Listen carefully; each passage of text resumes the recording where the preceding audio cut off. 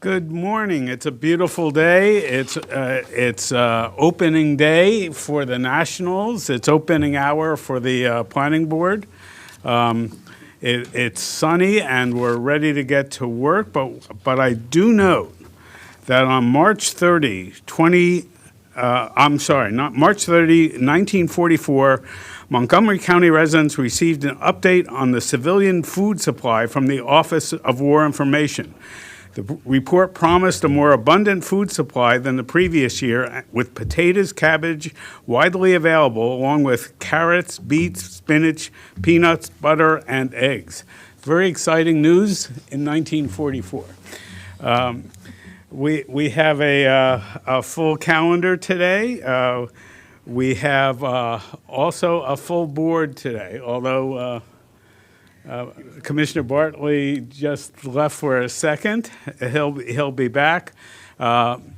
Commissioner Pinero is on virtually, but we have 5 members here, and we're grateful and happy about that. We have some preliminary items. I'd like Sean to get back, but we'll talk amongst ourselves for a second. No, we have we will hear from over 60 residents today. It'll be a busy day between what we have during the day and this evening. We have a night session that starts at 5:30, and that will start off with a briefing by the Parks Department on what they're doing on Little Falls and the background that they've been asked to gather. And then we'll hear from some 41 residents thereafter. During this afternoon session, we have 20 people signed up for 9801 Georgia Avenue. But I think I'll proceed with record plats and go forward, since we do have a real day today. All right. We have, let's see, 1, 2, 3, 4, 5 record plats, and I'll go through them. We have subdivision plat 2/20/21-0400 Bradley Farms. We have a subdivision plat 2/20/23-0510 Fawcett Farms. And then I have a correction to the material in the written information on the plat number. It's subdivision plat 2/2023-0460 Brook Farm. The other number is incorrect. We have subdivision plat 2/20/23-0720 by Noah Woods. I hope I pronounced that right. Staff informs us that they're all ready to go, except they'd like to speak. Yeah, for the record, Stephen Smith. I just wanted to make sure we got the Chevy Chase Section 4D one in there on the record. That's 2/20/23-0450 as well. Which one? Chevy Chase Section 4D. Oh, yeah, it was the last page of my... No worries. Thank you. Yeah, well, that makes them all. Yes, that was, again, that was subdivision 2023-0450 Chevy Chase, Section D. I'll entertain a motion to approve all of those plats. Mr. Chair, I'd like to make a motion that we approve I'm not going to repeat each of the Numbers. The numbers, but I do want to make a motion that we approve, particularly with the change to, you mentioned that one of them. Brook Farm. Brook Farm, yeah, particularly with the change that would make it to the Brook Farm. So I'd like to move that we approve them as a group, the 5 of them. Do I hear a second? Seconded. Oh, sorry. Okay. No further discussion. All those in favor say aye. Aye. Aye. Aye. They're 5-0, so nobody's opposed, nobody's abstaining. All right, we're moving to item 3 right away. Regulatory extension request. We have Century Regulatory Review Extension number 3 for sketch plan 3/20/16-002A, preliminary plan 1/20/02/095C, and site plan 8/20/03/007F. We have a Buck Lodge Track Preliminary Plan Number 1, 1989-032A, third extension. And those are the extensions for the day. And staff recommends approval of both of these, and there's no speakers. Can I hear a motion? I motion to approve. I motion to approve. Okay. Oh, It's okay, we got it, I think. Do I hear a second? Seconded. I will second, Mr. Chairman. All right, we got a second and a third. Okay. Hearing no further discussion, all those in favor say aye. Aye. Aye. Aye. 5-0, thank you very much. All right, now we're on item 4, FY Can we 20. jump back to the resolutions, please? Excuse me? Can we jump back and do the resolutions? Item 1. Did I miss resolutions? We were waiting for Commissioner Bartley, so we had a quorum to, or all Oh, the that's necessary right. commissioners to vote on the That- resolutions. Remember a day we had 2 people, or 3 people? Well, we have to approve the resolution, so we need a quorum without those present. Let's see, are there voting restrictions on the resolutions? So for the Larson property resolution, the eligible commissioners to participate are Vice Chair Pinheiro, Commissioners Bartley and Hedrick. And then for the Seneca Place Lake resolution, the commissioners who are present and are therefore eligible to vote are Chair Zients, Commissioners Bartley and Hedrick. Okay, so we have Larson Property Subdivision Plan, number 6/2023-0030. I'll entertain a motion from those qualified to vote, which is everybody but me. And Commissioner Petuim as well. Okay. I move that we approve the Larson property subdivision plan resolution. I second it. Okay, all those in favor say aye. Aye. All right, that's 3 ayes. All those opposed, no. 2 abstentions? You abstain? Yes. 2 abstentions. Okay. Then we have Seneca Place Site Plan Number 8, 1982-008A, for adoption of the resolution. Can I hear a motion, please? Mr. Chair, I'd like to move that we approve the Seneca Place site plan. Vice Chair Pinheiro is not eligible to vote on this Oh, item. He was not Oh. present for the, I apologize if that was Okay, unclear. sorry about that, I apologize. There'd be Chair Zients. I had a Commissioners medical Bartley, emergency, I and couldn't be Hedrick. present. Of course. I move that we accept it. Seconded. All those in favor say aye. Aye. Opposed? And I abstain. And Mitras abstains? yes. Okay, 302. Thank you. I knew that was more complicated than I could deal with on opening day. Okay. Today's opening day. Okay, we are now on item 4, which is the operating budget discussion on the county executive's recommendation. This is maybe new to some commissioners. You know, we, of course, submitted our budget. The executive then makes a recommendation. Oh. They're. Okay, so I have to, I'm way ahead. Yeah, we have to make a pause. I didn't see the meeting resume.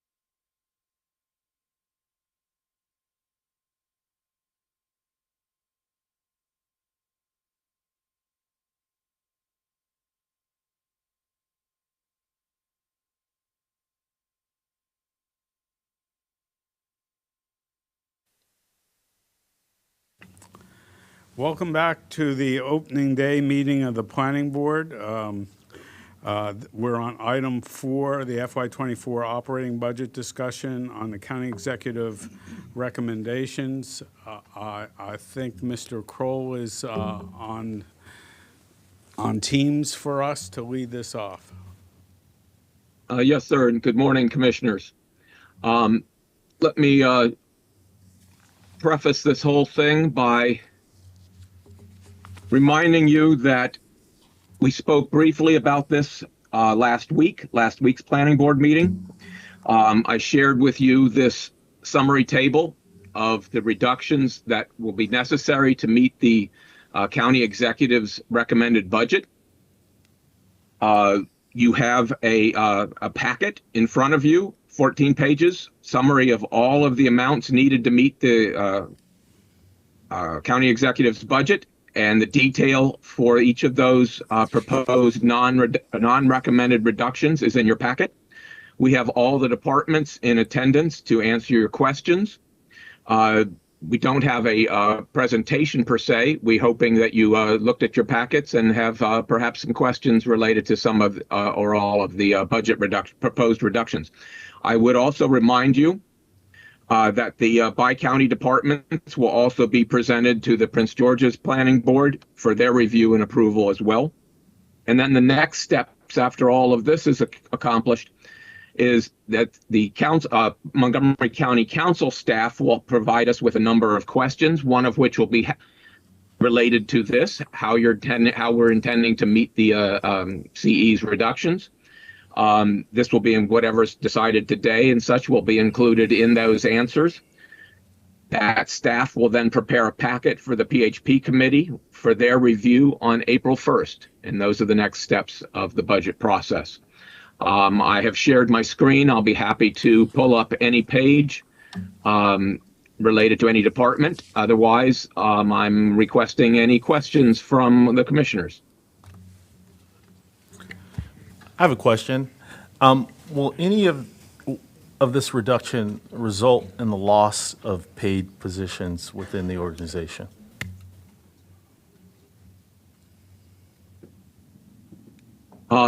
Perhaps requested positions, not existing positions, and certainly not filled positions.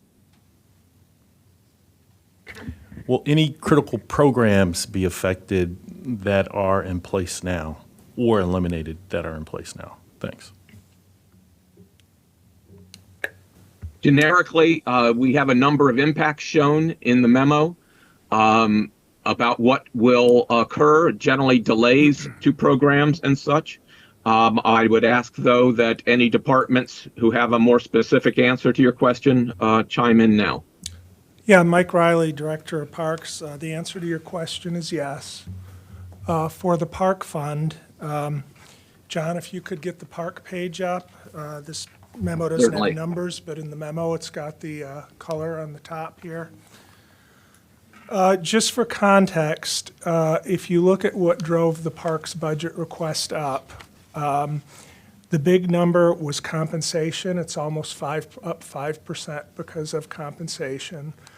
As you know, our county executive negotiates labor agreements with the unions in advance of the commission. The biggest union in our Parks Department is McGeo. It's about 40% of our workers.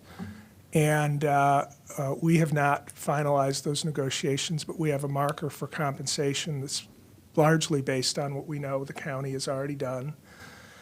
And we project that for the Park Fund, our labor costs will go up 5% alone. And for context, the county executive's total increase for the Park Fund was 4.2%, exclusive of debt service. So it doesn't even cover compensating our employees. Beyond that, we have nearly 2% of cost drivers that we call known commitments. That's inflation on supplies and contracts. As you can imagine, to maintain the park system, we have a significant supply budget to buy grass seed and fertilizer and mulch for the playgrounds. There's inflationary pressure there, and then we have a significant contractual budget that has consumer price index escalation.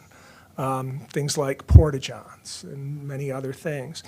That went up 2%. So basically, a same service budget for the park fund would have been a little under a 7% increase for same services. We got a 4% increase.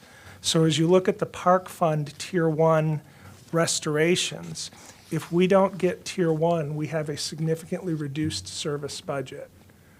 Tier 1 for us is those contractual increases, as I said, based on CPI. Those costs are going to go up. So no matter what we do, if we don't get that money, we're going to have to cut somewhere. We will not get any staff to maintain the new parks we've built. It's called operating budget impact. Every year we look at new parks that have come online, new parks we've acquired, or parks that we've upgraded, and look at the cost to maintain them. So we would not get that, which means basically you have more stuff to operate and maintain with the same number of people. And then lastly, we would not get inflationary increases for supplies. So for the park fund, absolutely, if we don't get the council to restore Tier 1, for us it is a reduced services budget. Furthermore, in the park fund, you'll see in everybody's memo there is a Tier 3 that we expect probably will not be funded. And what we're doing is we're increasing our laps, which means based on the number of vacancies we project we would have next year, we are not going to fund a significant number of positions on the premise that we will maintain a vacancy rate and those positions will not be filled. So I hope that was a suitable answer, but for the park fund, absolutely. If we do not get restorations, it is a significantly reduced service budget. Similarly, for the planning department, this is Tanya Stern, acting planning director. Essentially, the county executive's recommended budget impact on the planning department would essentially wipe out the requested funding for all of our new projects next year, as well as requested funding for 5 positions. So it would be a very significant impact for us. If you note in the packet for Tier 1, we prioritize 4 new projects related to our planning work program that we feel are very critical for the council to restore and include in their reconciliation list. For example, the request for Thrive Montgomery 2050 implementation metrics. There's a lot of interest in making sure that we track how well Thrive is being implemented. We also have other projects such as the Randolph Road Corridor Study, the Curbside Management Project, and the Germantown Employment Corridor Study. And then additionally, in our Tier 1 is the planning department's portion for the security information and event management tool. This is essentially a cybersecurity tool, and this project is also part of the Parks Department's Tier 1 because our IT department serves both departments. And then secondly, for Tier 2, we have our main priority is the 5 new positions. We are willing to delay hiring for 3 months to have some savings, and then in Tier 3, to delay hiring by 2 months. That's, to delay the hiring by 2 months is something we certainly can do, and we can additionally do it by an additional 3 months, which would be 5 months in total if we needed to. But the important thing is we definitely do need to get some funding for these positions so that we can hire for these positions, and particularly for the newer commissioners, since you weren't here when we went over our FY24 budget request in the fall. Each of those 5 positions is basically work that we're already paying someone to do in a contractual basis. And over the years, we've come to the determination that these are actually ongoing functions that we need to continue to do in our department. And so that's why we requested funding for these positions so that we can make it part of our, permanent staffing complement. So again, there are additional details in the packet, and I'm happy to answer any other questions. And just so everybody understands the tier arrangement, the first thing in Tier 1 is the thing we want most. We want that back most. So it goes in decreasing order on our list. So Tier 1 is most important to us as a group in the order that we put it. Tier 2 is second most important. and Tier 3 is sort of livable cuts. But the planning department particularly would get hit hardest on its consultant contracts. That is its Tier 1 priorities in here. So that's the way it works. I see Commissioner Roberto has his hand up. Chair Zions? Yes. Could I just also comment on our Sure. budget as well, as the other departments did? For the record, Asantha Chang Smith, Executive Director. For our Central Administrative Services, you too will see some very severe cuts, a lot of big ones, especially including the delay in hiring. Our recruiter position, the one for Montgomery County, that's 3 months plus an additional 2 months you'll see in the total reductions. We are experiencing a surge in the number of positions. In fact, it more than doubled what we've had in past years, and also a lot of applications. We had over 36,000 resumes to review, in addition to filling 850 positions. And we only have 4 recruiters currently. So we will not be able to keep up any same level of service. We were asking for 3 recruiter positions. 2 are going to be delayed 2 months. The other one is going to be delayed 5 months. Similarly, for our legal department, with the request for a compliance officer was put in the budget, and that's going to be cut severely as well for 7 months. And also with respect to our IT departments, with our cybersecurity specialists, and also a web specialist, and also our finance department, and delaying hiring for 2 corporate ERP business analysts, which are the folks who are going to be assisting with the very large ERP redesign and new integration program. The ERP system is basically the backbone for the commission for all the hiring, payments, and all of that very important stuff to make sure that our systems are working and we are moving forward. So we do need those folks in place so they can help us assist to make sure that that program goes as smooth as possible. And the one thing I'd say that's different in the CAS budget is that the cuts are delays in hiring, whereas in other departments it's not doing stuff that is critical to their ongoing programs in some cases, or new initiatives. But that there's that difference there. Now I'll go to Commissioner Roberto of Pinero. I'm sorry. Yes, thank you, Mr. Chair. I just want to, after hearing Mr. Riley and Ms. Stern and Ms. Chiang, I agree that this is a big hit. 4.5% it's a big hit, not only in Tier 1, but also in Tier 2.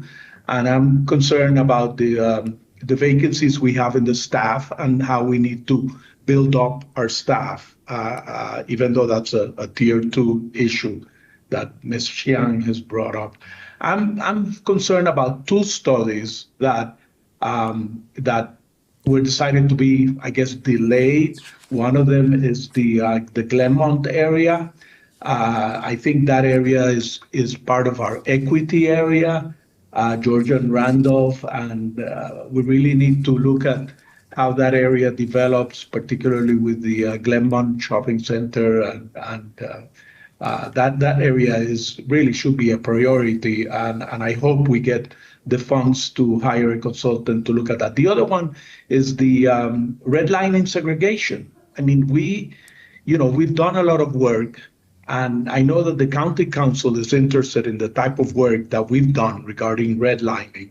So I'm hoping that the council takes that into consideration, and when they evaluate the recommendations from the county executive, that we do get the funds to continue doing that work that we created all that data and needs to be expanded. Those are my 2 points. But thank you, Mr. Chair. We always try as best as we can to get the council to reinstate these budgets as we go forward, but it's always an effort too. Commissioner Peterman. Well, good morning. Being familiar with the park department, I was doing the budget, and I totally can understand that how these tiers are, prepared. I do believe that tier 1 is really detrimental to the health of the departments, and we have definitely to support tier 1 for both parks planning and also CAS. I also believe that we have to support some of the items for parks and planning and for the tier 2 to go there. That has been always customary to get a lot of cut in the budget, and it is important that we get the staff. It is important that we support the CAS to have staff to hire new staff. Even though at the time that I was at DPS, county had incredible amount of vacancies. That's everywhere. People are moving, they are retiring, and people in HR have, a lot of backlog to hire these people that it's going to impact every department in that regard. So I do support to do tier 1 and also some items from tier 2. I certainly think the council is going to be very interested in vacancies, and we have been making all efforts to fill jobs. Of course, once you fill them, somebody else leaves, and you have to fill another. And the great routine, of course, is we try to hire within, which immediately creates another vacancy that you then have to fill. So it's always been a challenge. I think our vacancies are down in the Parks Department, but it's a continuing struggle. Yeah, the activation, I was looking at some of the items in tier 2 is the activation in the parks. I think those are especially important, especially now that people realize that how much they love their parks. So I'm in support of supporting not only tier 1, but the good portions of the tier 2 if everybody else is. Yeah, the phrasing here is non-recommended. None of these things are recommended cuts. But we do have, if you will, a suggested order of how we'd want it reinstated. No, just a real quick couple of questions. I think, I know this is hard to do. I think the rank ordering is pretty good within the tiers for the priorities that we have from the memo. On the SIEM tool, do we have one currently? Or is this for a purchase of a new tool or a replacement for an old one? This is a purchase of a new tool, but it would complement existing cybersecurity tools that we already have. Yeah, I think that one deserves quite a bit of attention. Those things are very important. Cybersecurity, it may be something I do in my day job on a regular basis, so this might be a personal thing, but the disruptions from cybersecurity incidents can be considerable, and the cost can be very, very large. And it's a ounce of prevention situation, and I really think that as we're having those budget discussions, that's a small price to pay for not having massive disruptions in services for that. Otherwise, I think, assuming that there's no replacement in the budget and we have to go with something relatively close to this, with the Thrive implementation and the measurement, sort of what plans do we have for covering some of that we need, or approaching it with the measurement and everything, assuming we can't get the budget replaced? If we cannot get the budget request, that would delay the project. There's some initial groundwork that we could perhaps do in-house, but ultimately we will need to hire a consultant to help us build this out.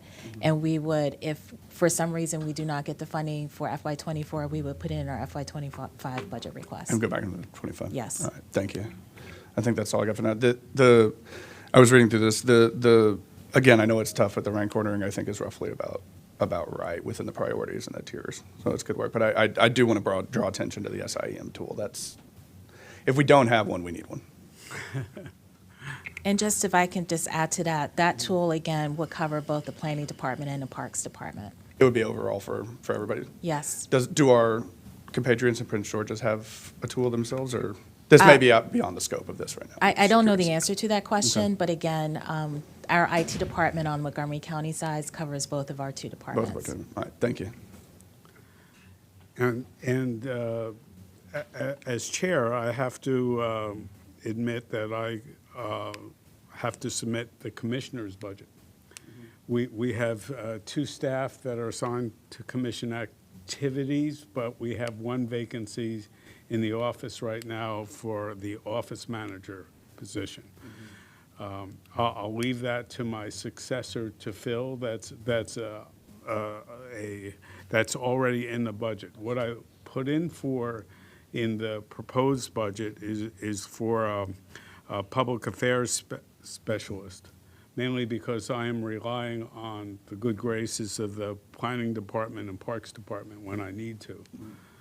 And we, on occasion, have independent interests. It was determined before I got here that that would be a good position to have and was needed to really meet the job requirements for the commissioners and the chair. But we are putting that on a recommended reductions with tiers for actually doing less of that. The other thing, of course, on Tier 3, I have some cut in staff training and conferences, and again, the easy thing to do is just to delay the hiring of the new position by 2 months. Is that, just to clarify, that's delaying for the hiring of that person for an entire year, 6, 4, and 2 is the? Yeah. Okay, just make sure. Yeah, so it's cumulative. It's reverse cumulative. But that's all in the way of public disclosure. Does anybody have any other questions?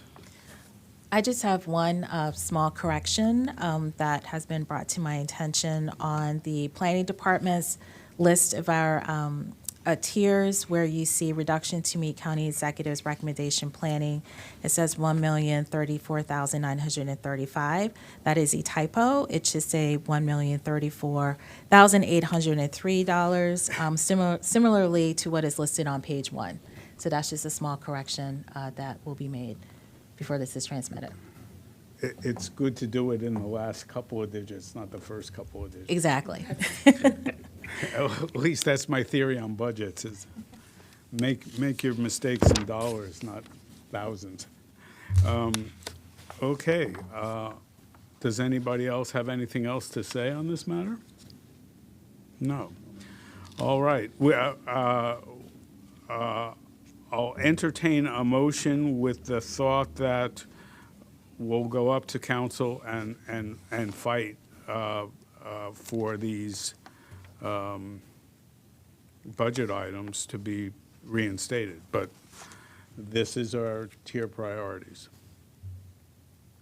So you want us to give you which tiers we're going to No, propose? we're voting to support the motion, the memo written by John Kroll that has all of the tiers and non-recommended cuts. But does the planning board has to make a motion on that, or just give them the tiers? Typically, we transmit the entire list to the council, and then they can make the decision in terms of what they want to fund. Well, So, Mr. Chair, I'd like to move that we approve the memo from Mr. Kroll, and that we submit it to the council with our concern that this is a big hit, and that we and them, we should fight to get this money back. There you go.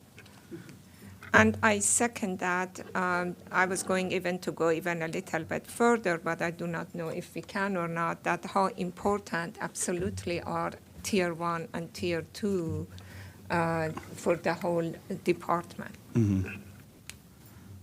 I think everybody involved in the budget understands that. Everybody involved on our side of the budget also understands that we're taking the biggest hit of any department in the county. I think that's correct. Other agencies are getting increases. So we look for the council to do a more equitable distribution of available funds. All right, we have a motion and a second. All those in favor say aye. Aye. Aye. Aye. 5-0. Thank you, Mr. Kroll. Thank you, Thank you, Commissioners. everybody on the call. Thank you, everybody here. We had all the budgeteers here.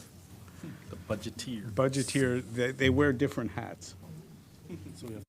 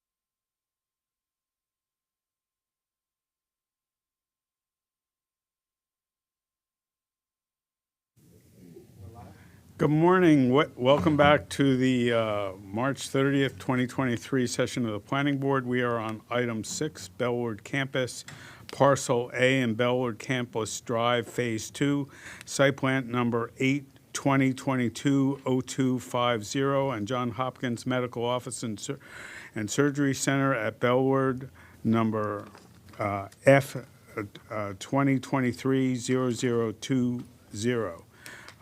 We do have three people who want to testify. We'll take the comments from the staff first, the testimony, and then we'll hear from the applicant. Good morning, Carrie Sanders for the record, Chief Mid-County Planning Division. Wanted to give you some context on this case before you this morning. This project is actually a really important step forward for the 2010 Great Seneca Science Corridor Master Plan and the county's growing biotechnology sector. This is the largest scale site plan we have seen on this overall 107-acre site since 1997. So giving you some context, Tamika Graham, our lead reviewer for the project, is going to walk you through this project as well as all the details. Thank you.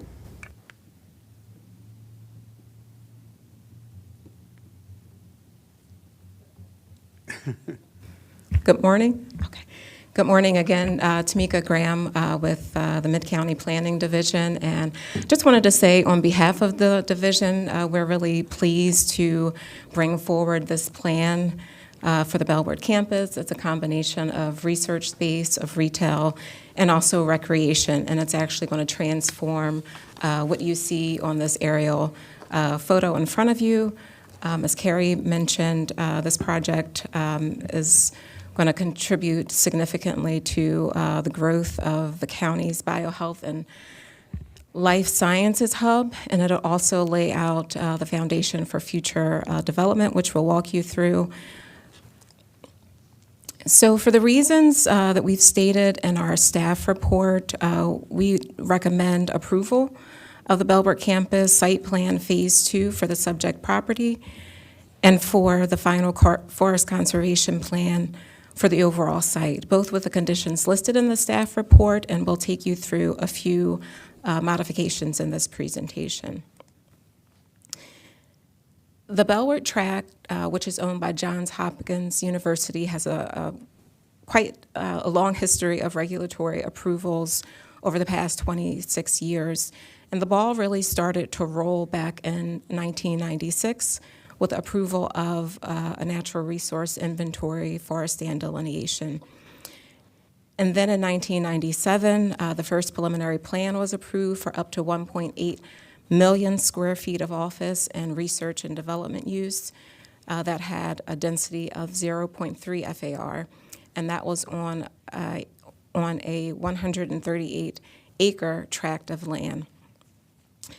Based on the language in the Great Seneca Science Corridor Master Plan, or the GSSC Master Plan, it recommends that the largest tracts, the largest property owners with 20 acres or more must submit a concept plan. So in 2011, a concept plan was submitted along with a preliminary plan amendment that created 2 recorded parcels, parcels A and B, and then it also reconfigured the roadways. And so really it was various automatic county council extensions that allowed the validity period to remain effective even while a decade had passed. So bringing us to more recent times, in September of 2021, the Johns Hopkins Medical Office building was approved by the Planning Board.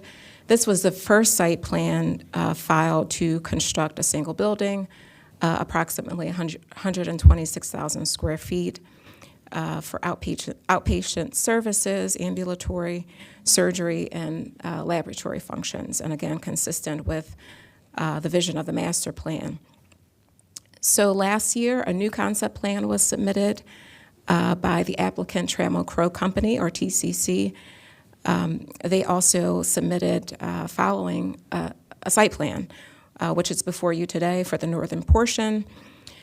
And along with that site plan, the JHU submitted a site plan amendment to modify the previously approved forest conservation plan for the overall Bellward site, and that is to accommodate the changes or the proposed development with the TCC site. So a lot of process going on, and I will try to just keep the two properties clear as I go throughout. So in terms of the regulatory process, we're looking at two different, we issued a single site plan, but we're asking for the planning board's vote on two separate but related plans. So again, we have two applicants. One, the Trammell Crow Company, or TCC, which has a ground lease with JHU. They've submitted the site plan for the northern portion, and I'll have some maps for you shortly. And then you are also looking at a final forest conservation plan for the overall site that is owned by JHU and that was also submitted by JHU. So in terms of the site plan, really at this point in the process, the lot lines have already been established. We've already made our adequate public facilities determination, and we're really looking at the finer grain of details on the site, and then also looking at recommendations of the master plan, how they comply.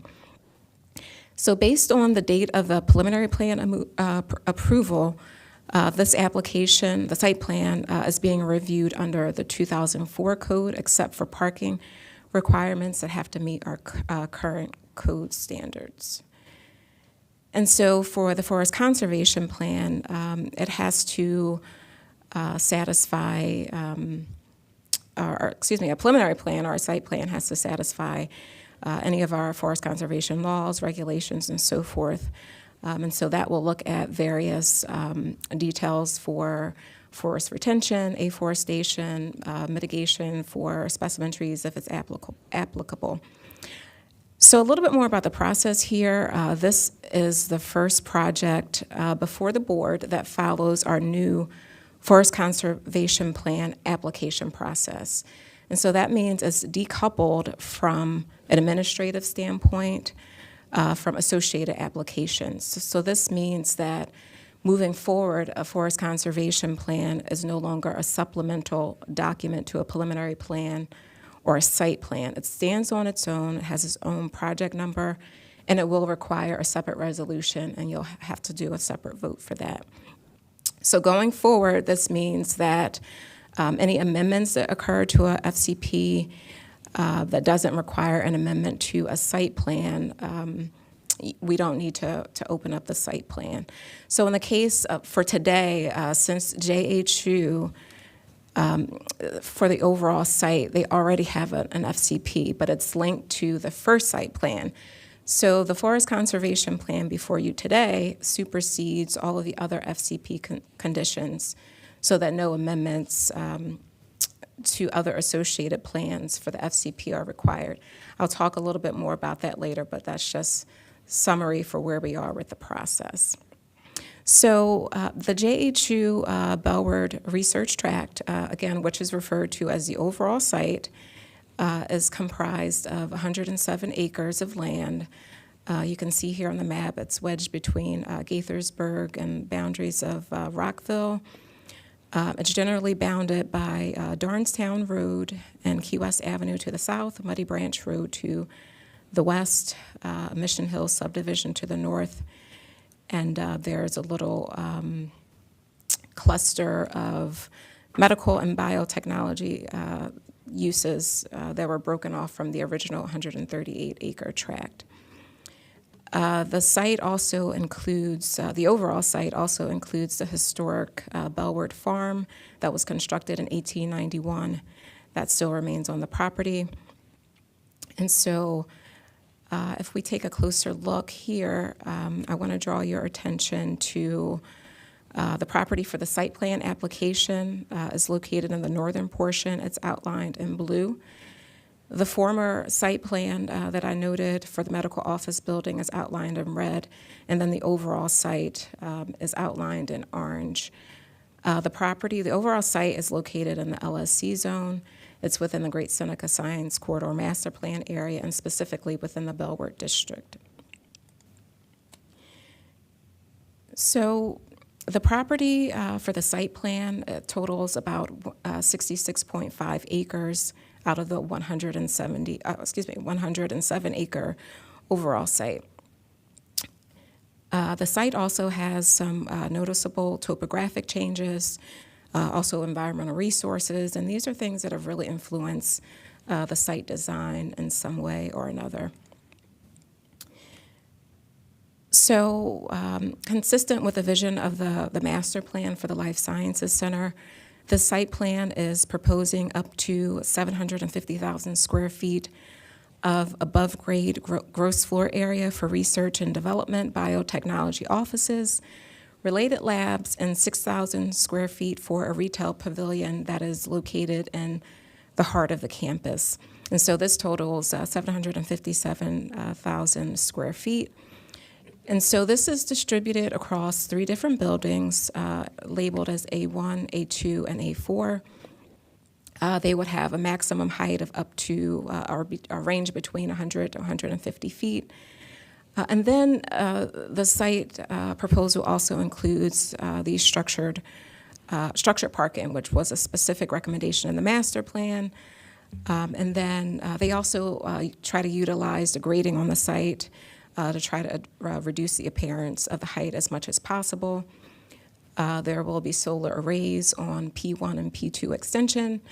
You can see here that there is the construction of new roads. There will also be public use space, lighting, and landscaping, which I will get into a little bit more. I also want to note that additional development is anticipated north of Bellward Campus Drive that is not part of this application. Everything shown in blue would need to be supported by a future site plan approval. Everything in white is what you're looking at today.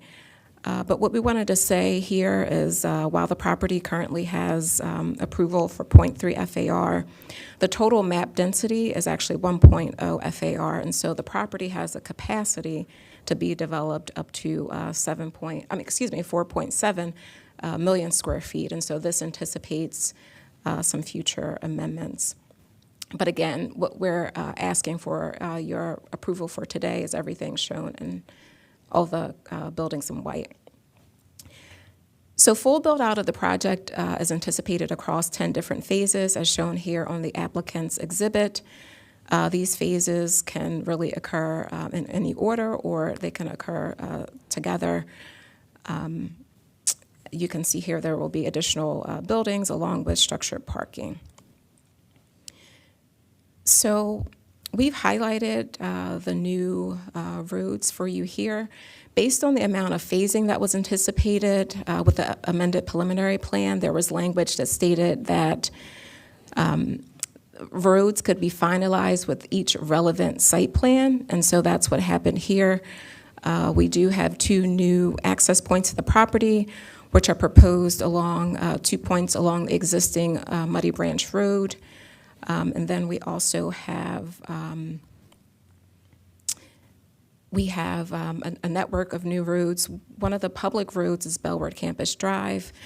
It bisects the property. It provides major east-west connectivity. It does include 150 feet for a right-of-way, including a median that was specifically in the master plan. It will also have some tree panels to support traffic calming and try to bring down that wide cross-section to a more pedestrian scale. And it will also create a buffer for inviting conditions along the LSC Loop Trail, which I will talk a little bit more about just shortly. A set of private roads is also proposed. They're labeled roads A through D. They primarily provide internal access. You'll see here that roads B and roads C really play a major role in the arrival experience of the campus. And this is why we really focused on how road B terminates at the garage and how road C supports this pedestrian scale with the buildings, pulled close up to the road, and how it provides connectivity from Bellward Campus all the way through the forest conservation area and other green spaces that people will walk past as they move north through the site. The applicant is also making some improvements on Muddy Branch Road. They will be replacing the existing sidewalk with a two-way separated bicycle lane that's going to be buffered. They're also including a segment of the Life Science Center loop trail. There will be 2 new traffic signals, one here at this major new intersection of Muddy Branch and Bellwood Campus Drive, and then there's one that's actually just off the screen at Key West Avenue and John Hopkins Drive. As I mentioned, parking must conform with our current code, so the applicant is providing plenty of off-street parking spaces. They're also providing a number of on-street parking spaces that will support the retail pavilion. It'll also support visitors to the park. The site plan also is planning to deliver important bicycle and pedestrian improvements for mobility, and really to shift away from having this campus feel very auto-centric, and then also to complement the various green spaces. I mentioned the LSC Loop Trail. That's a total of 1.3 miles. It's the premier element of the GSSC plan, and it also connects all of the Life Science Center districts. And so it's really great that this application is going to deliver another segment of this great trail. Pathways are also proposed within the Muddy Branch Park. You can see here where it's highlighted, the applicant is also proposing some pedestrian connections through the buildings, which again helps with porosity of this large site. And then you also, we also have a number of, well, actually, following my mouse, some natural surface trails that will go through the Mission Hills Preserve. There are also some protected bicycle intersections throughout the site. Wanted to take you back for a second, looking at, again, the full build out of the site. You can see here what the circulation will look like once additional buildings and garages are brought forth under separate site plans.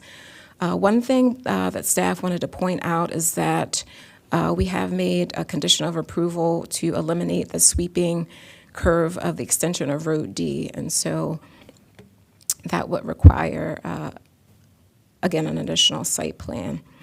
So for the next few slides, I'd like to turn it over to my colleague, Natasha Fahim, to talk a little bit more about the details of the site. Yeah, thank you, Tamika. Good morning, the board, the planning chair, and the planning board member. I'm sorry. For the record, I'm Natasha Fahim. I'm an urban designer of Mid-County Division.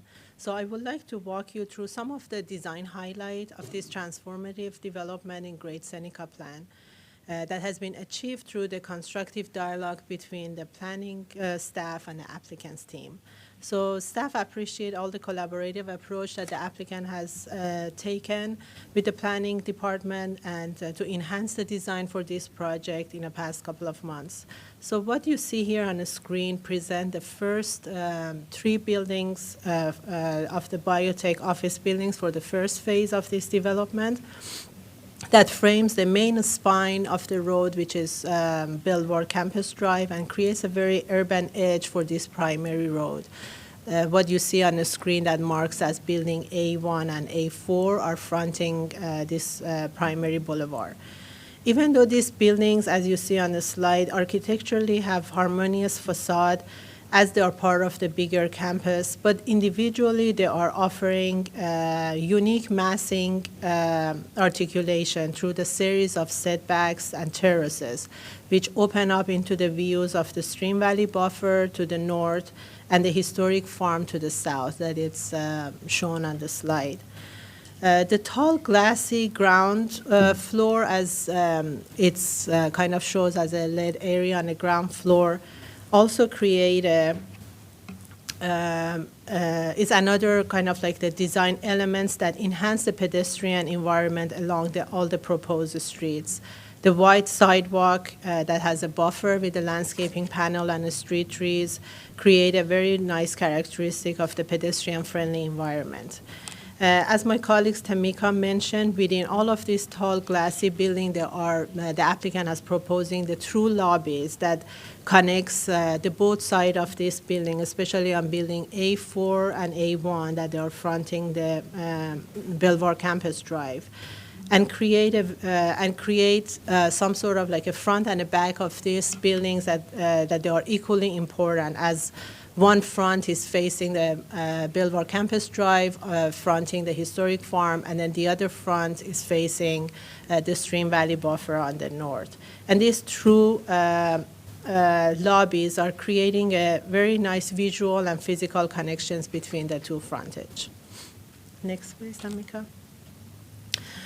So this image shows the north side of building A4, which frames the Belvoir Campus Drive on the south and the retail pavilion and internal road A on the north side. In this image, you can clearly see the massing articulation in a specific location, such as series of terraces at the entryway into the plaza from Belvoir Campus Drive, which creates opportunity for the building user to have a view toward all the open space on the north and the south. On the north elevation, you can also see double height terraces that is of that. If you can point at it, please. The double height terrace with views toward the Stream Valley Buffer Park that creates a very unique opportunity and forms for this building. Another design element for this development is the retail pavilion, which is in the heart of the development, which elegantly sit in a slope and merge into the environmental features of the Stream Valley Buffer, and provide a unique public amenity for the office users as well as the greater community. So as it's shown in this rendering, series of pedestrian paths, trails, stairs, and ramp connects the different levels of this retail pavilion and provide a great opportunity for social gathering inside and outside the structure. Next, please. Another design element of this office campus is the provision of the street parking structure, which will expand through the phases as other office buildings has been come along in the next phases. As sector plan mentioned, and Tamika also mentioned, that all the parking structure should be internal into the block and hidden from the public realm. So what you see on this diagram, it shows that the parking structure that is marked as P2 is located along the Muddy Branch Park and terminates the view as one enter into the development from the west through road B3, as is marked in this diagram. As stated in a condition of the staff report, the staff would like to work with the applicant's team to ensure the adequate screening for this parking structure through the certified site plan. Staff believes that this long exposed parking structure as a backdrop to this very well-designed public park along Muddy Branch Road should provide like additional element of the screening that it's shown on the screen. So one of the condition is creating the screening on the western facade, which is highlighted on the western facade would be on the left side of this garage. Through the architectural element that can articulate this almost 500-foot long facade from fronting road and from the public park. The other condition is talking about creating a vertical focal element at the terminus of road B3, which is marked as a yellow box, as one person enter through the development, through the park and through the western side.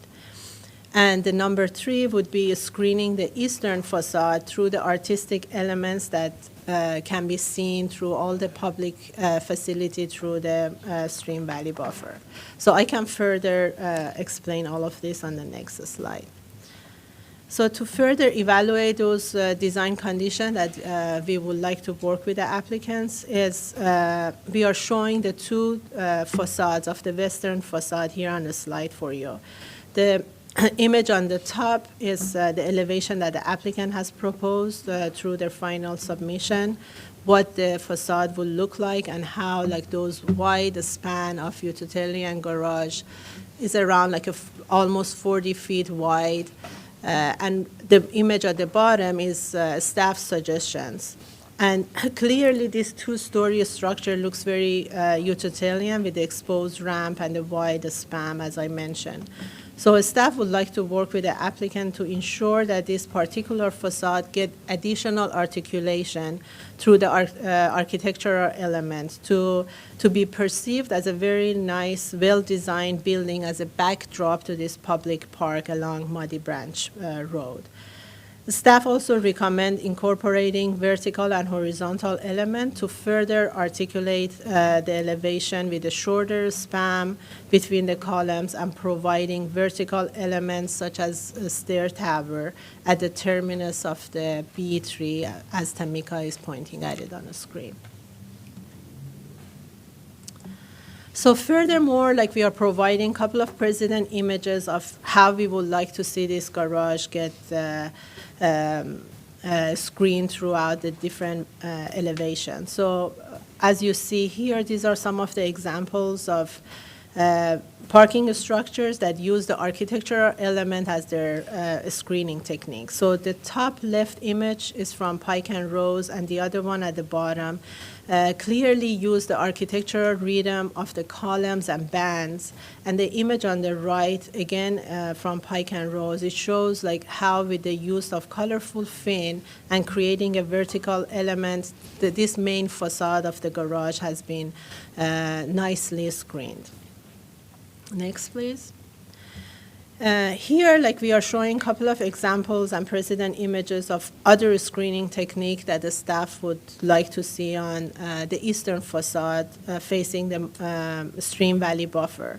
So the techniques such as artwork and murals, similar to the two photos on the right side, that can create a really nice backdrop to this stream valley buffer. And also the images on the left side, like showing some examples of how with very not inexpensive material we can provide like applying the 3D elements to minimize the view into the parking structure. So these are just some examples of what the staff would like to see. So at this point, I will turn back the presentation to Tamika to walk us through other aspects of the project. Sure, thank you. So we just have a few more, and I'll open up for discussion. So the overall 107-acre JHU site has a requirement for 20% of public use space. So this plan is proposing to provide approximately 46.6% of public use space, which is approximately 23 acres. The areas included are highlighted. You can see here in green. They're labeled as the Mission Hills Preserve, the Muddy Branch Park, and the Stream Valley Buffer. We also have labeled the urban green. It will be green space, but it's not included as part of the public use space calculation, but it will have a covenant for public access. And just wanted to point out that along with the trails in this public use space, this really helps to create a distinct place and contributes to much needed placemaking in this area. So going through each of these public use space areas, the Mission Hills Preserve is a 200-foot wide buffer.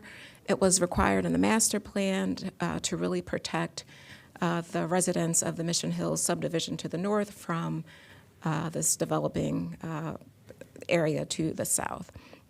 And so I want to highlight that the bottom of the screen, applicant has provided this really nice illustrative view. It's taken from approximately 15 feet above grade.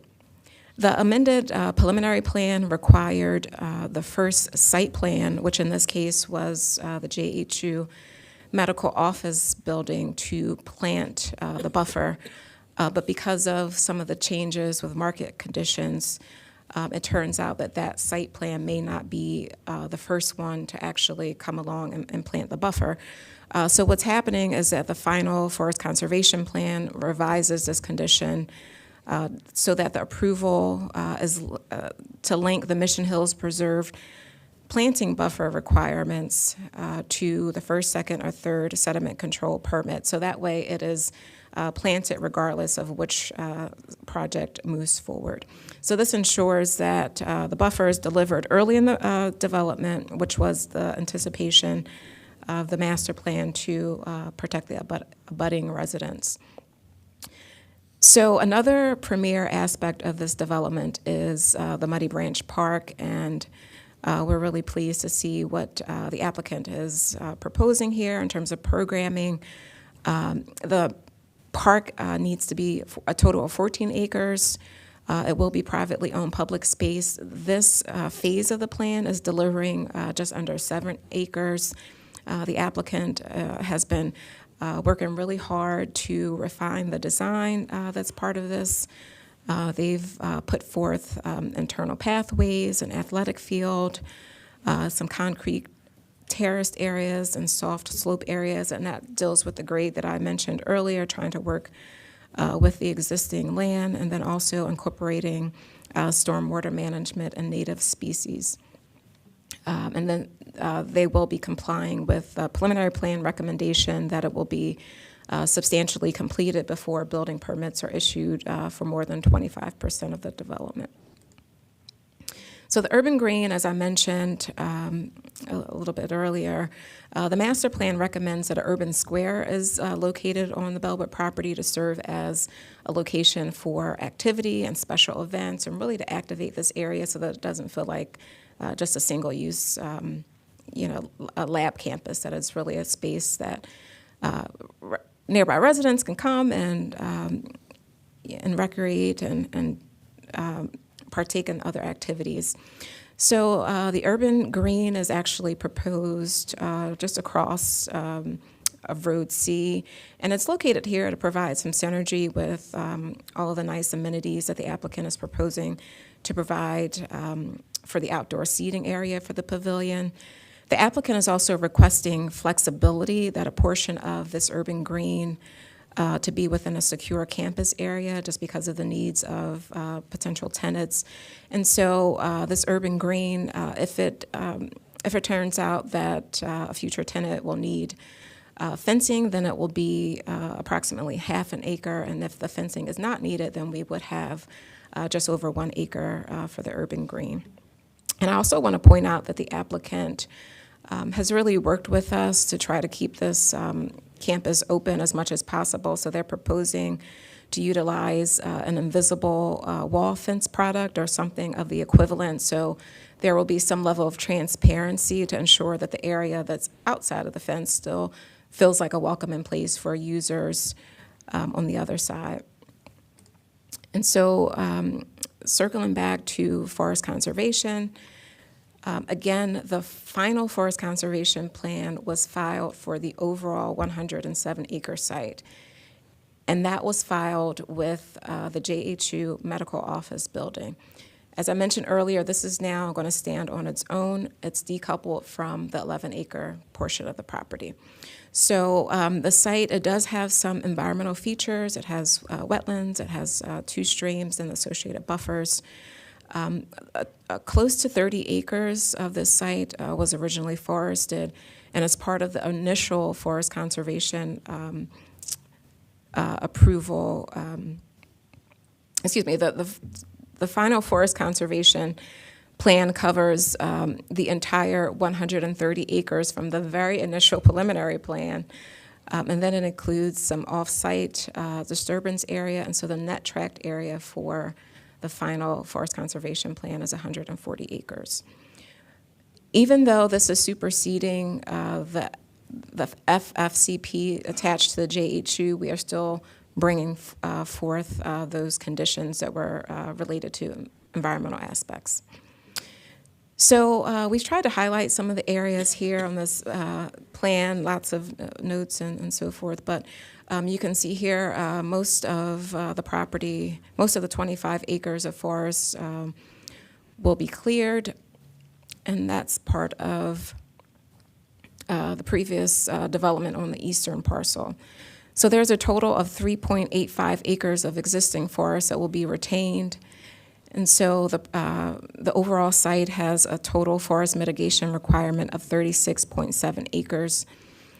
18.67 acres of reforestation will be planted on site, as you can see there highlighted. And then a total of 18 acres will be off-site in the forest bank. And that's to be provided with future phases of development. So there was a variance request approved by the planning board with the initial FFCP, but because of the changes with this site plan, a revised revised variance request was submitted. These are for new trees that will be removed or disturbed. That's for a total of 8 specimen trees to be removed and 4 to be impacted but retained.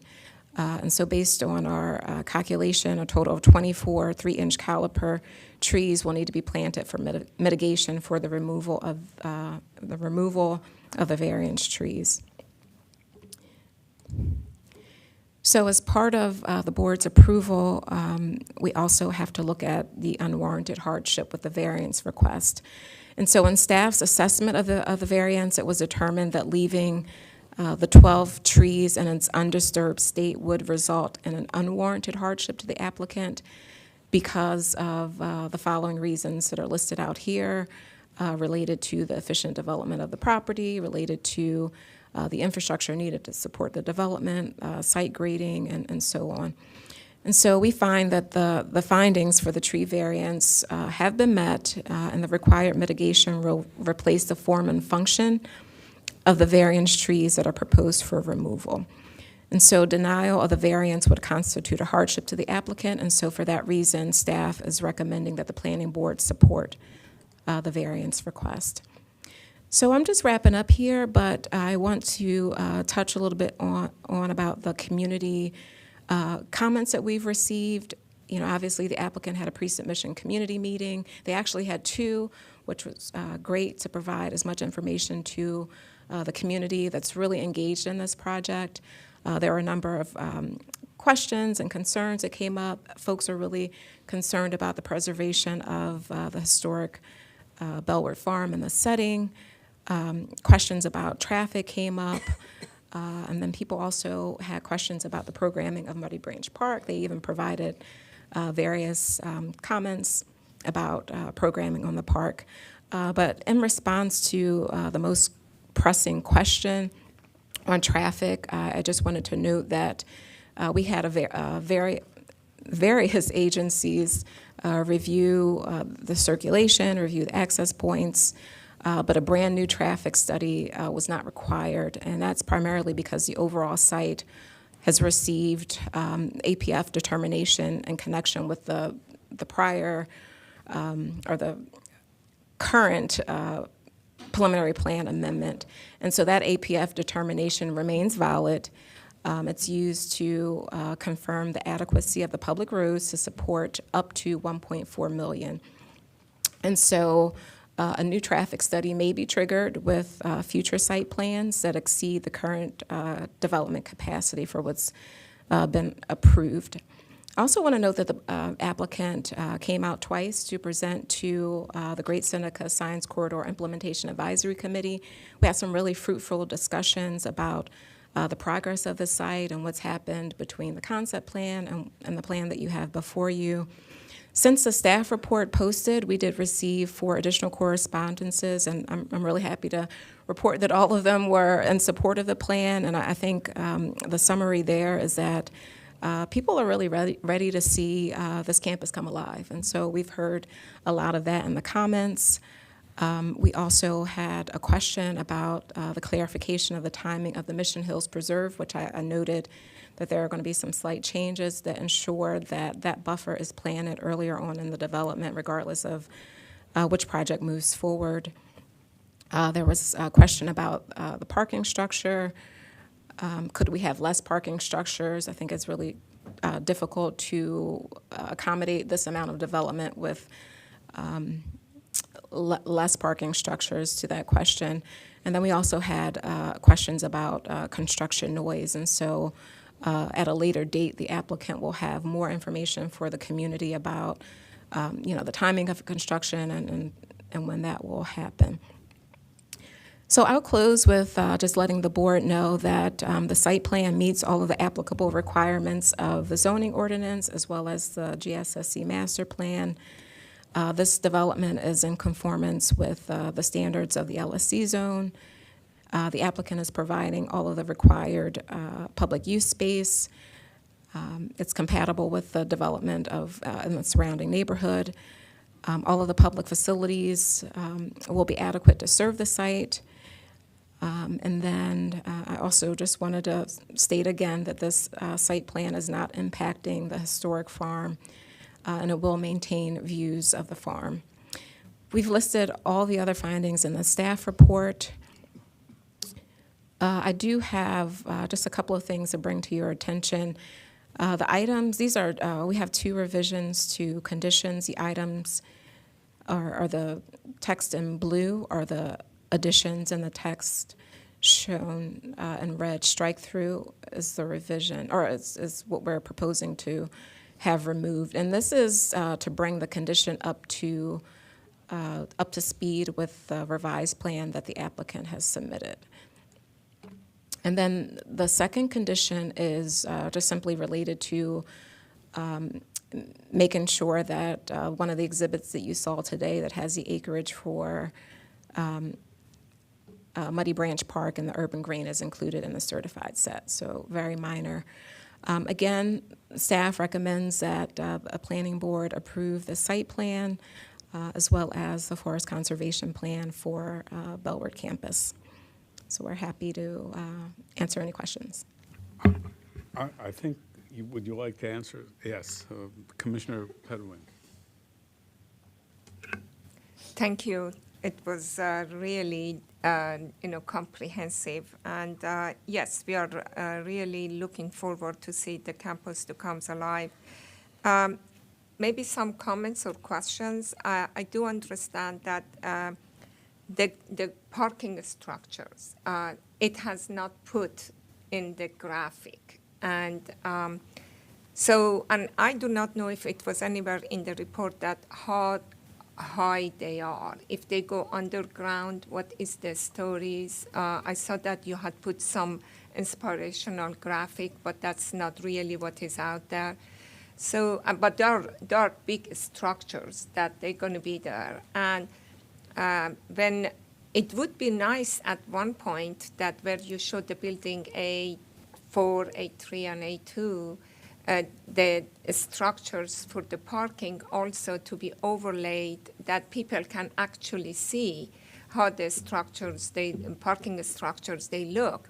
And I totally agree with you with the treatment that you're suggesting to break it out and to make sure that it looks as beautiful as the treatment, architectural treatment that you have provided for the buildings. And it is important we know the height. Could you answer the question on the height?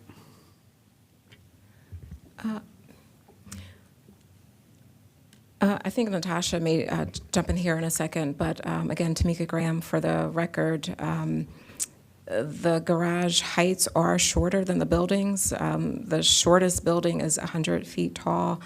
They are shown from the street level, they look like they're 2 stories, but they have 4 levels of So parking. they don't go underground at all.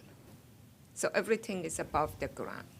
So Well, I there's can leave it that they can reply, because if you don't know the question, we could just leave it for them. Sure, That I'm when they include it in their presentation. The other thing, the commercial pavilion, I really like the way it looks like that is in 2-tier, and it looks like that, it's sort of standing by itself. But when I was reading the report, it was somehow you were saying that it could come into the building. I didn't understand exactly, is the shape of the pavilion going to change, or the location? Because the way that you have shown it, I really like. Is that going to change?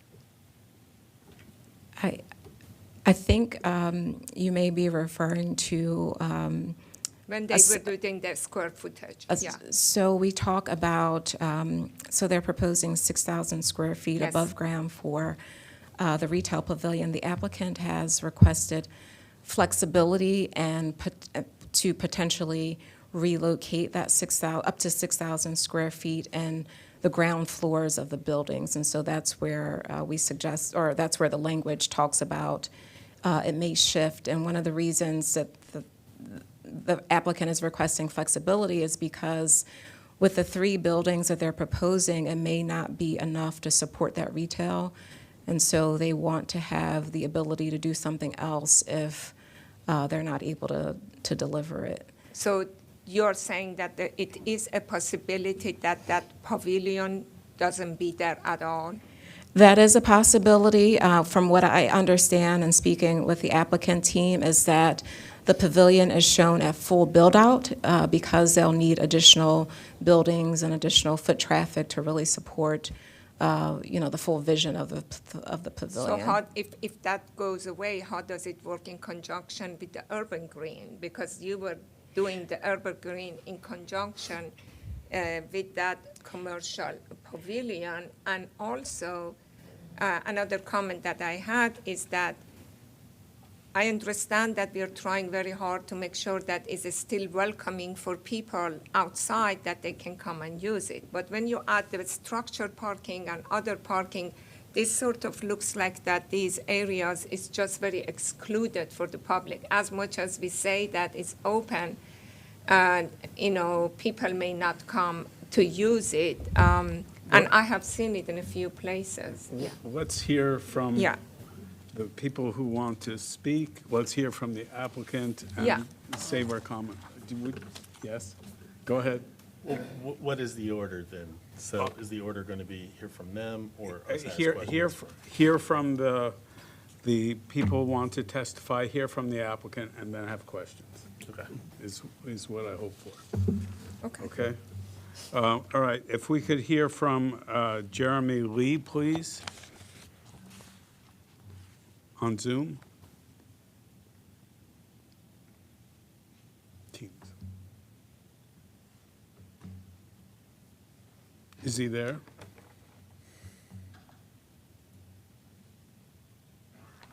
No?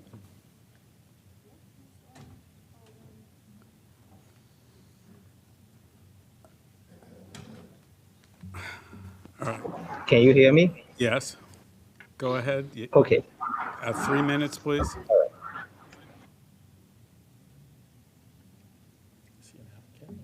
No. Yes, what's going on? Are you there? Mr. Lee? Yeah, can you hear me? Yes. You have 3 minutes. Please make your comments. All right. I live about 3 minutes walking distance from the future site. Yeah. So I'm one of the neighbor.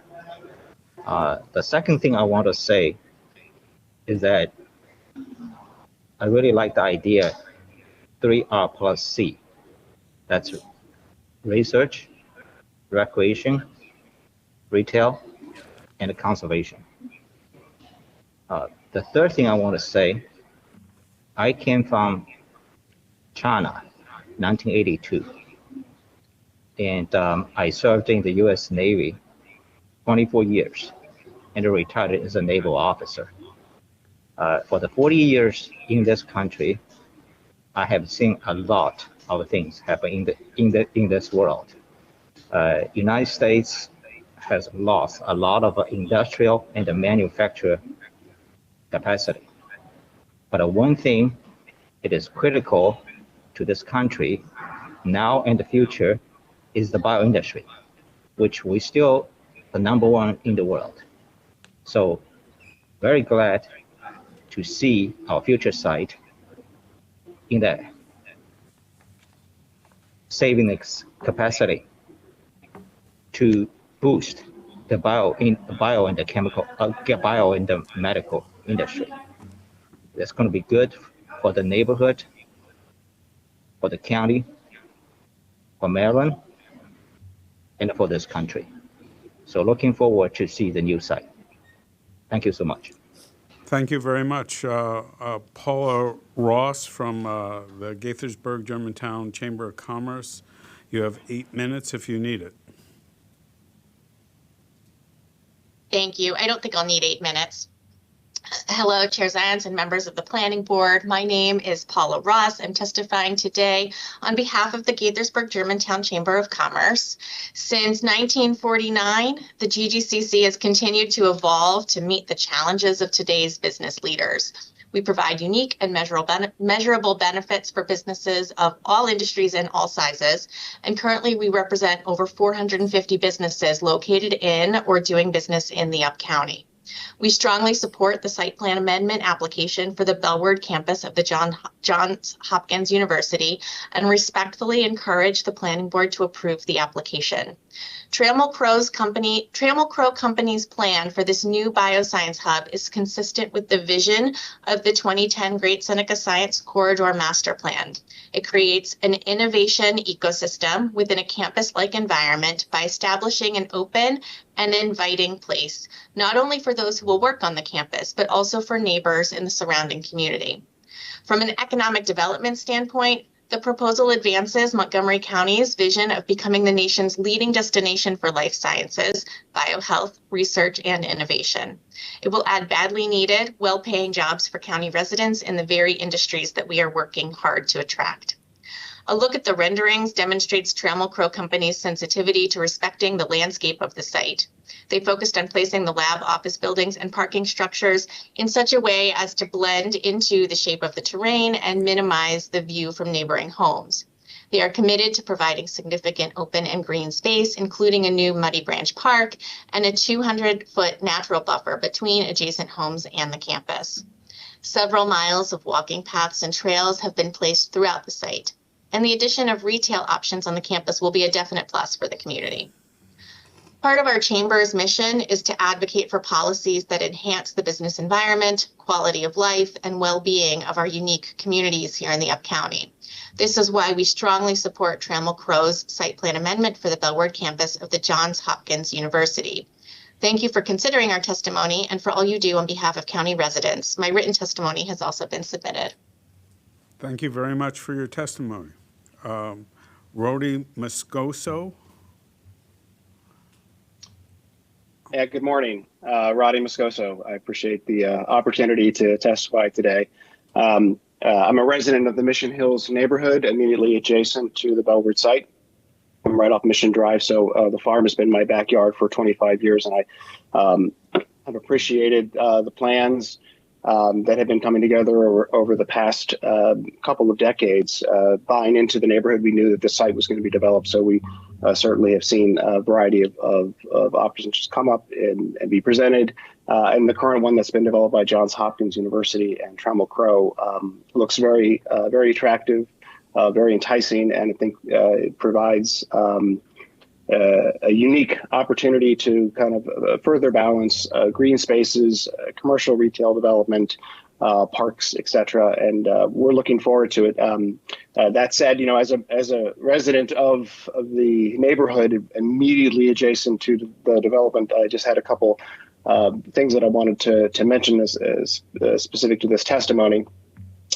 Before I do that, I just wanted to say that we in the community here adjacent to the property appreciate the communication that has been brought forth by Johns Hopkins University and Trammell Crow to engage us in the process, as well as the planning board to engage the community members in the process. It's extraordinarily helpful to have an opportunity to speak and identify concerns, some of which have been brought up today.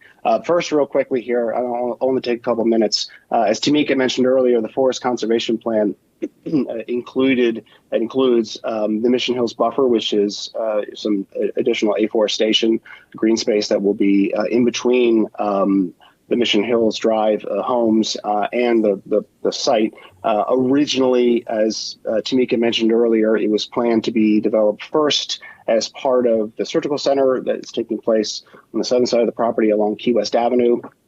As you saw in the documents today, that development is now changed. So it is, although Tamika had mentioned that it should happen early in the process, technically the approval process here today states that it could happen pretty much any time. It could be simultaneous with the rest of the development.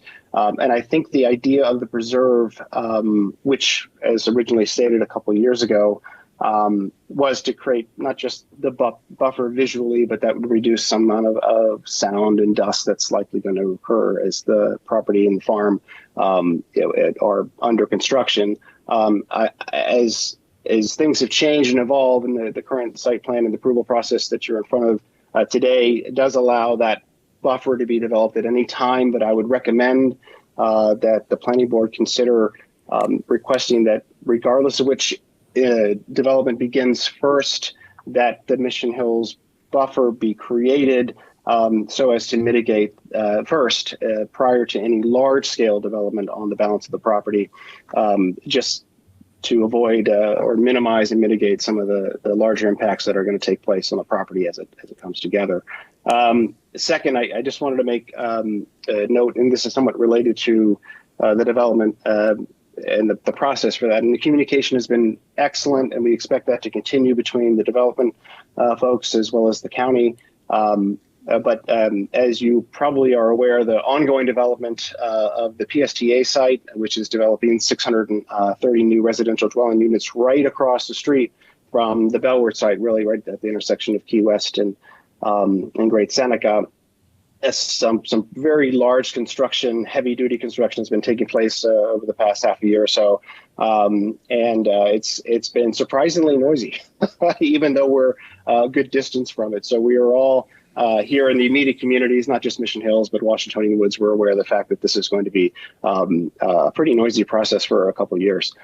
But there have been a few off-hour development activities that are fairly obvious, and by that way I mean noisy, and that have taken place prior to 7 a.m. and occasionally on weekends. And so I wanted to request that the planning board ensure that all large-scale development activities take place within existing local, city, county, state requirements for the use of heavy machinery specific to large-scale development, and that those are confined within hours and don't take place on weekends, et cetera, just to mitigate the noise pollution that is surely going to be coming there. So, yeah. Thank you for your testimony. Do you have one fast other point or no? Just no, I'm fine. Thank you. Okay. Thank you for your testimony.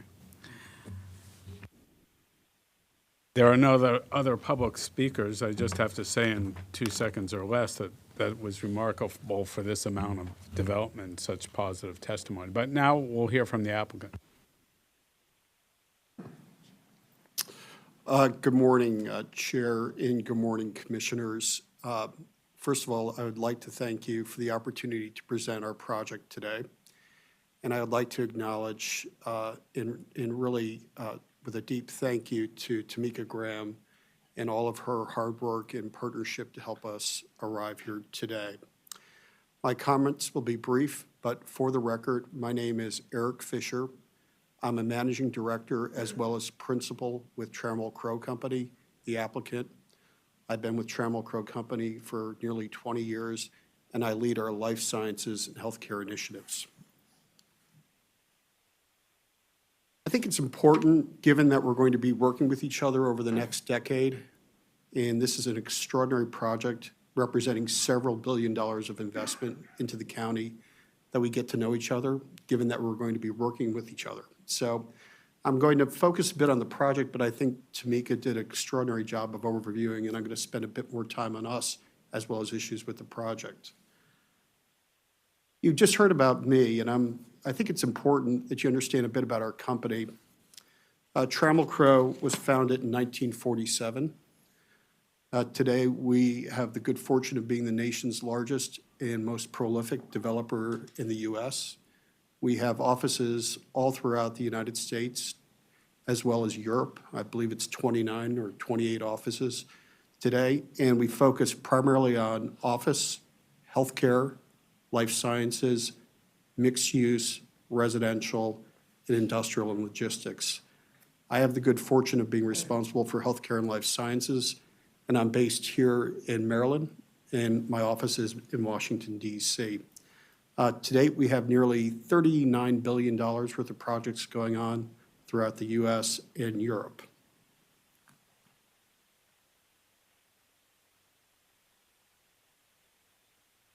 I think as I echoed a bit earlier in this, or mentioned a bit earlier in my introduction, it's one where understanding each other is really defined by the values of our company. And we live by our RISE values, which entail respect, integrity, service, and excellence, which really frame our commitment to the county and to the state, the region, and the community, which is sustainability, ethics and compliance, health, safety, and wellness, our people, our team, and our culture, and more importantly, the communities and giving back to the communities. And I really acknowledge one of the individuals that called in. This is an extraordinary project that will bring incredible opportunity to the county.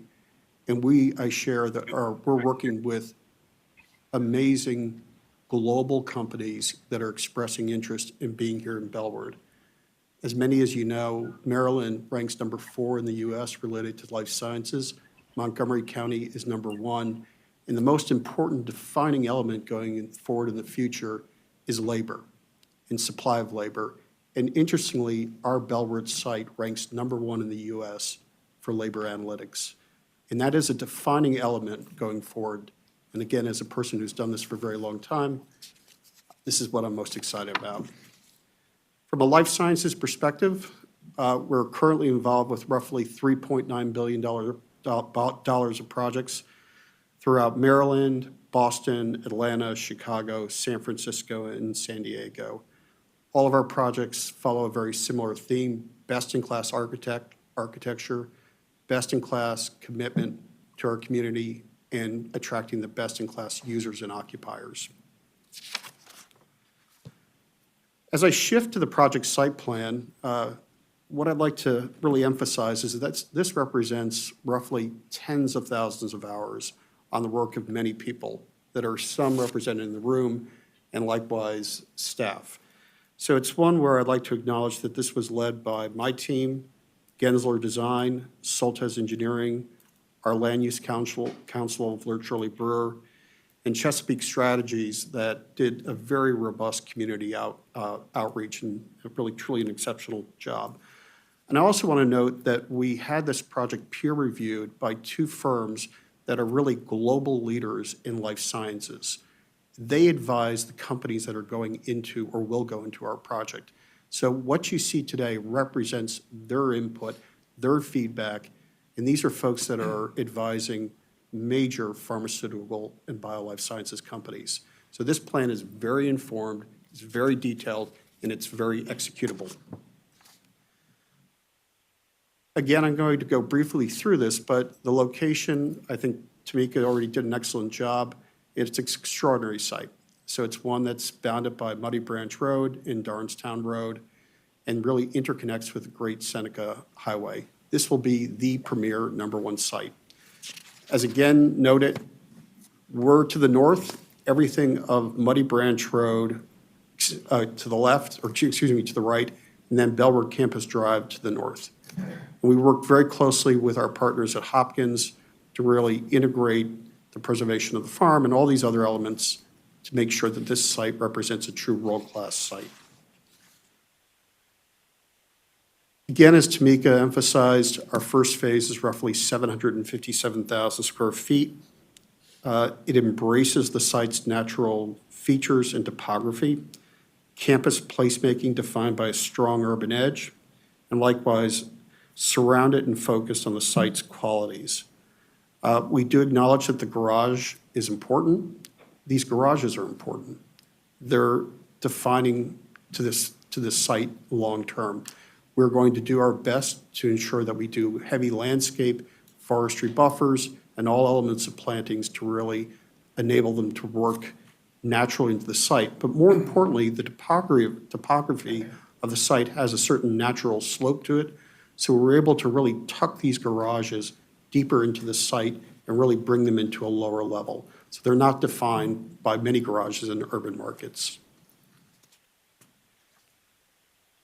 While not applicable for today, I think one of the things that I'm most excited about, and we at Trammell Crow are most excited about, and we hear this consistently from every world-leading life sciences company, is great project today, but what is the next phase?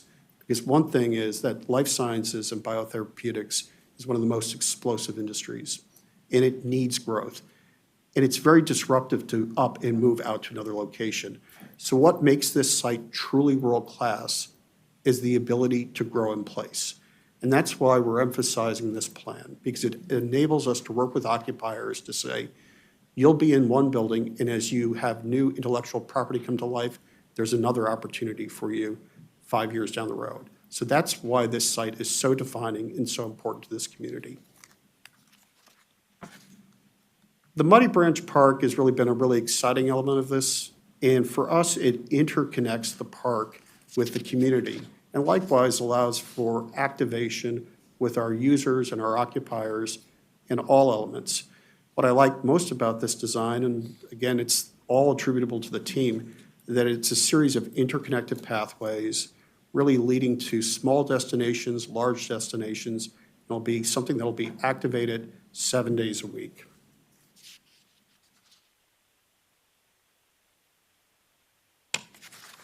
I think as we wrap up here, I'd like to focus a bit on conditions for discussion. But as you can see here, this is a bird's eye view of the site and its fully built out condition. And it's one that really acknowledges our vision and our thoughtful and careful approach to being very respectful to the site. So with it, I'm going to move to our conditions for discussion and spend a bit of time on this. And the first one really begins with the park, including a rectangular athletic field with a minimum dimension of 140 feet by 230 feet. Currently designed, we have an 87-foot by 220-foot multipurpose athletic field. We just cannot accommodate a 140-foot by 230-foot field within that limited site and do so safely in one that is really one that's accessible for the community. We have my team here from a design perspective. They can certainly address any of the technical questions.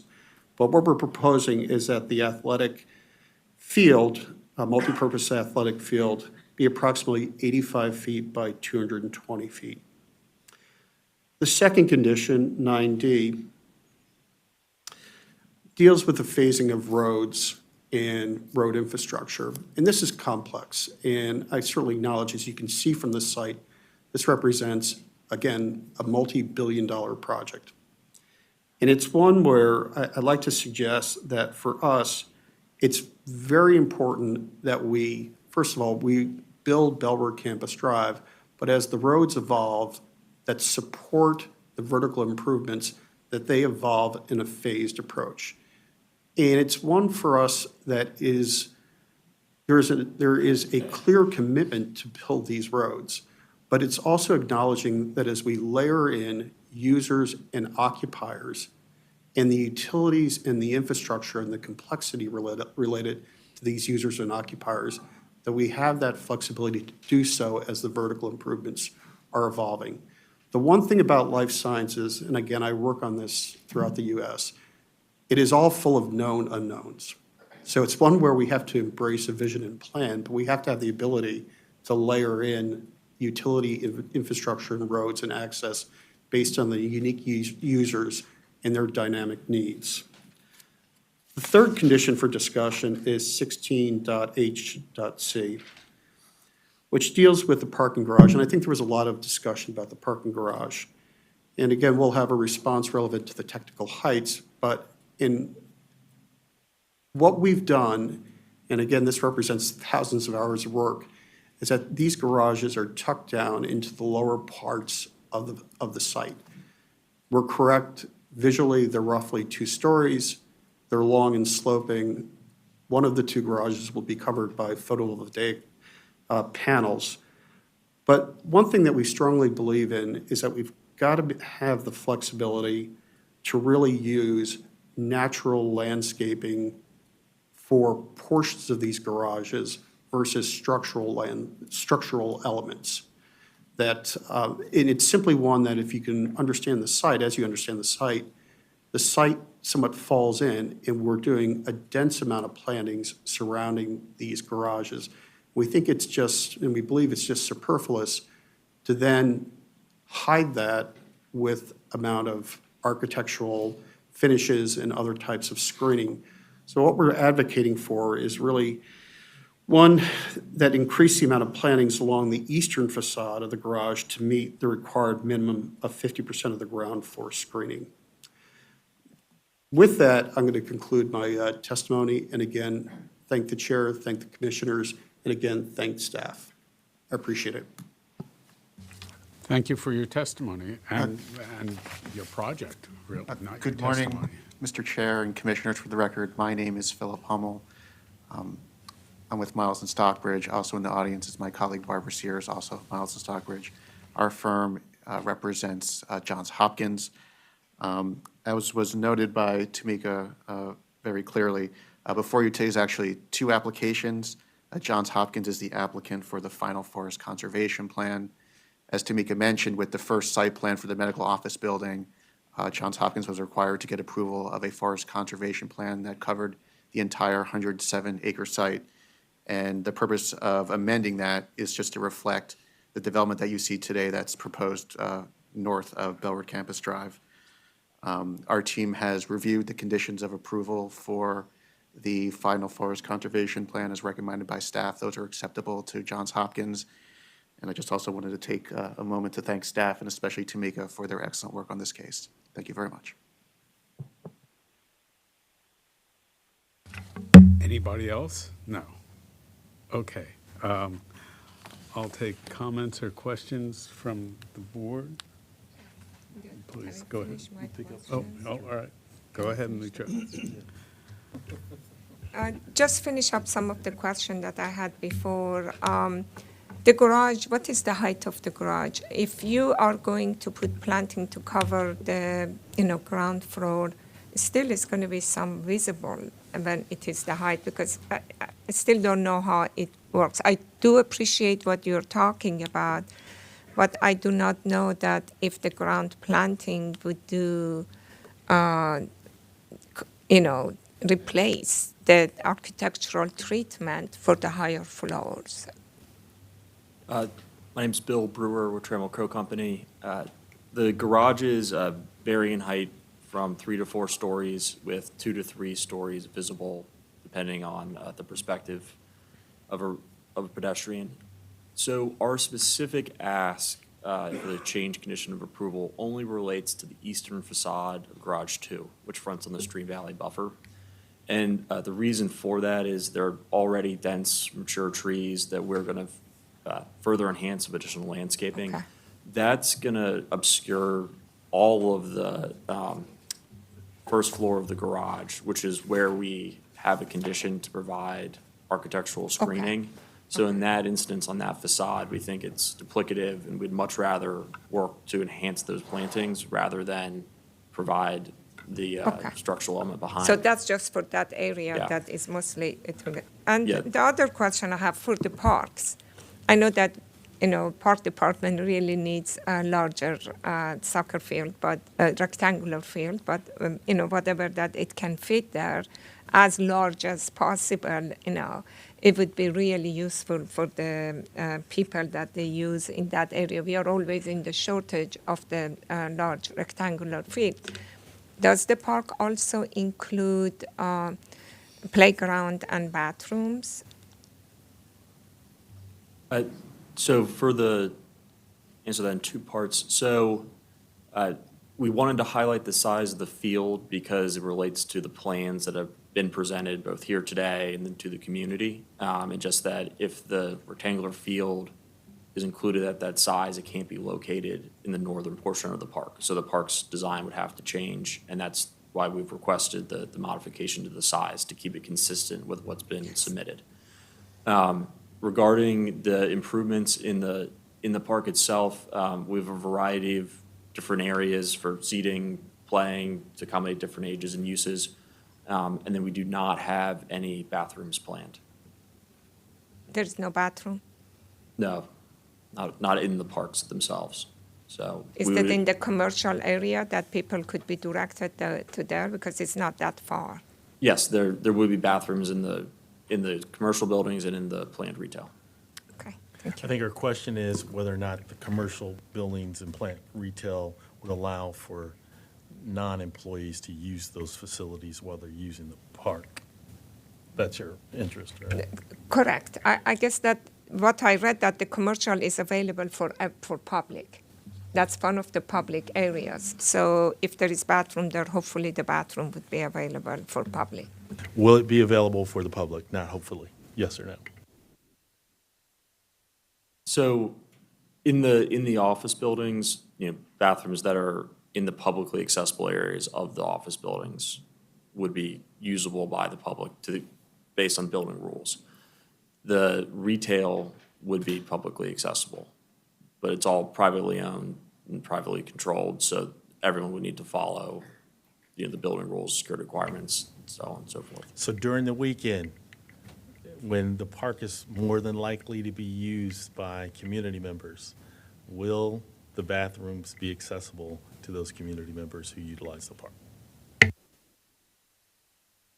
To the extent the buildings are open, staffed, and I guess what you're driving for So is a that's not a specific yes. answer, and I think So, we yeah, can't that's give not- you we don't have the specifics on tenant access. And if building I hours. may, Carrie Sanders, for the record, we can add a condition that speaks to what the board is asking for. If you give us a moment, we'll write something up here on the dais, and then we'll read it out to you.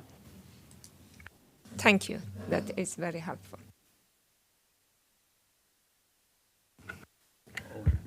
So this is a beautiful project, and when it's done, it's probably going to win some kind of award. I really like it. It's gorgeous. And one of the things about the public use is it's actually creating a public use that isn't there now. And so that's really attractive about this site. I do have a concern with regards to the Mission Hills Reserve and the community that is there now. So when the construction begins, there's going to be dust, there's going to be noise, and it seems as though, as part of the initial plan, that the Mission Hills Preserve was to be planted prior to the construction, and I was wondering why it wouldn't be done prior to that construction now. Can you answer that? Thanks. Certainly, and it is our intent to honor what has been approved and passed and build, or actually plant, the Mission Hills buffer. So that is, there is absolutely no if, and, or buts about that. It's my understanding that there are 2 planting cycles that we have to accomplish that in, and we intend to abide by that. From our perspective, this is one of just simply how it works in the overall schedule and timing. If I may add, Chris Rulin, Lord Julian Brewer, on the question of the planting of the Mission Hills buffer, there's a condition that speaks to this in the Forest Conservation Plan conditions. It's condition 8. And that language actually requires the forest plantings within the buffer within 2 planting seasons of the first sediment control permit for the development. And I just want to point out that that condition also appears in the Johns Hopkins University Medical Office Building site plan and in the preliminary plan that applies. So really what's happened is the condition has been that way through the history of the site and will require that planting to occur with the sediment, starting with the sediment control permits. And it's being pulled into this site plan so that it also applies here. So whichever happens first, as soon as a sediment control permit goes in, even if it's for this northern portion of the site, it will initiate that planting cycle. So I think that's where we need to look for the answer to that. one of the things- I'm sorry, Commissioner, I just want to piggyback on that. Philip Hummel, for the record. I join Mr. Rulin's comments. I also wanted to emphasize the point that was made by Ms. Graham earlier. There's a condition in the site plan for the medical office building that the Mission Hills buffer need to be planted within 2 planting seasons for the following the release of the first sediment control permit associated with that particular site plan. What's being proposed here is the First Amendment control for any development on the site. So if the condition was unchanged, it would still be tied to the development of the medical office building, which may or may not proceed first. With the condition that's being proposed by staff, no matter what development comes first, that will be the timing for when the buffer gets planted. Hopefully that's clear. I like how you're going to replace the sidewalks and add bike lanes. I also like how you're going to have an athletic field. However, being a sporting man that I am, the reduction of the athletic field would not fit any traditional American sports. And so, yes, soccer field is 240 feet by 135 or 165 feet. Traditional football field is 360 feet by 160 feet. So I know it's an athletic field, but the feasibility for its use in team sports is something that I think should be considered. And the reduction of it would mean that the likelihood of its use will be reduced. But again, you're creating an opportunity for public use that isn't there currently. And so I'd like to see the size of the athletic field maintained. And then you are providing a public use that isn't there, but what is the likelihood that it will be readily accessible to the community members and not just employees, and how can you ensure it's community use? And who will pay for it ongoing? Thanks. I'm sorry, I think the question was the access of the park and its ongoing maintenance. So one of the conditions is that for the privately developed and owned but publicly accessible areas of the campus, the owner of the campus pays for the maintenance. And then for access to the park, we intend to have park hours that are based on daylight hours for it, and it would be unrestricted. So we would hope that we would get use for both the neighborhood and the employees. And then just to circle back to your comment on the size of the field, we could, again, our primary purpose bringing that up was just how related to the plans that have been presented. We could move the field to the southern portion of the park and provide it there in the size that's specified. It's just going to turn, we had wanted to do in the northern portion so that we could have a variety of uses. In the southern piece, because of its size, it seemed to lay out better for picnic tables here, small play area over here. So, but if we move it down, it's probably just going to relate to a large sports field. It's generally up to you all on how you want to see it. That was why we brought it up and our concern about the size. But again, That's a very good point, because if I was going to ask, but I'm happy you did, I think that this is something that needs to be coordinated with the Parks Department to see that what their preference is. Thank you for the question. We actually have been coordinating very closely with the Parks Department on this issue. We've had a number of coordination meetings with them. Just for a little bit of context, the Parks Department, ideally, if this were to turn over to them, they had initially looked at something that was even larger at 165 feet by 260, but the dimensions that you see in the conditions were actually pulled from the applicant's submission. So in an earlier iteration of their programming of the park, they did show 140 by 230 feet, and so that's why that was in the condition. And it's really because we heard directly from Parks that they felt like that was sort of the smallest dimension that you can go to actually have a field where you can do something with, because otherwise we can't call it a field at that point. Yeah, that is correct. And it would be good that if we can continue to see that, if we could move those in. Another question is that in regard to, and I appreciate it because we were working toward that to have privately owned public parks, and that would be very interesting to see that how it works out, and it would be a good pilot for the county. But however, all of us know that after 10 years or 15 years or 20 years, something could happen.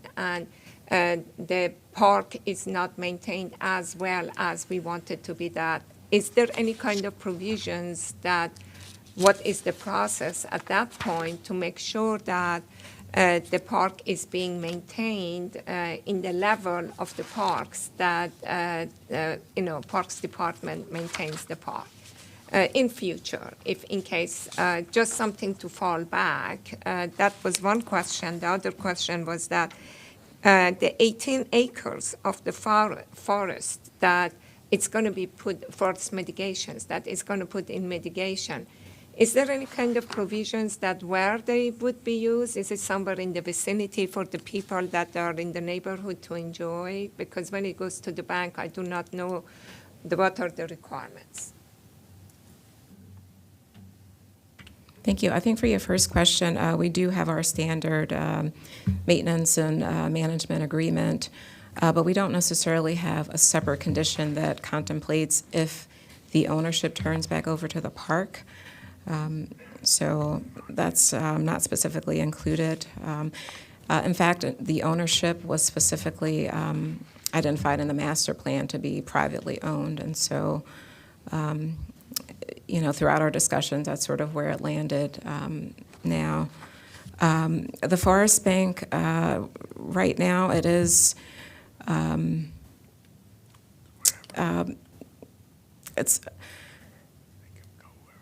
we don't know for sure, like by the time this moves forward, whether or not it will be in one bank or another, but that's usually sorted out with our IRC division. I would probably just turn it over to Steve Finley to talk a little bit more about, I think, what you're asking about the forest mitigation. And while Steve is coming to the dais here, this is Carrie Sanders for the record. On page 8 of the staff report, condition 5, maintenance of public amenities, there is a condition that requires, that says the applicant is responsible for maintaining all publicly accessible amenities through the site. While we're looking at that condition, we do have proposed language that we would like to add to this section of the report to address the restroom question that came up. And so I'll ask Matt Folden to read out that language, please. Good morning. For the record, Matt Folden, Regulatory Supervisor for the Mid-County Division.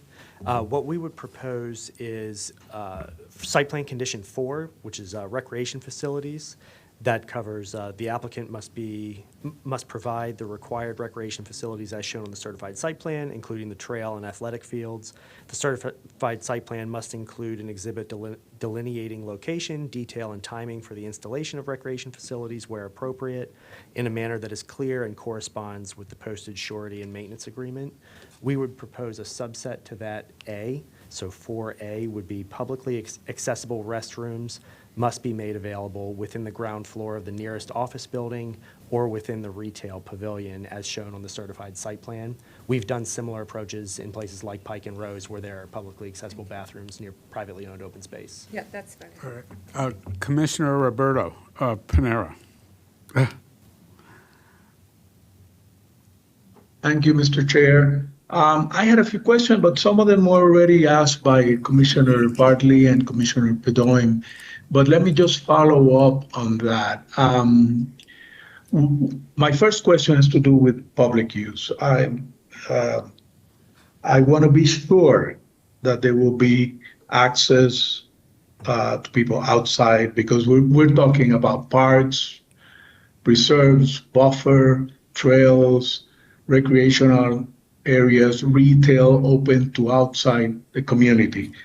One of my concerns when I heard from the staff is that there might be some, and I heard also from Mr. Fisher that asking for flexibility in the future, that there might be some biosecurity issues with the facilities.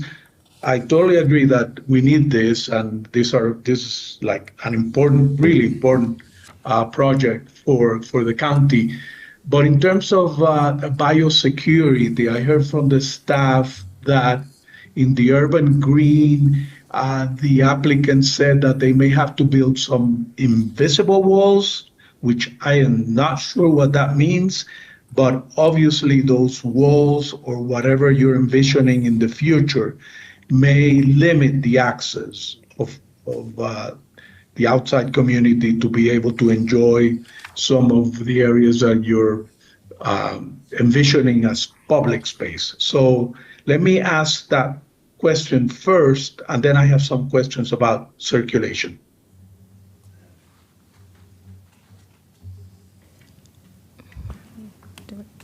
And the staff can answer it, or the applicant, whoever can address that issue. Certainly, Eric Fisher for the record. Yes, there is a portion of the campus that we propose and we will require having the ability to create an invisible fence or some form of security. I share that this is imperative in this sector, in this industry, and this is one of the things that will make this project so attractive to certain users that just simply require a level of security or at least controlled access. I share that Trammell Crow Company is one of the most prolific developers for the GSA. We have done all types of secured projects, and frankly, to the general public, you would rarely ever know that the site is secured other than a small gate or a series of decorative fences. The intent here is, full intent, is to preserve the urban green in front of Building A2 and Building A1. That is, all we're looking to do is pull some level of an invisible fence back closer to Building A2 and back closer to Building A1 in the event that one confidential user that we're working with who will absolutely require a level of controlled access to those buildings needs that. So it's one where we need to offer that. And if we can't, they'll simply go to Raleigh, North Carolina. Okay. Now, you're not envisioning in any way that the site will be, let's say, gated in the future, besides the invisible wall that you're proposing on the urban green? Is there, in the future, thinking when you're asking for flexibility, you're not envisioning any kind of gating, kind of similar to what, let's say, the NIH or other health facilities? We certainly are. That's important because controlled access can be done in a very smart and thoughtful way. And it will entail some form of gating and a controlled access point for vehicles. I see. Now, my other question has to do with the Bellward Campus Drive. I mean, you mentioned, Mr. Fisher, that you also want some flexibility because of construction. Now, I want to be sure that right now you're talking about two access points on Muddy Branch Drive, on Muddy Branch Road, whatever. Are you envisioning that there will be an access connecting to what's the other road? E-West Drive, and is the Bellwood Campus Drive is going to be an internal road? You're not envisioning that the public can use that road to cut through, let's say, from Key West onto Muddy Branch? If I might jump in, this is Bill Brewer. So, going to first tackle the request for flexibility. So, in Section 9 of the conditions, there are a number of references to the construction of the roads, and we've thought it was a little confusing given the total length of time we anticipate this development taking to complete. And what we wanted to do was provide a reference to the phasing plan that was submitted with the site plan would be in the certified site plan, just so that when we have road sections or things that mention like applicable construction, that there was a drawing. And it's a situation where we think a drawing is worth 1,000 words in terms of understanding over time what needs to be built out. As an example, if we were to build Road A or build Building A1, there's a condition to build Road A. Well, Road A traverses most of the site in fronts on both A4 and A1. We wouldn't want to build too much of that and disturb the current natural setting or over improve the site. So that was the intent behind the flexibility comment and request. In terms of public access, Bellward Campus Drive already exists in a small segment off the right-hand side of the plan you're seeing. What we would do is continue that on and connect it to Muddy Branch Road. And then we'd also be building out Road B4 as part of the initial phase of the project. And that would connect down to Darnestown Road. So it should improve site access and the flow of traffic to those major public rights-of-way. Beyond that, the internal road network is delivered in phases as laid out in the phasing plan and then referenced in that section 9. Okay, but right now you're not envisioning connecting Bellwood Campus Drive to on the east side to the Key West Drive? No, we're not. There's a small section of county land that prevents Bellwood Campus Drive from connecting all the way through. Okay. It's like a 150-foot gap or something. So it'd be easy to do if you all wanted to, but we aren't doing it as part of our site plan. If I Now, may. on Muddy Branch Road, I heard that there's going to be one traffic light on Bellwood Campus Drive on the entrance. Is there going to be another traffic light on Road B3?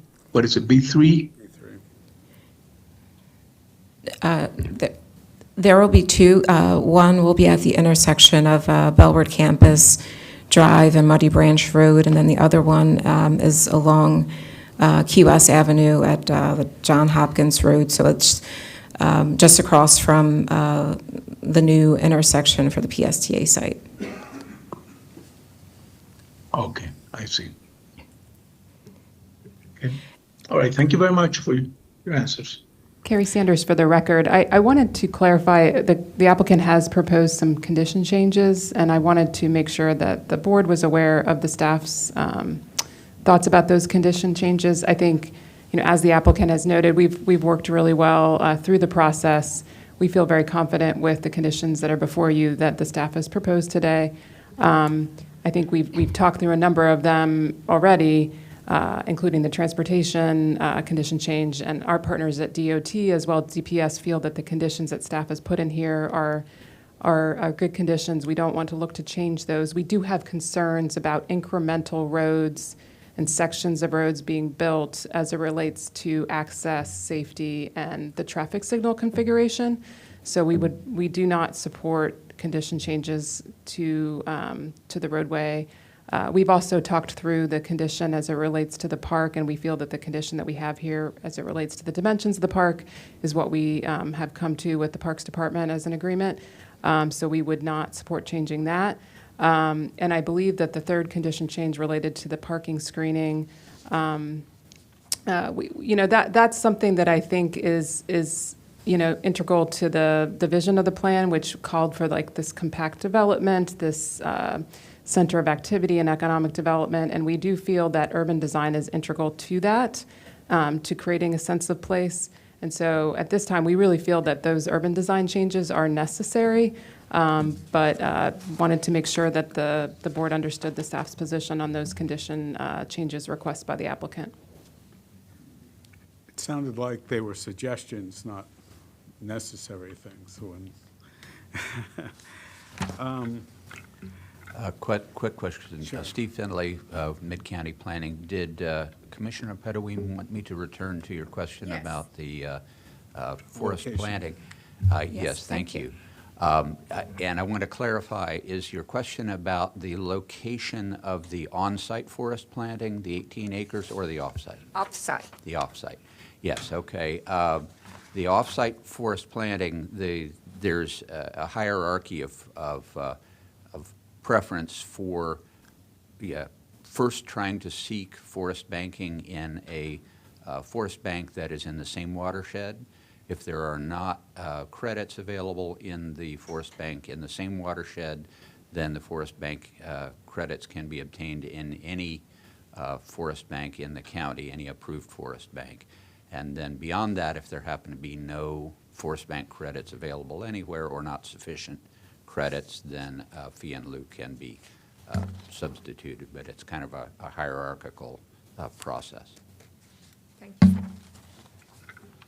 Commissioner. Yeah, I promise this will be quick, just a couple of questions. The screening The screening conditions you're asking for are just in the inside portion of the parking, the A1 parking garage, is that correct? That's Just- correct. Just the inside It's portion? just where it fronts on the existing stream valley buffer and the plantings there. It's Okay. not the other. Not the side you conditions. come as you enter the property from the Yeah. B3 road, okay. I just wanted to consider that. We've sort of gone over the activity field a little bit, but I just want to clarify, and looking at the pictures and the things, is there parking on the east side of where that field would be located in the northern portion of the park that could be appropriated, or is this, like, we've gone through all the possible ways of compromising the design, and this is about as far as we go? The park comment, again, was just informational for you all to understand that what was shown wouldn't be representative if that condition stays. But we defer to you all's preference on the size. But that was a good question. Can the park patron park in the parking garages? Are they available? That's another question I was coming to, yeah. The parking garages would not be available to the public. We have on-street parking throughout the whole development that we would plan on supporting the park with. Okay. Anything more? I think that's mostly it for my now. We've covered most of what I'm. I have a question for Ms. Drive Tamika over Graham. There is a variance request regarding trees. And so will the trees that will be planted with regards to the variance request be of native species?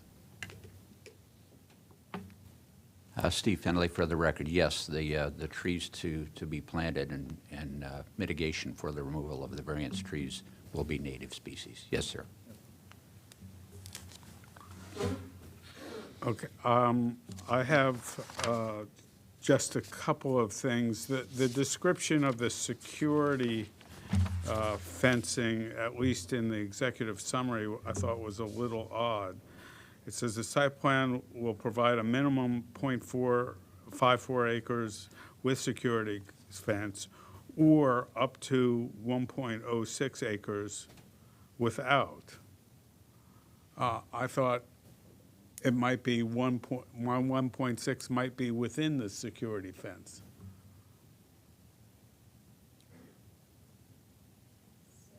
No? That is if So I guess here you can see it a little bit better. What's shown in purple is the area that would be available to the general public if they construct the fence. So that's about half of an acre. And then, no, that's with a fence. yes, I'm sorry, yes. I would also want to note, I don't know if this came up earlier, but the fence is not only around the urban green, but it actually starts where the applicant is proposing to have like a security pavilion, and so it would sort of wrap around a little bit further, and I believe going towards here. So as it was alluded to, it's going to be more of an area that's secure as opposed to just walling off the open space, or the urban green. But what you're suggesting is an area that's at least 1.5 acres, because 0.5 would be fenced and 1 point would be unfenced? Is that what it's suggesting? No, it's, so the purple outline is 0.54 acres. The blue outline is 1.06. So the notion is, if we don't have a tenant come that requires security, then that entire urban green, which is 1.06 acres, would be unfenced. If we have a tenant come who requires security, you're gonna have a fence that traces basically the inside bound of that purple box.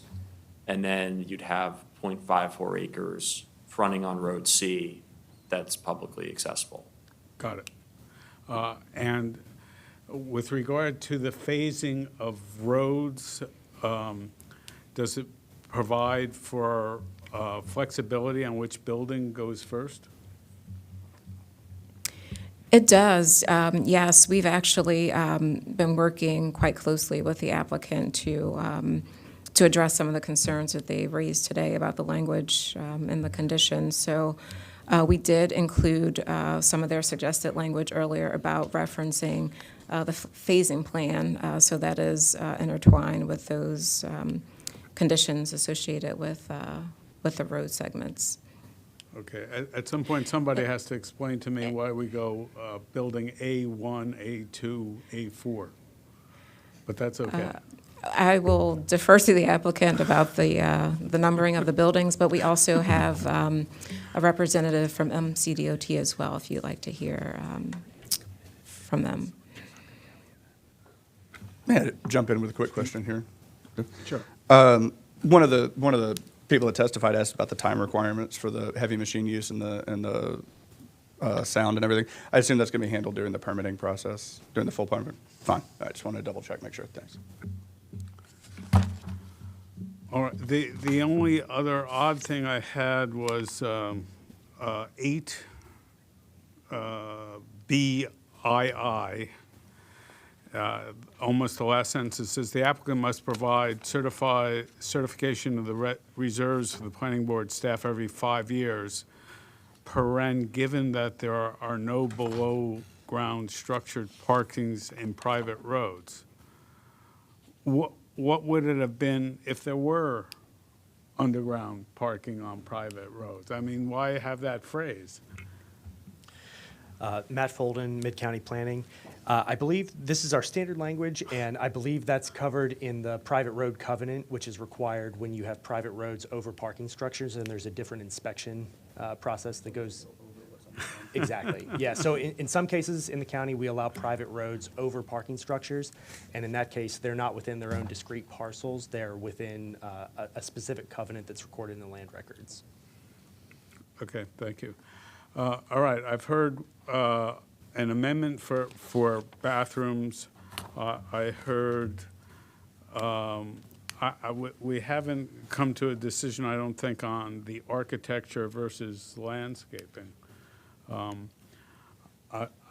You know, it seems to me with these buildings really embedded mostly or partially really what will appear to be underground, that landscaping is an appropriate way to screen.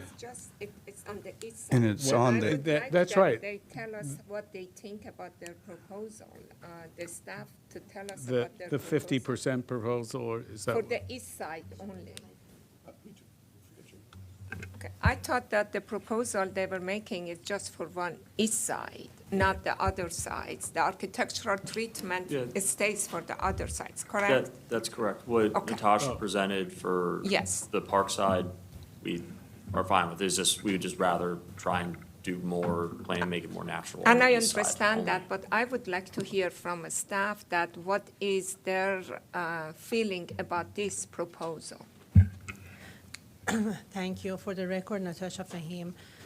So I would like to emphasize that we would like to see architectural elements to screen the western facade, the facade that's facing the Muddy Branch Park, and we would like to see artistically screening element on the eastern facade. Okay. Because even though the applicant is proposing mature trees and landscaping, again, we are, like it's gonna take time for the trees to mature, and we are living in a four-season environment that those trees might not have leaves throughout some of the months of the year. And also, I think to kind of like envision, or I think there was a slide in the applicant's presentation, if you don't mind sharing it. The slide number 13 was vividly showing how the garage is gonna look like. I have seen that. What do you think about artistic? I think that is a very nice compromise. It's just some painting or mural on the building. I have seen it, and they are really beautiful. I mean, we think what we propose is the best way to handle the treatment of that and to try and obscure the garages. You know, ultimately, if we have to treat it, we'll treat it, and, you know, it'll look great. So, I mean, this isn't something we're gonna die on the hill over. We just think it's kind of a waste, because you're gonna be obscuring it with all these mature trees, so. I think you're being offered an option to either do it architecturally and structurally, if you will, or artistically. We would be glad to do it artistically. Okay, thank you. Okay. Is there other board members in favor of making that change? That works fine for me. My primary concern is the entryway to the park side architectural with the muddy branch, the preserve. I'm fine with it either being landscaping or artistic is fine with me. I feel the same way. I'm okay with the artistic. I mean, I'm sure that they're gonna work on something that's gonna look nice. So I just don't want to put an impediment because it's a parking garage and I'm sure they want to have some kind of air circulation or whatever they do with it.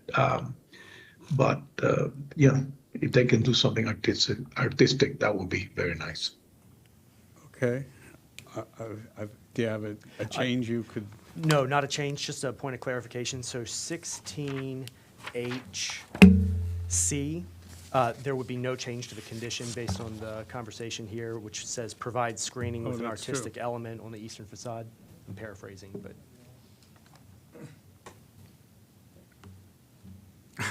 That's right. Okay. Look, I'll entertain a motion by anybody, unless there's further discussion.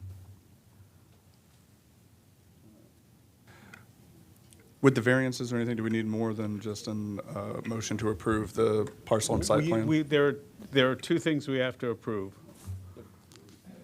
Mr. Chair, if I could jump in for just a moment, I just want to make sure I'm clear for the record whether the board has made a decision on the changes related to the, proposed changes related to the athletic fields, as well as the phasing of the roads. I just wanted to understand the board's consensus on those. I think I heard a consensus for sticking with the size of the athletic field. And I think I haven't heard anybody suggest that the staff. What's the size of the athletic field? 140 feet by 230.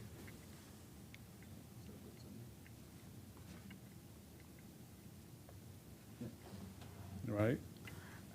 And I did not hear any move to change the phasing as proposed by staff. Thank you. Was that the size of the field that that was originally envisioned, or what Mr. Fisher was proposing? I think Mr. Fisher was proposing something smaller than that, no? Yeah, okay. No, I'll go with what was originally envisioned. Now, the question with Mr. Bradley was whether, or with the applicant was whether they could move it to the southern part. And I think there was some discussion about having some kind of negotiation with the Parks Department or something. No, that we're off of Or the Parks we're Department. gonna, okay. We're not going to have the All right, Parks. so we're gonna leave it where it is. Well, it's going to be privately owned, but I don't Yeah. see that there's a requirement that it be on the north side or the south side in the conditions itself. Okay, all right. If I may jump in just to clarify where the condition is in the staff report, it's page 6, condition 3. It is 3B, the park must include a rectangular athletic field with a minimum dimension of approximately 140 feet by 230 feet for active recreation. And just wanted to make sure that that is what the staff condition is, and we are saying, the board is telling us to keep that condition as is. Yes. Okay. But it seems to me it could be in the southern park. It's Could not a be. requirement on where. I think, oh, sorry. So I was just going to add that there is some flexibility built in because the applicant will be continuing to refine the final design. And so if they will need to move it to the south side, then they will be able to do so as the conditions are written. But the southern part would be built later on. Do we have any date that when they would do that? I'm sorry, so when I say the southern, I mean So north of Bellward Campus Drive is broken out into two portions. So the southern, I just mean north of, I'm sorry, south of Road B3. So this area right here that my mouse is on, so this is the southern in this phase. So it's part of this development approval. And the testimony we've heard indicates that a field of that size is almost certainly going to have to move to that southern portion of that. Is that correct? It Yeah. sounds like it from their latest assessments. Yes, just again, for the record, and we apologize for the confusion. The reason why we were proposing the smaller park was that it fit, the smaller athletic field, is that it fit perfectly in the northern side. Now that it is a larger athletic field, we have to move it to the southern side. And the drawback with that is that you lose the interconnected nature of that southern part of that park, and you push a smaller family gathering park to the north. That is the sole issue here. Okay, I think we're good. Do I hear a motion with the, how many amendments have we made? I can't even call. This is a complicated project. I can see why this took so long. For the record, I think the amendment, and legal staff, feel free to jump in, the amendment to the condition we made was for the restrooms. That's it. That's correct. All Oh, other that's right. conditions remain That's right. unchanged. That's That's right. correct. Everything As well else- as the corrected conditions from staff's presentation, which were more so small kind of corrections to conditions 9 and yes. 16. Yes, well, we accept those. Gee, they were errors in, well, never mind. Do I hear a motion to approve, we're doing the site plan first? Yeah. I make a motion to approve the Bellward Campus Parcel A site plan, number 8, 2022-0250, with the conditions as proposed by staff and the amendment we discussed. Okay. Do I hear a And I second that motion, Mr. Chair. All right, great. I think we've had some discussion. All those in favor say aye. Aye. Aye. Wow, 5-0, congratulations. Do I hear a motion to approve the Forest Conservation Plan with its own separate number? And of course, it doesn't start with a number anymore, it starts with an F. With the Forest Conservation Plan number, do we need to do the variance first, or is the variance embedded in the current? The variance is embedded, I believe, it's part of that. That's Just to correct. clarify for the motion, okay, just want to make sure. Then I'll move that we approve the final Forest Conservation Plan number F, 2023-0020. And I second that motion, Mr. Chair. All those in favor say aye. Aye. Aye. Aye. 5-0. Congratulations. Thank you for your patience. Thank you, and endurance on what it'll take to get this going on the ground. We really do appreciate it. Well, thank you, Chair. Again, on behalf of Trammell Crow, we appreciate your time, your thoughtfulness, and we look forward to visiting with you over the next 10 years. Thank you. Thank you.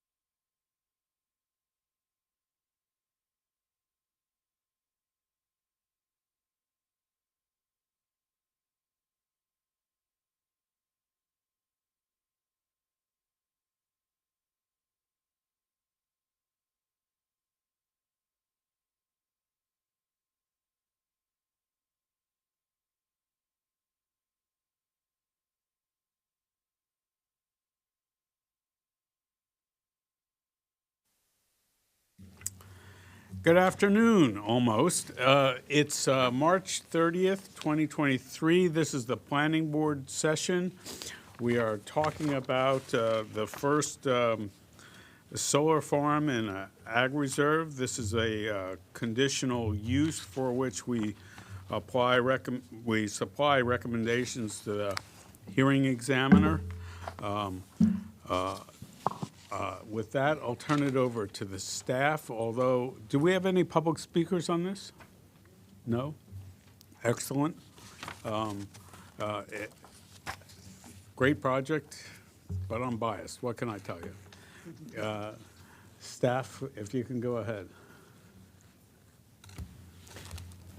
Good morning, Mark Beal for the record, Up County Planning. My pleasure today to bring to you Free Range Solar Farm. It's conditional use and preliminary plan. The number is CU 202305. To start off with, we have a couple of corrections and clarifications. In the staff report on page 19, we had mentioned that it was we had accidentally mentioned it was a preliminary forest conservation plan. It is the final forest conservation plan. And then on page 16, I had noted that the panels were 6 feet 6 inches in height. However, that's when they're pretty much almost flat.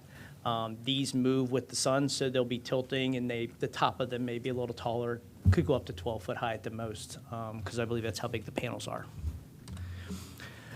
So property is located at 5011 Riggs Road. It's at the northwest corner of Riggs Road and Zion Road. The property is outlined in the red dashed line. Subject property is an unplatted 82.39 acre parcel. It's an existing horse farm, and per the zoning ordinance, an equestrian facility is the type of use. The farm and horses will remain. They're just taking a portion of it to create this solar farm. You can see there's existing pastures and barns. The access road is off of Riggs Road. That's going to be the only access. There's not creating any new accesses with this application. You can see there's a pond on site as well as some wetlands. The surrounding neighborhood is primarily made up of agricultural uses and low-density residential uses. The areas to the west, the north, and the east are all AR zoned, and the properties across the street on Riggs Road are actually zoned RE2. And as you can see, we've found 3 conditional uses or special exceptions that exist in the area. So here we have an overall map view, and these are some kind of pictures I took from different areas and different angles of the site. The view from A is right in this area here. The access road is going to be coming across here, and you're kind of looking up the hill towards where the solar array is going to be located. View B is standing pretty much in the center of the compound, looking back down towards the access road and towards the pond. And then C is at the westernmost edge of the compound, looking towards the neighbors to the west.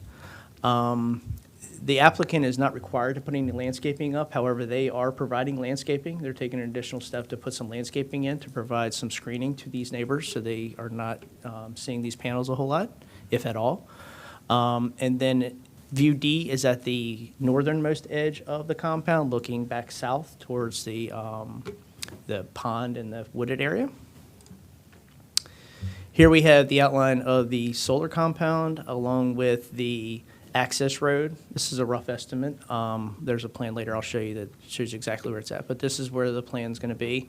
They're only using 4.92 acres of the 82 plus acres for the solar compound, and then you have the access road.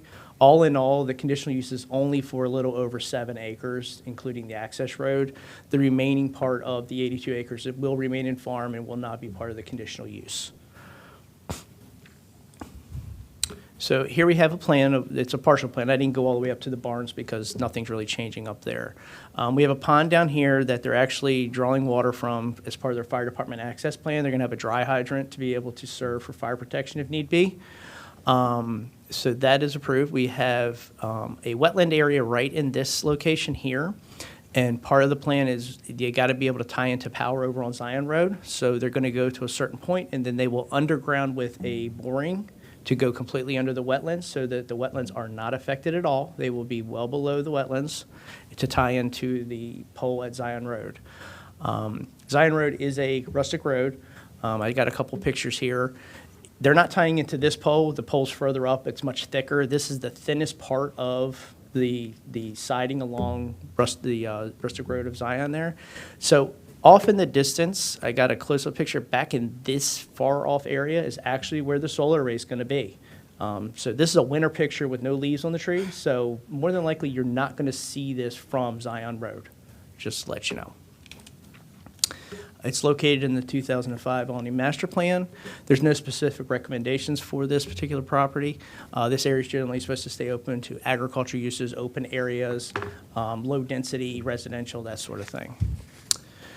Excuse me. So again, the property's in the Alny Master Plan. It's consistent with the recommendations. It fits in with the character in the surrounding neighborhood. There's no undue harm or adverse impacts for the surrounding neighbors. And this application also meets all the standards of the specific requirements of the solar collection system, as well as the general requirements of the conditional use. We received one correspondence as an email from the neighbor they actually share the pond with, allowing or agreeing to use the pond for fire protection as part of their fire department access plan. And staff recommends approval with conditions be transmitted for a conditional use for solar collection system to the hearing examiner. Thank you for the time, and we're here, the staff is here to have any questions, as well as the applicant is here. Thank you. Ms. Pettaway? No. Oh, okay. I just wanted to say hello and thank you to Mark. Nice to see you. Good to see you. Hello. Okay. I would also particularly note the Office of Agriculture has no objection to this and actually they support it. So with that, does the applicant want to say anything? Oh, I'm sorry. Commissioner Pinero. You're on mute. Thank you, Mr. Chair. Thank you, Mr. Chair. I think we had seen a solar project before, and I remember somebody, it wasn't me, but somebody asked whether this kind of solar project was going to generate any kind of sound that might, be loud enough to disturb any of the neighbors. Can you respond to that? Sure. Oh, sorry. Well, just for the record, Sue Lee Cho with the law firm of Bregman, Burbert, Schwartz, and Gilday on behalf of the applicant. Thank you. Before we answer that question, I just want to say that it's been a pleasure working with staff on this project. It's, as the chair indicated, it is the first community solar project in the AR zone, so we're very proud to be able to bring this to the commission. The process has been a bit of a learning curve, but I think this will pave the way for hopefully more projects of this kind to fulfill the intent of the zoning text amendment. With that, I will ask Mike to introduce himself and then answer the question. Thank you, Sue. I'm Mike Chapman. I'm the primary developer of the solar project, and I'm also one of the co-owners of the farm that is the underlying property for the project. The question was, are there any noise emissions that could be noticeable or disturb neighbors? And the answer is no. The nearest neighbors are in one direction 430 feet away, the other 540 feet away. And any noise that comes from the solar or the transformer, there's a very low, faint hum that you might hear on any transformer that you notice in people's neighborhoods, but that's not even noticeable more than 20 or 30 feet away. So no, there's going to be no noise impacts. Thank you. Any other commissioners have questions? Go ahead. In the construction of the solar field, how long will it take and what will be the conditions for the people in the community while it's being constructed? Thank you for the question. The process will take about 4 months, It's kind of sequenced in. First, we have to build the road to get to the site that will meet the requirements established by the county and the fire marshal. We'll build some fencing to segregate the horses so that we have a safe construction area. And then we'll actually start building the arrays, which is there's some steel erection, and then they mount the panels, and there's some electrical work. So the actual construction will be about 3 months plus about a month for the road construction. All the traffic and materials will come in through the existing entrance off of Riggs Road. We will be extending, there's a circular road that now provides access for people at the farm to get to their horses and for equipment. We'll be extending that road down to the solar area. So we will make sure that construction happens during daylight business hours. We won't start any noise making until 7:30 or 8 p.m. or 8 a.m. There will really be, other than constructing the road, there will really be no dust or off-site emissions that will be created. Probably building the road is going to be the heaviest part of the whole project, just because the county has some pretty substantial standards on what's required. So that will be the most involved part of the whole construction. But actually, the mounting of the panels is a pretty straightforward and pretty quick project. Do any other commissioners have questions? No? The staff started off saying this was a preliminary plan as well, but it's just a conditional use so far as we Yeah, know. there won't be a condition, I mean, there will not be a preliminary plan. Staff we had in the staff report that there was a preliminary forest conservation plan, but it's a final forest conservation plan. That was one of the corrections. But there's no preliminary plan needed for this. Okay, and the forest conservation plan will come at a subsequent date? This is the final forest conservation plan. It has been submitted. The staff report was erroneous. It said preliminary. That was the original correction at the presentation. It should refer to final everywhere. It got truncated to the wrong acronym. So instead of saying FFCP, it said PFCP throughout the report. It is a final forest conservation plan and does meet all the requirements under Chapter 22A for a final forest conservation plan. But the only thing I have in the staff report is a conditional use. No mention of a forest conservation plan. There is a section in there of forest conservation. It's a combined report between the conditional use and the forest conservation plan. The forest conservation plan for this one, since it was submitted before the changeover and the DAIC, is still the same number as the conditional use number. It should be on the agenda as a AB item. And for the record, Patrick Butler, I'll also say that in the report, there are 2 separate sets of conditions. One are recommendations that we're sending on to the hearing examiner for the conditional use, and then there are the conditions of approval that we're suggesting that, recommending that you approve associated with the forest conservation plan. I get it. Now I see it, and I missed it when I first read it. But, okay, so we need 2 separate approvals. Okay, can I have a motion to approve the conditional use for Free Range Solar Farm, and that's it? Move that we approve the conditional use number CU 2023-05 for Free Range Solar Farm. And I can do I second that motion, Okay, or I third it. there you go. All those in favor say aye. Aye. Aye. All right, 5-0. Now I'll take a motion on the forest conservation plan. Same number. All right, move that we approve the forest conservation plan, same number, 2023-05. Second.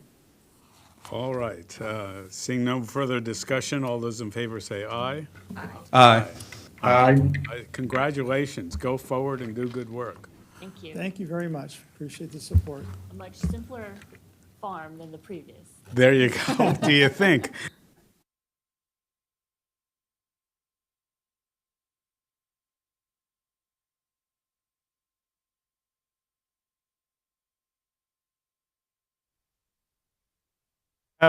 Do I have my dialogue for, we need a motion to, oh yes, I do.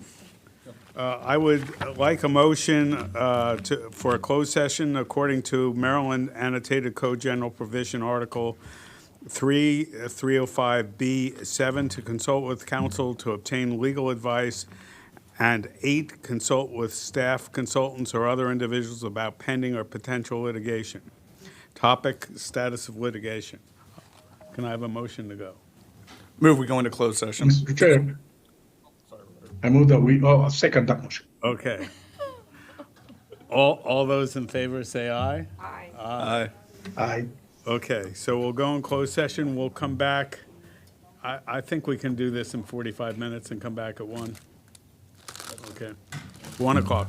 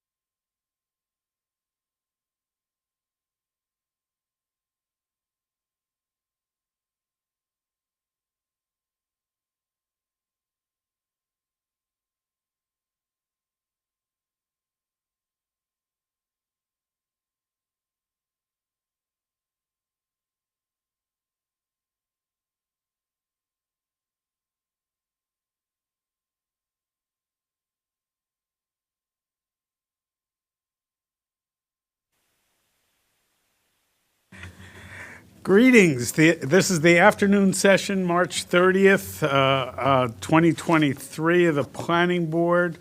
We are on the 9801 George Avenue Sketch Plan, number 3/2023-0020.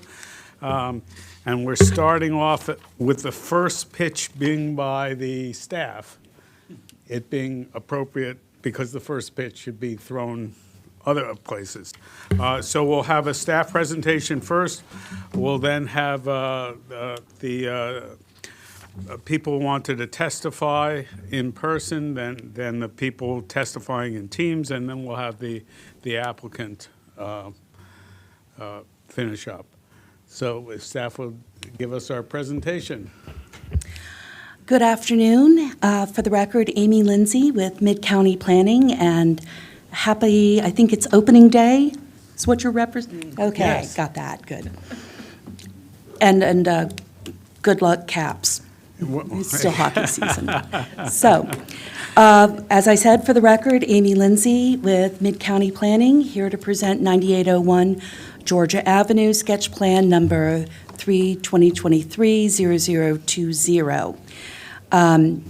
As you can see, we have a lot of participation by the community. Thank you all so much for letting your voices be known and participating here. This is the way it is supposed to work, and so we are happy to have participation, particularly at this early stage of the process.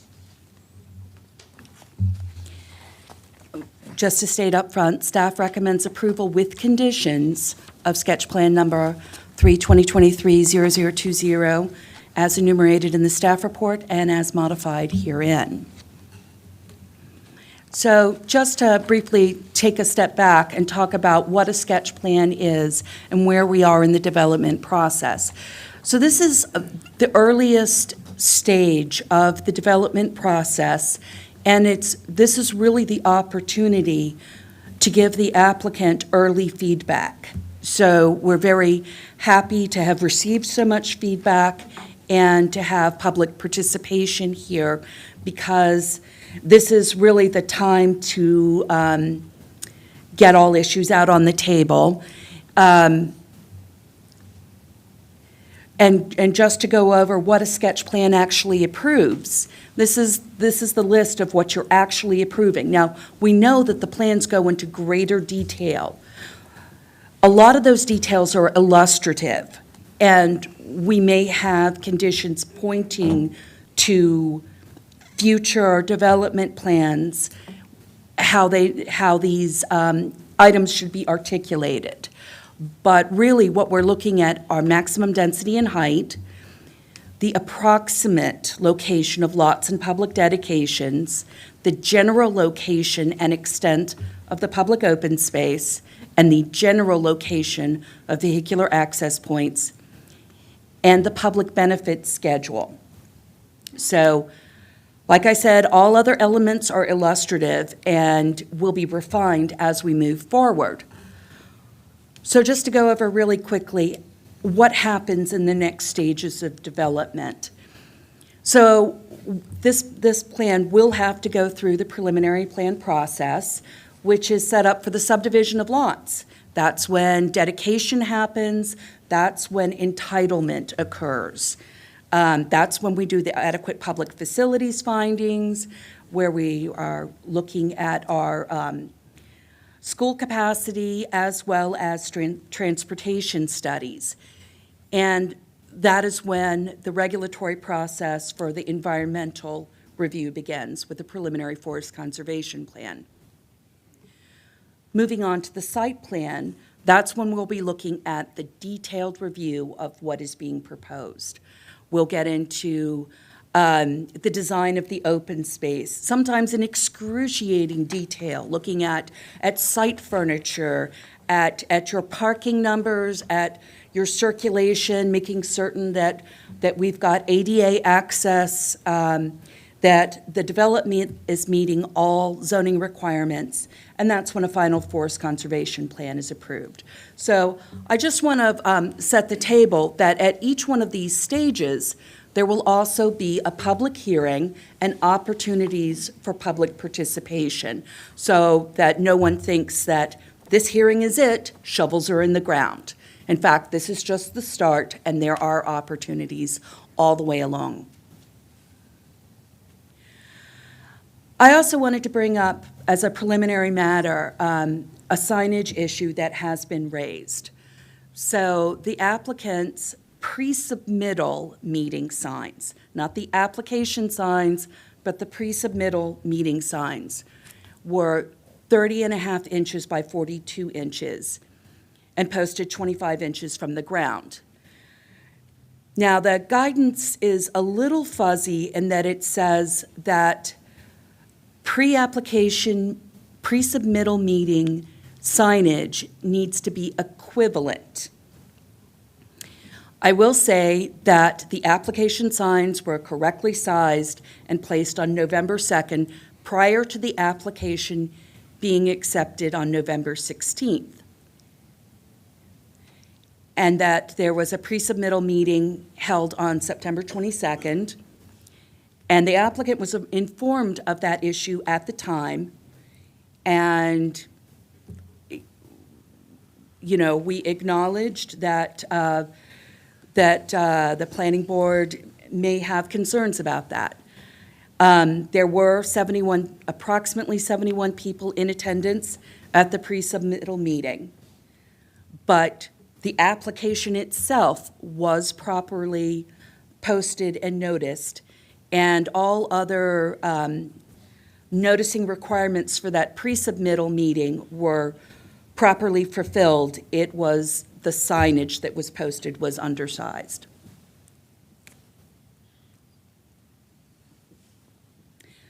So moving on to the application itself, I want to talk a little bit about the community context because I think that's very important in this application.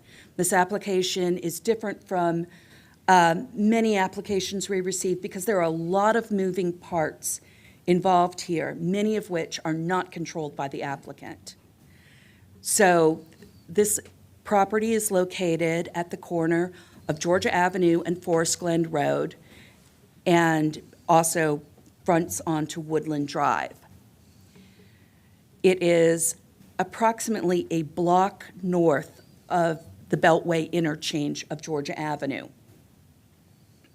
We have a number of projects going on in this area, which we'll get into further details about, but they include State Highways Administration's project on Georgia Avenue to improve pedestrian and bicycle safety as well as overall function. We have the Department of Transportation's Forest Glen Road Sidewalk project, as well as the Department of Transportation's project to add an entrance to the metro station on that corner of Georgia Avenue. So there are a lot of moving pieces involved here with some potential changes in frontages on this road. But as I said, much of those are not under control of the applicant. You can see that it backs up to a primarily residential area, but across the street is part of Americana Finmark condominiums, and you see the Forest Glen Metro station very, very close to this property.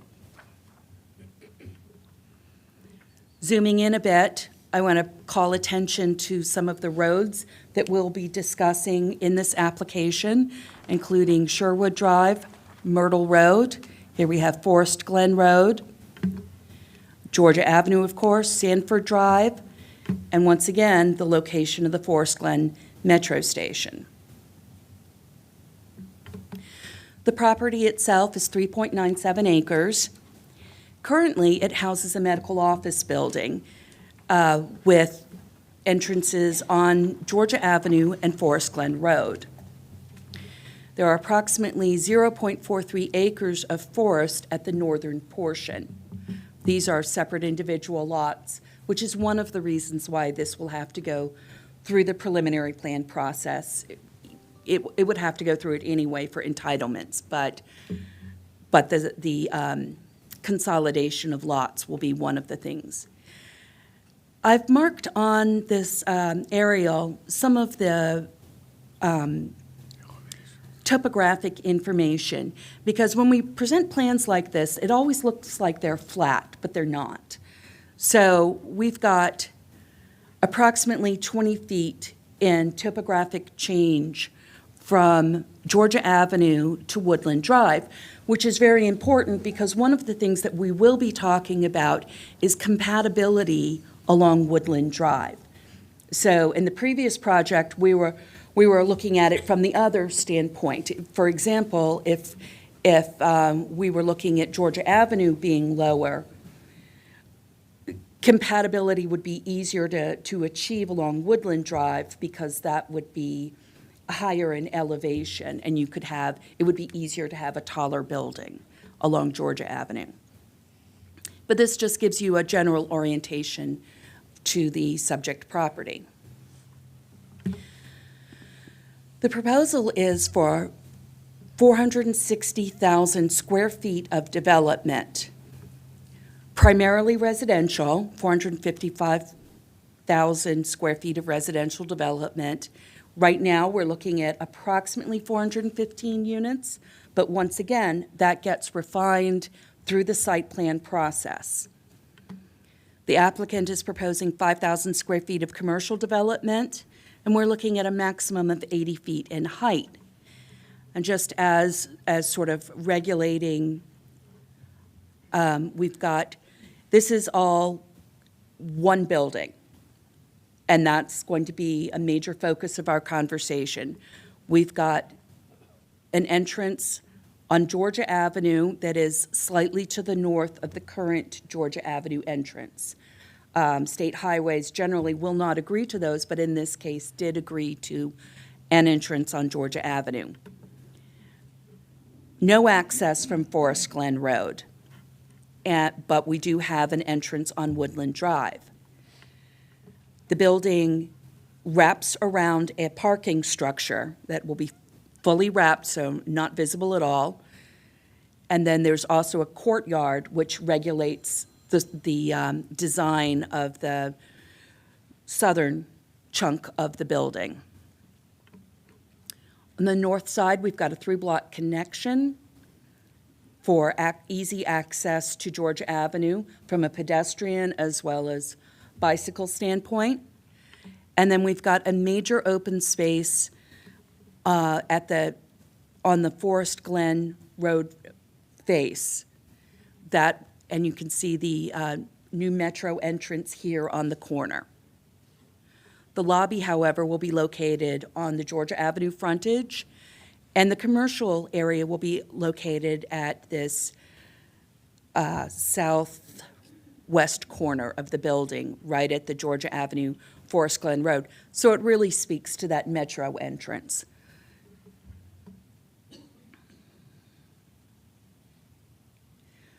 Once again, as I alluded, there are a lot of moving pieces here. So looking from a transportation, this shows the Forest Glen passageway that the county will be constructing. That is, it's in process of design. We have had mandatory referral on this already. There has been a lot of coordination on this project. And this shows how it relates to the subject property. And we hope will be a major synthesis here. We're adding density at the corner with a metro station entrance. This shows the extent of the Montgomery Hills Maryland 97 design project, which, as I said, is a state highways project and is responding to a real need for pedestrian safety and improvements in this area, as well as vehicular safety. Just acknowledging up front that the Georgia Avenue, Forest Glen Road intersection has been the site of a number of crashes, and this is one of the reasons why State Highways Administration is, proposing solutions to this. This shows the Forest Glen Road sidewalk facility that our own Department of Transportation is working on. It has also been to you as a discussion item previously, and the applicant will need to coordinate with all of these projects as they move forward. Once again, speaking to the circulation and transportation, the Georgia Avenue entrance will be a right-in, right-out entrance because there is a barrier here. There is a concrete curb in the middle of, I guess, a pedestrian refuge in the middle of Georgia Avenue. Woodland Drive is proposed to be a full movement entrance. There will be pedestrian improvements on all frontages. Woodland Drive has been flagged as being a greenway for cyclists, and that means that it is an on-street facility. This is not a separate bikeway. It is an on-street facility. And you can see once again this 3-block connection that will allow for faster access up here to the bus stops, as well as another way to get to the metro entrance. Just to familiarize you with this area, this is looking from, so the subject property is on the right-hand side, and you're looking down Woodland Drive towards Forest Glen Road. On your key, that's A, looking this way. B is Sherwood Road. You can see how narrow it is and what the passageway looks like when you've got street parking. And Myrtle Road, which is also a fairly narrow road.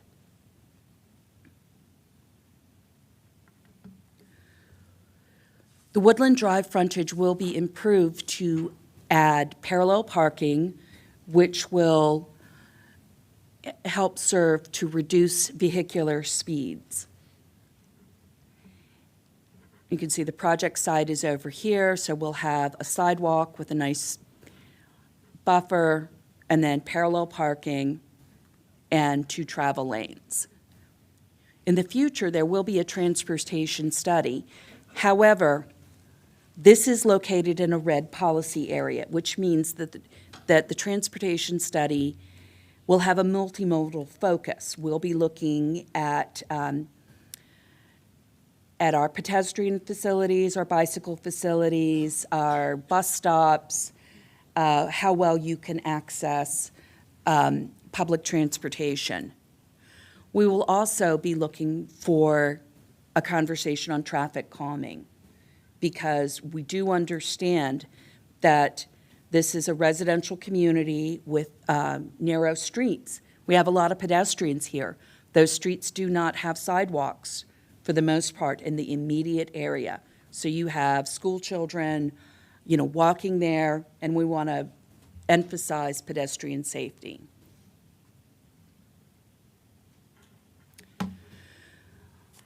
The open space to the south is divided into 2 main areas. We have a plaza that really relates to the metro entrance and connects the proposed retail to this area. We hope it, in future design, to make certain that that's a very active area with a lot of movement. The whole point of putting this passage here is to make metro easier to access for the community. To the east is more of a civic green. All of this will be further fleshed out as we head towards site plan. These are illustrative drawings, but they are to convey an intent. Currently, it's shown as being 0.38 acres on site. However, in future coordination, This needs to be increased to 0.5 acres on site. We have a sector plan recommendation that recommends a public open space between 1/2 to 1 acre. And we believe for it to be truly functional, it needs to be a minimum of 1/2 acre on site. It also needs to be a very green space. There are a number of sector plan recommendations that speak to that. So we're expecting at site plan to see a lot of multi-layered plantings using native plants. To the north, we have an open space that is located primarily over a WSSC easement. Now, there's a large water line as well as a storm drain line that runs through the property now.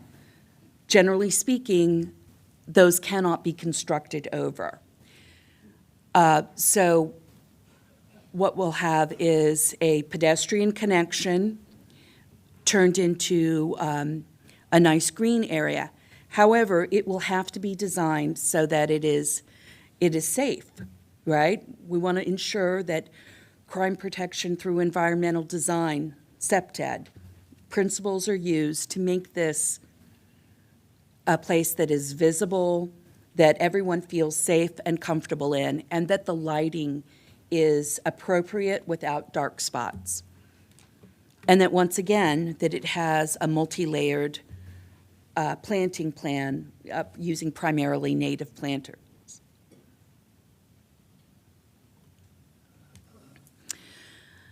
The site includes approximately 0.43 acres of forest that has a lot of invasives in it. Now, on the left, you can see an aerial photograph. And when you look at it, you say, oh, how green that is. That's a nice bit of forest. And I would agree with you. Unfortunately, though, this area has not been maintained. And it's got a lot of invasives in it. In fact, what you see there are trees. I'm not trying to say there aren't, but you have a lot of invasives growing in that. So the sketch plan currently shows the forest being removed and proposes to replace the forest with on-site plantings that are native, that provide habitat and food for wildlife. Little patches of green are actually very important for migrating birds, for example. And of course, the details will be worked out through the site plan process. The sketch plan also includes a large area of solar panels on the roof to do some on-site energy generation, and it will have to include not only stormwater management for this proposed development, but also for a chunk of the Georgia Avenue proposed improvements. That's been, there have been a lot of discussions with state highways about doing that. So that's another environmental benefit that will be proposed. These are just a few more photographs of what this actually looks like on the ground. Unfortunately, there had been some tree removal in the past. It was long enough ago that I couldn't tell you when this happened, but those are, very weathered stumps. And you can see that we've got a lot of vines growing up. So, as I mentioned earlier, forest conservation will be addressed during future stages. It is not addressed at the sketch plan. Now I'd like to turn it over to my colleague Natasha Fahim. Hi, good afternoon, the chair, the commissioner, and the audience. Turn it on. It is on. Oh, Isn't okay. it on? Can you guys hear me? I'm sorry. Yeah, for the record, my name is Natasha Fahim. I'm an urban designer of the Mid-County Division. As my colleagues Amy mentioned, the massing and architecture of this building will be reviewed by the staff in detail in the site plan stages. However, due to the complexity of this development, staff and the applicant team has started a dialogue to make sure that as much as we would like to see housing development along the major transit stations, we ensure that we achieve a very well articulated massing with a maximum height along Georgia Avenue, and also creating a nice transition to the lower massing along the Woodland Drive into the very well-established residential neighborhood on the east, as you see on the slide.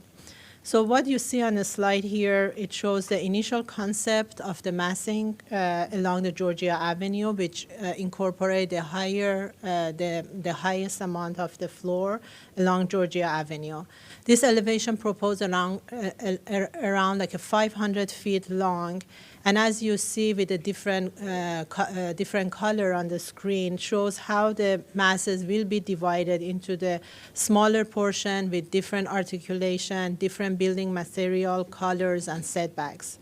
So facade 5, as is shown on a green, wraps the corner around the Georgia Avenue and Forest Glen, and it's offered the commercial component at the ground floor next to the urban plaza that Amy explained before. Also, this corner offers the gateway feature as an architectural element in this prominent corner. As we walk north along Georgia Avenue, facade 6, which is highlighted in orange, offers the lobby location with the vertical delineation and creates a break between facade 5 and 7, which they are more like in a horizontal shape. As we approach toward the northern end of this building, facade 8 with the light purple offers like kind of like getting to the end of the building. And that's the area that the staff would like to make sure that we have adequate setback to transition this building to the existing small single-family homes, which they are zone R60 along Georgia Avenue. Next, please, Amy. So this image shows what the applicant has proposed for the building along Woodland Drive, which staff have some concern. And we try to create a better transition into the single-family community by proposing the conditions that you see on the staff report. These conditions help the applicants to create like articulation, lower and softer the masses along this frontage that you can see on our sketches, the slide that Amy just showed. So in the slide that you were seeing, like these are some of the recommendations that the staff has brought into your attention on the staff report that I can kind of like summarizing it. So one aspect would be minimizing the height along Woodland Drive to 35 foot tall to create a townhome style massing, which we believe that would be more comparable to the existing single-family homes. So you see that mark on the yellow and a blue massing along Woodland Drive. So we don't want to see any height more than 35 feet before introducing any setback. The other condition that we would like to emphasize on for the future through the site plan is providing more gaps between the different portion of this long building to clearly create like a different massing along this long facade. As we mentioned, this is like around 500 feet long building. The other condition talk about like setbacks along the northern edge of the building that Amy is pointing at purple, facade 1, which we condition it to make sure that it's set back 30 feet from the majority of the rest of the building to create a small open space at the end of the through block connection that Amy explained us prior. That through block connection create a pedestrian connection between Georgia Avenue and Woodland Drive, and we thought that by setting the building back, create a better transition to the housing that is sitting next to it on R60 on the northern side, and also create an opportunity for providing a small gathering space with landscaping and benches for the future resident as well as the community. So what you see here on a slide is the building sections, the section through the building that shows Woodland Drive in a lower elevation on your right-hand side, and then the building facing the Georgia Avenue on the left side. These two sections kind of comparing what the applicant has proposed and what the staff is trying to achieve through the conditions in the staff report. And we want to make sure that the massing, as I mentioned in a previous slide, will be minimized to the 35-foot tall along Woodland Drive. And then setting back, if additional massing would occur, it needs to be set back minimum 12 feet, which you won't see it and it wouldn't be noticeable from Woodland Drive and the adjacent neighborhood.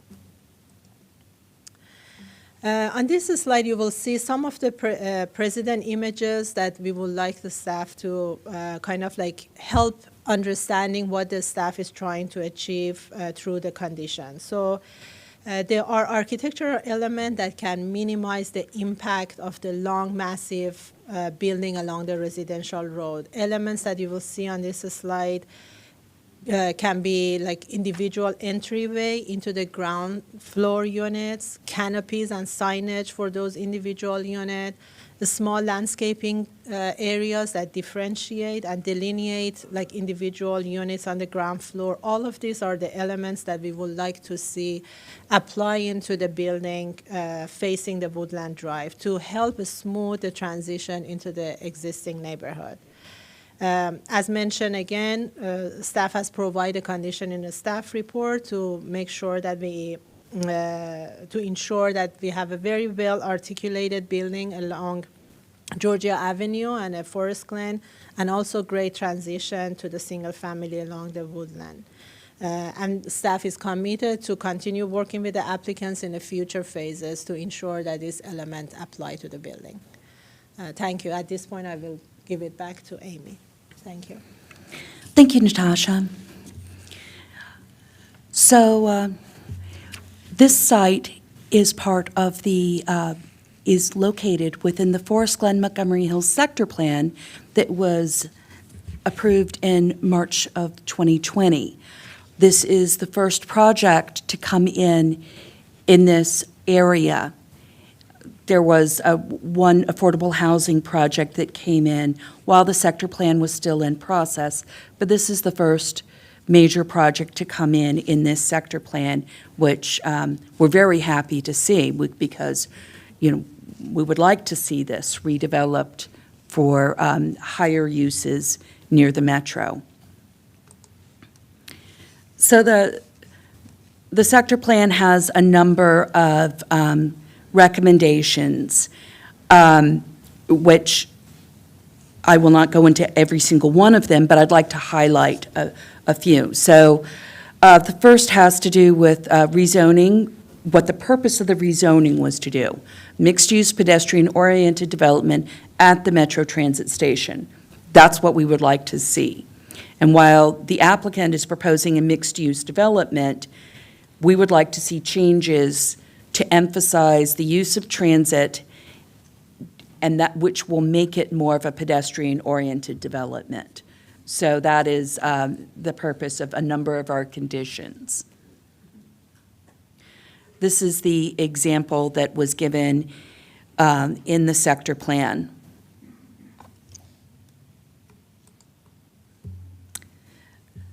The sector plan also looked to concentrate the building height and density up near that Georgia Avenue, Forest Glen Road intersection with transitions. We just talked about the transitions and the relationship between the development and the existing neighborhood.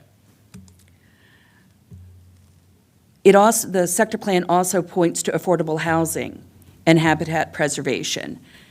Proposed development does provide 15% moderately priced dwelling units, but it does not provide for habitat preservation and restoration.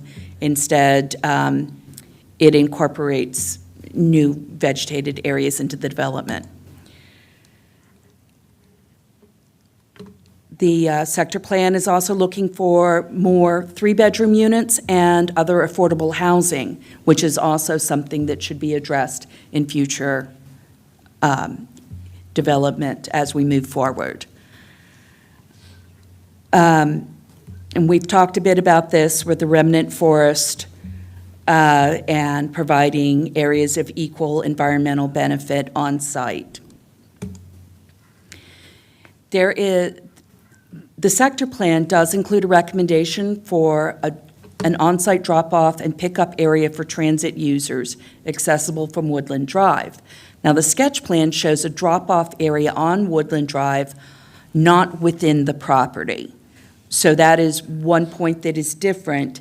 However, in working through this with the applicant, bringing the drop-off area further into the property would encourage more traffic into the neighborhood, because the drop-off area would end up within the parking garage. So the on-street drop-off area was through consideration where what the plan shows. We've provided conditions to provide for size and scale compatibility. We've talked about the size of the Civic Green Urban Park. The sector plan also points to reducing parking to the maximum extent possible, and that is something that we will be looking for through the site plan. You're building right on top of a metro station entrance, and we would like to see less parking. Public benefit points, they're only required 50 points, but they are providing 125.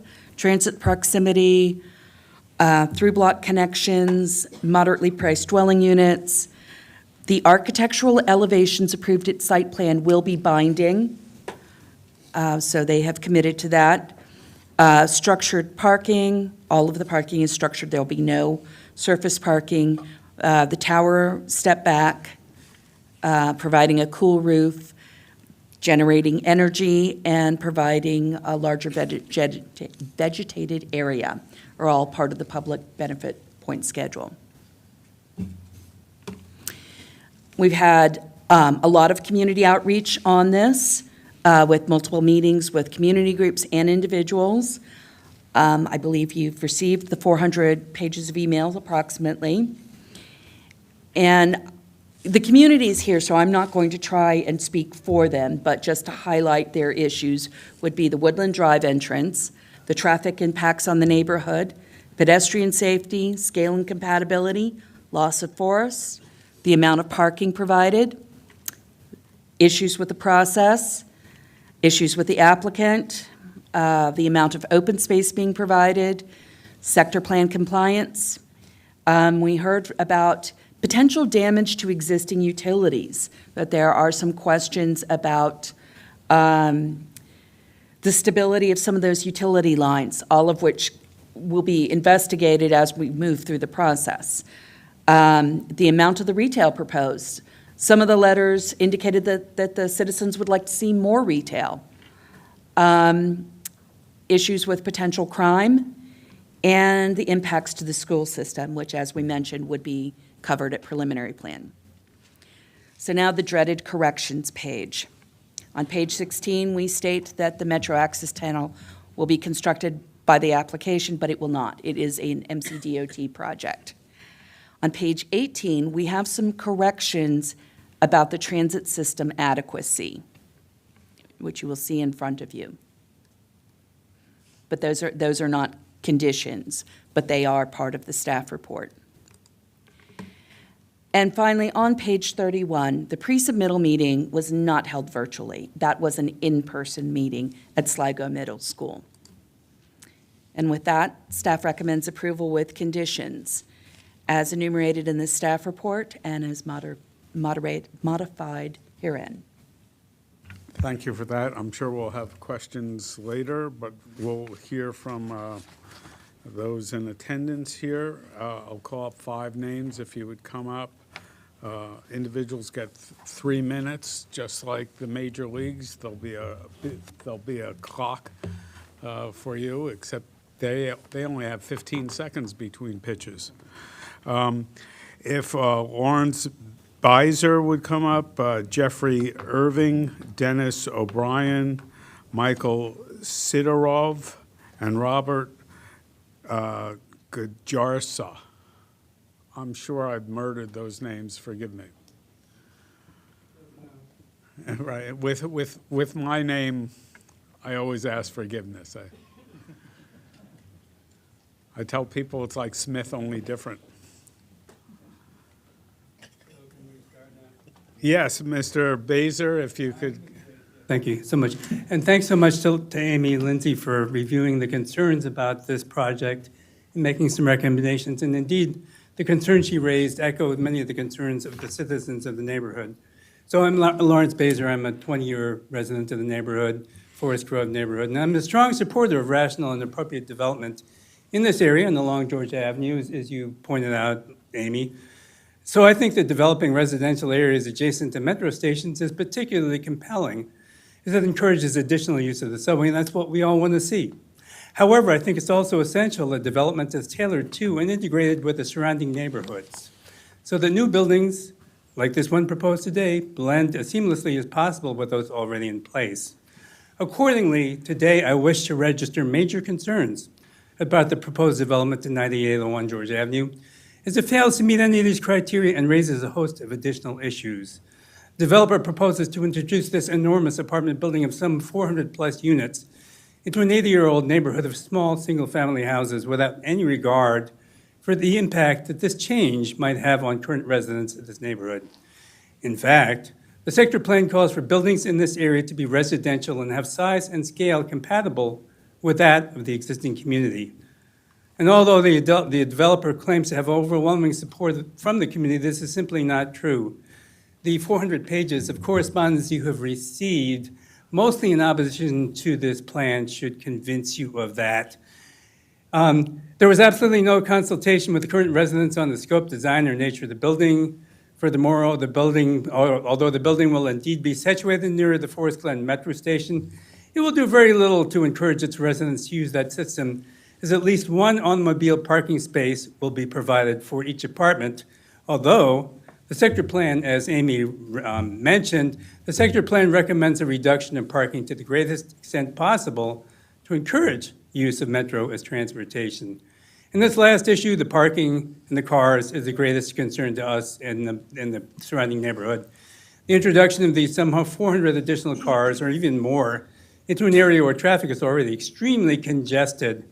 Furthermore, the main access to the proposed or one of the main accesses to the proposed building's garage is planned to be on Woodland Avenue, which you've seen sketches of.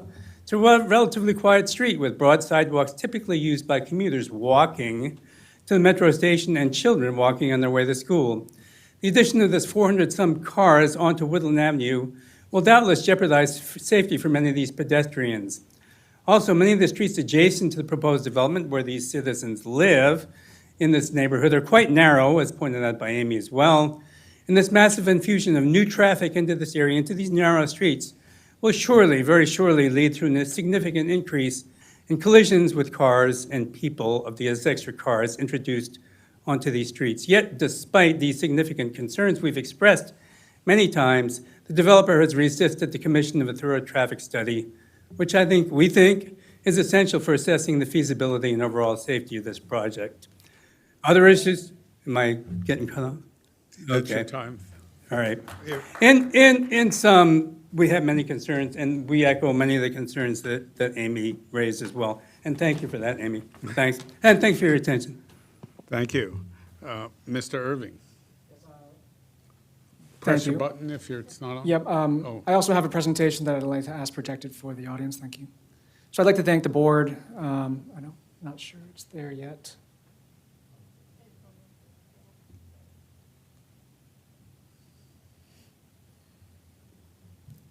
Yeah, I'd like to thank the board for hearing us out. I'm planning to address many of the matters that my neighbor addressed, specifically the congestion and the current layout of this intersection, to show you some context for the amount of congestion that 400 additional units and the parking associated and cars associated with 400 additional units will cause. This is meant to bolster the point that elimination of the Woodland Drive entrance and reduction in unit and parking density would be able to mitigate this unacceptable risk as currently proposed. So I'm going to walk through this pretty quickly. As you see that red dot, it looks east on Forest Glen Road. This is what nearly every morning on Forest Glen Road leading up to Georgia Avenue looks like. And if you zoom in there, you can see that the traffic reaches nearly all the way back to Holy Cross Hospital. Recently, in preparation for this meeting, I took another photo of this. Again, this happens nearly every rush hour. The traffic backs up nearly all the way to Holy Cross Hospital.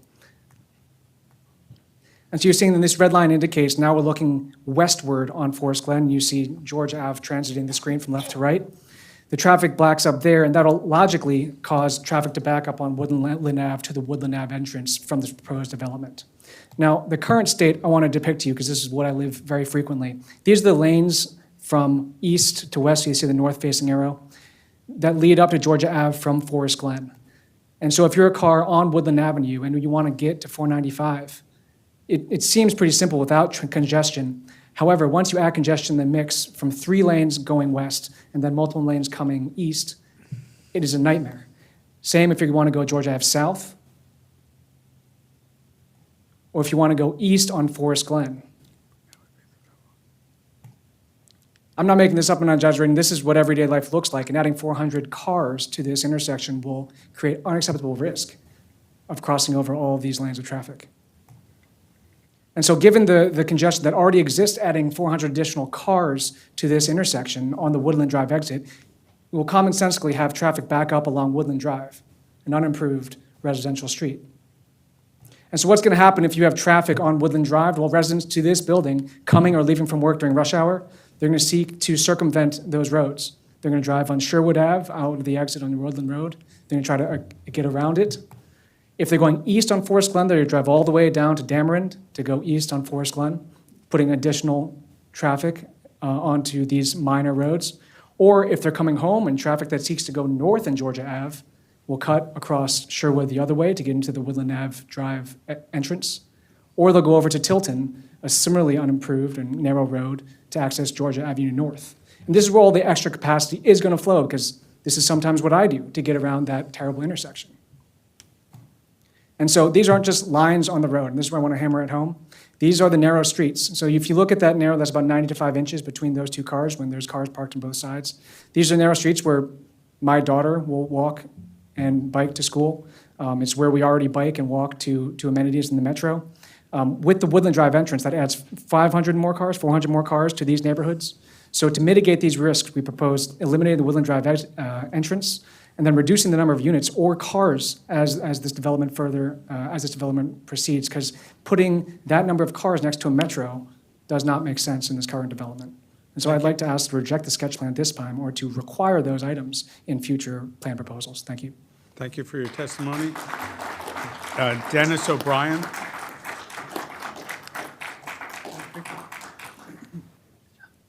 Dennis? Oh, it's me. Oh, I'm sorry. Presentation. Dennis.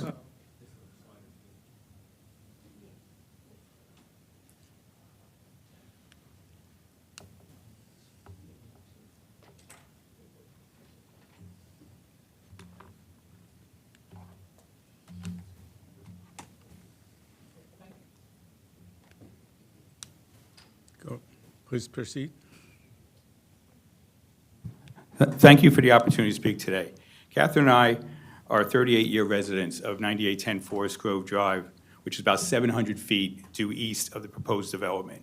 We raised our children here, love the area, know the area very well, and look forward to retiring here, hopefully. I want to spend some time talking, my short time, about talking one word: respect.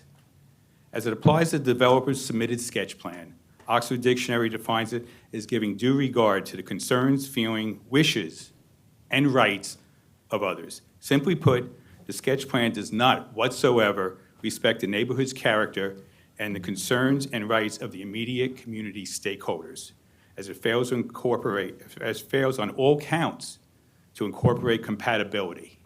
Specifically, it increases, not reduces, as the sector plan demands, the health-related impacts to the neighboring community associated with vehicular conflicts and emissions. The sketch plan presents over 400 units and 500 parking spaces in a multi-level garage for rental units across the street from Metro Station. We've heard this several times today. Why? Why so many parking spaces? Because our neighborhood has a walk score of 60, which means you need a car to do most errands, okay? Developer knows this, and all of us who've lived here all these years know that as well. The neighboring community of Forest Grove is pre-World War II. You've heard that, you've seen the pictures. Streets are 20 feet wide. Often, cars on both sides like you just saw in the pictures. The streets simply cannot handle the volume of traffic. I've walked those for decades. That will occur. These streets are going to be used as cut-throughs, as the gentleman just said. Even the developer's resubmitted Form SK301 now shows Myrtle and Sherwood being used as cut-throughs off of Woodland to avoid the congestion that he just so eloquently talked about. Developer plans for the main entrance to be on Woodland Drive at Sherwood Road, as seen from the pictures you've seen. Often cars are parked on either side of the property. Accidents to property and unfortunately to community residents will occur as vehicles exit the development and speed east on Sherwood Road and Myrtle Road. The main entrance location totally disrespects the neighborhood's character and the residents and should not be part of any development plan, period. That was the case years ago when the medical building was permitted, and it needs to be now. Safety of neighborhood pedestrians, keeping with the goal of Vision Zero, is more important than density goals. I trust you all agree with me on that point. I do want to compare it to some responsible and Wheaton Forest. Just happened to see this the other day. This is Wheaton Forest, along Georgia Avenue to the left of the picture there, apartment buildings. What do we have on Amherst at the corner of Pritchard? Those are single-family townhomes with two-car garages. It blends in with the community. Is it ideal? Probably not from most perspectives, but it's a heck of a lot better than what's been proposed in our community. Thank you for your testimony. Okay, can I just finish, sir? Sorry. Catherine and I and many others looking for responsible development that is thoughtful, considerate, and attentive to immediate neighboring concerns. In a word, respectful. Developer's sketch plan that you have in front of you for consideration shows no such respect, failing so far short in so many regards that I urge you to disapprove it at this time, not accept it, even with the conditions that have been presented. Thank you for your time. Appreciate it.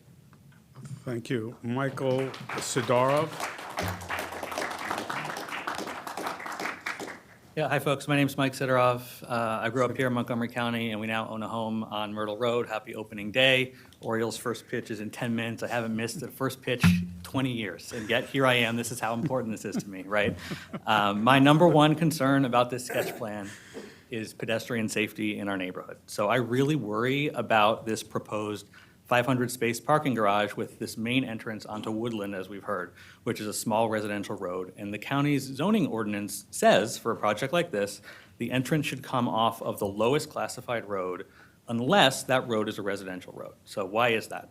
I imagine it's because a major garage entrance on a residential street is disruptive and it has the potential certainly to be unsafe.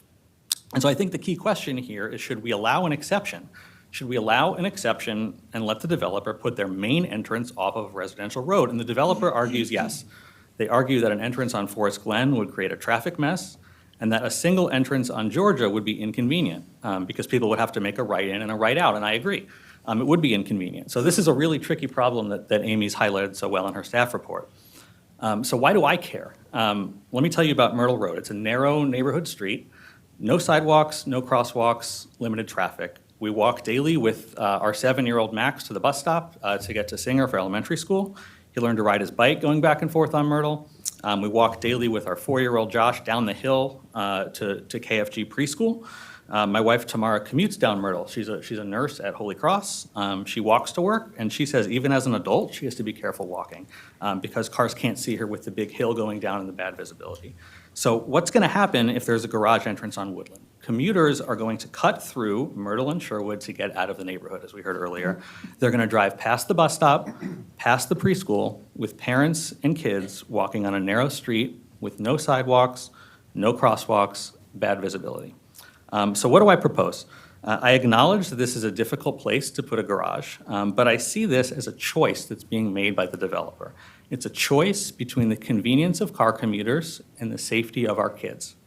It's a choice between the convenience of car commuters and the safety of our kids. And if we make the sole entrance off Georgia, just like the Finmark development across the street, it will be inconvenient. It might even be so inconvenient that it encourages some folks to use Metro. But if we allow an entrance on Woodland, we are dramatically increasing the risk that a kid gets hit by a car. That's what we're talking about. So why am I so focused on this one thing? As Amy mentioned, it's because other things can change between the sketch plan and the site plan, but a main purpose of the sketch plan is to define where the entrances and exits will be. So this is not something that we can say, oh, maybe we'll change it later. If we approve this now, we're saying this entrance on Woodland is okay. We're saying that convenience is more important than safety. I urge you to please reject this plan, send it back to the drawing board. It won't kill the project, and a few months delay, I think, is worth keeping our kids safe. Thank you. Thank you for testimony. Robert, if you would go ahead. Sorry to be familiar, but Robert I could pronounce. Sure, thank you. I appreciate that. Good afternoon. I'm the co-president of the Forest Grove Citizens Association, which serves over 100 homes adjacent to the proposed development. The majority of our association supports development at the site, but none of us support development that contradicts the law and the sector plan. Therefore, on behalf of the association, I ask that the sketch plan be denied. The sector plan requires matching the substantial investment by the county in the Metro Access Tunnel, approaching now almost $40 million. One of those is 10% of the units affordable to those at 100% or less of AMI. And the sector plan clearly states that affordable housing is just one of two top public benefits from development here. But the developer has refused to comply. Despite the taxpayers' massive investment, they say the land is simply not worth enough to build above 78 feet. And the building higher would be the only way to make profit to meet the 10% AMI requirement. That's illogical and unsupported. The developer is actually acknowledging that building higher on one hand would add value, so they should do it. And there's nothing in the record by the developer who bears the burden to prove compliance other than its own Ipsy-Dixit say-so about this magical 78-foot financial height limit at this site. The board should reject the 78-foot maximum and demand compliance with the 10% AMI requirement and the other sector plan requirements. The sector plan authorizes building up to 120 feet for good reason. That's how you comply with all of it. And that's why construction experts and investors all confirm if you do that, you can make tens of millions of dollars in profit here. The developer simply wants more profit by foregoing the sector plan requirements, the easiest of which is to deny affordable housing. The sector plan also demands a safe and efficient kiss and ride for the new Metro entrance that will deter the use of Woodland Drive by providing a designated facility completely contained on site, accessible from Woodland Drive. In other words, don't have people use Woodland Drive directly to access the Metro. Turn off the street, then access it. But what does the proposal here do? It has parking on Woodland Drive, exactly what the sector plan said not to do. And again, the developer's support for this is the 78-foot height maximum. As they put it, they need all available activating ground uses because of that height limit to use for parking and for the apartments. The dedicated kiss and ride was also to be the only entrance from the site from Woodland Drive. The board and the council knew that driveways on Woodland would be unsafe for such a highly trafficked neighborhood street. Indeed, that's why the zoning board banned any commercial driveway at the site on Woodland for over 55 years. So providing public access to public transportation, not the development, is the only reason to allow a small driveway on Woodland. And that's why the sector plan directs to maintain the driveway on Georgia for access to the development. And as everyone in the community knows, 20 to 30 times fewer pedestrians traverse the Georgia driveway than on Woodland. But the developer wants two huge unsafe abutting driveways for primary access to the development, and it's 540 parking spaces. And the sector plan is requiring to reducing parking to the greatest extent possible. But despite uncoupling parking and claiming 25 public benefit points for proximity to Metro, the developer is demanding the complete opposite. They're asking for the maximum parking spaces allowed by code, 540. The developer also refuses the top priority call for habitat preservation and restoration, the only other top public benefit clearly identified in the sector plan, as Amy confirmed. Developer proposes clear-cutting the existing 1.25-acre buffer remnant forest and replacing 80% of it with concrete structures, 80%. And to be clear, that forest is 1 acre, not 0.4 acres. And of that forest, we know from looking at it with our own eyes, not on a satellite photo, going down there and measuring out 1 full acre of over 100 trees, 50% of which are more than 2 inches as the law requires. The rest of it was illegally cut and dumped on by the current property owner. The developer also plans to chop down the historic, over 100-year-old Yoshino cherry blossom trees on that site. Those are local and state historic treasures that must be preserved, not lost to development for immediate profit's sake. Nor is the developer providing the required contiguous 1/2 to 1 acre civic green urban park for community events and neighborhood festivals. Instead, we have a broken, unusable space that overlaps with commercial seating, proposed retail, including sidewalks, elevators, stairs, walls, planters, and unusable concrete elements. Critically, this civic park that's supposed to be for hosting community events and neighborhood festivals is abutting the dangerous Georgia Avenue intersection, which means kids could easily run into the street during these festivals and die during the very events they're supposed to be hosting. Amy also covered that the density and height, again, is not being masked on Georgia Avenue where it's supposed to be. Again, that's because of the 78-foot artificial limit that this plan supposes, that the board should reject. The developer also won't provide the recommended child care facility because they don't have enough open space. But again, that's a problem of their own making. At bottom, the sketch plan is completely out of compliance with the sector plan. Building to 120 feet to make full compliance? No. Height density at 4 Georgia Glen? No. Woodland at the size and scale of existing neighbors? No. Woodland driveway just for Metro? No. Metro drop-off on Woodland? No. Maximum reduction in parking? No. Proper civic green urban park? No. Preserving and restoring habitat? No. Child care facility? No. 10% AMI? No. That's 10 no's for just 12 requirements in the sector plan. Thank you for your It's wildly testimony. out of compliance, and we ask that it be denied for that reason. Thank you. All right, if I could have the next group up, Nadini Arnott Kumar. I'm sorry. Raish Ra, Robert Gergel, Bartot Kurmar, and John Hathaway. 1, 2.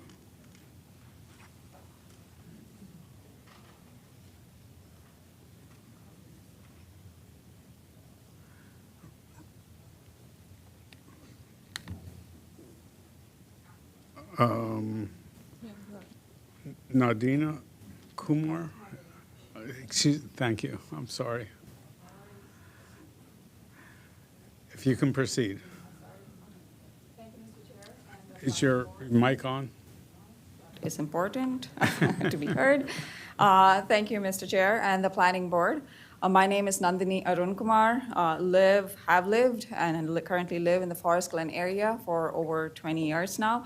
You know, I had 2 full pages of text that I wanted to read, but then, you know, my folks around me did such a spectacular job. I'm going to, I think, relieve all of us from the tedium, but I do want to say one thing here. I want to project this map that I am showing that I hope you guys can see, which is to say that I want to refute the claim that has been made over and over and over again about overwhelming support from this community. That is not, there is no support from this community. As you can see, there is this map that shows you, I don't see, I'm seeing, okay. So in this map, that while this community is in favor of redevelopment, we welcome smart redevelopment that enhances our neighborhood, that melds with our neighborhood, because the folks that are going to come to live in these houses are also going to become part of our neighborhood. That's what we're thinking. I can give you of many examples from the many, many concerns that were raised at community meeting in September 2022 with the developer, at our association meetings with Amy Lindsay, an informal survey that conducted to assess the sentiments regarding the development. What I want to present now is the evidence that the planning board is in possession of, that the 150 pieces of communication, or now we heard 400 pieces of communication, is a representation.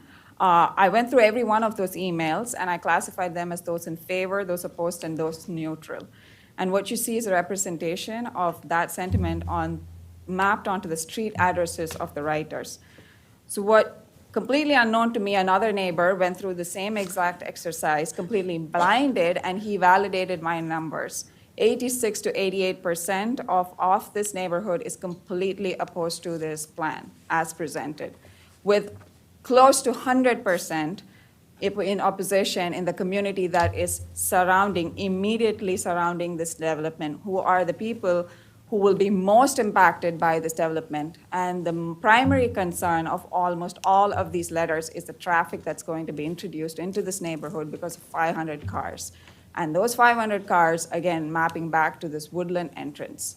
So this entrance is unsafe, it's impractical, does not conform with the recommendations of the sector plan, and we hope we and others who will speak after me will show you that it is impermissible against the zoning code as well. And I hope the board will deny this proposed access on Woodland Drive. Now, if I have a couple of minutes, I'm going to say, Yep. 10 seconds. 10 seconds. Thank you, Amy. I loved all those points. That was worth the 10 seconds. Raish Ra, I'm sorry. Rajesh Rai. The J is not silent. Should I start? Please go. Okay. Thank you for the time from the chair, the members, and the staff. Please help us. I agree and endorse the Forest Grove Citizen Association's fair and well-considered views on the development that Robert and other people are going to speak about. Nandini is my wife. We've lived in this community for a long time. And when I first heard about this development in September 2022 for the first time, my initial reaction was positive. But when I heard what was being proposed, though, I was shocked. Essentially, Woodland Drive was being appropriated by the builder. In effect, a public residential road was being converted to a private roadway for a for-profit builder and being pushed down our throats as an inevitability. I thought that the planning staff and board, and I hope, will see through this transparent attempt by a profit-maximizing developer trying to get away with outrageous demands. And I didn't think it would fly. But we kept hearing from people, from frustrated staff, though, that the developer was not making changes and claiming overwhelming support of the community. Not true, as you saw. The developer seems like there's an agenda here of this is the only way, we are doing you a favor, and the community loves us. There's so much falsehoods and underhand tactics of going around the actual people who live near the development. I would call it a clear divide and destroy strategy. So as far as the developer is concerned, the community and neighborhood is not their customer, right? It's a transactional model. I understand that. It's like selling a used car and then walking away. But however, in all this discussion, one other constant which seems to have been forgotten, which is the future renter, right? And there is no reason to infantilize and disrespect them too.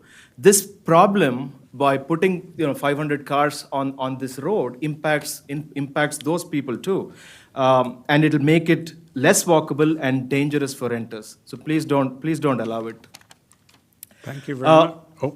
Oh, you have 40 seconds. I have 40 seconds. So we can have two futures: a road in a neighborhood full of cars, less walkable, more dangerous, or we can have some creativity and longer-term planning and thinking. We may end up being way better, which may end up being way better for everyone. So members of the board, please help us find a better solution that can be a role model for future development. As Mahatma Gandhi said, there is enough for everyone's need, but not. Thank you. Thank you very much. Robert Gergal. Did I get that right? Hello, I'm Robert Gregel. I live on Sherwood Road with my parents and two younger brothers. I'm a 7th grader at Sligo Middle School, and I bike to school and back every day. There are no buses because of how close we are to school. Some of my friends also walk to school. I've been biking in the neighborhood for over 5 years, and even in that time, I've noticed a lot more cars going through the neighborhood, and definitely makes biking to Sligo much more difficult. Next year, one of my younger brothers will be accompanying me on my bike ride to school, and with two people biking together, it will be especially harder to stay safe with more cars. I've also had many experiences with drivers not respecting pedestrians or other bikers, which is not something I want there to be more of. It can make my daily bike ride to school much more dangerous than it needs to be. I live on Sherwood, right at the end of where the new development is being planned. There are already a lot of cars on Woodland. Adding so many more with a garage entrance right there would be much too dangerous for walkers and bikers alike. I know many other middle and elementary schoolers who walk along Woodland, and they shouldn't have to worry about their safety on what should be such an easy walk to their school or bus stop. My youngest brother is currently in kindergarten. He walks from the bus stop all by himself, and we don't want there to be any more traffic making that walk more dangerous. I'm here today to urge you not to allow so many hundreds of parking spaces at this new development so close to our homes where it could cause so much danger for walkers and bikers alike. Thank you very much for your testimony. Nice job. Bartop? Good afternoon, Chairman and Commissioners, and congratulations to Commissioner Hedrick and Petuim on your recent appointments. For the record, my name is Pratap Verma. I'm the co-founder of the Friends of Forest Glen and Montgomery Hills, the founder of Finding Forest Glen, former vice chair of the Montgomery County Planning Board, land use chair for Sierra Club and Mid-County Citizens Advisory Board. And most importantly, I'm the father of 3 children, live in this community for 10 years, and I also have 2 small businesses here. I'm here to provide some context on where we're at. I know you've heard many of the community members say that there's not a lot of support for this project. But I will tell you, going back to 2015, that's when the conversation really started. There were many people that wanted to see change in their community, and that started with getting the second metro entrance put into the CIP. And if those of you who remember this conversation, it wasn't easy because it was a conversation of picking transit over a road, the Montrose Parkway East. When the county council approved that second metro entrance, the idea was that there was going to be housing on this site. And unfortunately, in our neighborhoods, when you do the math, the rents just don't work out. And for the longest time, developers would say, we can't do anything on this site. And we really wanted to see more housing near the metro. We wanted to see amenities, but basically the math simply didn't work. Back in 2017, when the planning department started doing its actual outreach on the community, people did come out and say, we want the zoning. That's why this site got up to 120 feet with 2.5 FAR. That was also the density that was needed to actually make this project work. But even then, it was very difficult because it wasn't sure what was going to happen with the metro entrance. We weren't sure, could this still work out with all the requirements? But what people forget is the master plan, the sector plan, these are recommendations. They're designed to be written in a way as providing guidelines so people can, within a certain framework, provide that kind of development. And we're at this point in sketch plan with approval from the planning department that's basically laying out the conditions that say, look, we know we haven't figured out everything, but based on the zoning, based on what's provided, we're approving with these conditions. So I just wanted to remind people of that. Now, it's just some history. Many people don't realize that the metro was actually supposed to be inside the Beltway. And because at that time, people did not want to actually have housing around it, and it actually got pushed outside of the Beltway by a certain civic leader, bringing up the cost up to $300 million.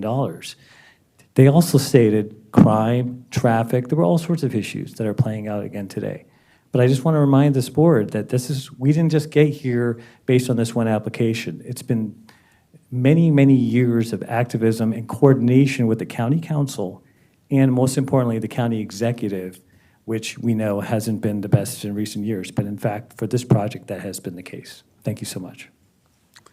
Thank you for your testimony. John Hathaway. Yes. Thank you all very much for hearing our voices. My name is John Hathaway. I live at 1803 Myrtle Road, which is about 5 houses down from where this development is planned. I've lived there for 31 years. My wife, Mary Margaret, and I raised our children there. This has been a great community of which I'm very proud of, and I'm very proud of the support that's here today, people taking their time to come and talk to you. This development would have a negative impact on our community. I want to mention something very briefly about notice, and I know that's not your issue here today, but particularly following on the last speaker. And if you look in the emails and the letters that have been sent, there is a big concern that our community, particularly the immediate neighborhood, was not notified of these deliberations on the sector plan. That's not an issue for today, but I want to talk just about a few things. First, the intersection at Forest Glen in Georgia, I won't reiterate how dangerous and how heavily congested it is. But we have to keep in context that regardless of what happened before, if you're going to put in 540 parking spaces, 415 units, that is really just adding fuel to this fire. This is dangerous. This is a dangerous intersection. And so please keep that in context. The Woodland Street entrance is extremely problematic. Some of you may know that the county or someone, in order to try to calm traffic there, has occasionally put barriers in the road. You know, ambulances come through there, et cetera, et cetera. I would ask if you all wouldn't mind, if you haven't been there, please take a ride and ride down Myrtle Road, ride down Sherwood, ride down Woodland. The pictures are all good, but I don't think they really convey the true sense of it. What this is going to result in is really just a big parking lot. It's going to be gridlock. And I just don't see that it should be something that this board should approve. The scale of this, and it's mentioned, I believe, in the staff report, 2 football fields long.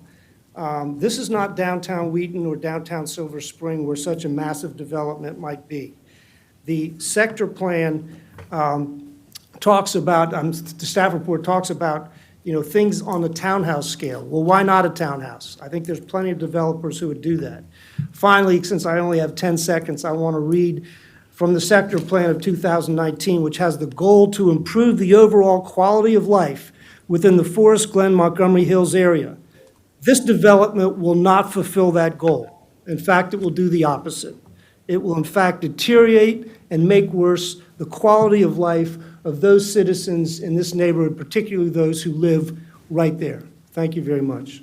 Thank you very much. Thank you all for your testimony, particularly our bike rider, even though he roots for Green Bay. Pablo Stein, Abigail Stein, I know there's a Z in there, but Richard Simons, Martha Jenkins, and Daryl Davis. You know?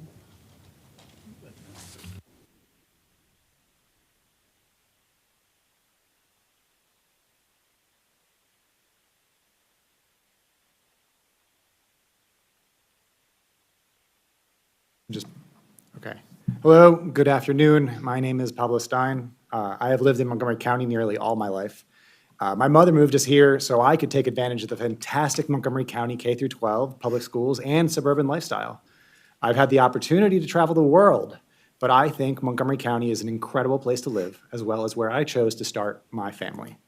Now that I have a son of my own, I want my son to be safe in the house and place we chose for him. I live directly across Woodland from the proposed development. Our house is also directly across Woodland from the proposed loading dock for the proposed development. Our driveway lets out onto Woodland across from this proposed loading dock. This is where I live with my wife, Abigail, and my 3-year-old son, Roman. 3. This is where my wife was teaching my Roman to ride his bike just this past Sunday. I appreciate the opportunity to speak in person. I agree with the position of the Forest Grove Citizens Association. The proposed development should not be approved on the basis that it does not adhere to the recommendations or the goals of the sector plan. If it is approved, I hope that the conditions put forth by the review committee are strictly adhered to. As a county, as a sector, and as a community, we can afford to wait for a better option than this proposed plan. Or at least wait for the planned roadway, pedestrian, and bicyclist safety developments to be further along so that this proposed development can work for the area as the sector plan intended.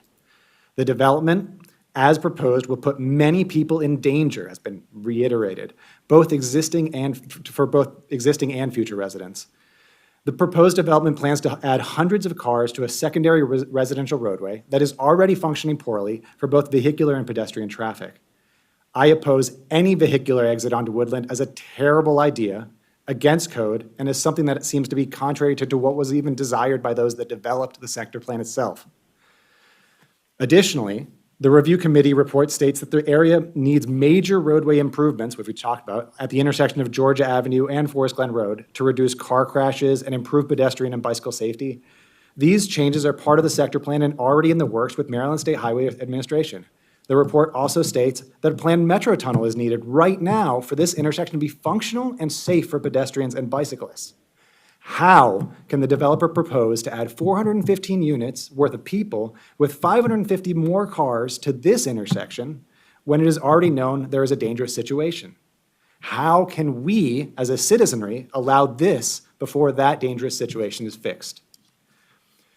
As a proud part of the citizenry, I have enjoyed reading through the documented community correspondence for the Medical Center Lot Redevelopment Project. I specifically like to seek out opinions that might be different from my own, to inform and better myself, just like you want to do for this development board. What I see in general is a vocal community that is progressive, welcoming, and very happy with the direction of the county and the sector plan, but with the same consistent concerns about this proposal. The proposed plan has too much parking, will create safety and traffic issues for the community, and will not live up to the goals of the sector plan.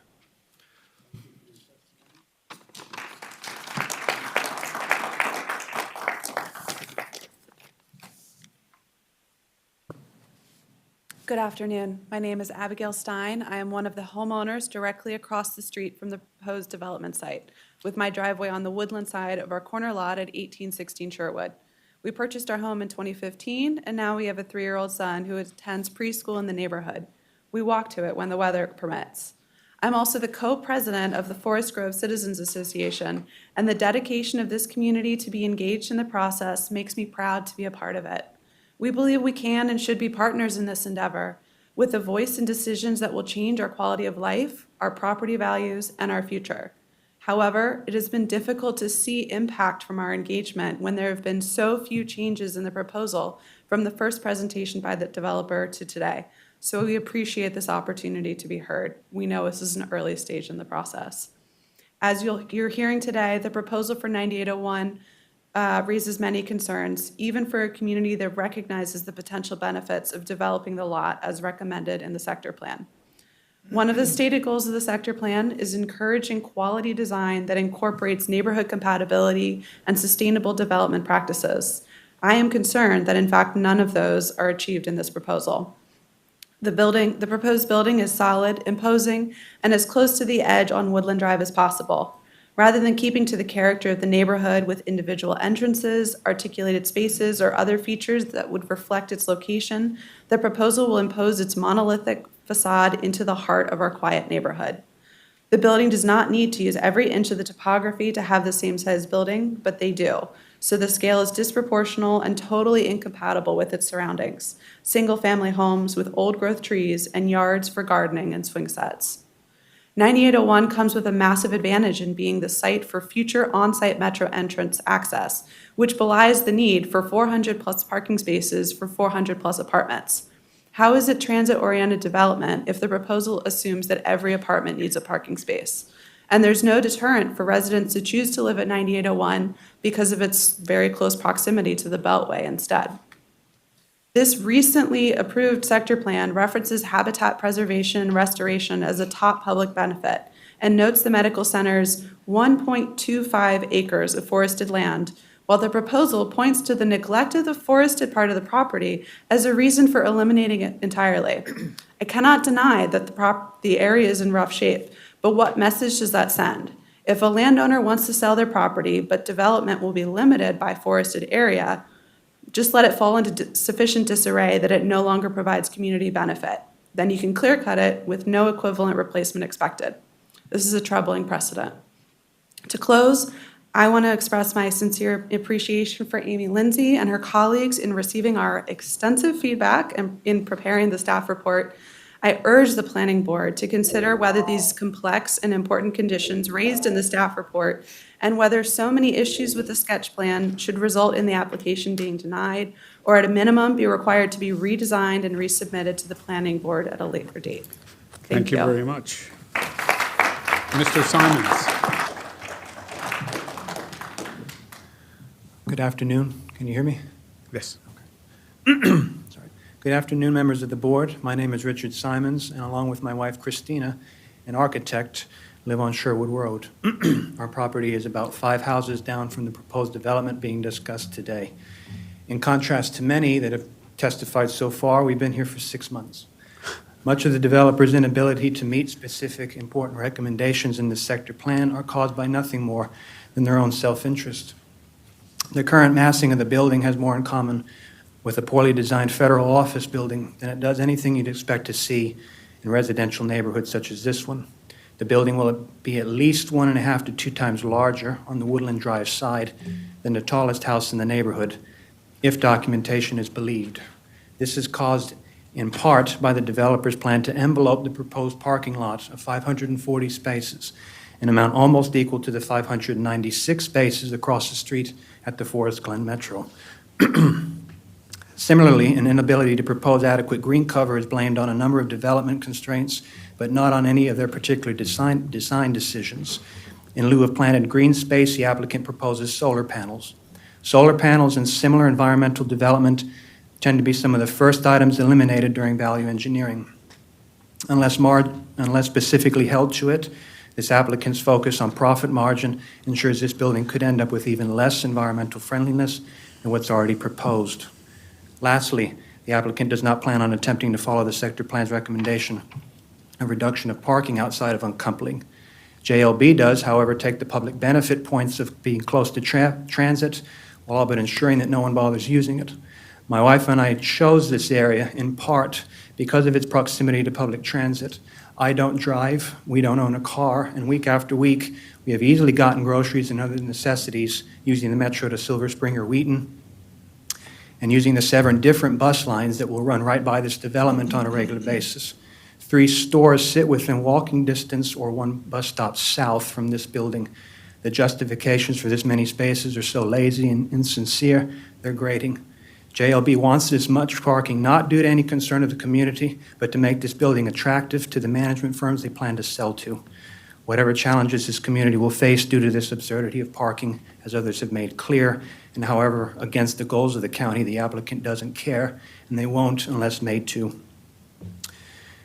JLB's proposed parking disincentivizes any use of public transit, and as it stands, they could care less outside of cynically patting themselves on the back for managing to drop a building right across from an already functioning metro station. I hope my and the many other letters and testimony provided today from others helps the board see the potential being wasted at this site and holds JLB Realty and its representative to what's in the best interest, not of their bottom line and their bonuses, but of this county and the residents of this community. I thank you for your time. Thank you very much. Ms. Jenkins? Martha Jenkins? Hello, thank you so much for having us today and listening to our concerns. My name is Martha Jenkins, and I am a resident of the Forest Grove Citizens Association, living about 5 houses down from the proposed site at 9806 Forest Grove Drive on the corner of Forest Grove and Myrtle Road. I've lived there my entire life of almost 79 years. And I have put my life, my finances, my memories, all in this neighborhood. And I'm passionate about what the county is proposing to do to our way of life. Please don't change our way of life by cramming more people into an area that is not desirable for them or us, because this takes away from my understanding of what the goals are of Montgomery County is to get more cars off the road. And all of this is going to add massive congestion to the intersection of Forest Glen, Georgia, and the Beltway, and our neighborhood, and it's not acceptable. We can't survive as a neighborhood. Maybe your goal, the long-term goal, I don't know, is to turn this into a area like Silver Spring or Wheaton or Bethesda because it's around a metro station. But it was built, and I was here fighting for the metro and fighting where it is, encouraging where it is. We were encouraged to have the metro for the convenience of a community, and it was a community station, not a central area station where they're housing everywhere in high rise. Our streets cannot stand the traffic. This is Myrtle Road, right on the corner where I live. And you saw this picture in the previous picture. My husband took it. It is about 90 inches across here. A bus is 95 to 105 inches wide. A garbage truck is, a garbage truck is about 102 inches wide. And a classic pumper single rear axle fire truck has a width of 98 to 100 inches wide. They will not fit here. I unload my groceries, and you can see I'm handicapped. I'm older, haven't been this way all my life, but it happens. And I unload my groceries here because it's flat, and I can get into my house easier this way. I have a nice big garage, but there's a hill up to it. I have been called more than once, many times, by the blaring of a horn. Please, somebody come out and move your car because a trash truck, a fire engine, and an ambulance cannot get through. It's not safe on our streets to have all of this traffic. Thank you for your testimony. Please, please preserve our neighborhood. Thank you. Thank you. Daryl Davis. Good afternoon. Thank you for providing this opportunity for us to express our concerns about this development plan. My name is Daryl Davis, and my wife and I and our 3 children are longtime residents of the Forest Grove Association of the community adjacent to 9801 Georgia Avenue. Like many of our neighbors, we're concerned about the impact of the proposed development plan on this property that includes hundreds of parking spaces, an entrance onto an already crowded residential street, Woodland Drive, minimal public and green spaces, and minimal buffer space between the proposed 2-block complex and neighborhood houses. We're especially concerned about building heights that will not align to or integrate with neighborhood patterns, potential traffic and pedestrian safety issues with hundreds of cars exiting onto Woodland Drive, as we've heard already of very limited capacity, and buffer space between the proposed complex and our neighbors' houses. Woodland Drive and adjacent streets are already used as rush hour thoroughfares by drivers cutting through our neighborhood on their ways to and from work. These are very small neighborhood streets, as we've heard, heavily trafficked by children and pedestrians. It's frankly very hard to imagine the addition of possibly hundreds of cars additionally onto these streets in a daily fashion. We strongly encourage you to work with potential developers to limit car allowances in this complex, encouraging new residents to use the Forest Glen Metro and Metro bus access on site, as many in our neighborhood do now. We also strongly encourage you to work with developers to limit the height of the proposed building so that the size and architecture will more closely align with that in our existing neighborhood. Finally, we strongly encourage you to work with developers to limit entrances and exits in this complex to Georgia Avenue so that Woodland Drive does not become a traffic and safety hazard that could spill over into smaller neighborhood streets, none of which are equipped to handle greater volume. Montgomery County planners have articulated development priorities that include encouraging the use of public transportation, increasing the stock of affordable housing, and maintaining integrity of our neighborhoods. I believe this proposed development plan accomplishes none of these things. Thank you. Thank you for your testimony. Our next panel, Monica Bradford, Whitney Warren, Philip Jacobsberg, and Michelle Rosenberg Feld, and Joseph Sutton.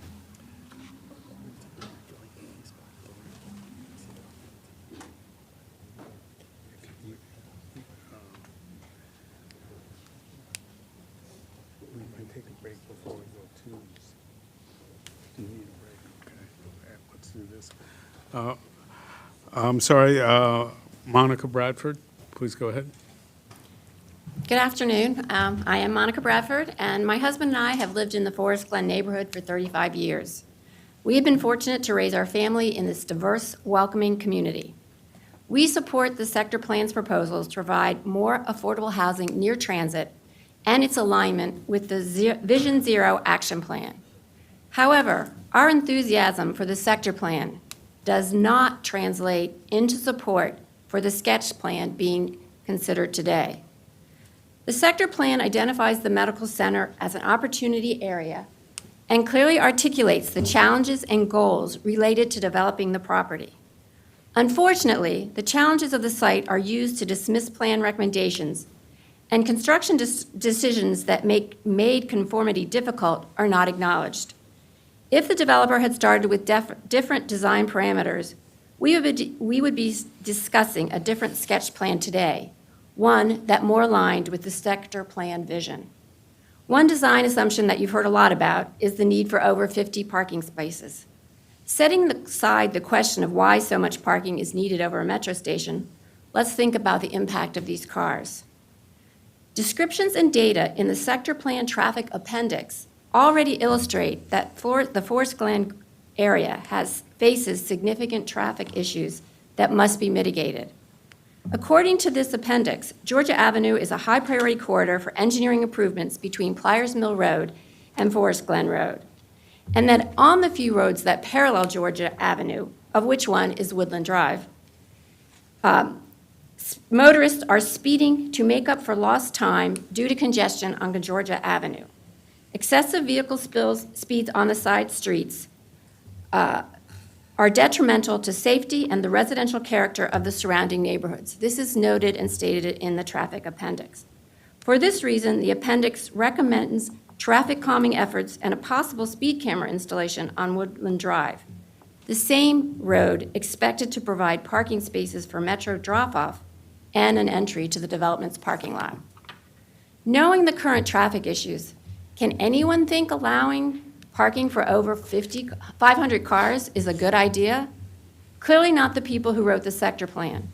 They recommended reducing parking at this site to the greatest extent possible. We are already living with frustrated drivers speeding on our streets and making unsafe turns. This sketch plan is the first market rate development project for this area since the adoption of the sector plan.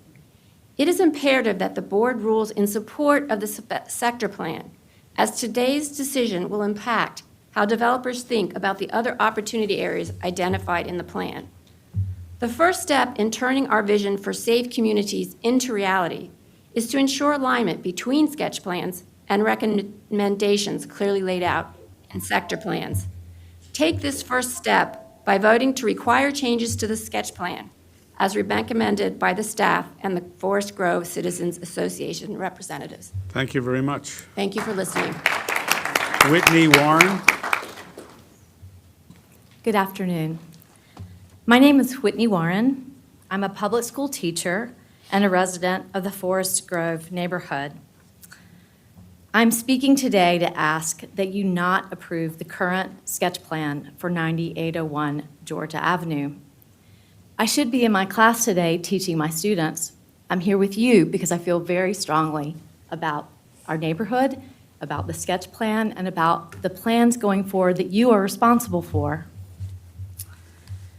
When we moved here over a decade ago, my family chose Montgomery County because we felt that the leadership listened to its constituents and the values matched our own. When we will pay our taxes for more teachers in the upcoming years, I'm wholly in favor of that because those values match our own. The sector plan's values also match our own. This sketch plan does not.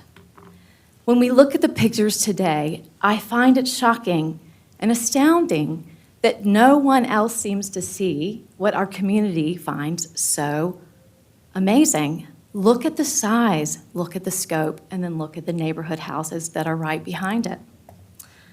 Montgomery County claims to want healthy communities, yet ignores the fact that this development will make our community unsafe. You've heard over and over again about the traffic. This neighborhood was designed for 100 to 200 cars. Forest Grove, the 500 cars will vastly overwhelm our streets. You've heard that time and time again. Why would we approve a giant building that takes away all the green space on a street called Forest Glen and another street called Woodland? Why would the planning board talk of greenways and not insist on more green development? Why would we even make rules about signage and not require a very wealthy developer to go by the rules?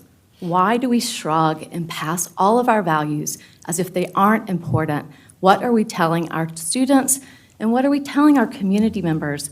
And who will not drive off of 495 into our community and wonder who designed that building for this space?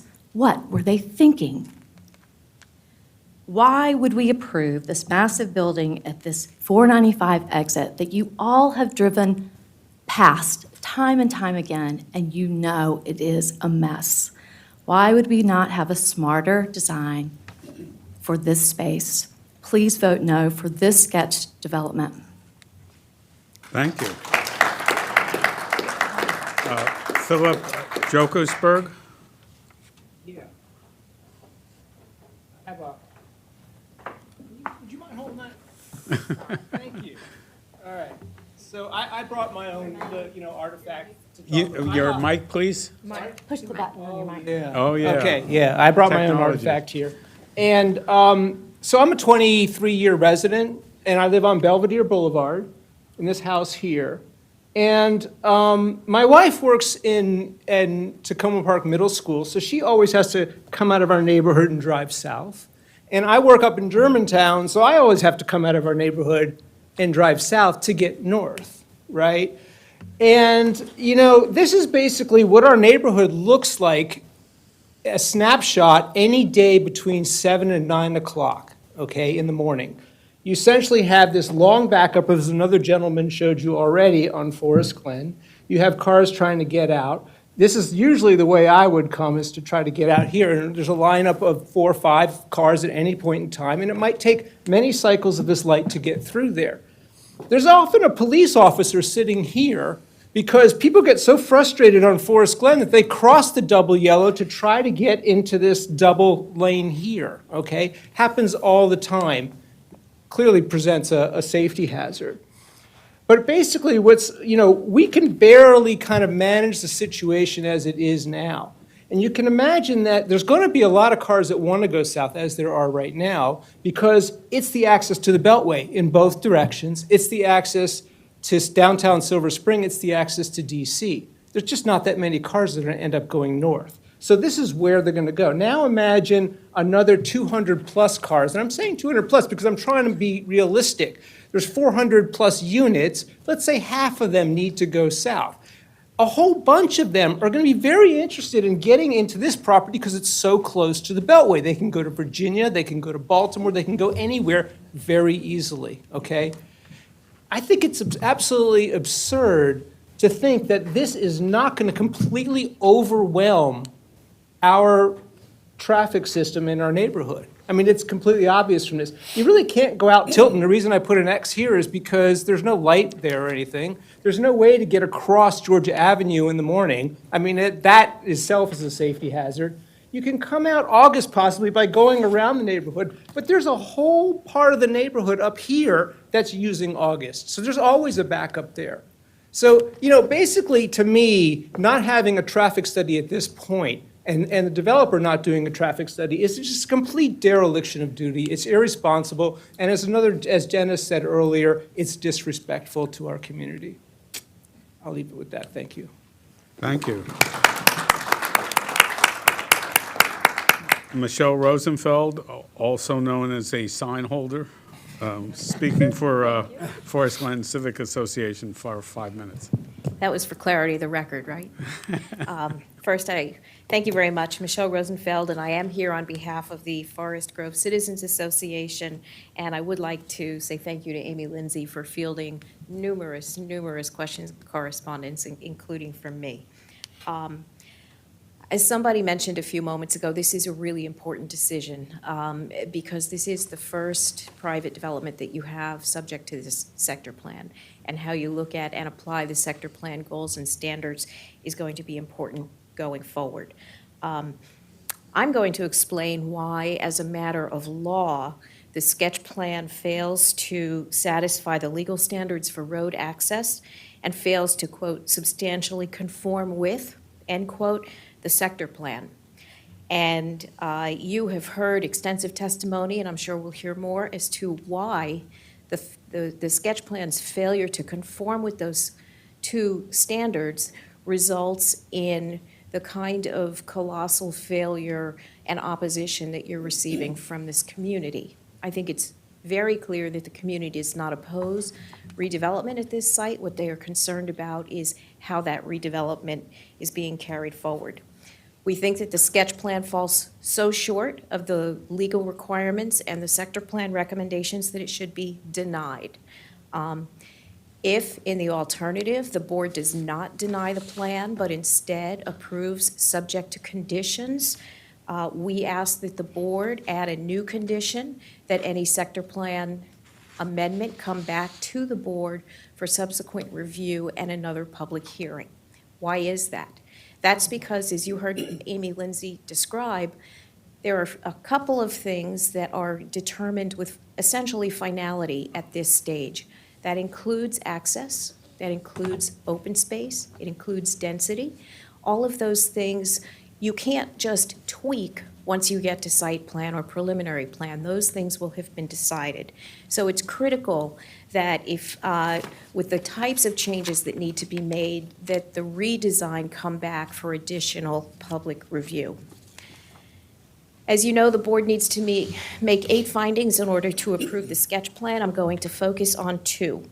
The first is the sketch plan must meet the objectives, general requirements, and standards of the zoning code.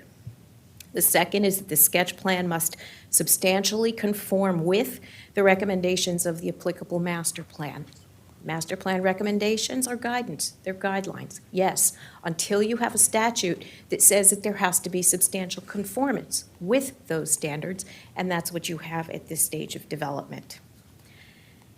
With respect to Woodland Drive, it includes an entrance with a full movement driveway for access to the residential garage, and just a few feet away, that also includes access for a loading bay. This access violates section 59.6.1.4.e of the zoning code, which prohibits access for this property to a roadway classified as a residential road. In other words, if this road were a business road, if it were a commercial road, if it were any other classification, then there would be discretion to allow access. But it is prohibited because it is a residential road. To approve access on Woodland Drive violates the zoning code.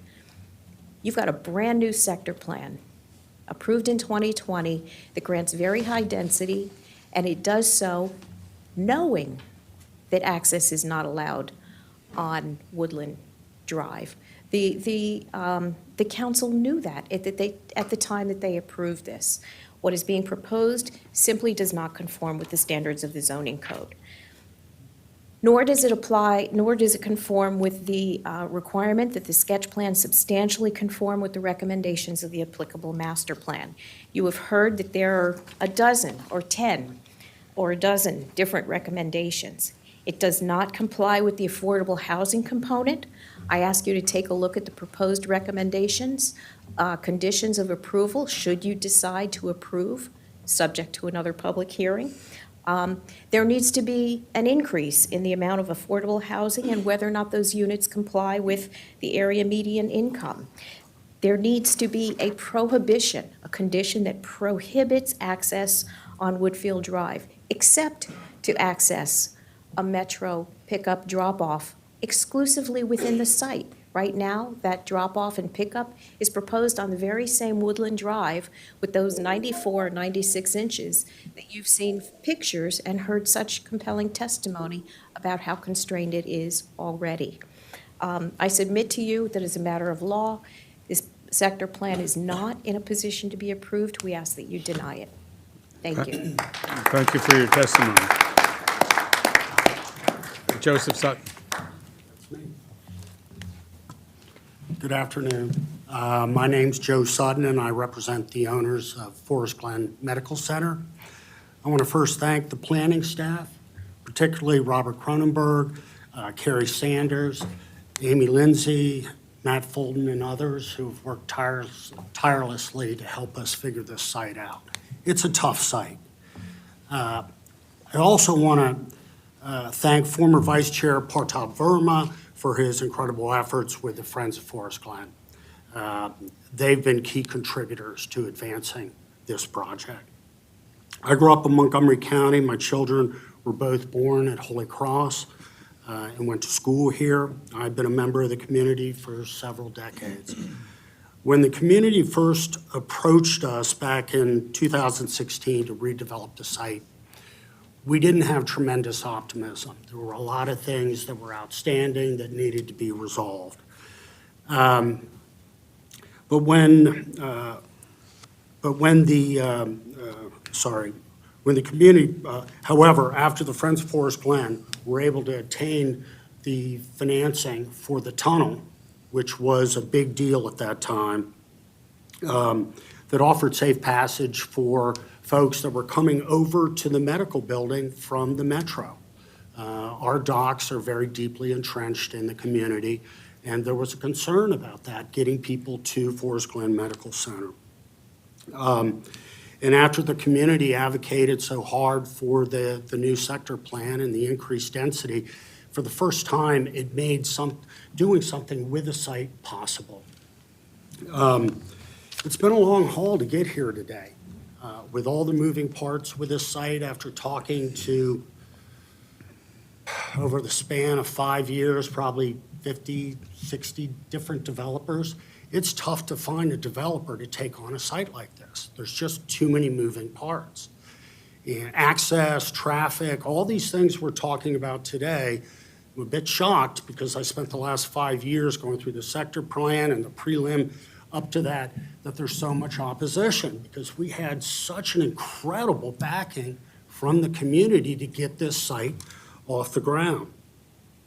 Our ownership as doctors, probably a lot of their patients are in the back here, and they care about the community, and we've listened carefully about what the community wanted. We're actually very proud to be offering additional housing alternatives, up to 60 affordable units. And of course, a long-awaited retail, providing folks a decent cup of coffee as they walk to the Metro in the morning.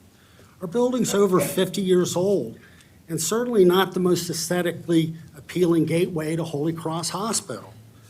What you see before you today is the product of several years of hard work, including countless meetings with the community, the planning board, during the sector plan review, and finally the county council. If you could wrap up, please. Yeah.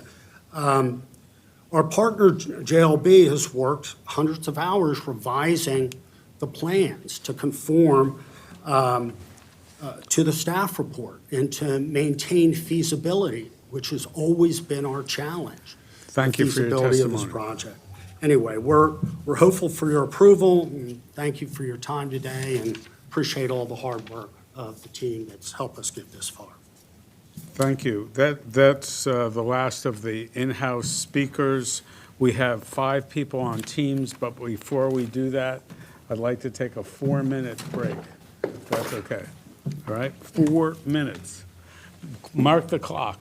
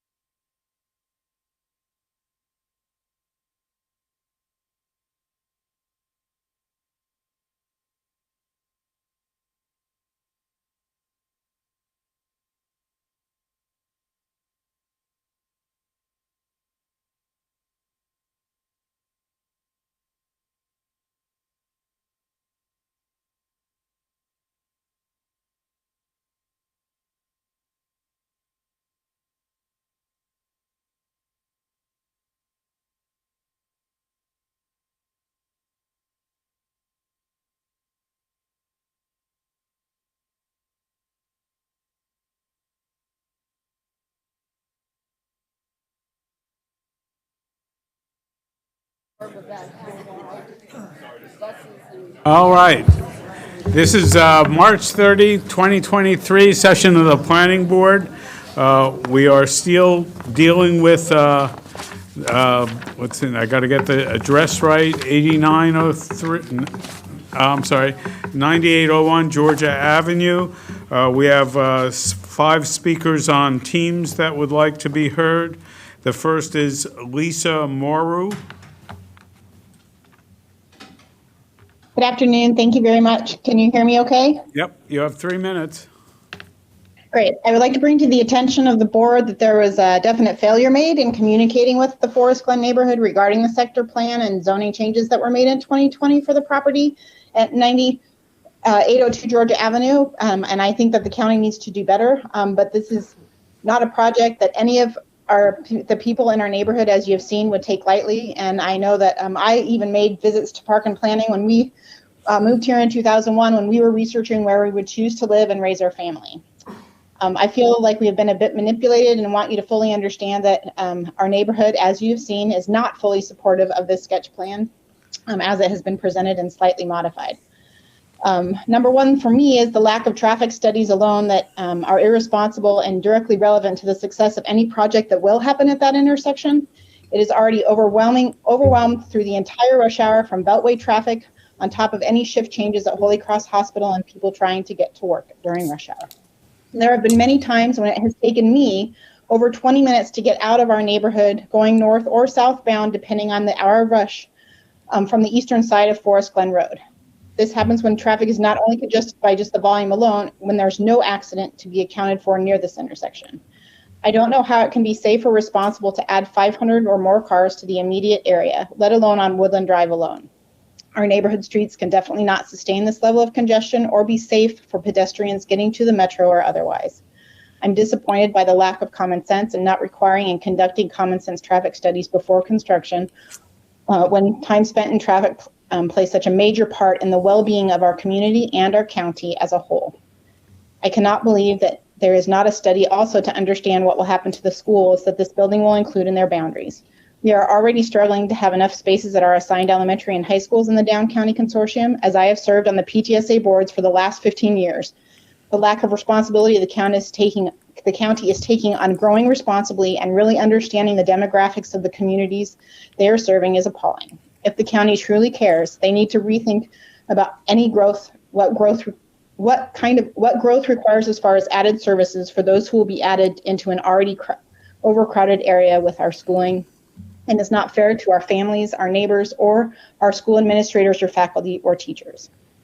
These 2 things are the most important things for me and have an incredibly negative impact on the safety of our neighborhood and the quality of life of our community and county as a whole.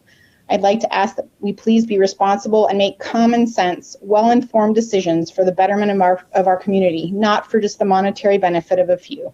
We have to do better with making decisions, planning ahead, and not expecting others to fix something later because of poor choices we make now. Thank you so much for allowing me to testify. I'm sorry I could not be there in person as I am en route to the airport for spring break to get my college seniors to visit some schools. So thank you for your time. Thank you for your excellently timed testimony. Andrew Moki. Hey, thank you. For the record, my name is Andrew Moki. I have a number of points I'd like to make in these 3 minutes, so apologies in advance for speaking quickly. My wife and I live just up the street from the proposed development and will be directly affected by it and the massive traffic problems it will create. I asked the planning board deny the sketch plan application. I have to respectfully disagree with the testimony the board heard from Amy at the beginning of the session regarding notice and signage for the following reasons. Section 59751 of Montgomery County Code mandates that notice is required for each application. 59752 in turn mandates minimum necessary notice requirements for development applications to ensure appropriate notice for communities affected by an application, including subsection B, which mandates that the application must post a sign advertising the pre-submittal meeting equivalent to the requirement for an application sign a minimum of 15 days before the meeting. Now, Section 59752C2A mandates that the sign must meet the following specifications. For a sketch plan, the application must use the sign template provided by the planning department. The MNC PPC sign posting procedures template provided by the planning department for sketch plans requires that the sketch plan sign be at least 36 inches by 48 inches, which is 1,728 square inches, and that the bottom of the sign must not be less than 3 feet to the ground. Now contrast this with the lesser requirement of section 59752C2B, which provides that for a local map amendment, conditional use, or variance application, the sign must be a minimum of 24 inches tall by 36 inches wide. Applicant here erroneously conformed to the lesser notice requirements for the local map amendments, conditional uses, or variances. The applicant posted these purported pre-submittal notice signs only approximately 30 by 42 inches in size and roughly 25 inches from the ground. Now, this is about a third smaller and lower than required by the law, which is a huge difference. And because of that huge difference in size and posting height, residents like me who routinely passed the site during the pre-submittal notice period did not receive proper notice and did not attend the pre-submittal meeting, since we assumed the posting was for something other than a sketch plan. Now, these sketch plans have a great impact. So had I received proper notice, I would have attended that pre-submittal meeting. The lack of proper notice has cascading effects, including my not being on the notice list for the sketch plan and not having the opportunity to be heard by the developer during the pre-submittal meeting. In short, my voice was not heard as it should have been under the law if the applicant had followed the proper legally required notice requirements. Now, the board cannot waive the applicant's critical notice error, nor should it. The law is clear. Notice is required for each application, and the applicant must post the sign in accordance with the law to meet the legislatively imposed minimum necessary notice requirements. The applicant followed the notice requirements for the wrong type of application. This has deleterious effects on my and our community's due process and notice rights. The law in Montgomery County Council expressly imposed more stringent requirements for sketch plans for a reason, because the impact is so great. Such expressly legislative decisions cannot be overruled by the board. This is especially true when the applicant was informed of the error at the purported pre-submittal meeting, was expressly informed that residents such as myself and others might not have attended the meeting, and then refused to correct their error by holding the meeting. This means that the developer knowingly maintained a false certification in its application, and that it had complied with the notice requirements for the sketch plans, and that's inexcusable. Thank For you these for your- reasons, combined with the obvious noncompliance, I request that this application be denied with prejudice. Thank you for your testimony. Erin Jajarsa? Yes, I'm here. Can everyone hear me? Yes. Okay, perfect. My name is Erin Ortolan Gayarsa, and I have lived in the Forest Grove neighborhood for almost 10 years. I'm also the mother of 3 young children, which is why I was pleased to see that the sector plan called for a daycare center when they were thinking about redeveloping this site. Finding daycare, especially infant daycare in Montgomery County, is very hard. My children, all of them, were on wait lists before they were even born, and even then I was told that it was too late to accommodate them. Ask any parent around here, and I guarantee they will say they have been on wait lists for years.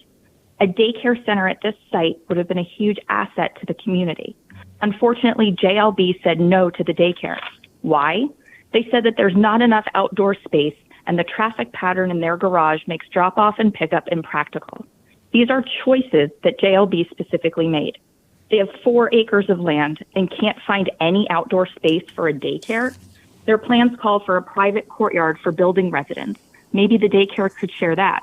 And they haven't done a traffic study, so I'm not sure how they can assume anything about any traffic patterns anywhere. This is yet another no from JLB, another example of their refusal to follow the guidelines laid out by the county.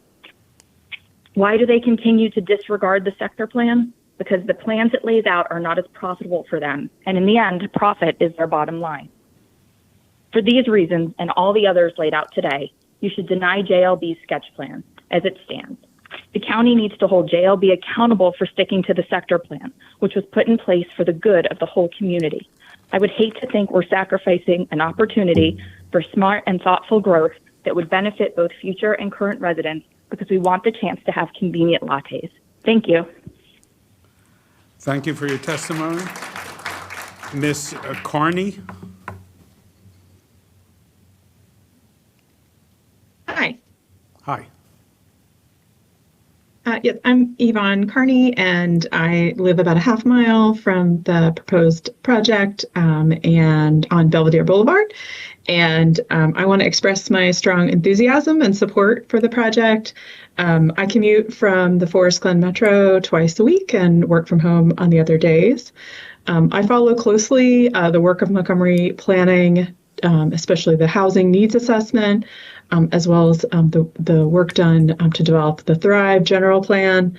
And then the need for new housing in Montgomery County is great. To be a more equitable county, we need to build more housing. And to do that, an office to residential conversion like this one is an ideal solution.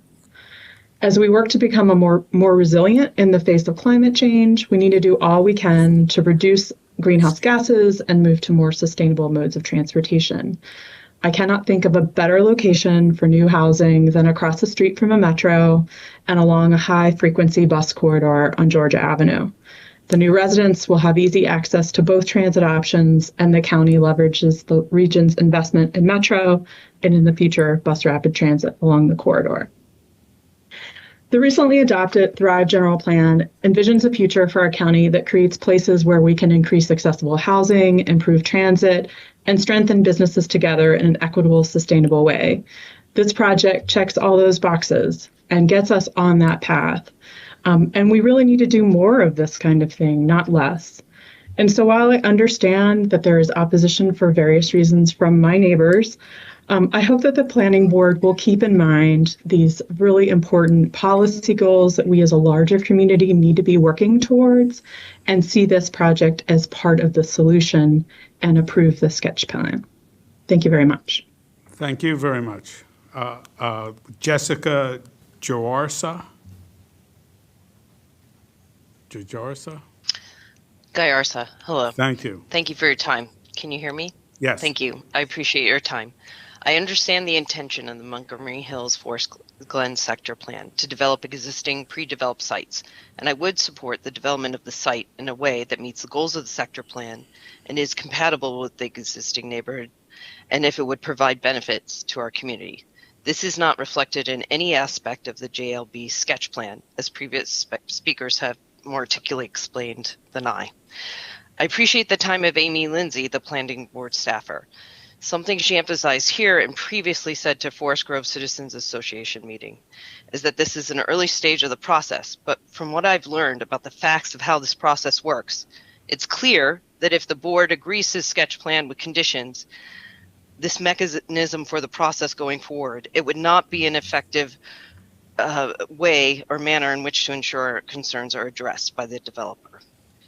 In addition to endorsing the feedback and concerns articulated by my neighbors, I will focus on two specific reasons why this sketch plan does not align with the Montgomery Hill Forest Grove Sector Plan.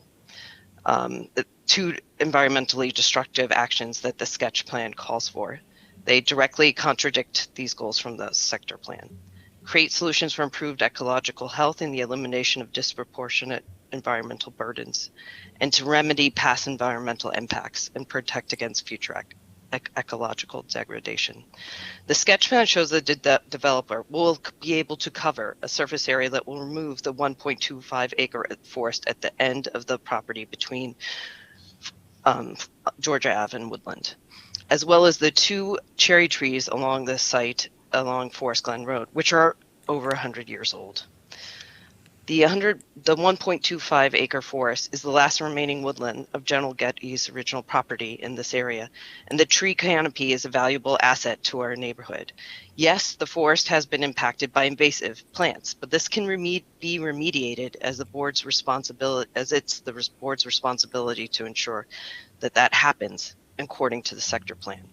Also, I've discovered some ecologically beneficial native vines that survived the invasive so far in that forest area. According to a forest specialist I visited the site with from Montgomery County Park. So there's not just invasives there. Disturbingly, the 1.25 acre forest on the site has been more devastated by trash dumping by the property owner and clear cutting of trees, which has effectively reduced it to be about 1 acre.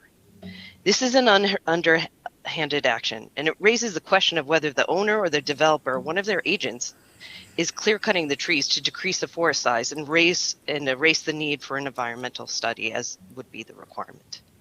Destroying the two historical cherry trees would also be a travesty. They are both 9 to 9.5 feet across in diameter, which means they are both over 100 years old. It is likely that these trees were part of the second Japanese gift of cherry blossom trees to the National Capital region of the 3,000 trees in 1912. Whether or not they were planted as part of this historical event, these trees are living and historical and environmental assets of our neighborhood that should be preserved, not chopped down without a care. Please conclude. Only because this developer wants to squeeze as much money out of this site as possible. Thank you. Thank you for your testimony. All right, if the applicant would like to come up to the table. We certainly know a lot about the project. We certainly know what the planning staff has recommended. But the floor is yours. I would hope you would respond to as much as you can.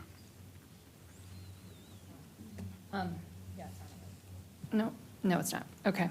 Sorry, I guess green means go. Good afternoon. Erin Gerard with Miles and Stockbridge on behalf of the applicant JLB.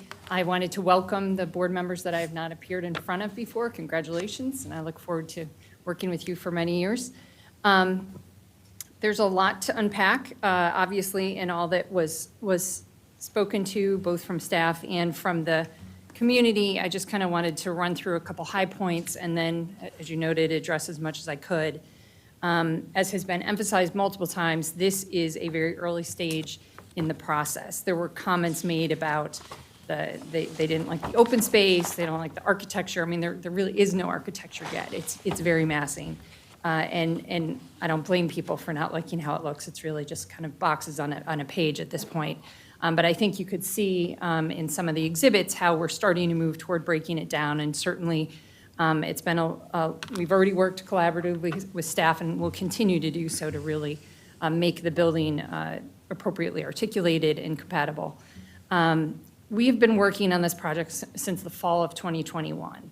And it has been alluded to, there is a lot going on. Aside from the 3 frontages, there's utilities that bisect the property. We've coordinated, we've met multiple times with SHA. Originally, they actually had plans for a pond, a stormwater pond on this property that would take up a significant portion of it. We were able to work with them and just have an agreement that we would accommodate some of that stormwater in other ways to allow this to go forward. So I thought that was a big win, frankly, for where they are in their design. We've also coordinated with MCDOT on their tunnel, how that's going to relate to the site, how it lands in the site, how deep it would be, what's required of it.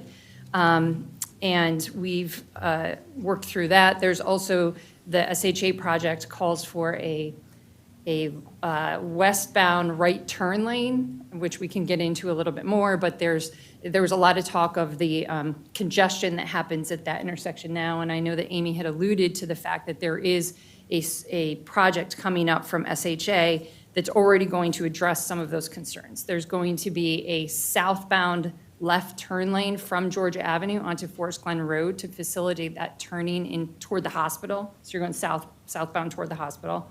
And then also coming out of the community on Forest Glen Road to make a right. Right now, some of that backup is caused by the fact that there's people who want to go right and otherwise could are stuck behind people trying to go straight and left. So anyway, State Highways determined that there's a solution, and Nick Dryban, our traffic engineers here, who can speak to that more if that's what you would like to get into.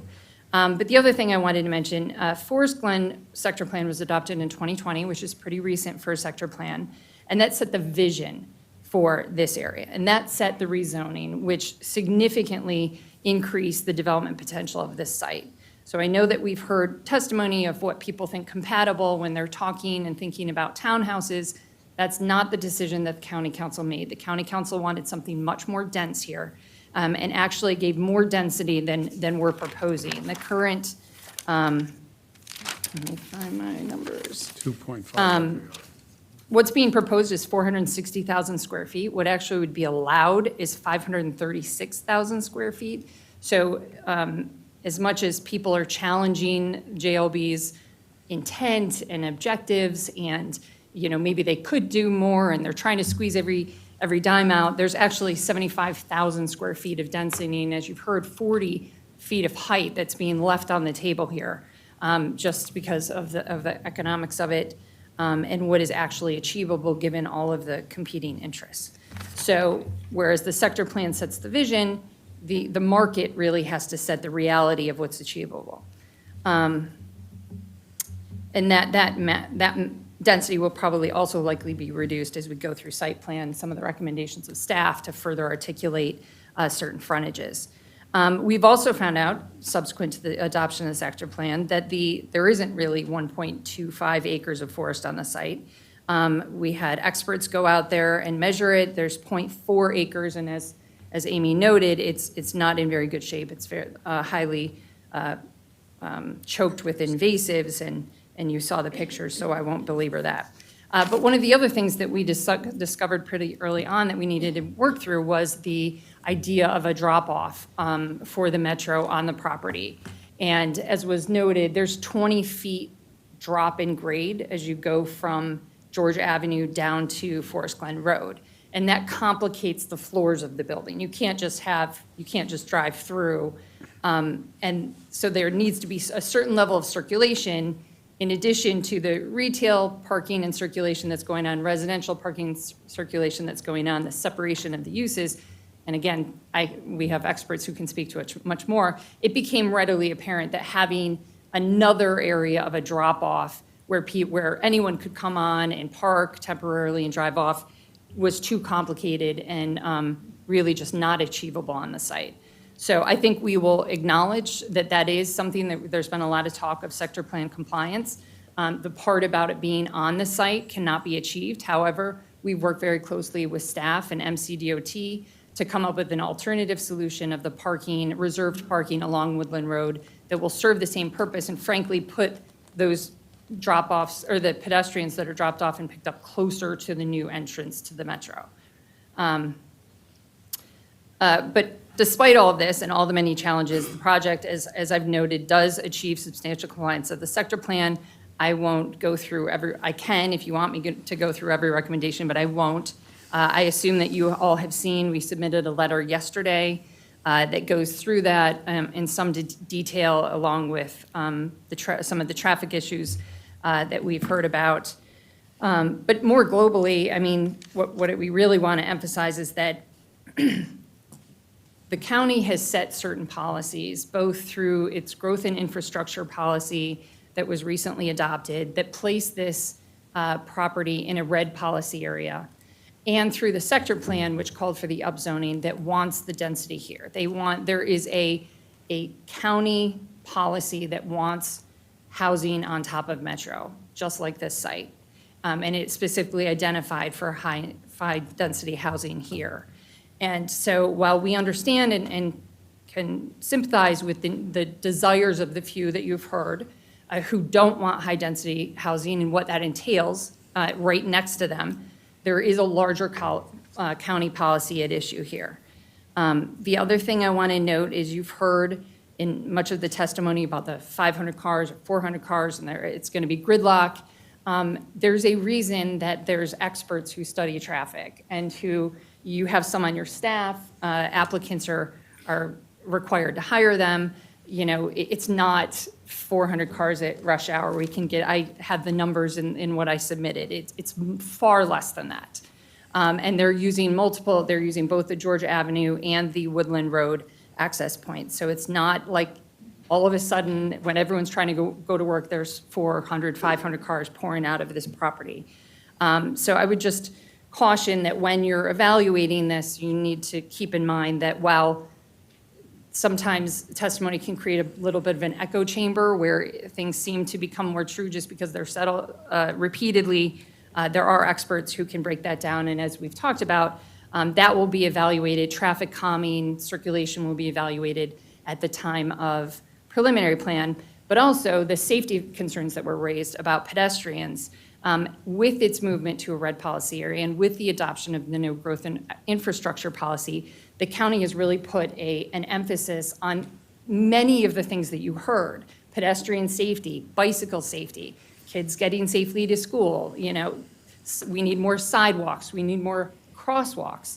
You know, there needs to be a real focus on bicycle safety and how that works and interacts with all the other modes. So that will be something, again, that's comprehensively studied at the next stage, should we be so lucky to get there. And there would be approximately $1.85 million of improvements under the LITR guidelines that would be required to address those issues. The other thing, the parking concern, I mean, we have heard that. Staff, it's a condition of approval. Let me pivot quickly as I say condition. I apologize. You should have started with thanking staff for all of their time and effort on this. As I said, we've been at this for over a year. We've had multiple meetings. It is not an easy site. We have not always agreed. In fact, a lot of the times we didn't agree, but I'm happy to say that we're here in support of the conditions. They're not exactly what we would have desired, but we can live with them. And we look forward to working with staff on those, which leads me back to my original point about the parking. That will be set. The parking ratio is not set. We're not saying that this is the beginning and the end. That is something that we will continue to work through as we go through the next stages, should we get there. And as I mentioned, we'll be working heavily on massing as well.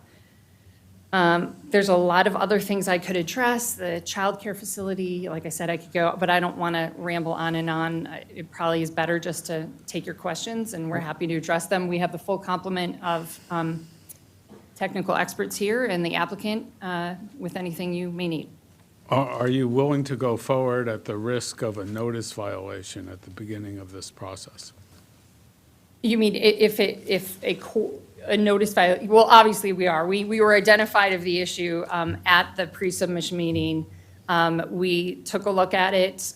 We were comfortable that we complied with the intent and that under the law, we had met the intent. People came up to us and said they were there because of the notice sign. We got a good turnout. So yes, I think we're comfortable proceeding at our risk on that. Let me ask our legal counsel on our obligations under the notice requirements. Yeah, thank you for the question, Mr. Chair. This is Allie Myers with the Office of General Counsel. And we did look into this notice requirement as well. We looked into what it says in the code as well as in the implementing regulations, which are the administrative procedures in this case. And I think Ms. Lindsay framed it very well, what the requirements are in the code. And the code does require that the pre-submittal meeting sign be equivalent to that provided for the relevant application. And for a sketch plan, I will say, as noted, there are some sign requirements where the specifications are part of the code, where that is included in the code language. But for sketch plans, those requirements are essentially delegated to the planning department, who provides their own sign posting procedures as well as a sign template.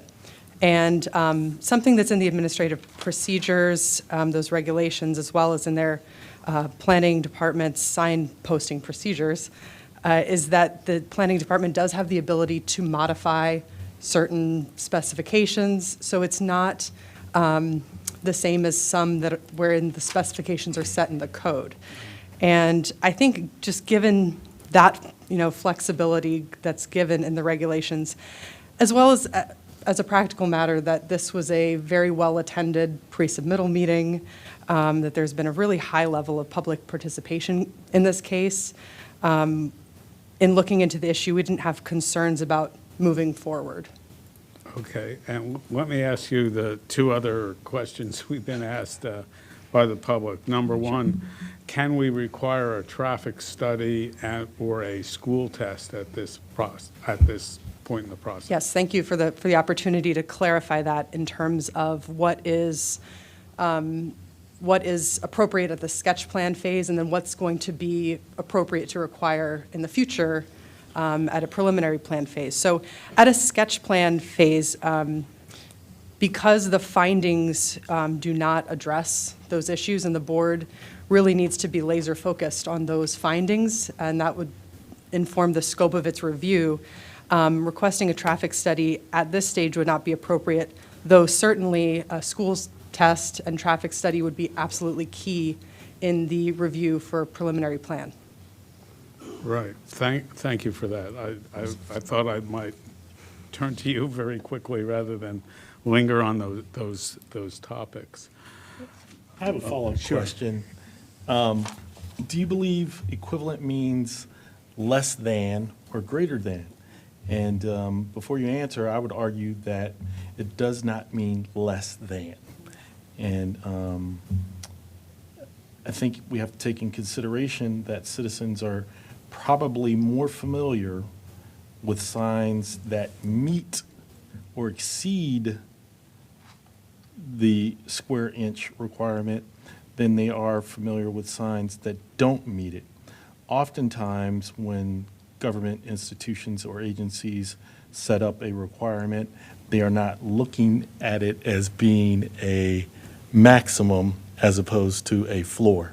And I believe the size of the sign was the floor. And these signs are put up for the purposes of notifying the community. And I'm pointing this out because during my interview process, and because I was under an unusual amount of scrutiny, and whether or not I would be listening to the community, because there's a perception that we don't listen to the community, I would be very careful in siding with something that was equivalent but less than the stated values. Thank you. Absolutely, Commissioner Bartley. That, in terms of the interpretation of the word equivalent, I think what I would say is that, I don't want to get into the legislative interpretation for that necessarily, but to say that that is something that can be determined by the planning department staff at intake as they review what is submitted.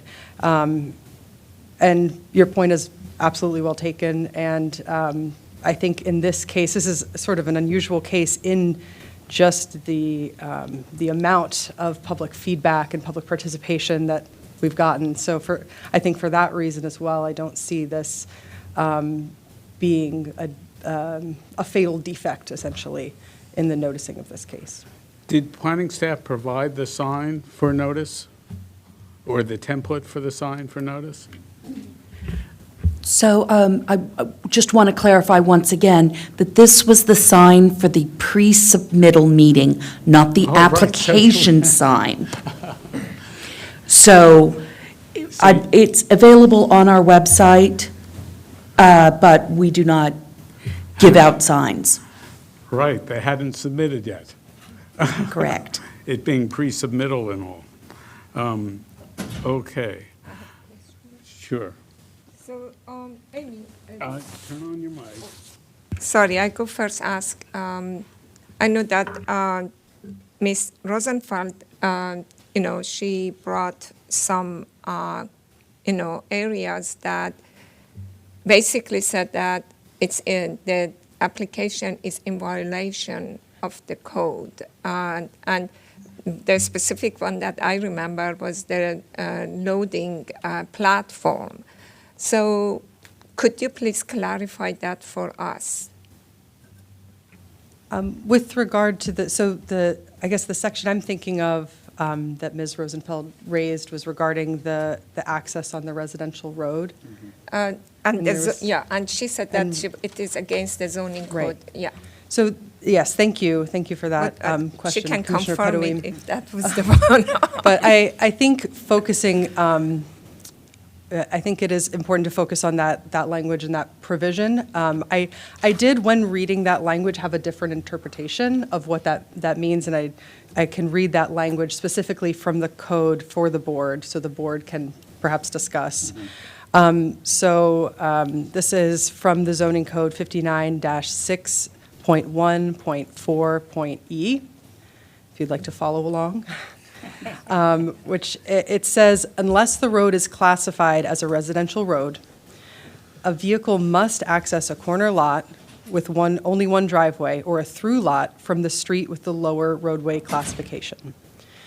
So the way I read that is that, when you're comparing two roads for access, you must use the one with the lower roadway classification unless that is a residential road, which is to say that the access is then not required on that residential road.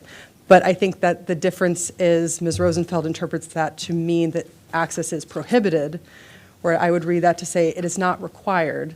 Okay. But the board can make the determination as to whether access is appropriate, and that's certainly a different discussion. Okay. The other question that I had, I'm going to ask it from the planning staff. On page 18, under APF, it says that 415 multifamily unit, including the commercial, the net increase of the traffic in the morning is 172, and the net increase is 70. And that is the net increase. It doesn't actually define that how many comes from Woodland or how many comes from Georgia Avenue. That's the total that's how I read it. So we heard a lot of concern about neighbors that 500 or 400 of cars is being added to Woodland. But the way that you're saying that's not true. So could you just explain that? Is there any kind of count or information that actually could estimate in a good, as accurate as possible, that what would be the impact of the cars that coming to Woodland at the peak hour in the morning? It looks like that peak hour in the morning is the worst one. If 172 is for the whole garage, so what is your estimate for each side? Yes, thank you for the opportunity to provide this information. Matt Folden, for the record, Regulatory Supervisor for the Mid-County Division. And as you referenced in the staff report, pages 17 and 18 cover the estimated range of peak hour trips for the project. That is the requirement at sketch plan. It's not a traffic study. And so providing the estimated range of peak hour trips is what's captured on those 2 pages.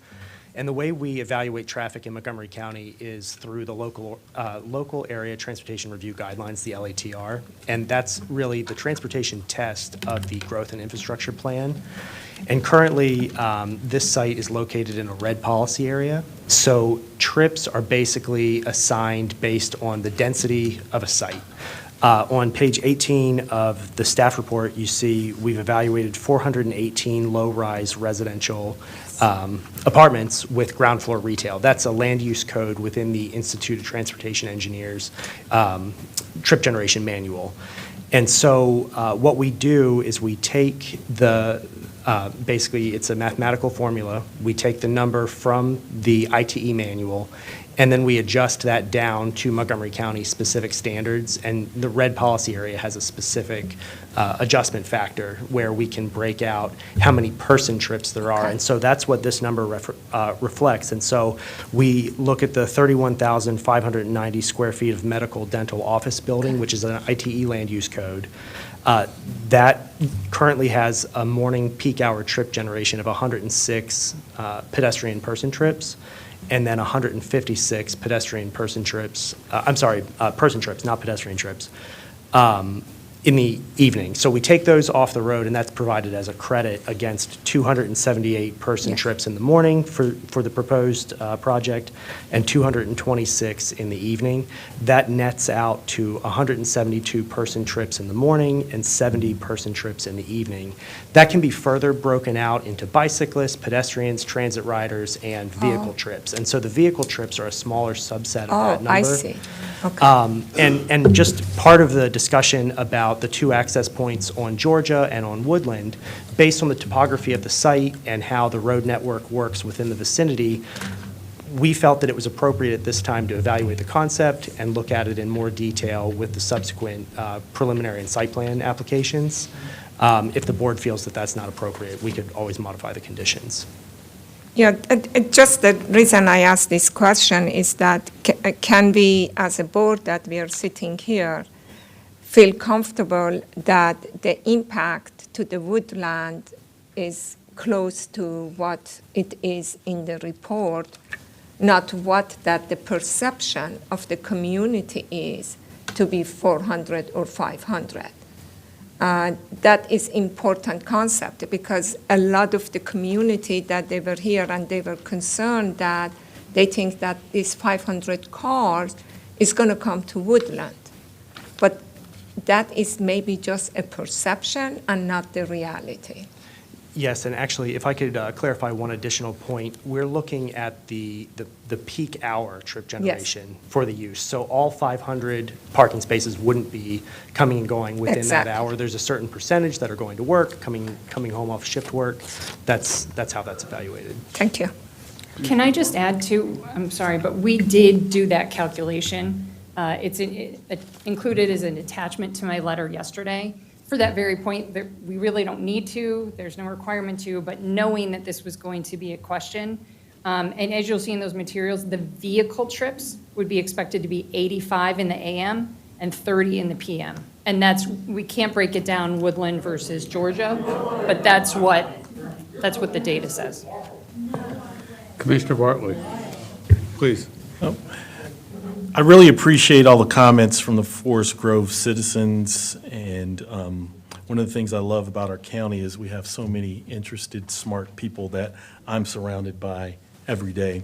And one of the things that was really interesting is that everybody shared an individual story that wasn't staged, but they were sincere and they were from the heart. I live north of 200, and my office is in downtown Silver Spring, and I happen to drive Georgia Avenue every day. And Mr. Jeffrey Irving described that intersection accurately. It's a nightmare. And when I get stuck there in the far left lane next to the median, and I see somebody who needs to cross the street, I always say a small prayer for them because I know how daunting it is to cross that. And God forbid if I'm sitting at the light and a fire truck or an ambulance comes by, it creates another traffic jam. But in particular, the off-ramp and on-ramps of the 95 or 495 Beltway create another quagmire. I can only imagine what 500 or 400 other cars could do to that situation in increasing the congestion there.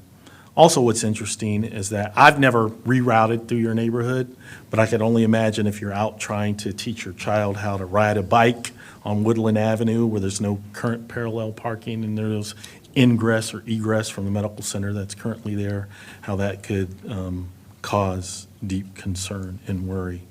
One of the things I was looking forward to was hearing from JB Partners, who've so nobly taken on an opportunity to develop the site to try to meet the requirements of Thrive 250 and the edicts of the county council. I was looking forward to hearing from you on how you could overcome the concerns of the citizens and whether or not the citizens' concerns were less important than future citizens' concerns. And what I mean by future citizens are the people that are going to occupy that space should it be developed.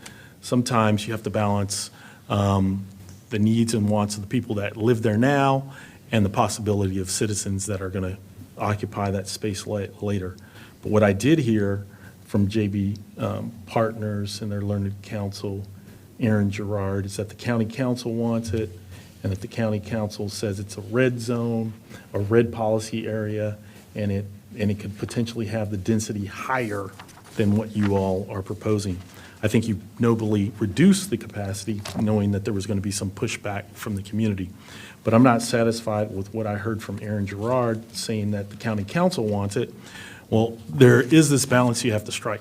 Sometimes politicians want things and their constituents want something different. And politicians are voted into office to be the voice of their constituents, regardless of what their constituents feel with regards to a certain circumstance. But I'm strongly persuaded by the citizens here that their concerns might outweigh the density of requirement for future citizens.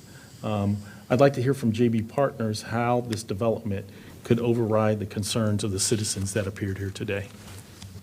Certainly. This is Graham Brock from JLB Partners. Thanks, everyone, for your time, citizens, everybody.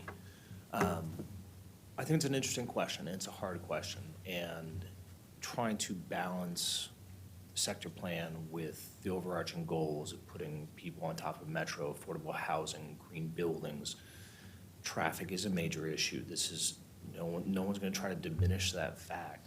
Trying to figure out how to future accommodate our residents, if we can get that far, to be able to get groceries, to be able to move around the county also, while also taking mass transit and bus rapid transit and using their cars, maybe not all the time, but on weekends or taking those trips. I think that's one of the overarching and hard parts about what I do. This site is one of the most challenging sites I've ever worked on. So the question is a great one, and I sat through all this testimony and trying to understand, and one of my overarching questions to myself was, what is the appropriate parking ratio? And I'm going to go back and look at the parking ratio and try to reduce that down. We did a project over in Twin Brook, right on top of the metro, and we ended up underparking it.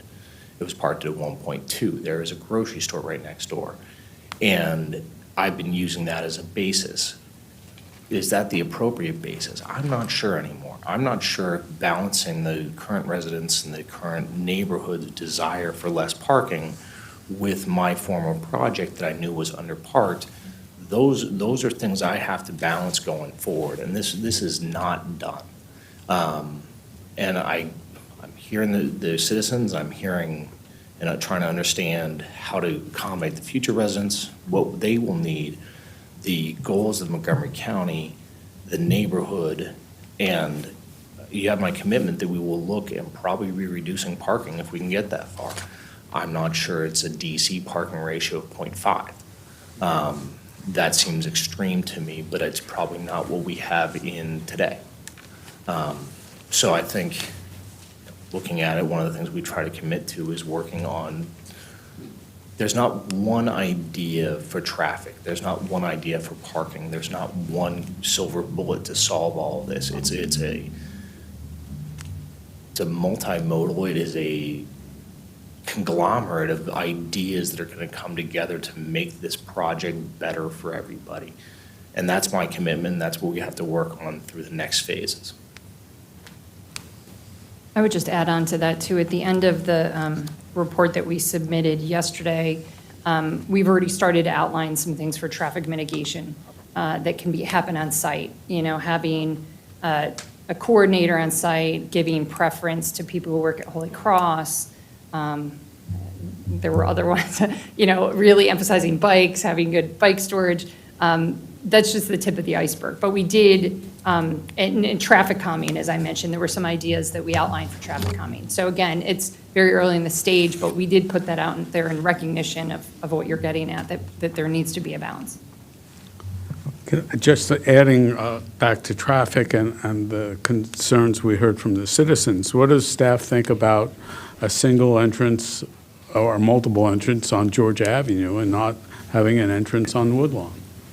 Thank you for the question. Again, Matt Folden for the record. As I said, we were keeping open the options of looking at Woodland Drive and Georgia Avenue. I want to start out by saying that it's an access management concept, and so having access on Forest Glen, we've said is prohibited because it's a short section, it's a highly congested section. Having the access point, and the sector plan recommends on Georgia Avenue as well, and moving farther north than where the current access point is today, that has been achieved. So having an access point on Georgia Avenue would work for the project. It was something that we were looking at into the future as far as further analysis. But would having one, we're supposed to determine access today. Yes. So would having one access point on Georgia Avenue work? I believe it would. No. All right. In lieu of closing Woodland, is that what you're asking and saying? Closing Woodland and having an access point on Georgia. We have development applications throughout the county on major roadways that would only have frontage on a major roadway. Mm-hmm. And if you had a similar type of development application that only had frontage on Georgia Avenue, we would work with that access point. I think it could be accommodated here. That's our loading, that's all deliveries, that's everything. Correct.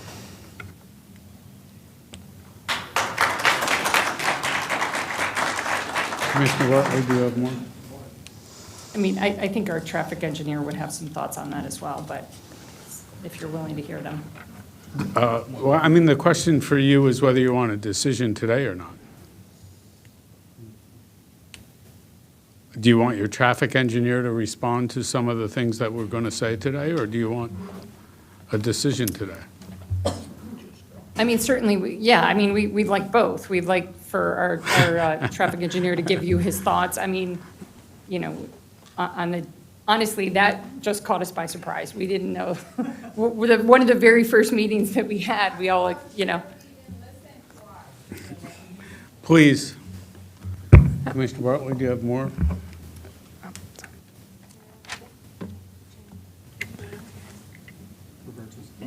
Oh, and Roberto too has more if you. I think I've asked my questions. Okay. Thanks. Commissioner Pinero.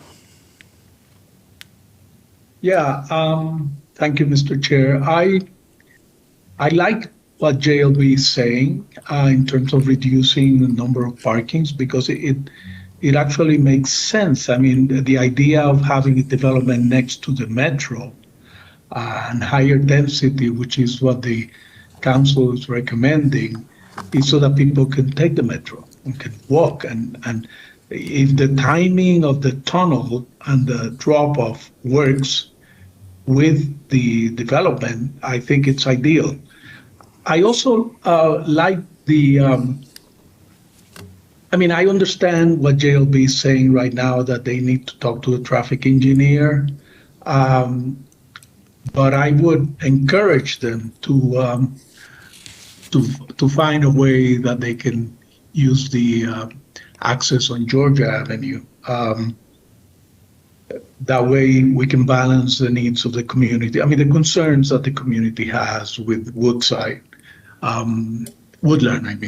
Drive. So anyway, I think that's how I feel. I think we've heard a lot about the concerns that the community has, and our role as the board members is to balance. On the one hand, we need more housing in the county. I mean, that's been expressed, more affordable housing, close to metro, that's our policy. But on the other hand, we don't want to create a safety issue in the neighborhood. So that's how I feel. Okay, thank you. Commissioner? Yeah, a couple of quick questions. First, on the parking, we've chewed all that gum we want to. I absolutely support reducing the parking as much as possible. You're going to be able to throw a rock and hit a metro station. The second thing is, does the traffic engineer here, was that the indication? Can we get 60 seconds, 90-second version of a comment on access? I agree that access on Woodland Drive is probably a lot for this when there's Georgia Avenue right there. If there is some sort of compromise able to get the institutional needs of the building, something like that versus where the cars exit, we can talk about that with the safety and traffic engineers. But I would like, if you give me the 60-second version, that'd be cool. Sure, thank you. For the record, Nick Driven with Lenhart Traffic. Just a couple quick points regarding the access location. So first of all, we talked about the language in the code and what that says about access being from a lower classification road. There is specific language in the county's newly implemented Complete Streets Guidelines that says access from lower classification streets should be prioritized per the Department of Permitting Services driveway construction policy. So when we're talking about classification, Maryland 97 is an arterial, Woodland Drive is a local road. The language in the county's brand new Complete Streets policy says we should be having an access from Woodland. That language is specific to the county, but also state, federal, other local jurisdictions have consistent language that talks about having access management best practices being from lower classification roadways. That's point number one. Point number two, if we're talking about an access on Georgia Avenue, that's a right-in, right-out access. There's no way that's going to be made full movement given proximity to the intersection with Forest Glen. And so what you're suggesting in creating that access is that all traffic leaving the site would have to go and make a U-turn on Georgia Avenue. Georgia Avenue has 3 lanes in each direction. It's a relatively high-speed road. And the first place to make a U-turn is 600 feet to the north at Tilton Drive. Tilton Drive is not a signalized location, so you're asking traffic, any vehicles leaving the site to go up, make a U-turn, and across 3 lanes of traffic traveling, towards them at high speed, which in my opinion is not a safe maneuver. And then, the next location to do it, or the first location to do it at a signalized access would be, or signalized intersection would be at August Drive, which is about 1,700 feet to the north. That signal does not have a phase for the left turn lane, movement. It does have a lane, but there's no phase for it. So again, you're asking vehicles to turn without protection, to U-turn without protection, which is a risky maneuver on Georgia Avenue. You drive it every day. You've seen, yeah, exactly. So for what it's worth, the intersection of Forest Glen, according to recent data in the sector plan, is operating within acceptable limits in terms of the delay at that intersection. I know that we've seen photos that that show queuing that certainly is challenging, but the intersection as it sits meets county guidelines and actually state guidelines for adequacy in terms of the level of service. And again, as we've discussed, I guess kind of last thing in my 60-second, or I guess more than 60-second version, but as we've discussed, the volume of traffic that we're talking about from this site is not, in the peak hours, which is what we look at in transportation studies, is not 500 vehicles. It's not 400 vehicles. It's not 300 vehicles. We're talking about a change from what's out there today of 85 vehicles in the AM peak hour and 30 in the PM peak hour. So I think that from a safety perspective, from a best practices perspective, there absolutely should be an access on Woodland Drive. Anything else? Go, please. The 3-bedroom units in the affordable housing, it's not currently a condition under the approval, is that correct? There is a condition under, my apologies. While she's finding that, I can tell you straight up that we're going to add 3-bedroom units. Okay. As part of the MPDU requirement, which is at 62 and a quarter units, I think, given the size. It's condition 12G. Condition 12G. Specifies the applicant should revisit the unit mix provided with the development in order to meet the sector plan recommendation for 3-bedroom units. Yeah, with affordable housing, there's a lack of family-size units. I would definitely encourage it to be either stronger than revisit or include that as part of the 62 required MPDU units. Yeah, we just Some of went them on to be record. 3 bedrooms. Okay, that's it. I think everything else we discussed. All right, let me express my cognitive dissonance with this staff report. And that is you recommend a maximum of, I think it's 2.17 FAR.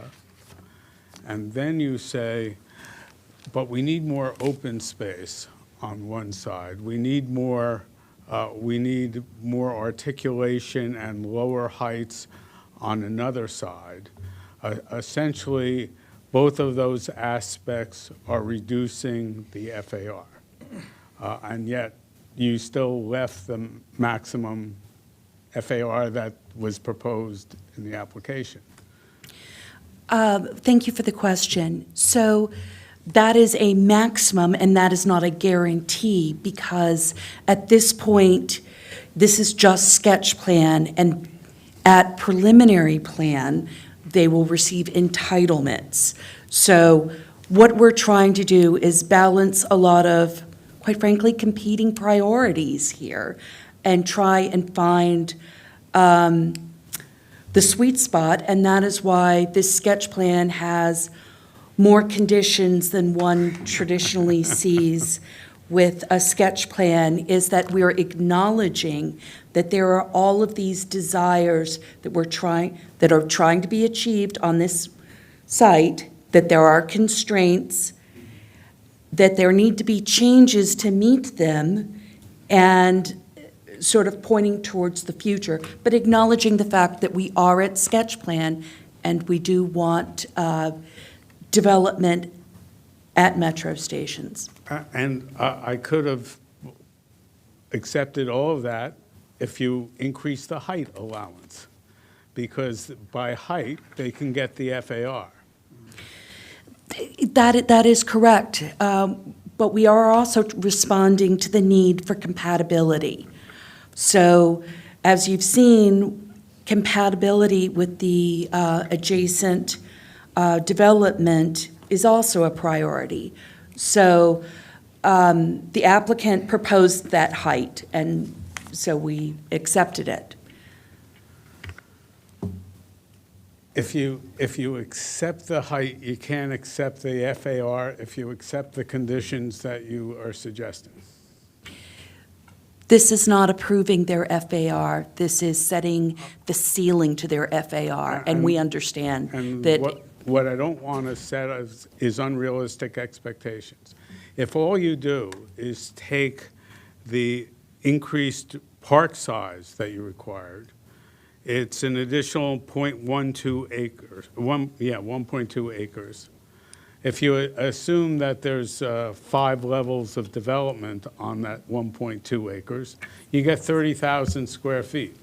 So shouldn't you reduce the FAR by 30,000 square feet? Yeah, thank you for the question. Again, Matt Folden for the record. You're welcome for the question. Yeah.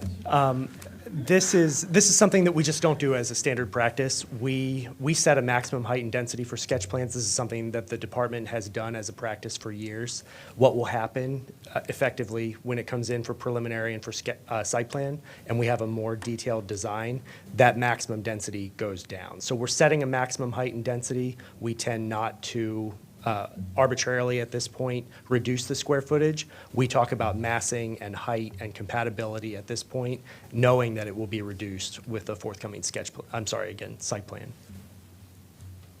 And the applicant accepts that, given the conditions that that the staff is recommending, you would never get to that FAR at that height?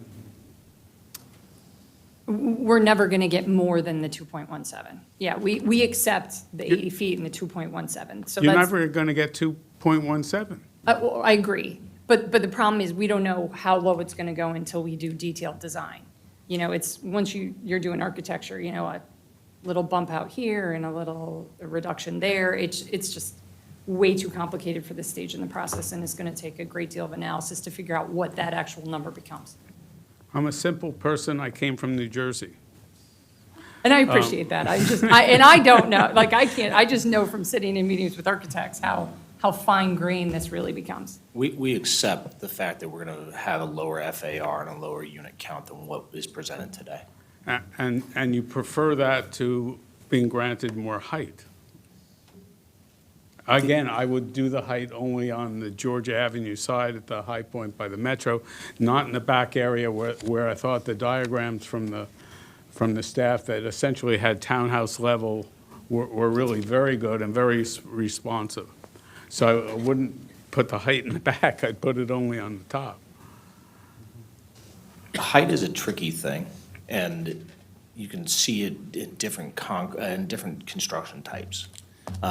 Once you reach over a certain height, you get into a high-rise building code. So you started getting into concrete. You started getting into a very expensive mode of creating housing. We are trying to stay out of those modes of concrete. This is a site that cannot afford, and yes, we are a for-profit company, we cannot afford to build a concrete structure on this site. It won't get developed that way. So what we're trying to do is stay out of the high-rise code in order to be able to afford to build on this site. Well, the other thing that might give you more floor plate, of course, is reducing your parking. Because that, even though it's not counted in FAR, it's the mass of the building. It's part of the footprint of the building. So you might get some accommodation in both directions by doing the one thing of reducing parking. And as stated, we will be looking at that. Okay. I have no more questions or comments for that matter. I do have a question. The current forest, which I think was, to my chagrin, characterized as as unmaintained. The best kind of forests are unmaintained, by the way, and the fact that there are invasive species in it. Is that green space going to be torn down and then structure put on top of it, or is it going to be torn down and then new native plants planted there? Right, it's going to be removed, and then that through block connection is going to go in there that will have a variety of native plants, all different kinds, understory planting, more trees. So that's where we get, and the sector plan calls for it, that if you're going to remove the forest, you need to have enhanced environmental benefits above that. So we do think that the through block connection and the plantings that associated, not just there, but elsewhere on the site, will provide more benefit than that forest is today. Does that answer your question? We're not putting structure over where it is. That We're answered putting- my question, but I think that the idea that new forest is better than old forest is curious. And I wouldn't say that's true in all cases. Certainly there's some high-quality forest that you would never touch. And if this was high-quality forest, we wouldn't even be having this conversation. And no chance of saving cherry trees? I actually didn't know about the cherry trees until today, so that we'll be looking at that. The real problem with the cherry trees, it's over right where they want to build the metro tunnel.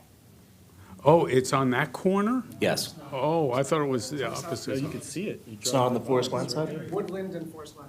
Yeah, that's where they want to, Measure stops on. but, and But I it apologize, I seems- apologize for it's- everybody. I thought we meant the cherry trees that you're talking about are the ones at the entrance of the current medical center.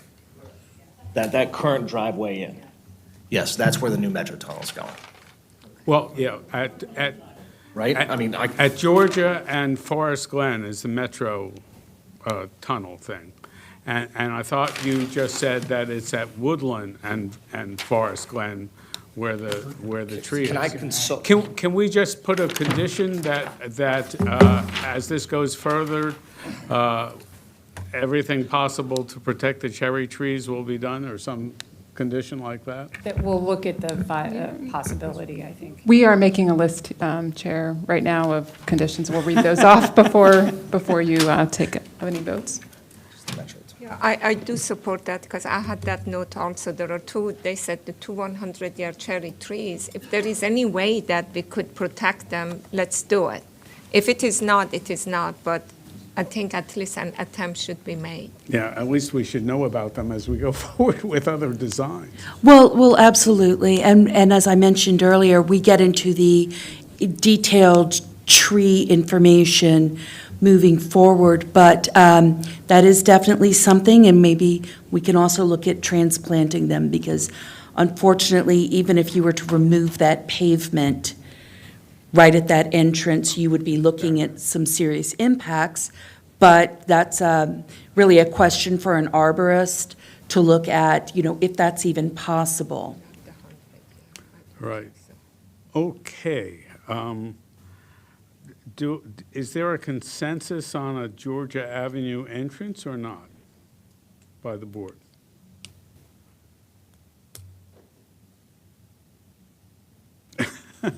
Well, I totally understand the concerns of the citizens, but I'm not yet convinced that the impact is as bad.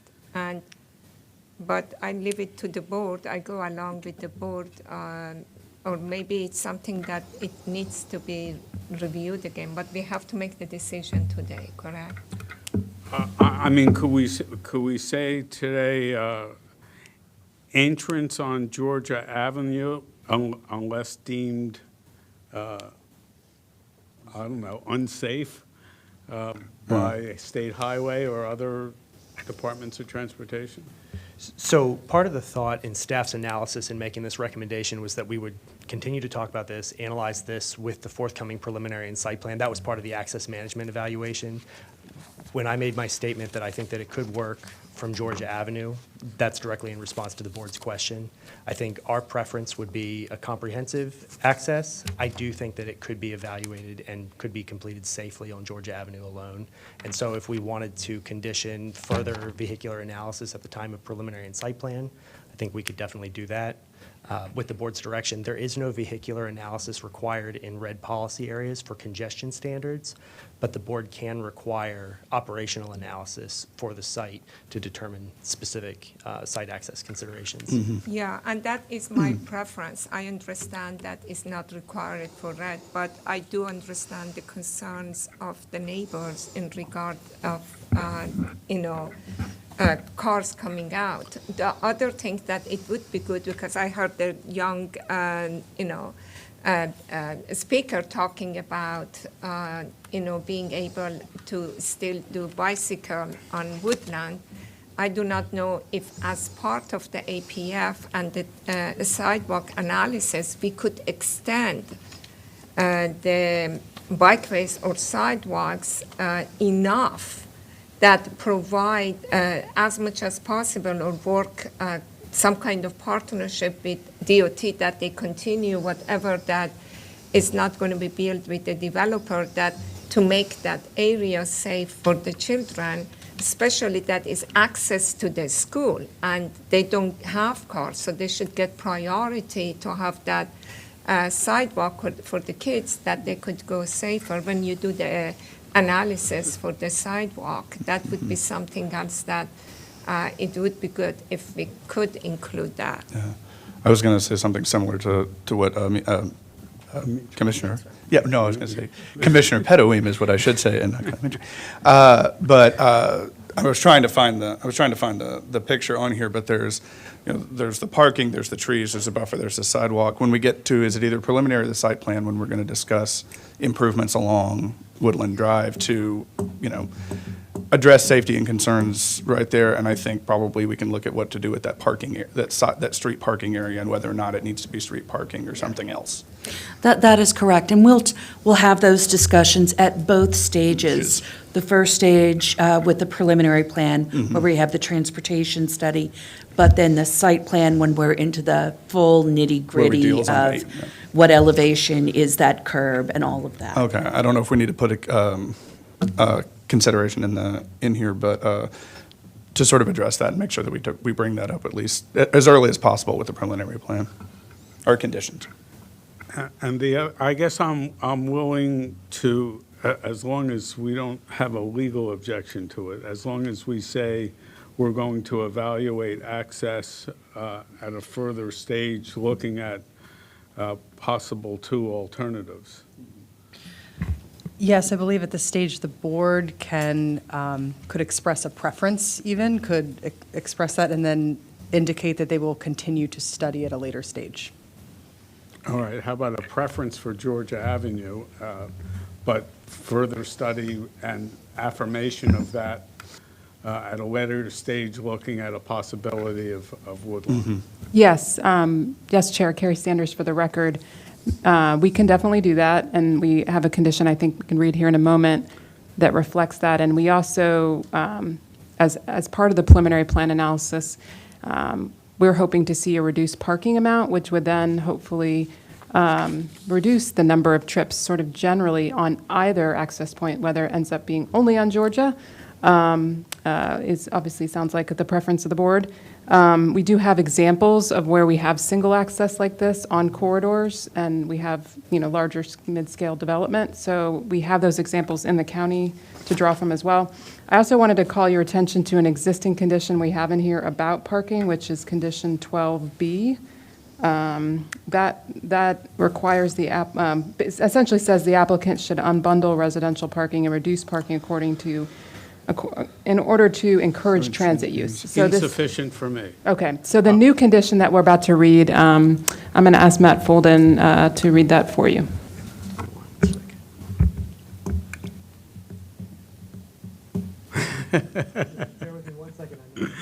Well, the other thing I would say about parking for sure is that the board will expect significantly less parking in other stages of the development. I mean, look, we want to be honest with you too on what you can expect when you come back for further development. Yes, you're okay? I'm fine with that. Okay. Thank you. Prepared to suggest a revised condition. This would be a new condition 14, I think. Do we conclude on 13? Yes, 14. Okay, this would be a new condition 14. Vehicular access on Georgia Avenue is preferred. Vehicular access on Woodland Drive, may be permitted by the planning board at the time of preliminary plan based on an operational traffic study. Okay. And did you want to add one on, or expectations on the number of parking spaces allowed? Can we just note on that draft condition, I'll let you say. Would it be acceptable to add of the access to the end of the sentence?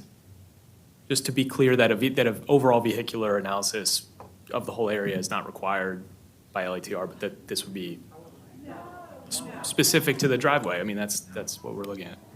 You're going to need what is acceptable as LATR in a red area as part of the preliminary plan, no matter what we say already. We don't have to. We are, but typically you don't have a vehicular component to that. So Oh. we're adding one, so we just want to okay. make sure it's clear Oh, I what got we're it. studying. Got it. So how would the condition read? We will read it again. I'll read it again, and I'll just be clear what the applicant has suggested. Vehicular access on Georgia Avenue is preferred. Vehicular access on Woodland may be permitted by the planning board at the time of preliminary plan based on an operational traffic study, and the applicant suggested of the site access point, which was the intent of the condition that I suggested. Yeah, that sounds right to me. We would like to hear the board's direction we would like to hear the board's direction regarding the kiss and ride concerns.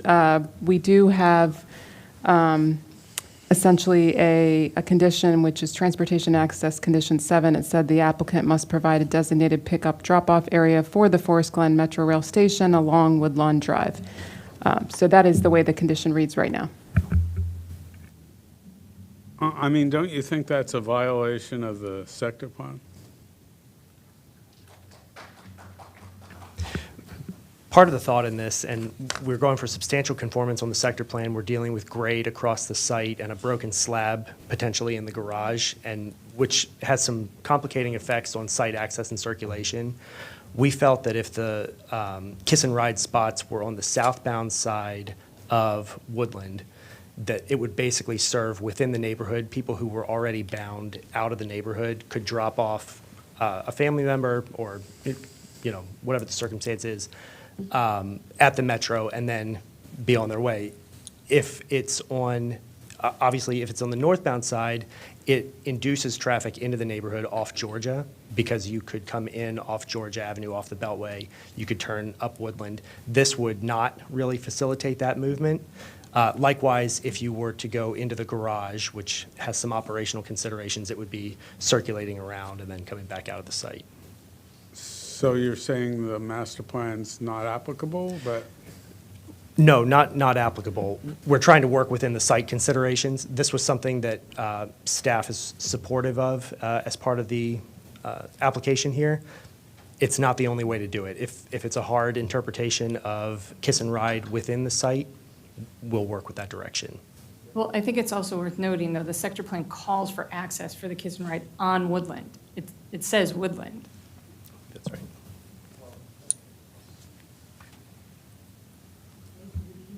Question, is the developer supposed to be doing the kiss and ride? Is that part of the site? A pickup and drop-off is the expression for this facility. Okay, so it's not really a kiss and ride. I mean, I'm thinking about kiss and ride in terms of the Metro. That's quite a... Right. So I do have a recommendation, Carrie Sanders for the record. I do think that this analysis is really is tied in with the traffic study. And so I think we really do need to look at this more closely as part of the preliminary plan. So I would actually recommend striking the along Woodlawn Drive section of that condition 7A to simply read the applicant must provide a designated pickup drop-off area for the Forest Glen Metro Station, period. Because we at this time need to have more analysis looked at, particularly if we're looking at only having access off of Georgia. Right. So I think that would be most appropriate. Yeah. I like that one. I'm also concerned with the fact that if we have a Metro entrance right there close to Woodland or wherever it is, that a lot of the people are going to be parking in the neighborhood to get to that entrance. So I guess that would be for the neighborhood to to raise that concern, but I mean, we have across Georgia, there's a big parking lot for people to park, but they have to pay. I'm just concerned that, some people may decide, well, I'm just going to find a parking spot in the neighborhood and then just simply walk to the entrance of the metro there. That's a great question, and I know we actually do have MCDOT here in the audience listening in.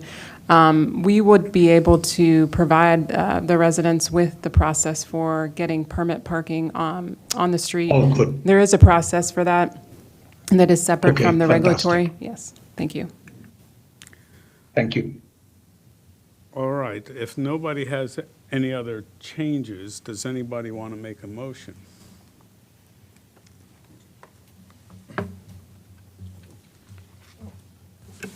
Let me just go back in here.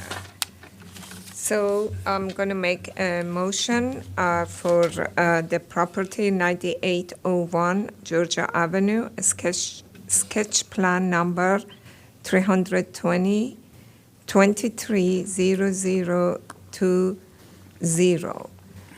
that we accept a staff recommendation with the condition as set forward and revised within the meeting today. Is that I would like to second. understandable to staff? Always have to make sure of that one. Yeah. Okay. Commissioner Bartlett, do you have something to say or no? All right, we have a motion and a second. All those in favor say aye. Aye. Aye. Aye. Aye. All those opposed? All those abstaining? I shall abstain. Thanks. Okay.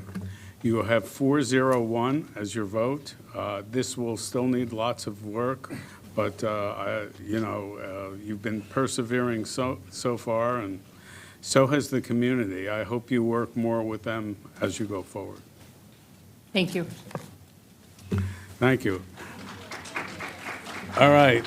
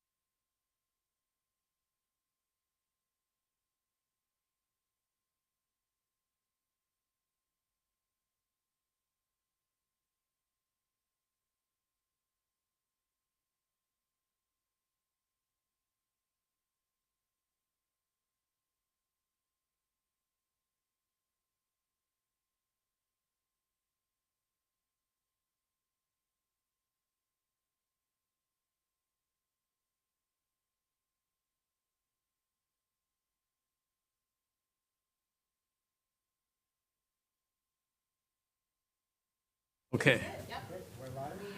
All right. Welcome to the afternoon of March 30th, 2023 session of the Planning Board. We have no idea how the Nationals are doing, but but in any event, we have an item before us now, the Poplar Grove Preliminary Plan Amendment 1/2019-00-4B. And as this is a very big project, it has had extensions in the past. Right now, it's in a status where the APF extension, the adequate public facilities validity period. Sorry, Chair, it's plan validity.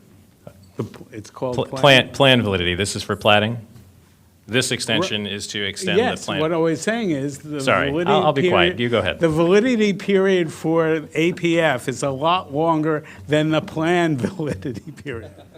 Therefore, one of the, without regard to the reasons for the extension, which apply to about everybody in the world, which are the pandemic, the supply problems, cost of construction, which might at some point be a subject for legislation rather than doing this peaceful. In any event, the simple thing is, even with all of the amendments proposed by staff, simply what they are trying to do is make the plan validity period the same as the validity period for the adequate public facilities. Did I say it right? You can correct me now. Yes, very sorry. Okay. You said it well. And I think that's the simple story here, and I'll accept a motion to take the staff recommendation. Sorry, we did have one request, though, based on the testimony that you received on the cemetery and the current status. I forgot the cemetery. Yeah. So, yes, we did originally recommend approval of the extension request as was laid out in the staff report.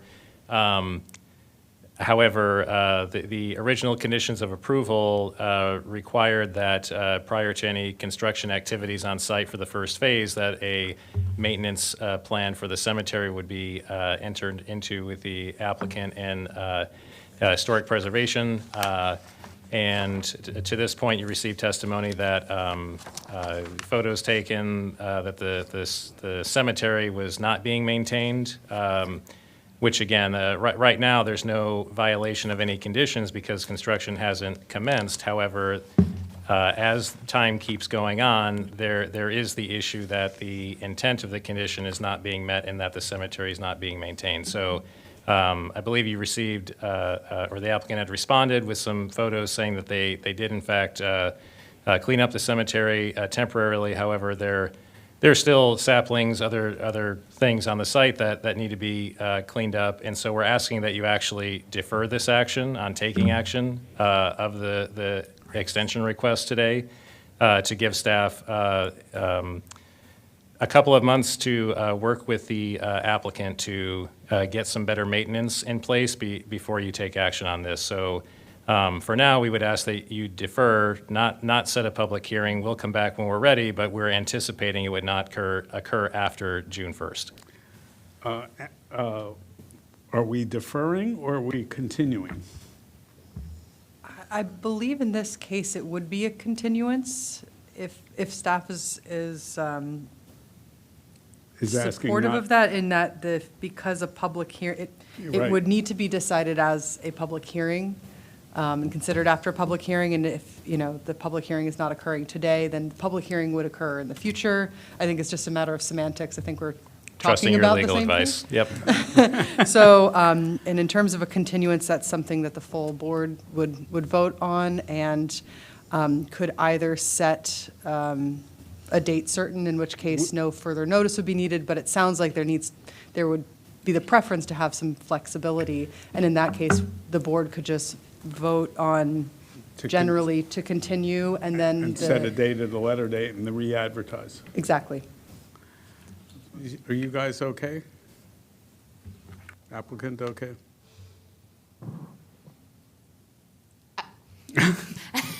I'm thinking Heather Delapolsky, land use and zoning attorney for the applicant. I'm with Wiregill. Our client, Nicole Toda, the applicant there. I think she's thinking because there's a lot of dynamics going on in the site. Obviously, as you alluded to, Chair, the difficulties of COVID and the economy, and she is seeking this extension because she needs certainty as she is talking with possible purchasers and investors, and so is very eager to see action with regard to the extension. At the same time, we certainly understand the concerns of the community with regard to the cemetery, so we're not trying to dismiss that at all. We'll put you on the agenda as fast as I can. Yeah, and we've already reached out to staff about setting a meeting to discuss the cemetery, and Nicole, the applicant, has ideas for things that she can do going forward to help alleviate some of the concerns. And we understand the noticing requirements required, and a lot of folks are out next week on spring break. We get that, but we are definitely eager to meet with staff as soon as we can, and if we can try to get back before June 1st, I think this would be amenable to us. Accept the motion to continue. Could I ask one question? Sure. Is it at all possible, if there is agreement on the extension, to grant the extension and continue on the issue of the cemetery? Is that even a possibility? I don't know the process by which we would make the condition then. Okay. You see, this is the way we would make a condition. I would agree, Chair. Just for the record, Ali Meyer's Office of General Counsel, that procedurally would not be an option, because once the board has voted on the extension, there's essentially the record's closed and there's no more discussion to be had. Thank you. That was staff's recommendation to continue the discussion so that we can work things out. Okay, I'll take a motion to continue. I'll move that we continue Mr. this. Chair, I'll make a motion that we continue on the Poplar Grove preliminary plan number 12019-004B. I'll second what Commissioner Penny said. Thank you. All those in favor say aye. Aye. Aye. Aye. Aye. All right, 5-0. We're back to 5-0. All right. Thank you. We look forward to being back at Thank the end of you. our continuance.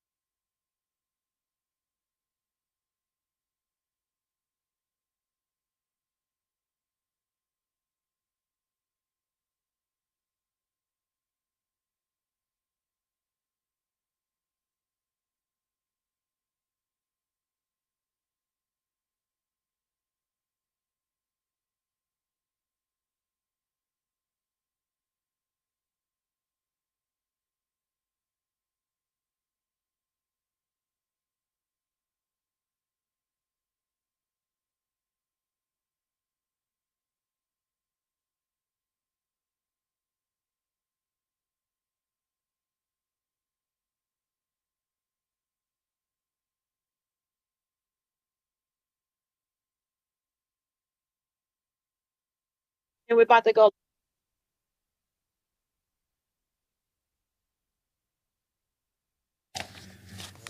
Good afternoon. It's March 30th, 2023. This is the Planning Board. We are on item number 11, addition to Ray's Adventure Preliminary Plan number 1-2020-0030. This is a two-lot subdivision with a sort of through-lot connector. There are no speakers for it. Staff recommends approval with conditions. Does the applicant's attorney want to say anything? Michelle Rosenfeld here on behalf of the applicant. We've reviewed the staff plan and the recommended conditions. We agree with them all, and we ask for a vote of approval. Thank you. It's so nice to have an easy two-lot subdivision. I don't know if I'm persuaded. Oh, no, it's going to be a long night, too. I agree regardless. Can I hear a motion to approve the staff conditions? Okay, making a motion to approve a staff recommendation with the condition for addition to Ray's Adventure preliminary / final forest conservation number 120200030 and preliminary plan number 120200030. Were there two actions we were taking? I thought it was just the preliminary plan approval. It says two. The preliminary plan includes a preliminary and final forest conservation plan, but in this case, because it'll be one resolution, it can be done in one vote. Okay, thank you. I hate confusing myself up so easily. So Do am I that. good? Okay. We're good. Second that motion. All right. All those in favor of the motion, say aye. Aye. Aye. The ayes have it. Thank you very much. Thank you. Great advocacy here, I think. All right, that concludes our afternoon session. Does everybody think we can make it back as a 5:30 is our start time?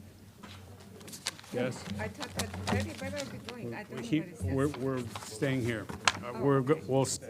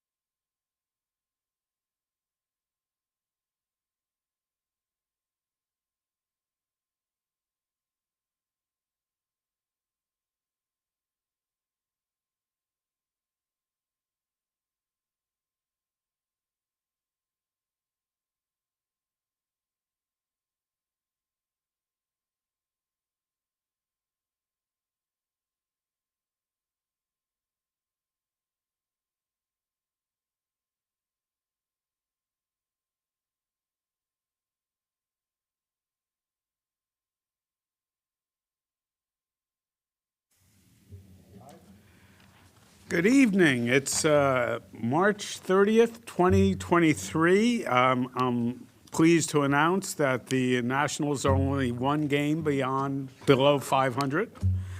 The season is a little bit young, but we'll survive that. We are here tonight on item 12, briefing and public hearing Little Falls Parkway Pilot Project.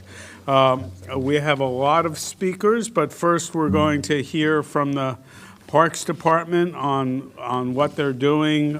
We've gotten a lot of public testimony. This was the printout from this morning on the testimony on this item. So people have a lot to say, even though it's a relatively narrow subject. In any event, we'll hear from everybody. We hope we don't hear the same things from everybody. You don't need to repeat everything, but you have the time to do what you wish to do. I'll give organizations 5 minutes. I'll give individuals 3 minutes. We do have a clock when we get started to let you know how your time is going. And with that, I'll turn it over to the Parks Department. Thank you, Mr. Chair. I'm Mike Riley, everybody, the Parks Director. In the interest of time, I'm just going to turn it over to the team to go right into the presentation. Thank you. Good evening. For the record, my name is Darren Felicia. I'm Division Chief for Park Planning and Stewardship. Pleased to be with you this evening. I have with me Andrew Sy, Kyle Lucas, Andy Frank, and Brian White. They will introduce themselves at the appropriate time through this presentation. We are pleased to be with you tonight to do a presentation on the Little Falls Parkway pilot program and public hearing. You may be relieved to know we won't be asking for you to make any decisions on this project this evening. This is an opportunity to hear from park staff and the public on the project. We will return to you on, we're planning to return to you on April 13th to ask for approval of the long-term configuration of 2 opposing drive lanes on Little Falls Parkway between Arlington Road and Dorset Avenue. Just an administrative note, we have been asked to leave the comment period open a little bit longer for people in some cases who are expecting to testify today and instead will submit written testimony. So we would ask that the board leave that comment period open until Tuesday, April 14th at 5 p.m. And that gives us enough time to. As long as you can respond to the testimony you receive. The following Tuesday. Which Tuesday, the 4th? Yeah. Oh, sure. Just short extension to Tuesday. Well, for everybody's information, we're not meeting next week. So the next meeting is April 13th. And we'll hear from staff responding to the testimony we hear tonight. Thank you. So this evening, we're going to provide a project history, an overview of the Open Parkways program, and then walk you through the phasing of the pilot program, review some of the vehicular traffic counts that we've collected documenting this project, talk a little bit about the potential park and ideas for a pilot park, and then provide a brief overview of some of the common concerns that we've heard and respond to those to the best of our ability. And certainly you'll hear some of those in the public hearing after that. So with that, I'm going to hand it over to Andrew Sy. Good evening, everyone. My name is Andrew Sy, and I'm an engineer with the Montgomery County Parks Park Development Division. Let's highlight where we are. Little Falls Parkway runs from just south of Fairfax Road all the way to Massachusetts Avenue. The portion of the parkway that has been modified as part of the pilot project is about half a mile long, and it's from just south of Fairfax Road to Dorset Avenue. On the map, you can see that the Capitol Crescent Trail crossing in green, which runs from Georgetown all the way up to the Georgetown Branch Trail, crosses Little Falls Parkway. The pre-pilot conditions consisted of 2 lanes in each direction, 2 drive lanes in each direction that were separated by a grass median. Montgomery County is the first county in the United States to adopt a Vision Zero master plan. The goal is to reduce pedestrian fatalities and severe injuries. As part of that, the goal is to reduce conflict severity as well as frequency. Montgomery Parks, we coordinate a lot with our fellow agencies in the county to implement safety improvements and traffic calming measures on trail crossings as well as park roads. One very important tenet of Vision Zero is that human life takes priority over mobility and other objectives of the road system. One of our goals to meet Vision Zero is to reduce vehicular speeds. By reducing vehicular speeds, we can increase pedestrian chances of survival if there is an impact. The chart here highlights that at 20 miles per hour, an impact between a vehicle and a pedestrian, the pedestrian has a very large chance of survival. That drops to 55% at 30 miles per hour, and at 40 miles per hour, only a 15% chance of survival. Reaction time and driver cone of vision also increases substantially the slower the driver is going. At 40 miles per hour, you can see that reaction speed and cone of vision is very small, and at 20, 15 miles per hour, it increases substantially, which gives drivers plenty of time, more time to react in the event of a conflict with a pedestrian or cyclist. Vision Zero is something at the forefront of the county. The recently introduced Safe Streets Act of 2023 in Montgomery County Council is to advance the county's Vision Zero goals. As well, one example project we wanted to highlight is that DDOT and National Park Service coordinated in Rock Creek Park to close a segment of Beach Drive Northwest completely year-round, permanently to vehicles to allow for recreational space. That segment of road that was closed saw 8,000 cars per day. The Capitol Crescent Trail Crossing and Little Falls Parkway was historically the site of frequent conflicts between trail users and drivers. In 2016, there was a fatality where a bicyclist, Ned Galen, was killed while crossing the crossing on his bicycle. After that, Parks implemented an interim road diet and safety improvements at the crossing to improve safety. Here we give an overview of the flexible posts, which are highlighted in red on the screen, that were used to reduce drive lanes in each direction from 2 lanes to 1 lane, as well as associated improvements with signage and pavement markings. The objective of the safety improvements in January 2017 were to reduce vehicle speeds and eliminate the multiple lane threat scenario, which is highlighted with the graphic in the upper left corner over there. That's where someone is trying to cross and a vehicle in 1 lane may stop, but a vehicle in another lane may not be able to stop or react in time. Hello, my name is Kyle Lucas. I'm a trail planner for the Parks Department, and I'm going to give a little background on the Open Parkways program. So you can see in this graphic the full extent of the Open Parkways when we originally launched it in April of 2020 in response to the COVID-19 pandemic as a way to help alleviate crowding along the Capitol Crescent Trail and provide more space for people to recreate with plenty of open space. So again, we started this program in April of 2020 and kept it in place until December of 2020 when we suspended the program due to a variety of operational challenges. While that was suspended, we heard a lot of input asking us to reinstate it, and in March of 2021, we reinstated it with a smaller extent from River Road up to just south of Fairfax Road. We kept this in place until June of 2022 when we instituted phase 1 of the pilot, and in October of 2022, we instituted phase 2 of the pilot. So a little info on the usage we've seen at our open parkways. So we have open parkways on Little Falls Parkway, Sligo Creek Parkway, as well as Beach Drive. We've installed trail counters at each of these. And between April of 2020 and June of 2022, when we suspended the program for phase 1, we counted over 300,000 users, which is about 3,000 users per weekend on average. As you can see in this chart, the use was definitely highest at the start of the program, but we have seen consistent use throughout. And when we look at 2022, even looking back a year ago to last February, we're still seeing use in the range of 700, 800, 900 users on a given day. The County Council, in support of the open parkways and other open streets, including the Wheaton Streetery and a variety of other measures, including temporary neighborhood greenways, passed a resolution supporting these and suggesting they become permanent and enhanced. While this program was extremely popular and we saw a lot of great recreational use, it did have the unintended consequence of leading to neighborhood cut-through traffic. One of the examples that we've heard a lot of public input on in particular is Kennedy Drive. You can see in this graphic that while weekday use is around 1,000 a day, it nearly doubled to about 2,300 or 1,700 on the weekends. That leads us to our proposed solution, which we developed in coordination with the Montgomery County Department of Transportation.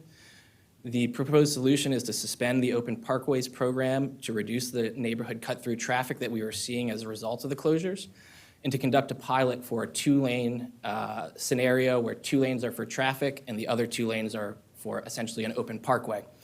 So we see this doing a couple things. First, there's no weekend road closures resulting in neighborhood cut-through traffic. Second, instead of 2 days a week for an open parkway, we have an open parkway that's available 24/7.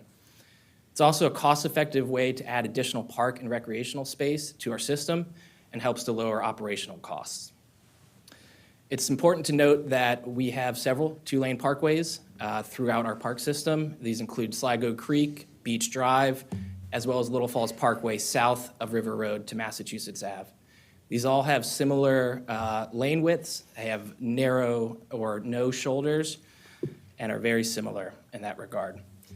So overall, the purpose and need for this project is threefold. The first is to maintain safe and functioning roads. The second is to reduce neighborhood cut-through traffic. And the third is to preserve recreational space. Just to touch a little bit on some of the public input and process that's led to this point. So just to kind of cover that, we suspended the open parkways in winter of 2020. We heard strong opposition to suspending that program. And when we reinstated it, we heard complaints about neighborhood cut-through traffic. We started last summer conducting traffic counts along Little Falls Parkway as well as in the surrounding areas. And when we suspended the Open Parkways program, we instituted a pilot program in order to help reduce the cut-through traffic. Our traffic studies have continued to monitor all the phases of this project, and we've made adjustments to each of the phases, both Phase 1 and Phase 2, based on public feedback and input we've received. We've posted the traffic data to our pilot project website so that members of the public are able to see the traffic counts that we've collected. And we've also released press releases in advance of each change we've made. So now that our pilot data collection is complete, we, in February, hosted a public meeting. We've solicited comments to a dedicated email box. We are currently holding a planning board public hearing and plan to solicit a decision on the 13th of April.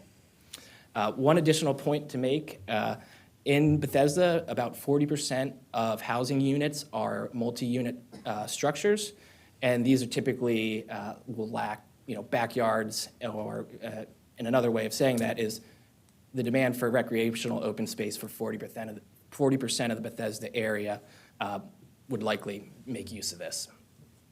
To touch a little bit on the project phasing, so the pilot project extents go from Dorset Avenue all the way up to just south of Fairfax Road. You can see that in red here. It's also worth mentioning, I mentioned earlier that Massachusetts to River, that section of Little Falls Parkway has historically been 2 lanes, and then from Dorset up to Fairfax is now 2 lanes in the current configuration.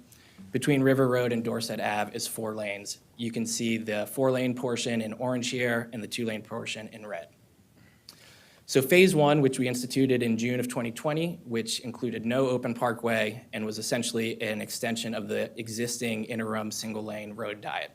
You can see here we closed the outside lanes and installed flex posts. Phase 2 shifted all of the traffic to the east side of Little Falls Parkway and created a 24/7 open parkway condition, and we installed this in October of 2022. This provides an overview of what Phase 2 looks like, and I just want to point out a few things that we've done to help improve safety of this. So first, we've added water-filled barriers at all of the intersections. We've also made some improvements to help the efficiency of this. So we added a right turn bay onto Arlington Road. And finally, I've mentioned that we've made changes based on public input we've received, and one of those that we did is we installed flex posts at the diverging area approaching Dorset Ave in order to help clarify that. So I want to touch on a few master plan recommendations that help kind of guide what we're doing here. So we have the Vision Zero action plan that Andrew mentioned earlier. We also have Thrive 2050 and the Bicycle Master Plan. All three of these touch on the fact that we should consider using space that has previously been allocated to automobiles as ways to provide transportation facilities for users of all ages and all abilities, whether they're walking, biking, or using other modes. There's also the West Barge Sector Plan, which I'd like to point out a few things from. So I'll read this quote at the top here, which I think is very relevant to this study area. And the quote is, "While the automobile still needs to be accommodated, data trends, at least in this area, indicate a shift in mode choice or commuting patterns away from the automobile.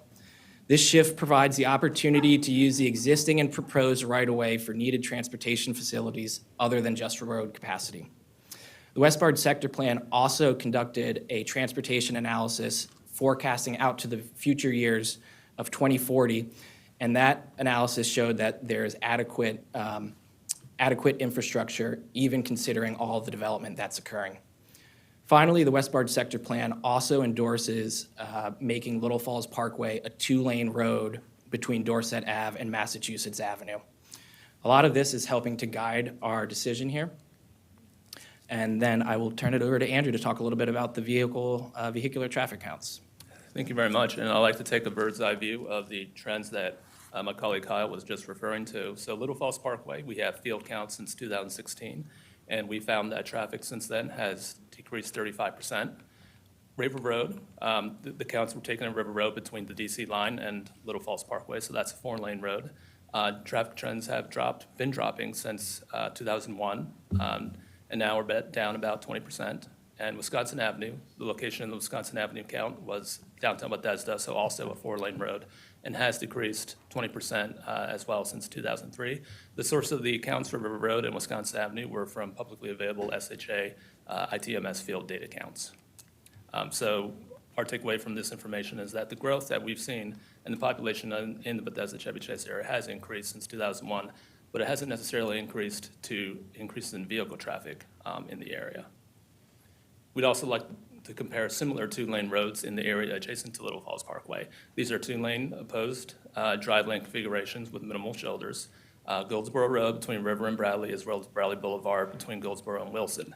Little Falls Parkway, latest count showed about 10,000 vehicles a day, and this is a little bit less than Goldsboro as well as Bradley Boulevard.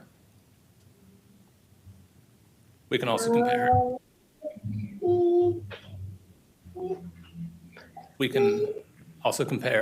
To other parkways we have in the county, including Sligo Creek Parkway, as well as Beach Drive. Both are 2-lane roads, as Kyle mentioned, with minimal shoulders, 25-mile-per-hour speed limits, and both roads process a similar amount of traffic as Little Falls Parkway. We conducted 4 traffic counts throughout 2022. This table summarizes the conditions that were present at each of the counts. In May 2022, that was the first count, and this was before implementation of any pilot project condition. In July and September of 2022, the Phase 1 conditions were in place, which was 1 lane in each direction, separated by the grass median, with no open parkways. And in December of 2022, the Phase 2 conditions were present, which was 2 lanes opposed, with no median separation and 24/7 open parkways in the lanes that are now closed to traffic. This map gives an overview of where the 9 different count locations were taken. We believe it provides a pretty comprehensive view of traffic in the immediate area adjacent to Little Falls Parkway. The 4 counts were summarized and averaged into weekday, which was Tuesday, Wednesday, Thursday. We typically disregard Monday and Friday because those volumes are lower than Tuesday, Wednesday, Thursday, as well as weekend traffic, which is Saturday and Sunday, of course.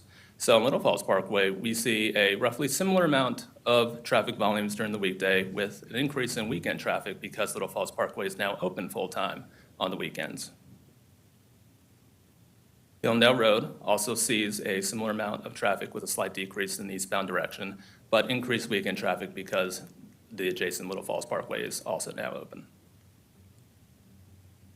Arlington Road, we find similar conditions. Kennedy Drive is in the Kenwood community, And we see that there's been a decrease in weekday traffic as well as a substantial decrease in weekend traffic, which to us shows that the implementation of a two-lane open condition for vehicles as well as a open parkway condition in the adjacent 2 lanes has been successful in reducing cut-through traffic. Fairfax Road, similar in processing the similar amount of traffic. Dorset Avenue, west of the Little Falls Parkway, has seen a slight decrease in traffic volumes. Dorset Avenue, east of the Little Falls Parkway, has also seen a slight decrease in traffic volumes.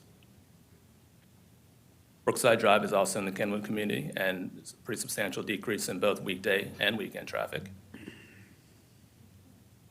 And Dorset Avenue, north of River Road, which is very close to Maryland 190, has seen an increase in traffic in the northbound direction, which we partly believe due to the ongoing construction at the West Bard realignment at Ridgefield Road. We also conducted travel time runs. This was done the old-fashioned way with a engineer with a stopwatch in a car traveling up and down. This was done during the peak hours, so during rush hour, the busiest times of the day. 5 runs were done in each direction, north-south and both south to north, and then the travel times were averaged for the distance to give an average travel speed in miles per hour.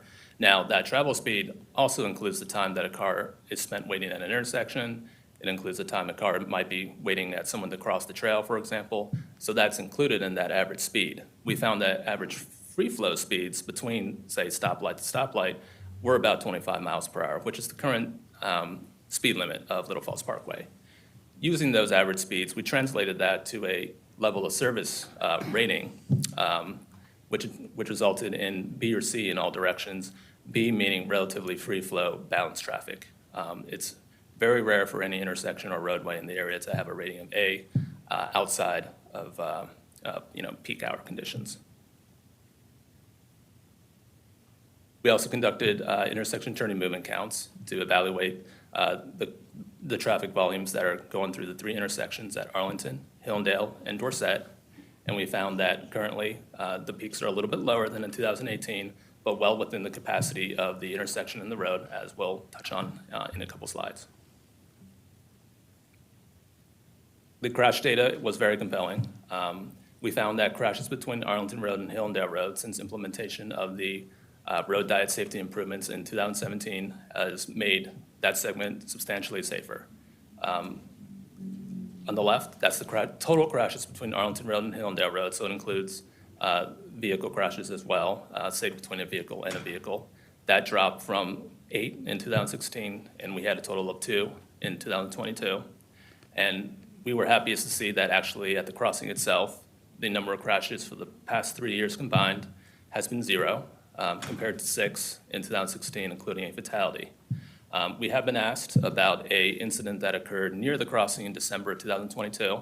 That was an unusual situation where a driver got on the Capitol Crescent Trail over the DC line, drove up the trail for 7 miles, and then actually hit a pedestrian close to the crossing, but that's an unusual situation.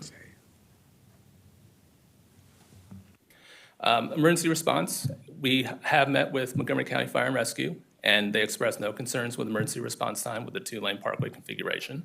It's a configuration that Fire Rescue is used to dealing with on roads throughout the county. We are aware that there has been a letter written by an FRS chief officer expressing safety concerns, but we received an email from Chief Bailey, who's an operations chief with FRS, that said that, and this is a quote, that letter does not represent the official position of FRS on the issue of Little Falls Parkway. And Chief Bailey, as well as a spokeswoman for the Montgomery County Public Schools, did give an interview in the Washington Post, and there's a couple of quotes there that you can read regarding the issue. But Montgomery County Public Schools have not expressed any concerns with the 2-lane configuration. As well, we've been coordinating with Park Police throughout this process. Park Police is also a first responder on our parkways, and they support the traffic calming measures, reduction in drive lanes, and they believe that response times are not impacted by this configuration. Future traffic growth is a question that we get asked a lot about this project. So new development in the county undergoes a local area transportation review to determine whether or not existing facilities can accommodate development.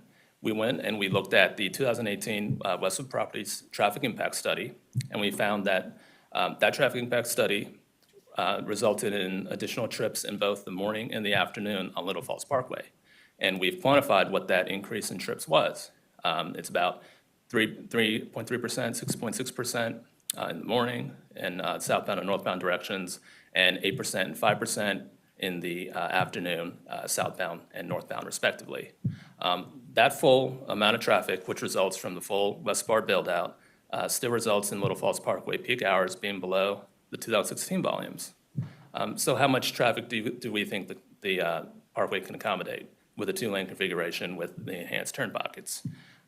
We looked at that model, and we believe there's additional capacity for up to 350 cars per hour in each direction before hitting critical thresholds. This is a 35% increase from 2016 conditions, and it's a 50% increase from current 2022 peak volumes.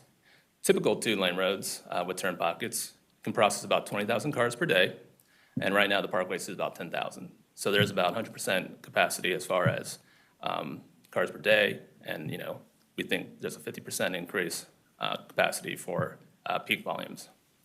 As Kyle mentioned earlier, the 2016 West Bar plan models traffic out through 2040 and finds that with full build-out of both infrastructure improvements as well as known development, that the transportation network is in balance with land use and densities.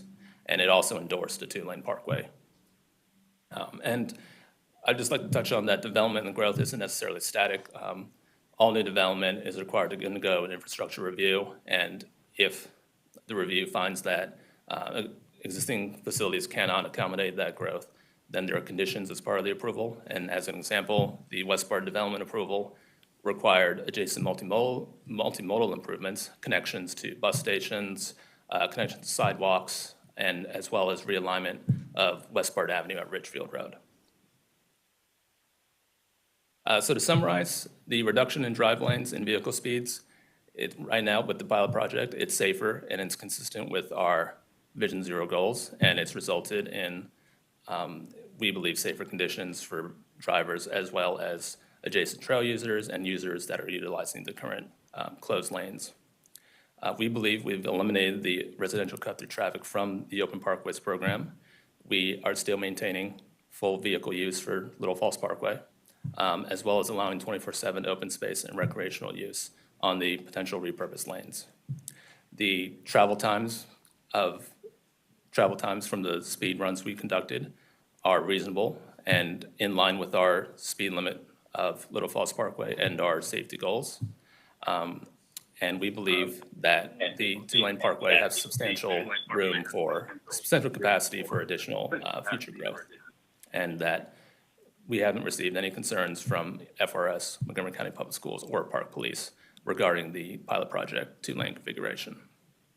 And there are other benefits as well. The space can be repurposed for a linear park or other usage. It reduces impervious area in its stream valley to Willett Branch, and it reduces parks maintenance and operational costs. But there's always room for improvement. This was a pilot project, so it was an interim condition. And certainly there's some areas that we would like to evaluate and assess. And first and foremost, that would be adding a dedicated right turn lane at Little Falls Parkway and Arlington Road. That would reduce the stacking that occurs on the crossing, as well as reduce the backups at Little Falls Parkway and the stoplight with Arlington Road. We would extend the dedicated right turn lane at northbound Little Falls Parkway and Hillendale Road. And we would also assess the traffic signals to see if there's any areas that we can improve timing to speed the flow up a little bit. And we would continue to monitor crossing safety as well as traffic flows with regular traffic counts. So I'm going to touch briefly on the pilot park concept that we've developed. As far as next steps for repurposing the lanes, if the board approves the current road configuration on April 13th, then Montgomery Parks would work to activate the linear pilot park. There's a brief rendering showing that we would have room for a shared use path running through that side, as well as open space. Here are a couple pictures of previous activation efforts by the Parks Department and others in Montgomery County. So this is, the Bethesda Streetery, live music, a couple other things. And we kind of use some of these ideas to develop a pilot park concept that features a variety of uses. So seating for people to kind of, take a break, a variety of games. The Parks Department already has a lot of things that we could reuse, including ping pong tables, cornhole sets, other things like that. We are also looking at a kind of learn to ride, traffic skills, traffic safety area where you could learn to ride a bike. We've heard from one member of the public who is teaching learn to ride lessons out on this area already and describes it as a really great area to do that because you've got kind of gentle grades and wide open and a lot of safety. We also have a variety of skate features, so we would look to install some of those out here. Some natural play areas for younger children, and essentially a lot of very interesting ways that we could activate and program this space. So continuing on the next steps, after we activate the linear pilot park, we would then initiate a public process for a permanent park facility plan at this location. We would then come back to the planning board to present that facility plan, and if we, after your review, gain approval, then we would move into permanent park design and construction phase. One thing I want to touch on is that along our parkways, both Beach Drive and Sligo Creek, we already have a variety of recreational amenities that are located very close to the trails, as well as roadways there. And that as part of making this more of a permanent project, if we have the green light to do that, we would also look at adding some additional safety improvements such as fencing between the vehicular travel lanes as well as the recreational space, as well as potentially removing pavement between those intersections and making the separation between those two sides a little more, have those look and feel a little safer. I'm now going to hand it over to Andy to talk a little bit about some of the common concerns that we've heard throughout this process, as well as through the public input. Good evening, and thank you all for the information. For the record, my name's Andy Frank. I head up the Park Development Division. It's great to see everybody. We just wanted to give a little context to some of the pages that you have before you, some of the information that you've heard, and some of the information you'll hear in testimony tonight. And to give that a little bit of context. So there's been a stated concern that there's a lack of community support.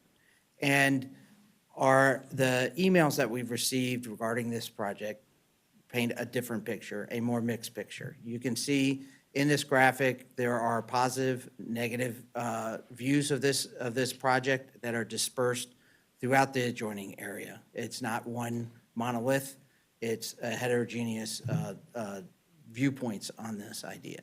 And just to add, the green dots here are emails that were in support of the project, and the red dots are emails that were not in support and were against the project.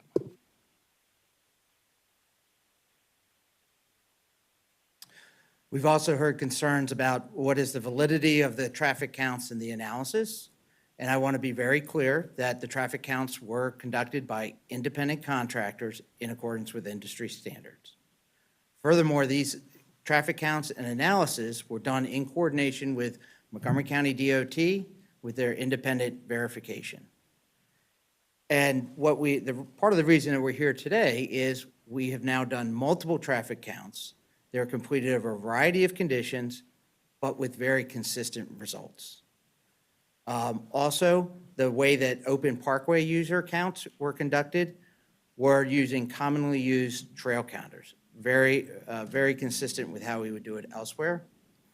And I want to make the point that all counts, whether they're traffic counts or non-vehicular counts, track unique crossings of a set point and do not filter out multiple trips made by the same individual. You could try and adjust for that for your data, but you'd have to do it for both the traffic and the non-vehicular counts. And we believe that you would find very similar correlations between the two. So if you did it for one, you would have to do it for the other. We've heard the concern that the pilot project design is not optimal. That's not unexpected. It's the nature of a pilot project that we have limited ability to fully implement a preferred design. With the approval of the planning board, a permanent design would further address the safety concerns that have been raised, be able to optimize traffic flow, including things, as Andrew had mentioned, improving turn lanes, adjusting signal timing, pavement separations, and getting rid of some of the flex posts and water-fill barriers, which can be confusing. We also want to address the concern that was raised that the Capitol Crossing Trail crossing in Phase 2 is less safe than in Phase 1, or whether a bridge would be the better option. And I want to just start off by explaining, as Andrew has mentioned, Phase 1, and Kyle had mentioned, Phase 1 is essentially an extension of an interim road diet that's been in place for 6 years. So that both the trail users and the drivers were very used to it. So that we did not expect any big adjustment period with that. Now, Phase 2 crossing is safe, and it's also consistent with other Vision Zero trail crossing designs. However, it is a new configuration. And as occurred with Phase 1 in 2017, we would expect that it would take a certain amount of time for the trail users and the cars to become more used to this configuration and more comfortable with it.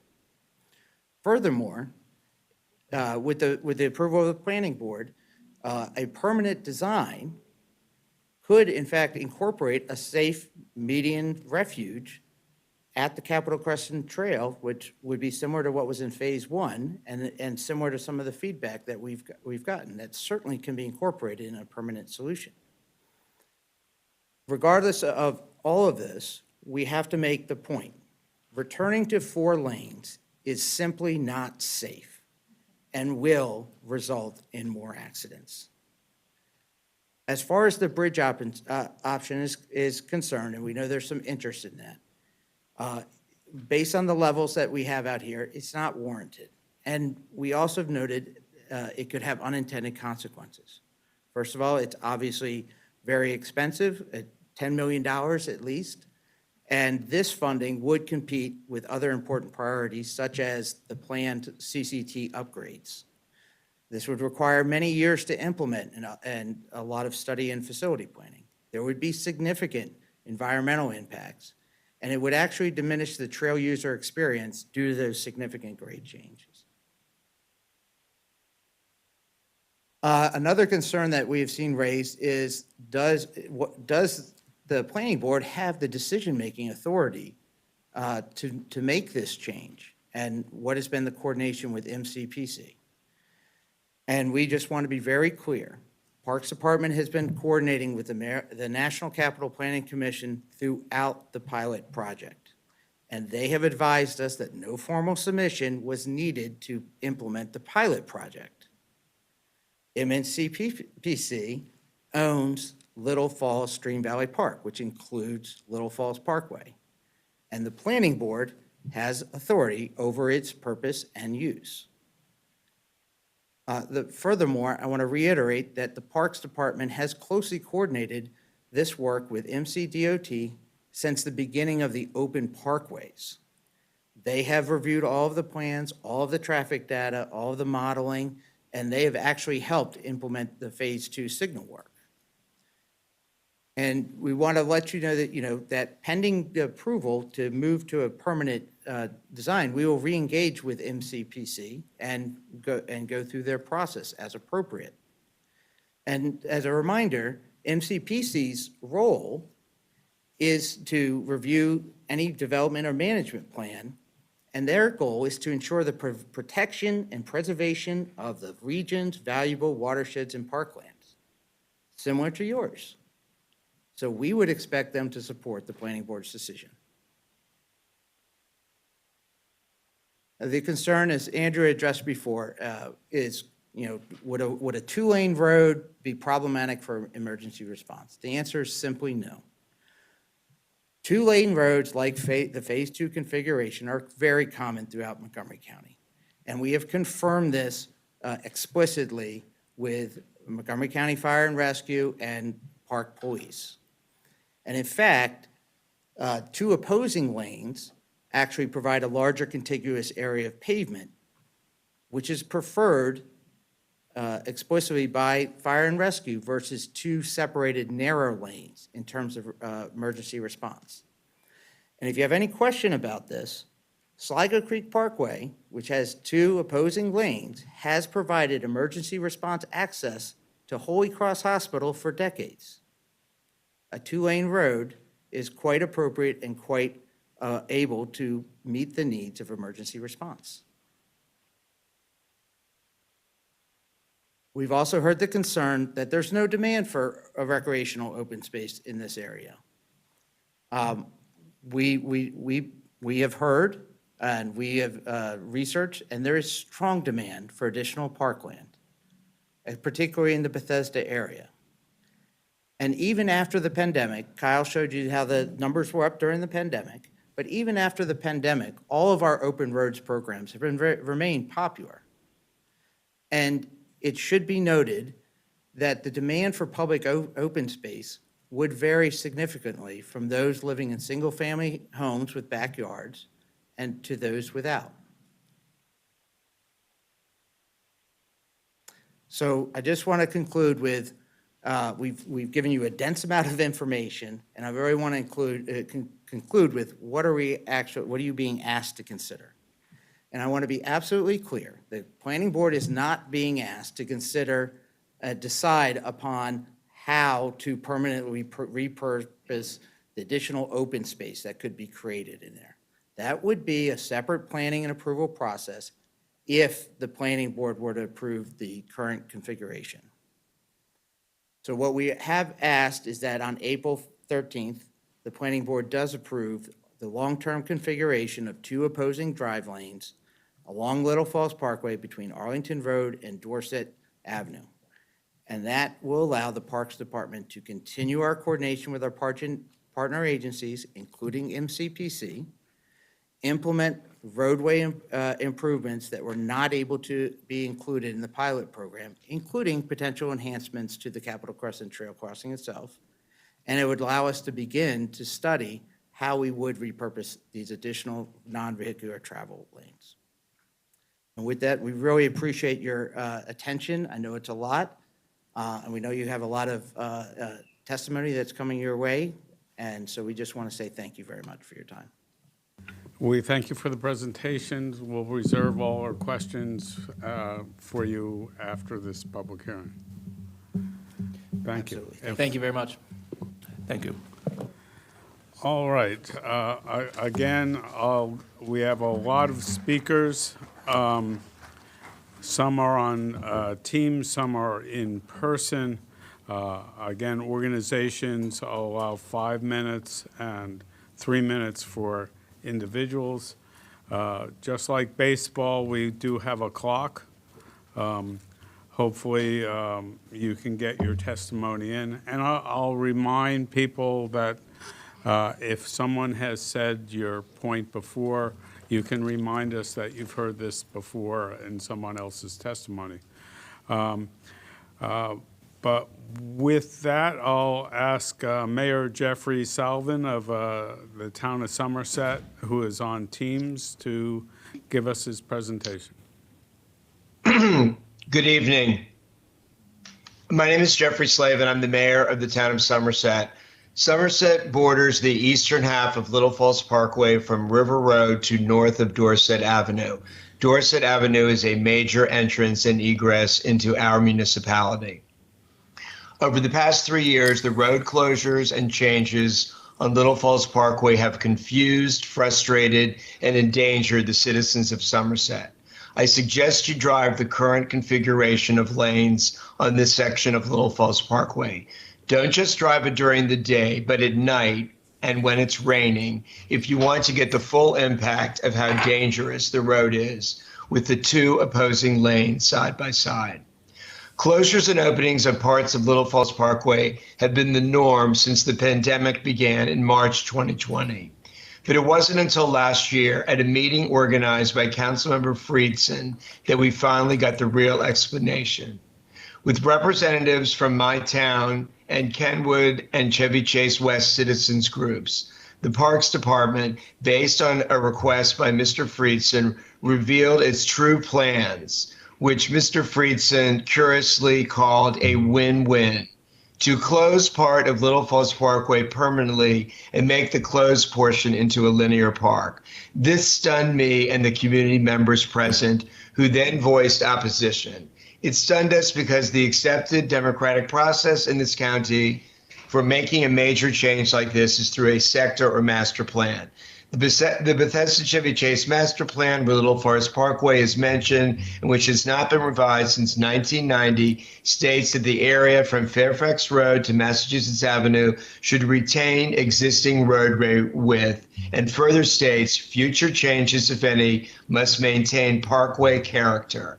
That being the case, why didn't the Parks Department go to the Planning Board from the beginning to start the process of revising or amending the BCC Master Plan? To us, it appears that the Parks Department didn't want to go that route because they wanted to make this change with as little public input as possible. This hearing is only taking place because of the strong pushback from Somerset, Kenwood, and Chevy Chase West, who were joined by other nearby communities, including Sumner, Westmoreland, Springfield, and Kenwood Forest 2, whose citizens all depend on this road to get them between the Westport area and downtown Bethesda. Now we have a power struggle between the Parks Department and the taxpaying public. The Parks Department needs to remember they work for taxpayers, not the other way around. That's why we're asking you to restore Little Falls Parkway to 4 lanes, except for the area of the intersection with the Capitol Crescent Trail. And thank you very much. Thank you for your testimony. Debbie Heller, Town of Somerset Town Council. Oh, I'm sorry. I'm looking at the computer. And, if you're here, can I also invite David Johnson, Patricia Johnson, Phyllis Edelman, and Bryce Geyer up to the table too? I forgot I've been too virtual today. And we have one more coming up. Okay. Councilmember Heller. Thank you. My name is Debbie Heller, and I'm a resident and elected town official from the town of Somerset. I lived in Somerset for 38 years. I'm speaking today to urge you to vote against the permanent road diet between Dorset Avenue and Arlington Road. I have several objections to the road diet, but today I will talk about the most important objection, and that is safety. Taking away the median and cutting the lanes from 4 to 2 is confusing and has caused the northbound traffic to back up all the way to Dorset Avenue, thus encouraging traffic to cut through the town of Somerset on Dorset Avenue. Dorset is bookended between Little Falls Parkway and Wisconsin Avenue. It is the perfect cut-through to get to Wisconsin Avenue from Little Falls, especially when it is backing up as it does to accommodate the crossing at the Capitol Crescent Trail.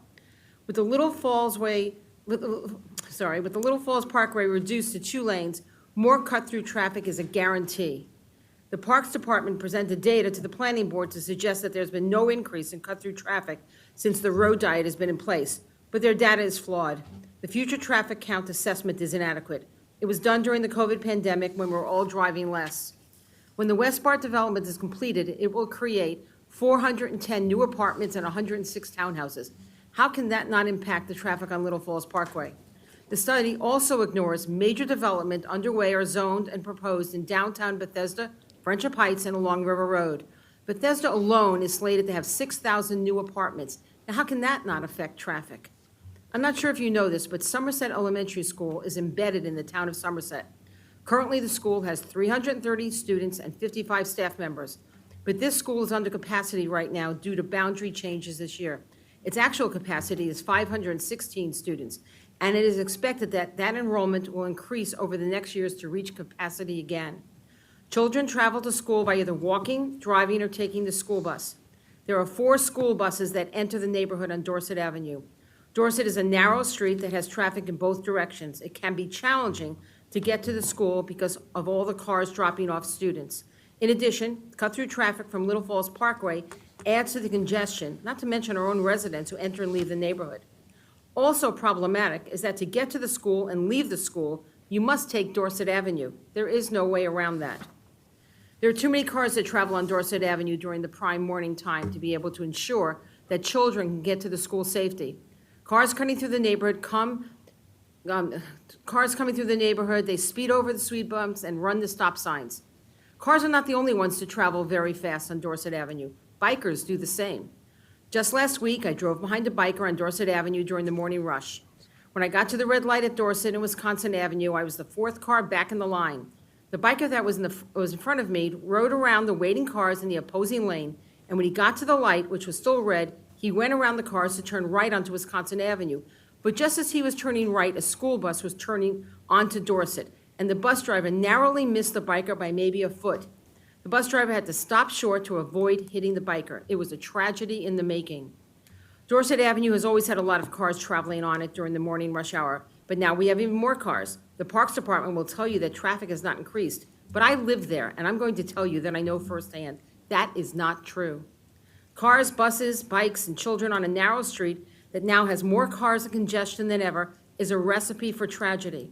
Please reinstate Little Falls Parkway to its original 4 lanes so that Dorset Avenue will have less cut-through traffic and help keep all of us safer, especially the children. Thank you. I appreciate you guys all being here. Thank you for your testimony. David Johnson. Yes. I'm Dr. David Johnson, and I and well over 3,000 petitioners respectfully request you to abandon plans for the linear park and return the 4 traffic lanes to their original configuration north of Dorset Avenue on Little Falls Parkway. My reasoning for this is as follows. Number 1, the road diet is dangerous. I have personally experienced a near head-on collision turning north from Dorset onto Little Falls Parkway, and have since heard from 2 other citizens of similar experiences of near head-on collisions. A 4th gentleman phoning in to testify at the public meeting on February 15th also reported a similar experience, indicating this is an ongoing danger. Number 2, the current crossing at the Capitol Crescent Trail actually forces drivers and bikers to play chicken with each other, with drivers trying to guess if the bikers will actually stop at the stop signs, and bikers assuming the drivers will stop even if they don't. That's why the planning board originally voted 4-1 in June 2019 to abandon the road diet and have everyone stop at the light as being vision 0. Number 3, constricting traffic on a main transportation artery between Bethesda and the River Road West Bard corridor in the face of the significant coming density is short-sighted. No modeling has been done to determine the area's transportation needs over the next 5 years. The Bethesda master plan calls for over 32 million square feet of new commercial and residential space. The West Bard development plan calls for almost 2 million square feet, and all with limited public transportation. And Thrive 2050 has determined River Road to be a growth zone. Parks has stated that traffic along the parkway has declined by 35% since 2016, and assume the current decline in traffic from the pandemic and the road diet will be maintained. Their own counts, however, show that the traffic on the parkway has actually been increasing since July 2022. Metro has recently noted a surge in riders, and governmental workers have been ordered back to work, all suggesting Parks' assumptions to be badly mistaken.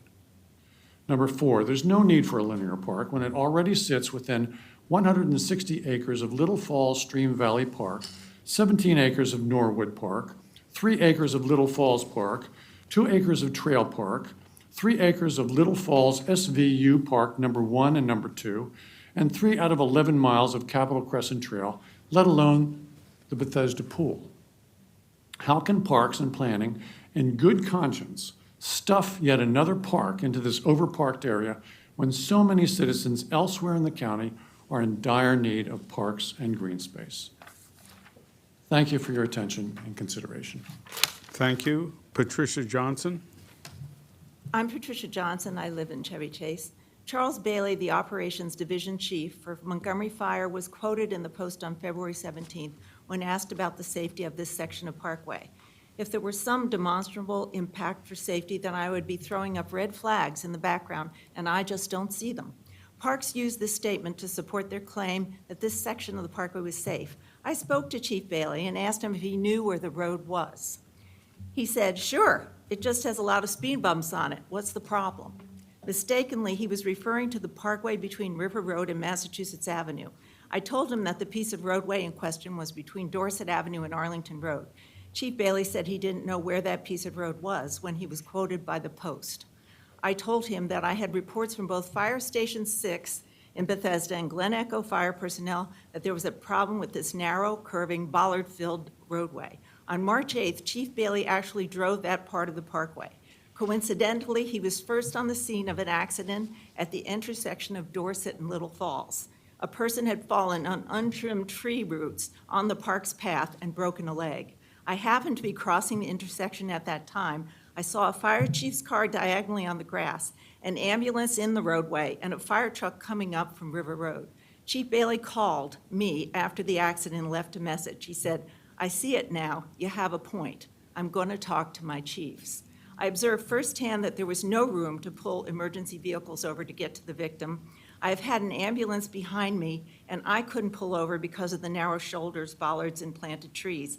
I observed hook and ladder rigs coming through residential neighborhoods to get to River Road instead of using the parkway. It can cost precious time and is dangerous where there are no sidewalks.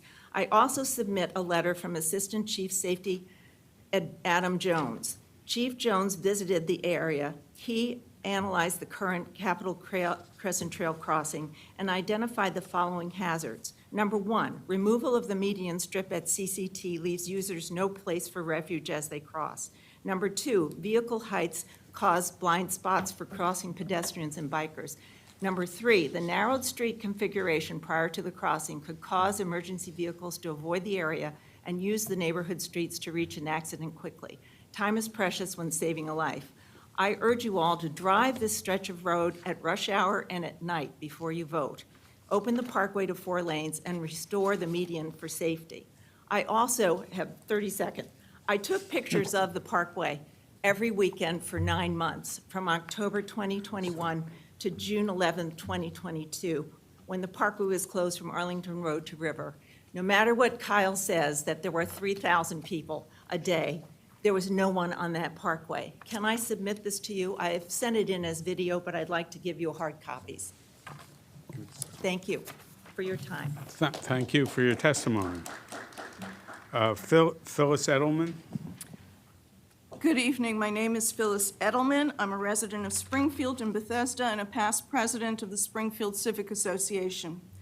The public reason for this hearing is the Parks Department is seeking approval from the Planning Board for its unilateral closure of 2 lanes of traffic along 4/10 of a mile of Little Falls Parkway. But I believe the Parks Department is just interested in pursuing goals it set in its own 2022 Parks, Recreation, and Open Space Plan. Why would you want to shut down half of a vital connecting road in an area that is park-rich? Because it's low-hanging fruit? Parks didn't have to purchase the land, and they admit to spending only $130,000 on closing and opening and reclosing this 4/10 of a mile of road. When they give their next report to the county council, though, they can include how they've returned Parkway to parkland. Their website about the proposed linear park went from describing it as innovative, like the New York City High Line, to now saying nothing about it. Nothing. And as they told you today, what they can do is provide games, which they happen to have in storage. Innovative? Their objective? To attract new users who otherwise would not be lured to visit our nearby parks.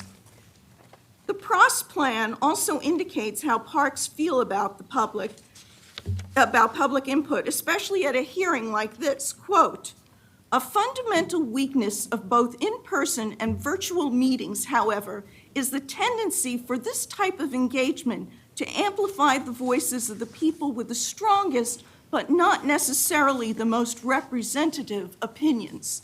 I hope the Planning Board doesn't hold the same opinion.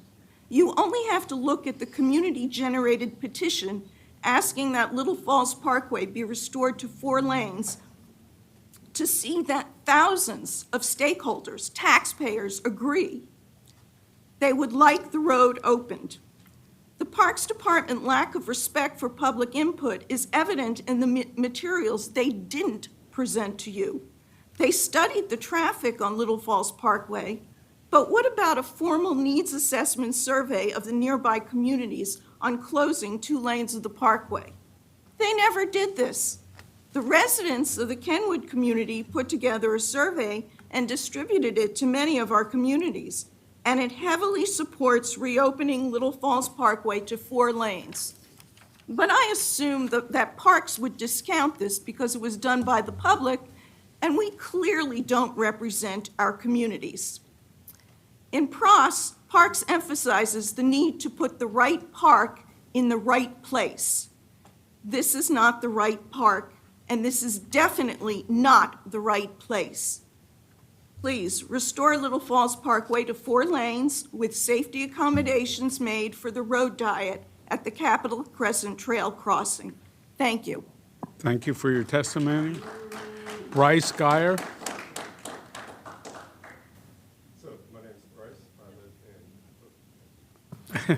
So my name's Bryce. I live in Green Acres. That's on the corner of River Road and Little Falls Parkway. On my weekends, I'm employed to teach how to ride a bike. And about 10% of the people I taught last year, I taught on the, I guess, what we'll call it the linear park. It's probably the best place that I've seen in the DC area, greater DC area, to teach because it's a linear park, not a parking lot that's being repurposed. It's quite difficult, even for large organizations, to repurpose parking lots. There's always the threat of cars coming in, and cars can be parked left overnight in the way of the planned space. When I teach friends and teach my own kids, it's nice to know that I can go to a place that will always be ready and available. I don't have the strength of an organization to book out parking lots. Yeah, it's a great place. There's varying pitches to it. I've taught both children and adults how to ride a bike. You need a slope that's going to have the right glide. You can find that there. Also, you can find plenty of run out on the flat spaces. Often parking lots are built at a particular grade, and that grade goes all the way down into concrete curbs or some kind of water drainage, which obviously, if you roll down and you can't slow your speed, you run the risk of striking that curb. So it's also nice and wide. There are no street lights or posts there.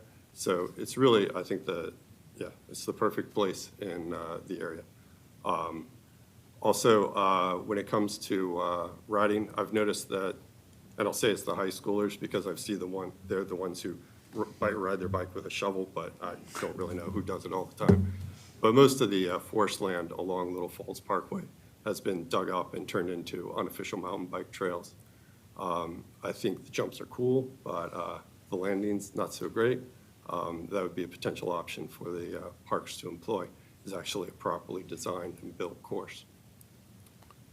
With that, I drive it. I've tried bike commuting it. When it was 4 lanes, I didn't really like that much. And when sometimes, if I bike commute with my kids, well, that's just a no-go because it's just not that kind of road when it's 4 lanes. The entire time I bike commuted, the entire time I've driven it or bike commuted when it was 4 lanes, I hardly saw cyclists. I was out at the linear park last night. I saw more bike commuters on that road than I've ever seen in the entire time before when it was a 4-lane road. Let's see. Yeah, with that. Thank you for your testimony. Thank you.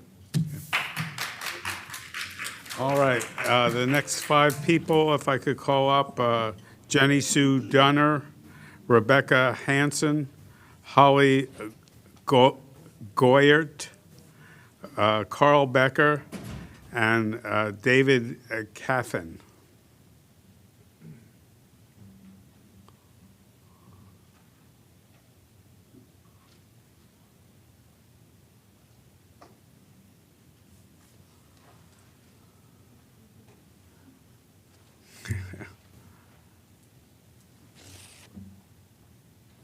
You okay, Kathy? Okay, if I can have Jenny Sue Dunner. May I just say before I start that early in the week. Mike, please, you have to press the button for your mic. That would help. Thank you.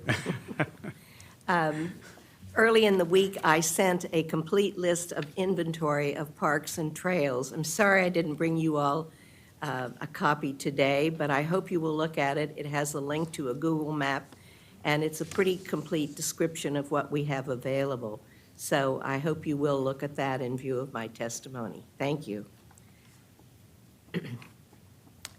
I am aware that this hearing is focused on the proposed lane reduction of Little Falls Parkway. My comments are directed toward the proposed linear park, which is park's goal if the lanes are permanently reduced. I'm a supporter of parks and green space for all county residents, but I believe money should be spent where it is needed, where it is wanted, and where it is beneficial to the neighborhoods. The proposed linear park is not needed or wanted by thousands of residents that live near Little Falls Parkway. There are numerous playgrounds, trails, and walking areas, all very close to the parkway. These many areas offer ample recreational activities for our residents and their children, and they are safe and they don't disrupt other aspects of our community, like traffic and emergency services.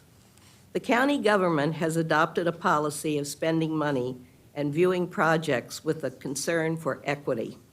The proposed linear park does not pass the test for equity, since there are other areas in our county with less and no convenient recreational options.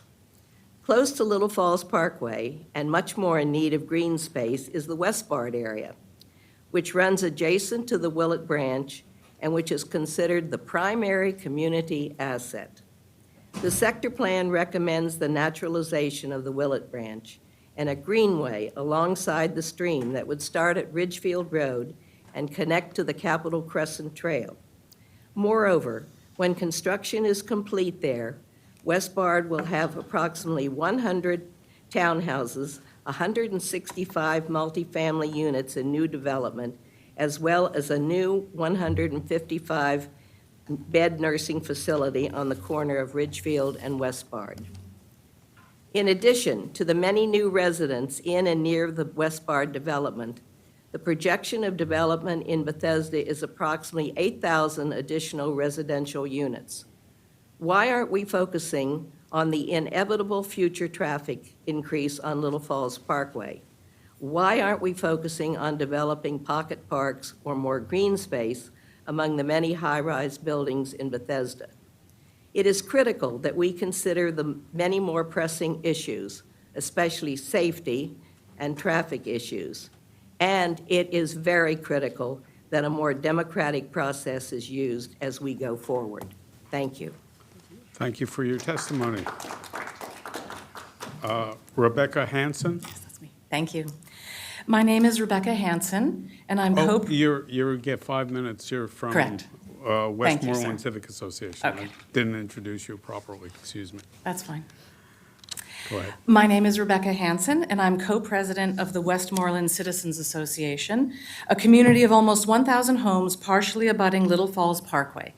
I've lived here for 20 years, and my family uses the Capitol Crescent Trail and the Parkway regularly.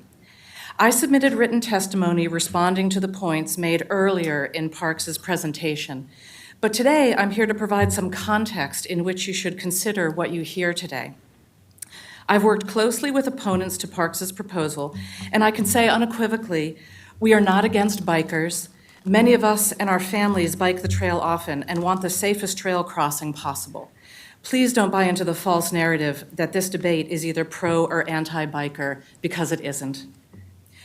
We are not against park space. We love the 170-acre plus acreage of parkland along the trail and the parkway, but we want to balance this natural beauty with the important function the parkway serves. We are also not NIMBY-minded. Insulting labels like this detract from the hard work, time, and money that we've invested in our effort. We support a common-sense approach to safety and prudent use of park resources. Our views are valid and should be respected in your deliberations. We are against the process that Parks has followed with this proposal. They have compiled data that is incomplete and appears to be geared to support their desired outcome. They have ignored serious safety issues, which are well documented in the record, which you will see. They appear to have favored proponents of the plan and have disregarded legitimate opposing views. In all, Parks has ignored basic democratic principles of fairness and transparency that Montgomery County residents expect from their government officials, whether elected or appointed. We are here to ask you to reject Parks's proposal based on procedural and substantive flaws. To this end, you should consider all testimony and data submitted to the record, including the professional analysis of our consulting traffic engineers, highlighting the deficiencies in Parks' data collection methods. You should read our petition, which requests that we go back to the January 2017 configuration, which Parks referenced in their presentation, which has almost 3,500 signatures and which continues to grow and which you can't ignore. You should heed the warnings of Fire Chief Jones as to the hazards of the current Phase 2 traffic configuration, demonstrated by Carl Becker's video evidence. Whether or not is an official position, it still warns of dangerous conditions and should be taken seriously. You should also heed the evidence showing there is no demand for recreation on the closed lanes. View Pat Johnson's video log showing the closed lanes being constantly empty month after month while traffic builds up on the other side of the parkway. During the pandemic and since closing the 2 lanes in October of last year, the closed lanes have no bikers, no joggers, no rollerbladers, no skateboarders, no dog walkers, no baby strollers, and no dads teaching their kids how to ride bikes. And with all due respect to the previous testifier, bike lessons are not the highest and best use of the Little Falls Parkway. And despite Kyle's speculation, no one in significant volumes is using the closed lanes because they connect to nowhere. And we've seen no data to show that these lanes will be used in the future. If these lanes aren't being used now, they won't likely be used in the future. We also request that you go down to the site and see for yourself what we've been talking about, because you can't make an informed decision without doing so. Finally, we ask you to be open-minded to other alternatives that Parks has dismissed out of hand. If Parks wants food trucks and porta potties and games and toys near the trail, they can find other locations that don't compromise our safety, like Neil Potter Park, for example. You should also seriously consider a walking biking bridge across Little Falls Parkway. I don't understand why some bikers are lobbying for what is currently the most dangerous trail crossing in Montgomery County. They should want a bridge, and Parks should do proper due diligence on that solution. To conclude, we're looking to the Planning Board to reject Parks's proposal and return to the Parkway to the configuration from January 2017, the interim road diet, which is the safest configuration the Parkway has ever had. Thank you. Thank you for your testimony. Holly Goyert? Yes, thank you. My name is Dr. Holly Goyert. I live 1 block from the intersection of Little Falls Parkway and River Road, and I fully support the Little Falls Linear Park and pilot project. The linear park is a safe and effective location for kids to learn to ride bikes, given the absence of sidewalks or protected bike lanes anywhere in our neighborhood, from Massachusetts Avenue to Dorset's Ave. The Capitol Crescent Trail is at or above capacity and not a safe access route for young kids to learn to ride. My 5-year-old learned to ride his bike due to the Open Parkways program, and my 2-year-old continues to use the linear park to learn to ride his bike. On the 12th of November in 2022, my toddlers joined 15 children ranging from ages 2 to 6 for a practice session at the linear park to learn how to ride a pedal bike. It was a perfect pitch for them to gain the confidence they needed in the safety of protected lanes. I ask that the Planning Board please make the linear park permanent so that I may keep bringing my 2-year-old and friends from near and far to teach all our children how to ride pedal bikes. Several neighbors and I wrote and signed a joint letter of support for the linear park, which we submitted to the planning board this past Tuesday. We applaud the park department's data-driven, evidence-based approach to increasing multiple uses of the parkway while improving traffic flow. It's in the best interest of pedestrians, cyclists, and drivers alike to increase access by foot and bike in a safe and efficient way so as to reduce traffic volume and increase traffic flow. The linear park prevents human error from resulting in pedestrian and bicycle fatalities through its affordable protective infrastructure improvements, good traffic flow, and I'll restate, less than 4 minutes, and high pedestrian use would increase even further were the Parks Department to add more infrastructure improvements, such as protected side paths or lanes with flex posts, to extend pedestrian and cyclist access to the linear park from River Road and Mass Ave. It breaks my heart every time that my 5-year-old keeps asking to ride his bike to the Bethesda Public Outdoor Pool, as we used to do regularly during the pandemic-era Open Parkways program. As with other families, many other families, my 2 toddlers and I were weekly users of the parkway during the pandemic, almost every weekend during the summers, and at least every other weekend during colder months. And currently, without a protected lane from Mass Ave to Dorset Ave, access to the linear park is just not safe enough to allow our toddlers to ride their bikes along the parkway. Rather, I either drive and park at the Bethesda pool or ride my bike along the parkway with my toddlers and their bikes in tow in my bike trailer. So without a protected bike lane, even this unsettled me knowing that a neighbor, one of those who signed our letter of support for the project, survived a hit and run on the parkway from behind and was left unconscious on the ground. And this was prior to the current configuration. The Parks Department reports no accidents at the Capitol Crescent crossing since the infrastructure improvements were made. Current use of the linear park is substantial and would only increase were the Parks Department to install flex posts, and we need the planning board to please approve this configuration so that we can achieve that goal. Thank you. Thank you for your well-timed testimony. Mr. Carl Becker? Carl Becker, I have. Oh, you are a Sumner Civic Association. You get 5 minutes. Yeah, can I get the computer screen to appear? It's up on ours. It's not here. Yeah. Okay. Carl Becker, Sumner Citizens Association. I live a few houses from the Crescent Trail and bought our house there because we use Little Falls Stream Valley Park and the adjacent parks totaling about 200 acres every day. The current trail crossing is much more dangerous than it was just 6 months ago because the multi-lane threat has been reintroduced. And this is a critical component that has not been discussed yet today.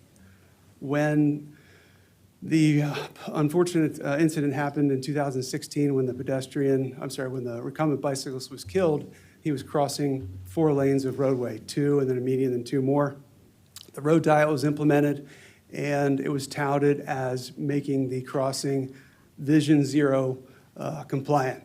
And that was a big deal. The multi-lane threat was eliminated. And I have a lot of historical context and quotes in my 25-page PowerPoint presentation. I'm not going to cover all of it here, but I'd be happy to meet with you all and discuss later.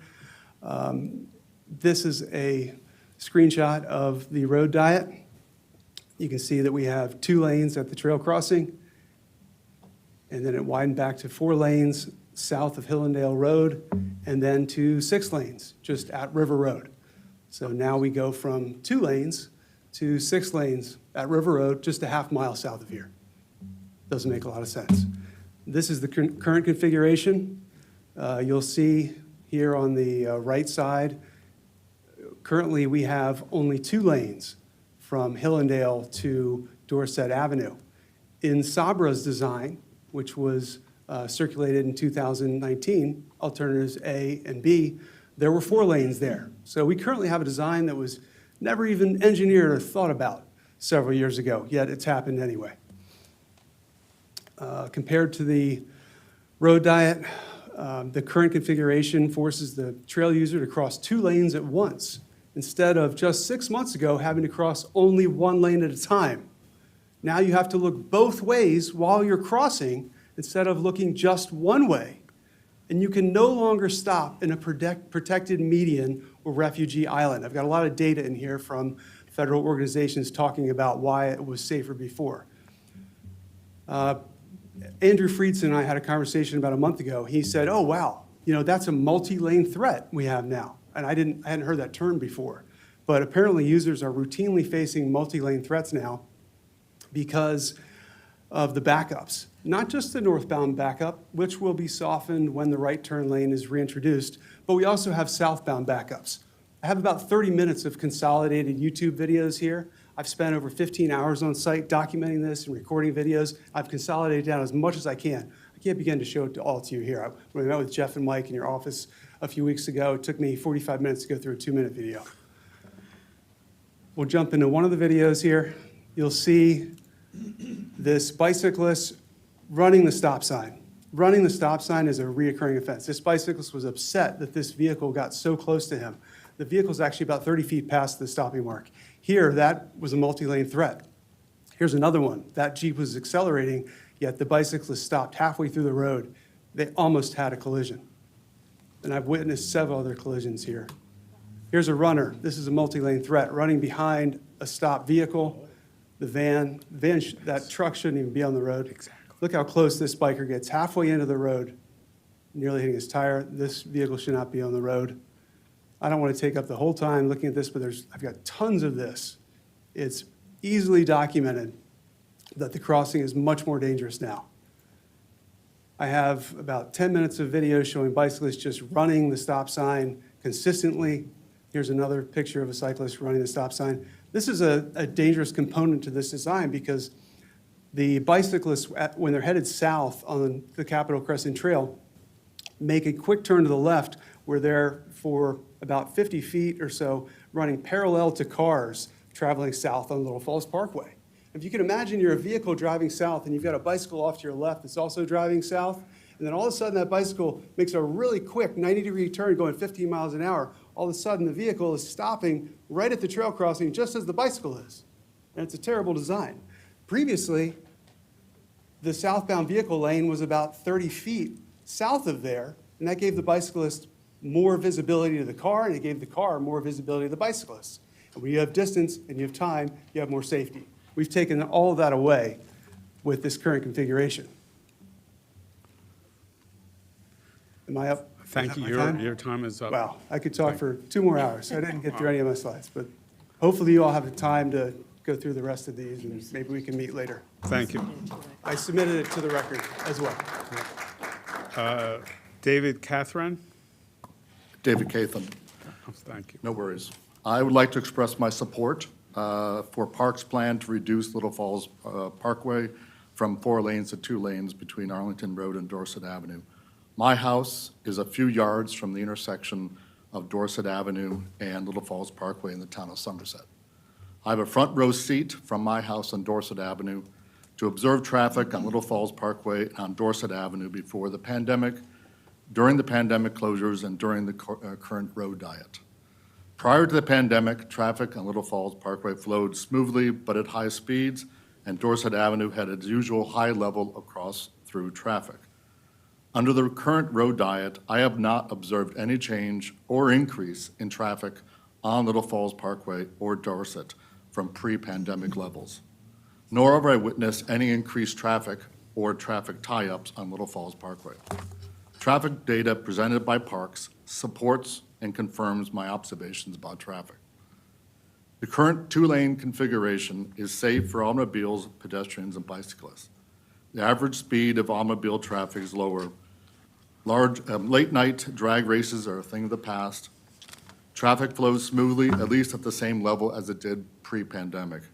I use Little Falls Parkway by car many times a week to get to Bethesda and points north, and I have not experienced any delays or traffic. A two-lane road is actually easier to cross as a pedestrian or cyclist, and the closed section of the parkway provides a safe space for pedestrians and bicyclists. And unlike previous testimony, I walk and bike the closed section of the parkway frequently, and I see other folks on that also. Regards to the Capitol Crescent Trail crossing at Little Falls Parkway, I use this crossing frequently, by foot and by bicycle, and I have never felt unsafe. I believe the two-lane configuration for the crossing is safer because trail users can see both lanes of traffic at the same time, plus drivers have a visual clue that they need to stop if the other lane is stopped for a trail user.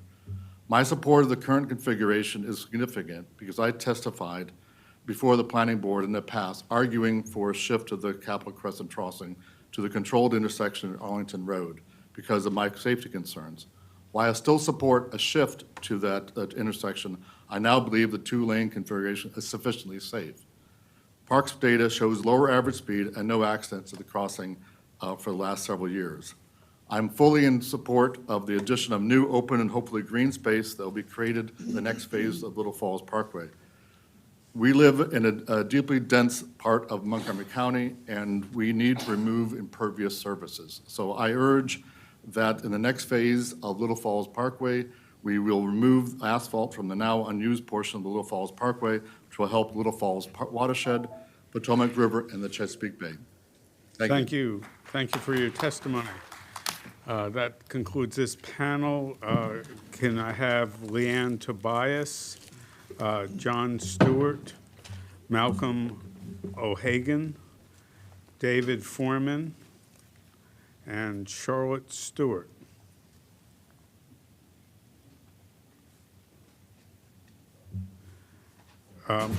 Ms. Tobias is speaking for the Springfield Civic Association, gets Yes. 5 minutes.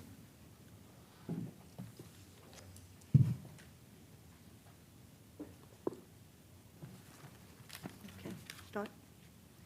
Yes. I'm Leanne Tobias, a board member of the Springfield Civic Association, which represents over 650 families in Springfield, Bethesda.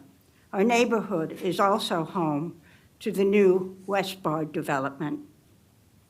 SCA supports additional safety improvements where Capitol Crescent Trail crosses Little Falls Parkway. However, we also ask that Little Falls Parkway be immediately restored to 2 lanes with a central median. Longer term, we support reinstating 4 lanes between Hillendale Road and Dorset Avenue. We take this position because Little Falls Parkway is heavily used by our community as Springfield's major east-west road connection to downtown Bethesda. Our position was developed with the help of a new community survey, unlike Parks, which is yet to systematically consult affected neighborhoods. The 631-person survey includes residents from 6 neighborhoods surrounding Little Falls Parkway, including Springfield. Almost 80% of respondents oppose the current Little Falls Parkway configuration and the permanent lane closures. Some 84% believe that Montgomery Parks has not adequately consulted residents. Under 20% support the linear park. The survey results are accurate, within 3 percentage points at the 90% level of confidence. SCA opposes the park's proposal for a number of reasons. The current configuration of Little Falls Parkway is unsafe. There's nowhere to pull over for emergencies. The public record includes the harrowing account of a head injury victim whose ambulance was delayed multiple times on Little Falls Parkway because traffic couldn't pull over. The new configuration makes Little Falls Parkway difficult to navigate safely. Montgomery County Fire Chief Adam Jones warns of constantly changing blind spots that affect motorists, cyclists, and pedestrians. We ask that the Planning Board review the many letters in the record reporting near collisions. Second, we're concerned about the accuracy of Parks traffic analysis and urge additional studies. The Parks analysis appears inconsistent with State Highway Administration data for Little Falls Parkway, relies heavily on pandemic-era traffic data, and addresses neither emerging post-pandemic traffic patterns nor the 8.5 million square feet of development pending in downtown Bethesda, Friendship Heights, and at Westbard. That's 5.5 million square feet already underway and 3 million square feet zoned. Thrive 2050 has designated Lower River Road from the DC line to the Beltway as a growth corridor, which will add additional dense development in the immediate area of Little Falls Parkway.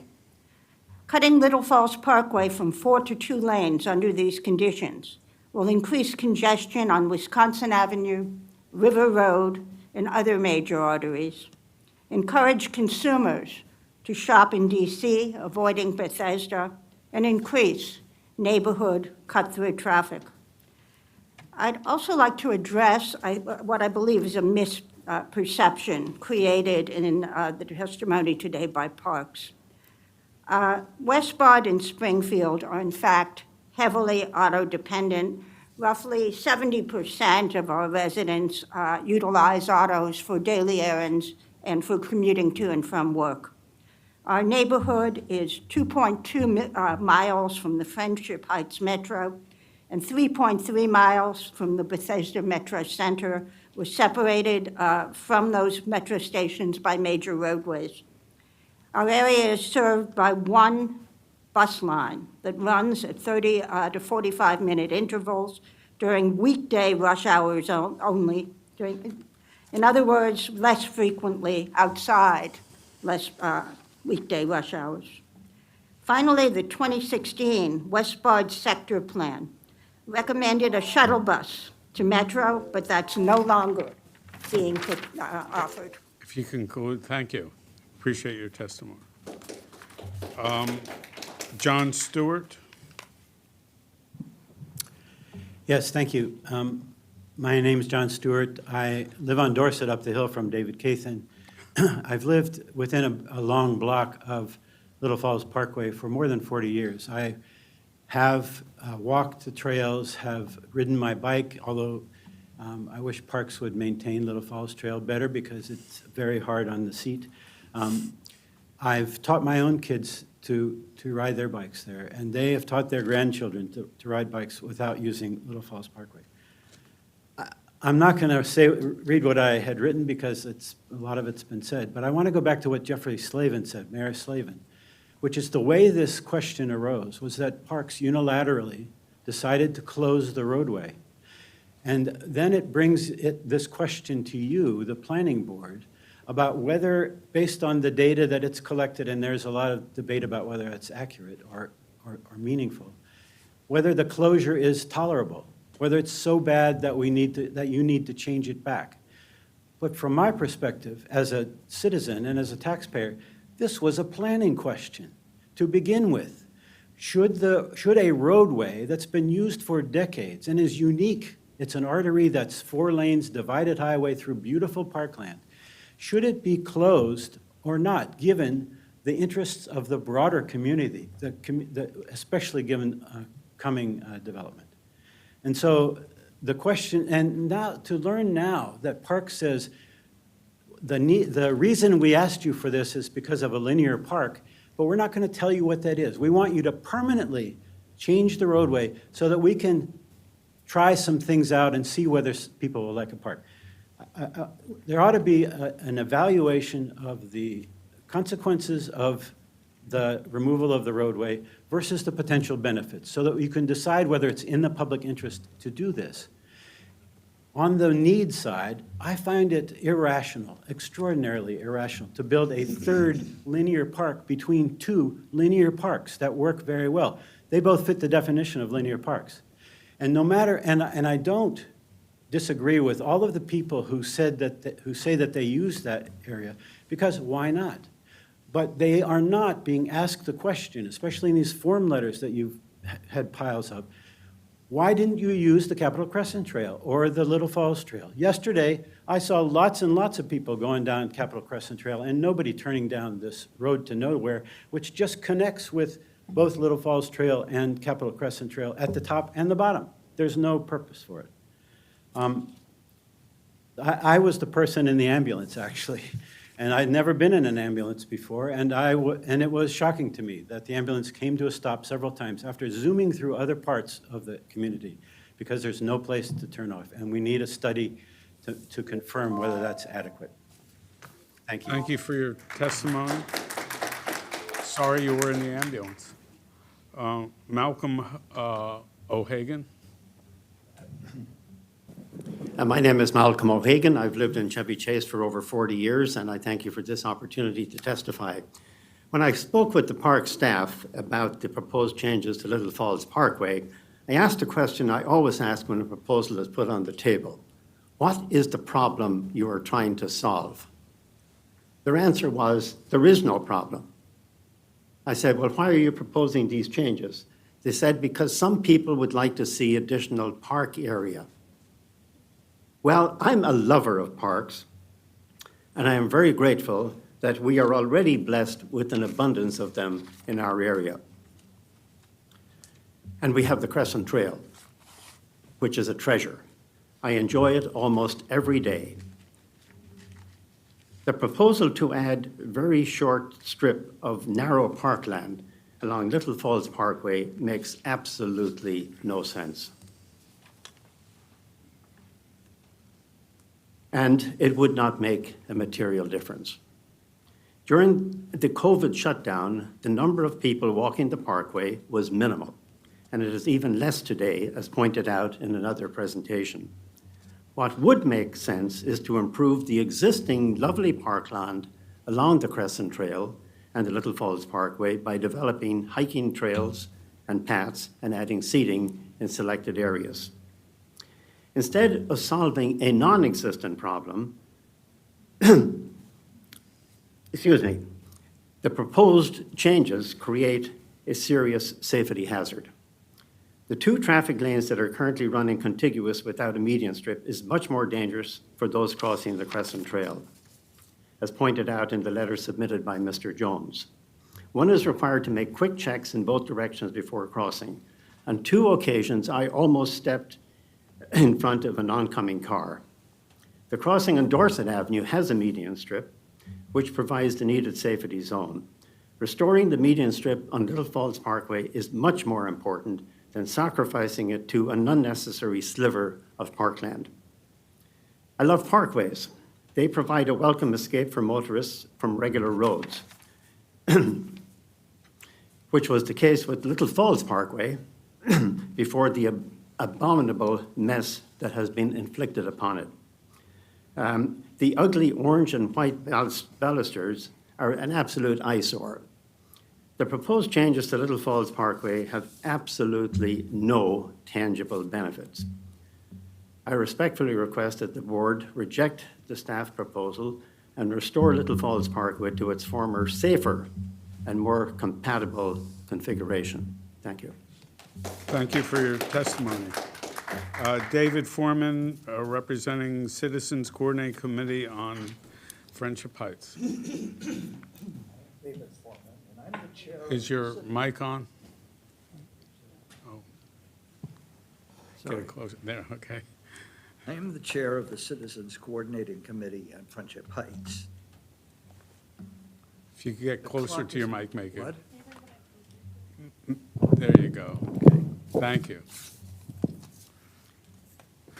I am the chair of the Citizens Coordinating Committee on Friendship Heights. We are a coalition of 19 neighborhood organizations from communities in and around the Friendship Heights area, representing about 20,000 Montgomery County residents. Our neighborhoods immediately surround Little Falls Parkway, and we are the people most directly dependent on and affected by Little Falls Parkway. Therefore, the planning board should give serious consideration and weight to our views on the issue.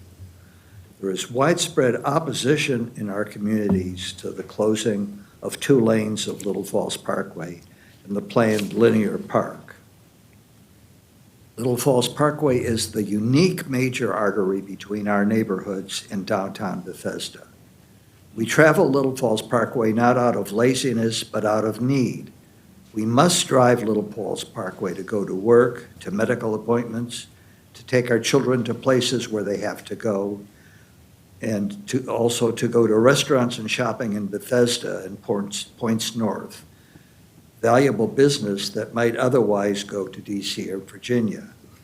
And Little Falls Parkway is the major route from the large traffic of commuters coming from DC and Virginia to Bethesda and Points North.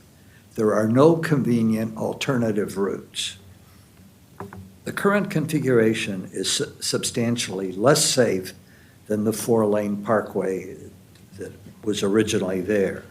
It's obvious and is supported by objective data that a four-lane road with a wide median and shoulders to pull off on in an emergency is much safer than a road of narrow opposing single lanes with no median and no shoulder.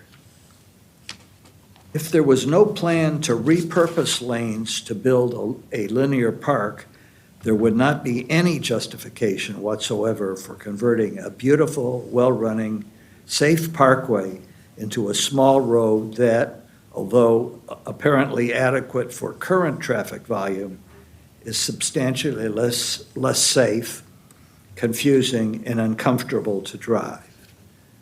We are opposed to the linear park that is the reason for the road configuration. I must emphasize that we love our parks. Indeed, last year, our organization wrote the county council strongly supporting 2 other parks. We just don't want this particular park, and there are many reasons why this specific park is a mistake. It is not wanted or needed. Very few people use it today for bicycling or walking, although those activities are quite feasible currently. This is not surprising, since it is a short, unattractive stretch of road that goes nowhere, next to a busy highway with ample, much better alternatives. And there are much better alternatives. The Capitol Crescent Trail provides wonderful bicycling and walking. The 14-acre Norwood Park provides spacious and beautiful parkland, and there are other fine parks and trails as well. I emphasize that these are not just parks in the general area. They are immediately adjacent to Little Falls Parkway and are much better alternatives for every use. Evidence of the failure of the closed lanes for their original purpose, bicycling and walking, is that Parks appears to be desperately trying to find some other way, any other way, to use the deserted lanes as a park, proposing giant chessmen, cornhole games, food trucks, musical events adjacent to a noisy roadway, and so on. Some of these ideas are almost ludicrous. They are out of touch with the physical location, the demographics of the surrounding neighborhoods, the lack of parking, and the lack of enthusiasm for such activities. We urge you to scrap the pilot and therefore return Little Falls Parkway to its original state. A park that the neighborhood does not need or want should not justify making a vital, essential roadway unsafe and inconvenient for the many residents in our neighborhoods who need to travel on Little Falls Parkway. Thank you for your testimony, and my sympathies for the loss of Norman Knopf, who I worked with for many years. Charlotte Stewart is not here? No. Okay, thank you for your testimony. Pete Rezick, John Nicholson, Allison Gillespie, Philip Gunn, and Stephen Shapiro, if you'd all come up. I'm sorry, John Nicholson is on Teams. I think Neil Parrott can also come up.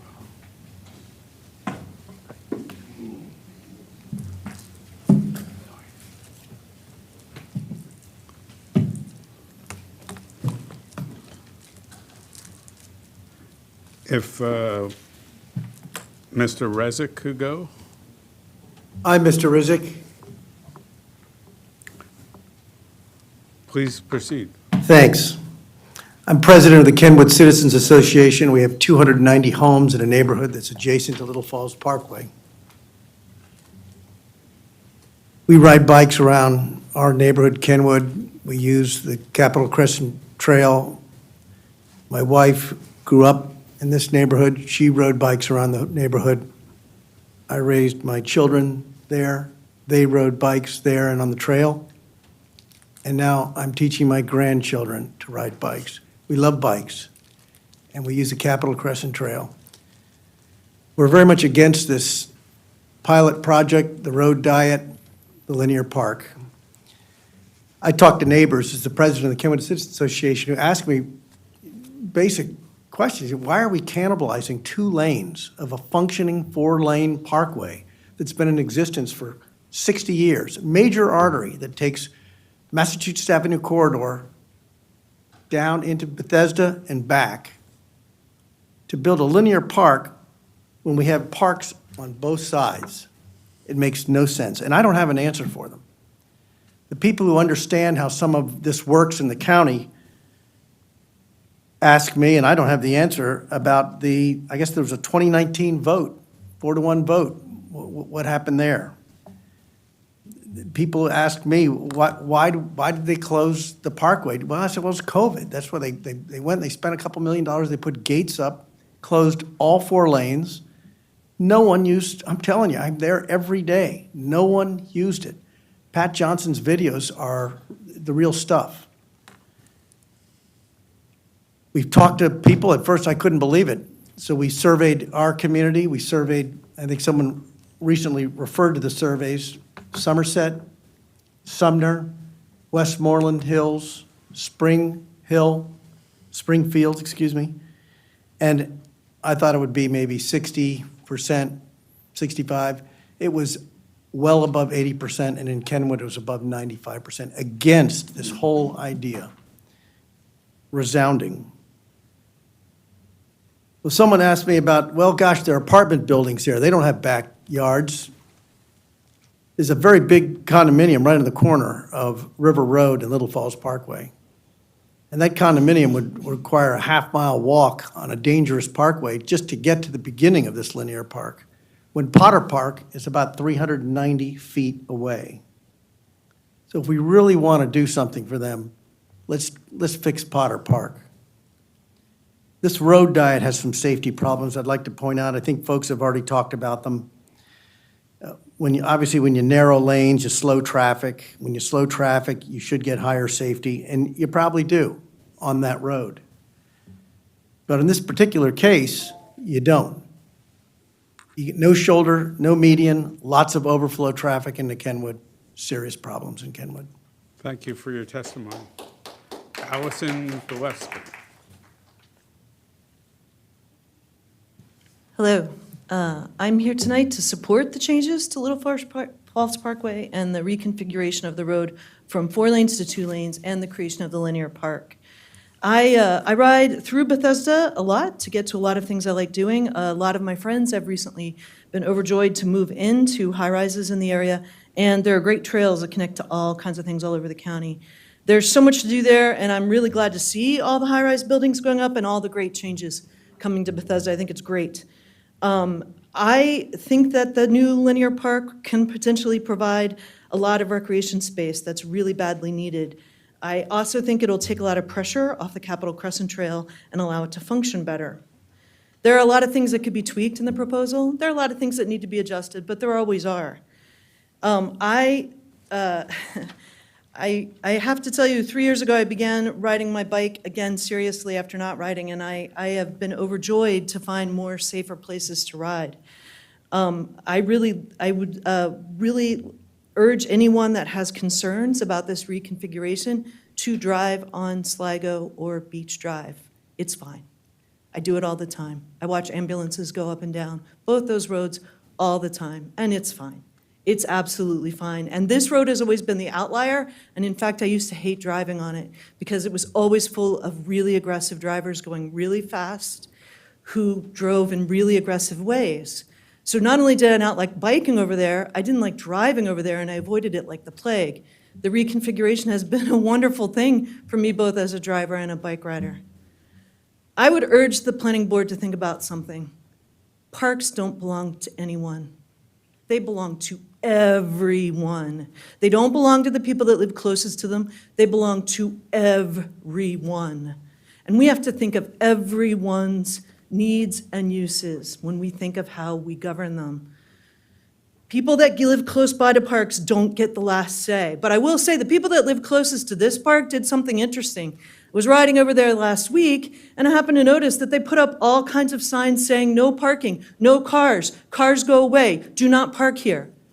The people that live in the neighborhoods that you've just heard from understand inherently how much it helps to get cars out of the picture, because when they want to have their friends come and walk around and look at pretty cherry trees, the first thing they do is get rid of the cars.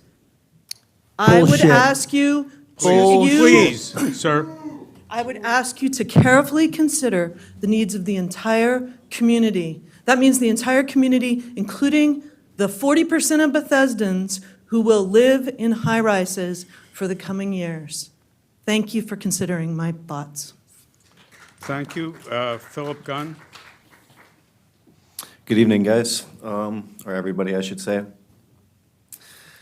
This is obviously a very contested piece of land here. I hope that we can all keep it cordial. So I am also in support of making the one-lane structure permanent.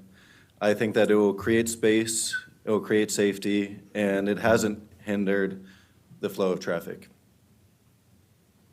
The Crescent Trail has been, or I should start actually by saying that I've lived here all my life, 27 years in Bethesda, Maryland on Fairglen Lane. I hope that nobody shows up at my place with pitchforks. But I would say that the Crescent Trail has been extremely dangerous throughout my whole lifetime until about 2 years ago. Bikers have now been moved from, or taken a route that used to be on the Crescent Trail and are using the open road now, which has a lot more space.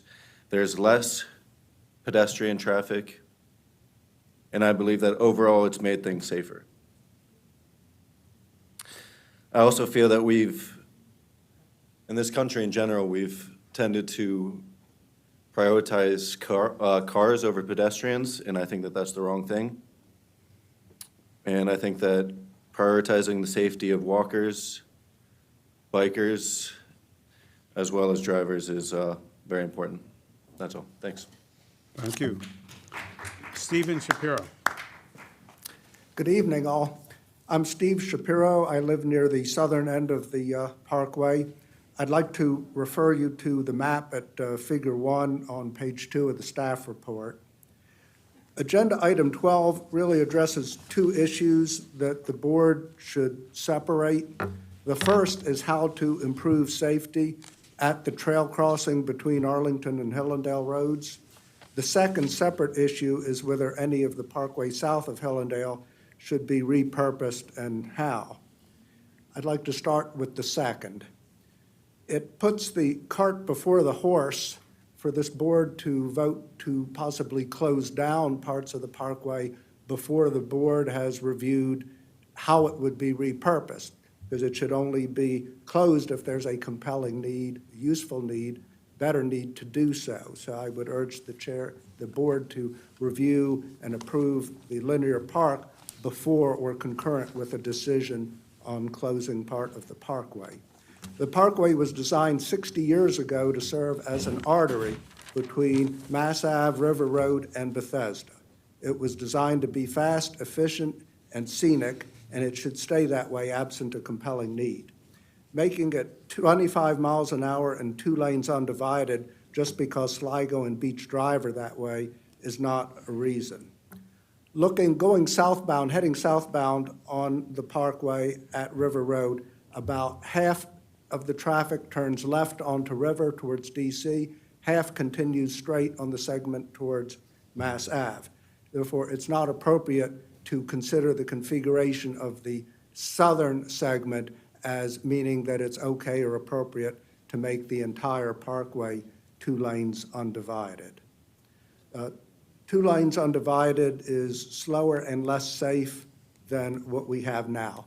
Looking at that map, there's a sharp curve south of Hillendale, and then there's a transition back across the median just north of Dorset.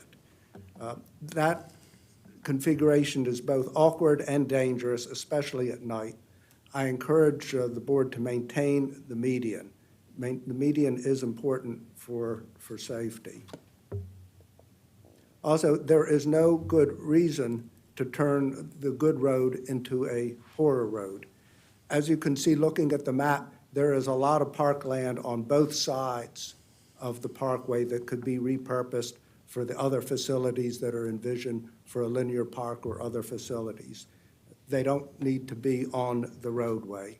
And looking at safety again at the trail, referring to Figure 9 on page 11, I would consider the board to move the trail south to cross at Hillendale, where there's an existing light and an existing crossing, and also to revisit the traffic light considered in 2019.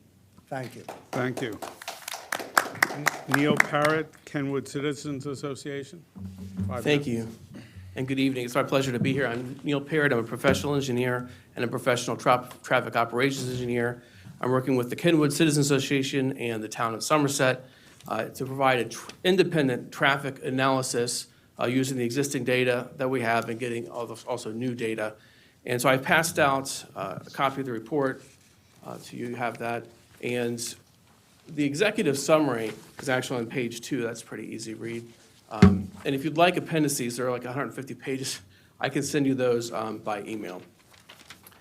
I think it's important. Well, first, before I get started, I want to say that I think the parks and the Planning Commission did a fantastic job after the fatal crash in 2016 when a bicyclist was crashed at the Capitol Crescent Trail and Little Falls Parkway.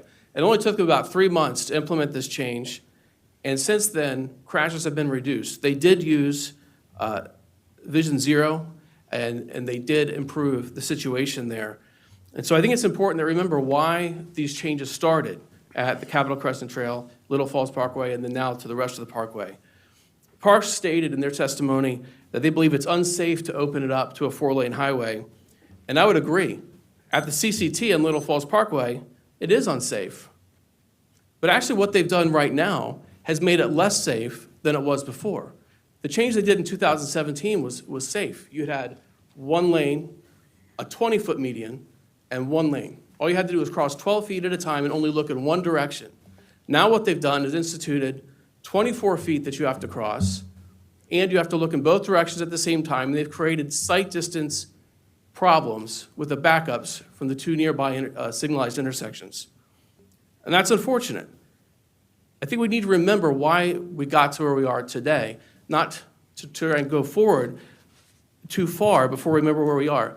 Now, the section between Dorset and Hillendale, that was open before, 2017 and on. It was open, and it was operating just fine. There were no safety concerns that I've seen in that section of roadway.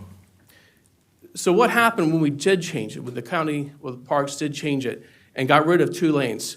Well, immediately, there was a May count in 2022, and then there was the June change, and then a July count in 2022. In between those 2 counts, it was a 33.7% decrease. Parks talked today about, oh, well, the road traffic has decreased on Little Falls Parkway. Well, yeah, because you just decreased it from 4 lanes to 2 lanes. Obviously, that's why, and you can see it in just these 2 counts between May and June. It's a major problem. One of the reasons that they built the Little Falls Parkway was so that it would be aesthetically pleasing, it would connect different parks, and it would provide traffic relief to other intersections in the area that are experiencing problems. And you've all driven there, River Road, it's quite backed up. There are several failing intersections. The study shows that, just one of them. But many roadways are failing. And if you have an operating Little Falls Parkway, it can help relieve those other intersections, provide the capacity that's needed, and provide safety at other intersections by providing the capacity on Little Falls Parkway. We need to make sure that we continue to make Little Falls Parkway safe, and really the main point is at the Capitol Crescent Trail where it crosses Little Falls Parkway. I've established what we've done right now. What was done in October is not safe. It's not the safest. It's actually decreased in safety from before. You've actually heard other people say it, and it's in the report, so I don't really need to show you these, but there are 3 different alternatives that we've come up with that are fairly easy. One is you just go back to 1 lane each direction on each side of the median and close it only between that little part, just like they did in 2017. That worked. It was very effective. The other option would be to have the crossing of the Capitol Crescent Trail, have it come in exactly where it is right now, and then take this extra lane, so now they're on the inside, take the outside lane, put a crosswalk there, have a new crosswalk across, and then relocate a little bit Capitol Crescent Trail so that you could connect it back in. That's one solution. It's actually quite a low-cost solution. The big major cost is going to be relocating this section of the trail. But it does allow then that all crossings happen at a protected signalized intersection, which Vision Zero shows is the safest kind of way to go across the roadway, unless, of course, you have a bridge or something else. But with reasonable budgets, I think going to the signalized intersections makes sense. And of course, the other one would be, instead of going over to Arlington, go down to Hillendale, relocate the trail, and that would be a longer section. There's a lot more in the report. I really appreciate you taking the time to listen to me tonight, and I hope it's helpful. If there's anything that you would need from me, have any questions, my email is at the end of the report. Thank you very much. Thank you very much. Thank you for your testimony. Frederick Duca, Lloyd Gersey, I hope, Richard Hoyle, Ann Bowen, and Christopher Danley.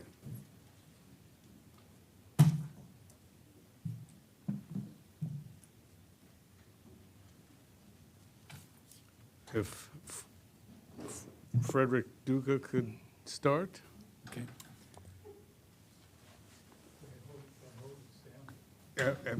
Press your. Thank you. Thank you. All right. I'm Fred Duca. I am a consultant to the Kenwood Citizens and Sumner Homeowners Associations. I have a PhD in transportation from the University of Pennsylvania and 40 years' experience at the Federal Highway Administration and the University of Maryland in traffic modeling, analysis, and simulation. The park and planning analysis does not support a road diet decision on Little Falls Parkway or in the neighborhoods. The fatal flaw is a failure to examine future conditions on Little Falls Parkway and again in the neighborhoods. The following 4 points illustrate this. First, growth projections. The West Bar development, and particularly growth in Bethesda, will contribute significantly to traffic growth. Further, River Road is a priority area for new development, implying a lot of growth. And yet, in what year will this projected growth affect future traffic on Little Falls Parkway? Simulation models. 2, Park and Planning ran the sim traffic model to understand Little Falls Parkway. Sim traffic is appropriate to analyze individual intersections, but can't easily analyze traffic in the neighborhoods or on adjacent streets.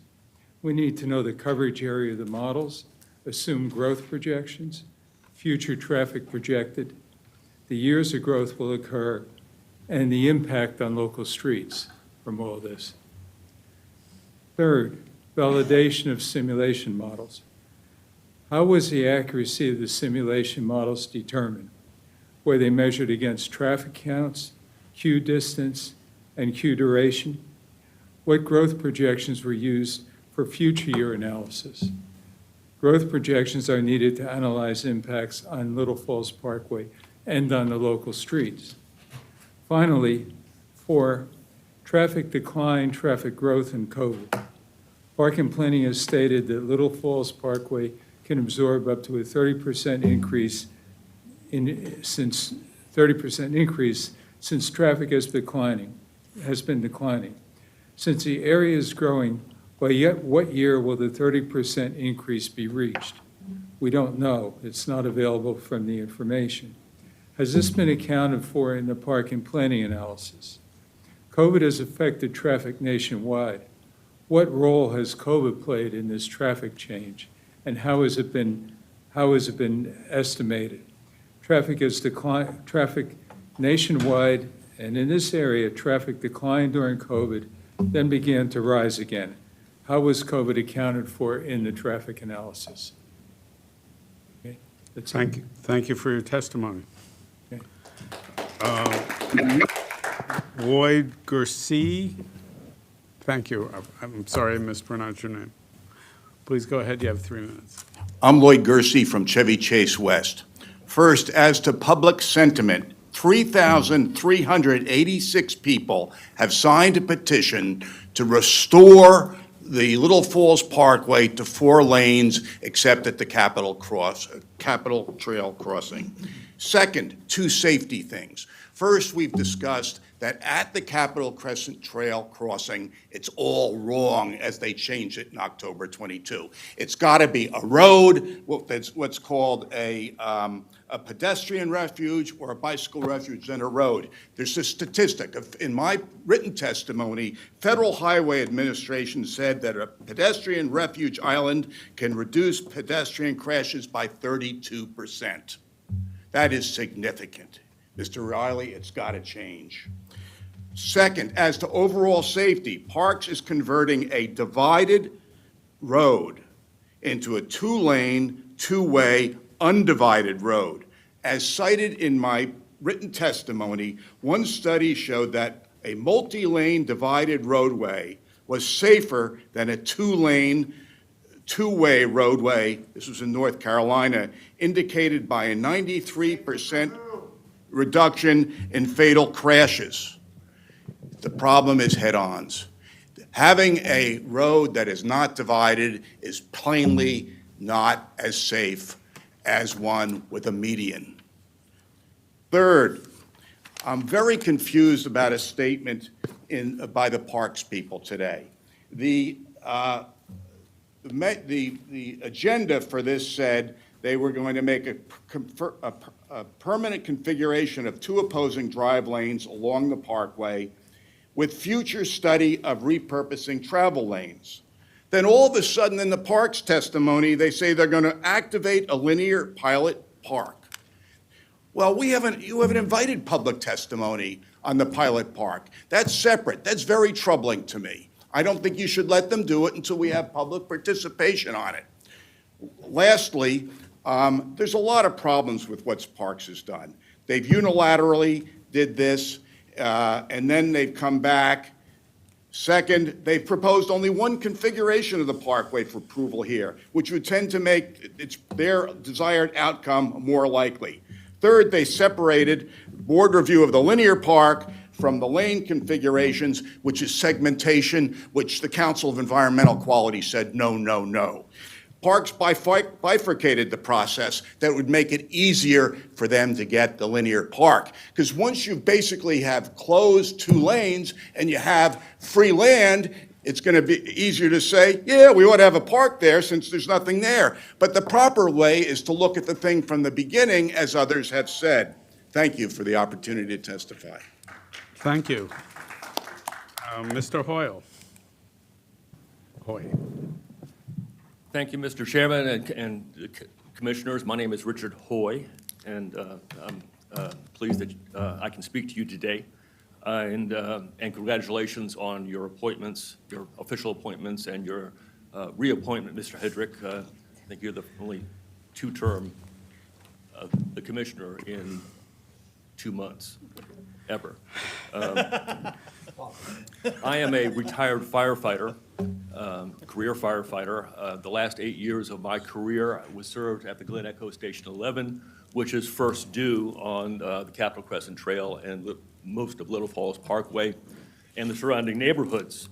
I support the park's plan. I think it's a groundbreaking plan, and I fully support it and think that in the future it should be advanced and extended and applied elsewhere. Over my career, I've been also a 40-year life active member of the Bethesda Rescue Squad.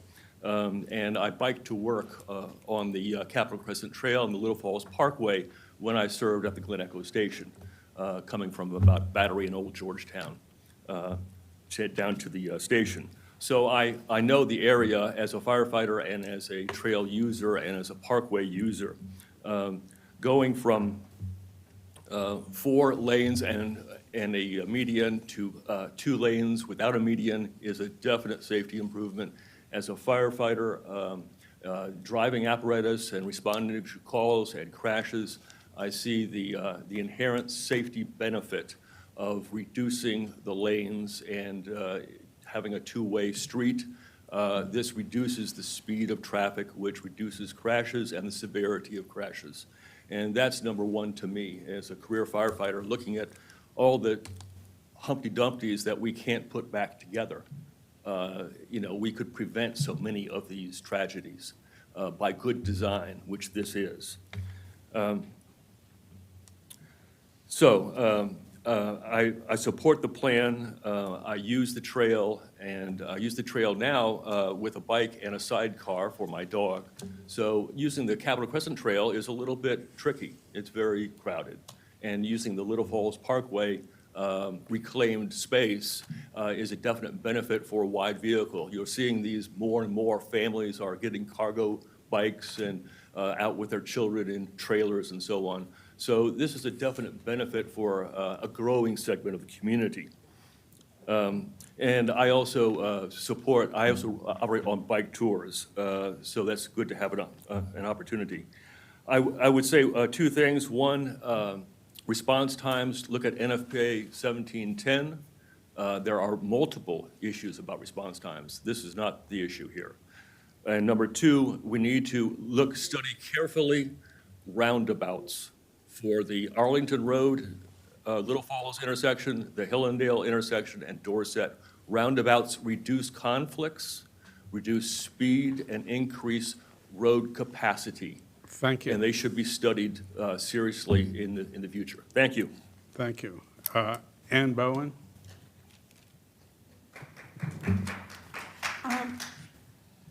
First, I would like to say I'm a resident of 50-plus years, the same house, believe it or not. And I want to emphasize that the Little Falls Parkway is the primary route into Bethesda from this area of the county. The alternatives, aside from traveling through adjacent neighborhoods, which we know is not desirable, are western to Wisconsin through Friendship Heights or river to Goldsboro to Bradley. The Little Falls Parkway has not only been an extremely safe and efficient route, but it is also an attractive route into Bethesda. However, it is no longer a safe route. Think of an aortic artery with an aneurysm. The closing of the southbound lanes on the parkway, the modification of the northbound lanes, has created a situation where an accident is going to happen. If it hasn't happened yet, it's going to happen. And especially in the evenings or in bad weather, you can literally think in terms of head-on or side-swipe collisions. It's a given. We are also told, addressing the linear park issue, brings up some safety concerns. Among them, where are people who come to this linear park going to park when they come? The Bethesda Pool parking lot is used by the patrons of the pool, and the overflow for the pool uses up the park and ride lot, filling up those slots. What's left are neighborhood streets that are not designed for public parking events. How will people assess the linear park once they have resolved their parking problem? Unless they are arriving via the Capitol Crescent Trail from River Road, they will need to cross a 2-lane road with opposing traffic, maybe at 25 miles an hour, but that's still 25 miles an hour.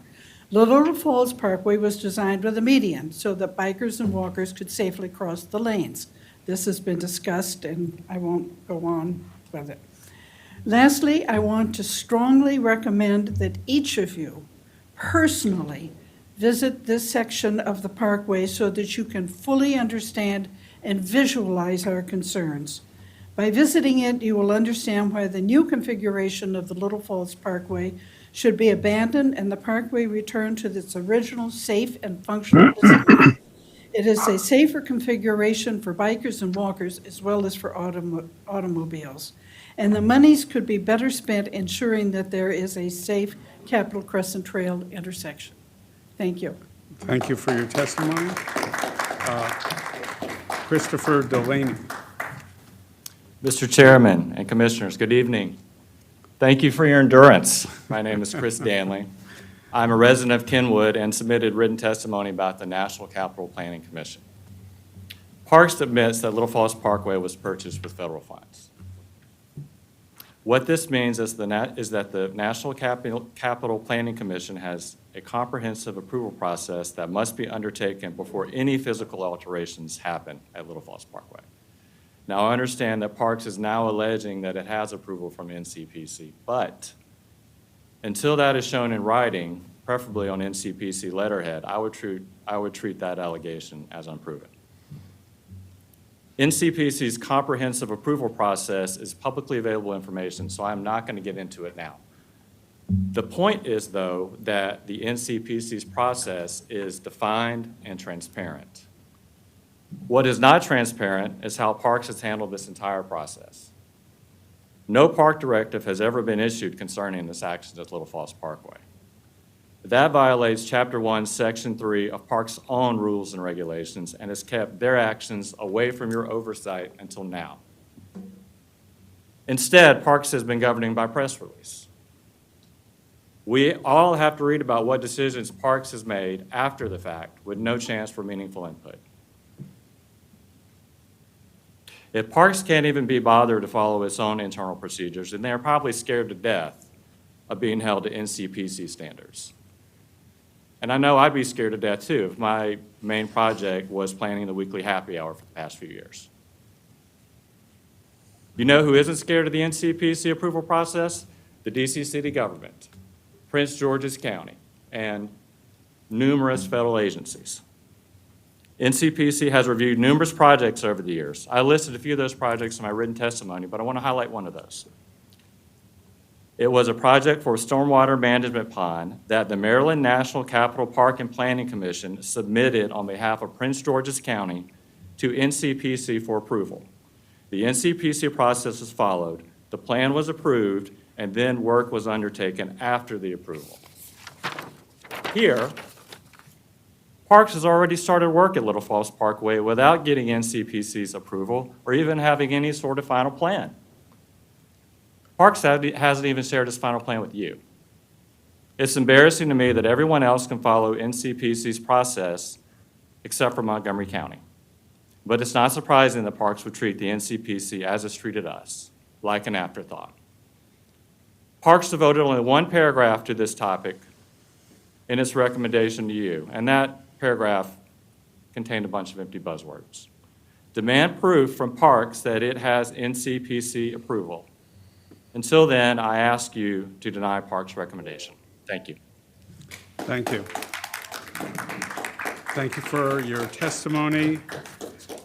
We have two more in-person speakers, Marcia Barnes and David Woodward. Only two more? Then we have teams.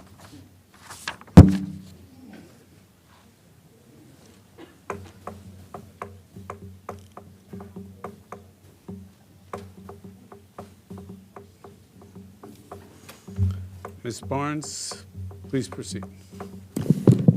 So, good evening, members of the Planning Board, and thank you for being here at the end of a very long day.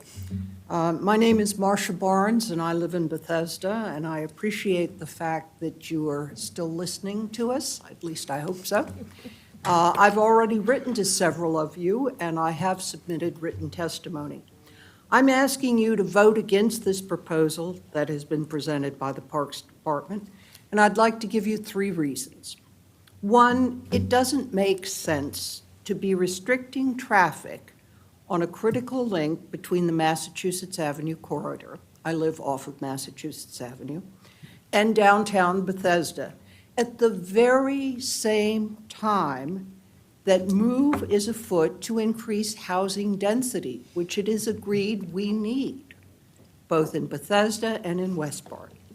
2, you heard a presentation from Parks that traffic isn't a problem. Others will tell you that the proposed configuration improves safety for those using the Capitol Crescent Trail. You've heard that. Well, if traffic isn't a problem, why are there backups? Not just during the rush hours, but in mid-afternoon. Backups create safety problems at the Capitol Crescent Trail crossing, as you have heard. And I would just like to go on to the record so as to counter some of what I'm hearing in innuendo. I want cyclists and pedestrians using the trail to be safe. I use the trail. Now, if there are backups now, what happens when even more people return to work and there are several thousand additional residents? There is more rigorous attention required for traffic projections. 3, what is the point of disrupting a functioning roadway for half an acre of recreation space? If you use the parkway, which I do, you will know that even seeing 1 or 2 people in the closed area is unusual. And I've heard this evening that there are a lot of people who use it all the time. I've used the parkway at various times, and I haven't seen them.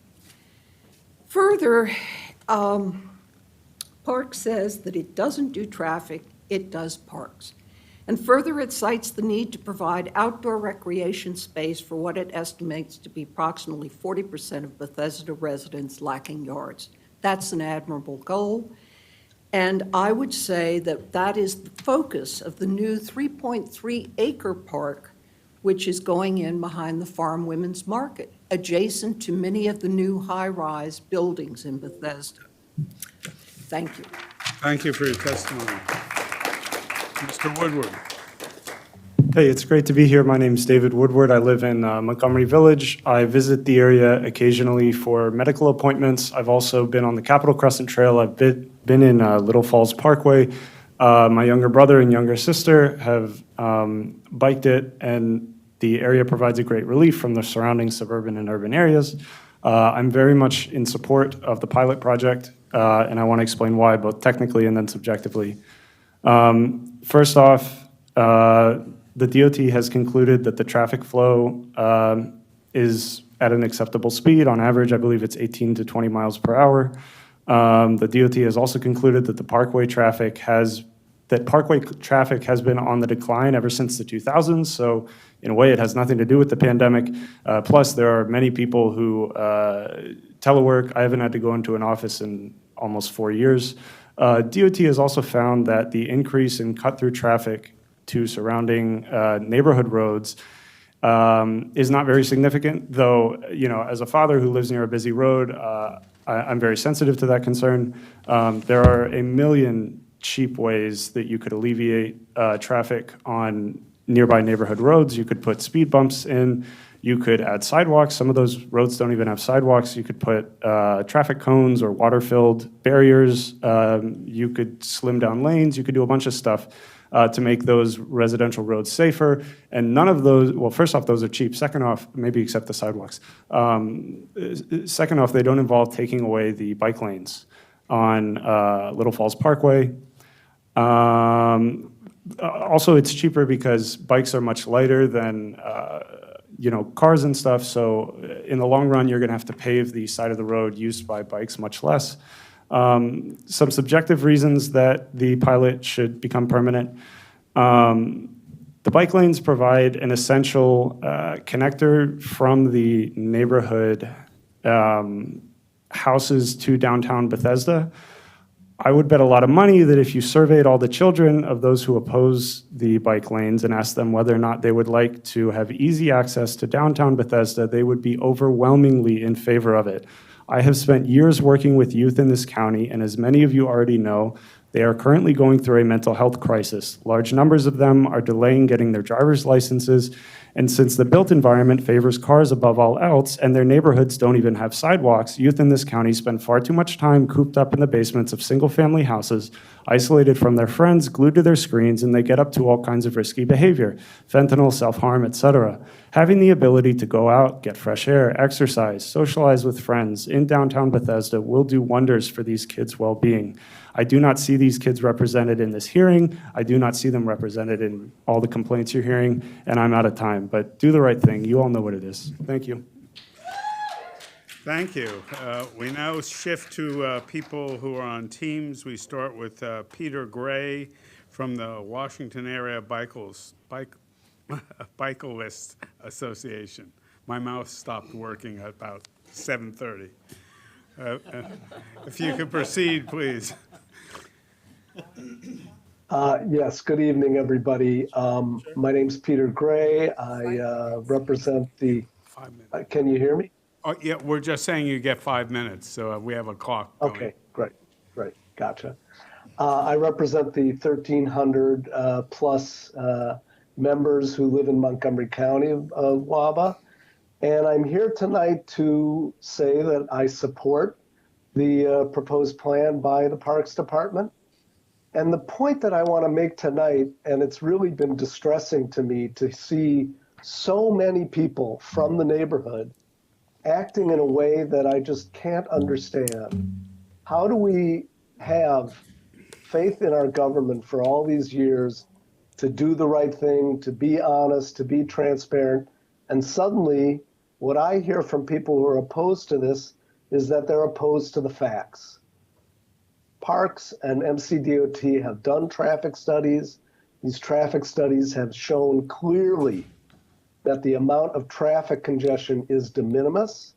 I understand for people who drive on this road on a regular basis that changing the conditions of the road is something that was upsetting to them, but that's something that happened a few years ago. And it happened for a reason that is clear to all. Somebody died at this intersection.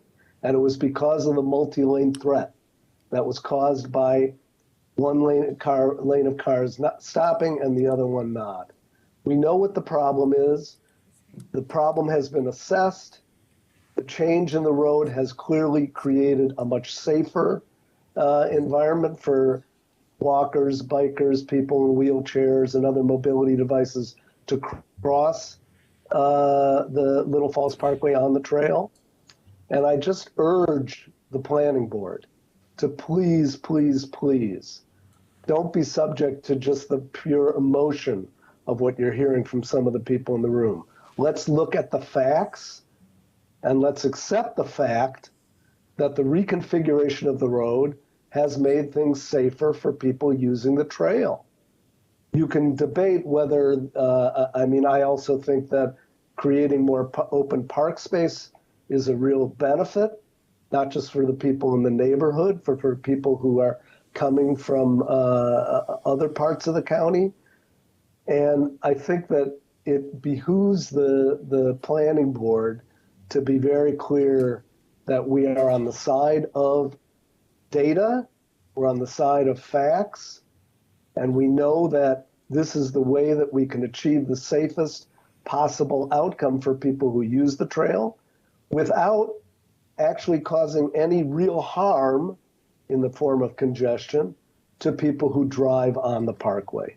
And so I will yield back the rest of my time, but I really hope that the planning board is able to follow the facts and accept the recommendations by the Parks Department.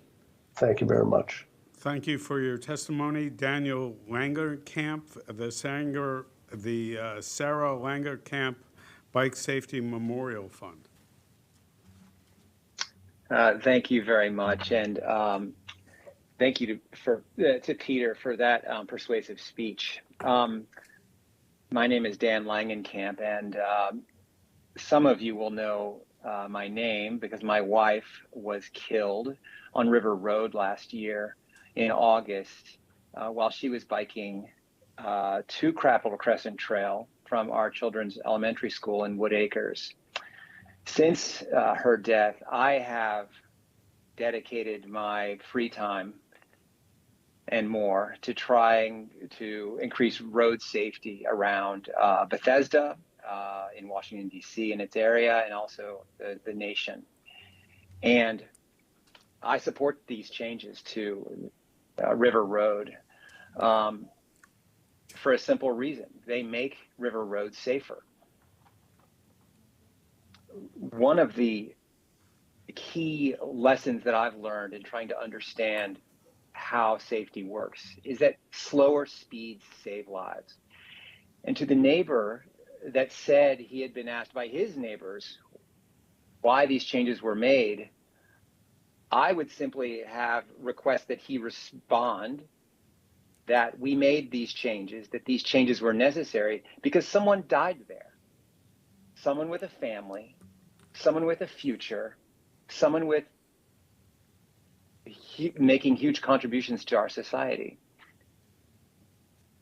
The changes were made for that reason, and they've helped also open up space for a park, which is great. And that's the sort of the second point I'd like to make, which is that we need to make decisions about how our society is engineered. And if we engineer our society for cars, people will drive cars. If we engineer our society for safe streets and for parks, for children who ride bikes, for families, we will find more people riding bikes. We will find more families on the streets and enjoying them. I was struck this weekend by the number of people that were in the Kenwood neighborhood when there were very few cars there. It was gorgeous, it was beautiful, and I thank the residents of Kenwood for opening up their neighborhood and making it clear that cars were not welcome. It was actually a beautiful, beautiful scene. And I'm confident that the same would happen on River Road with a park there with attractions that families would use. I'm absolutely confident in it. Listen, I'm a driver.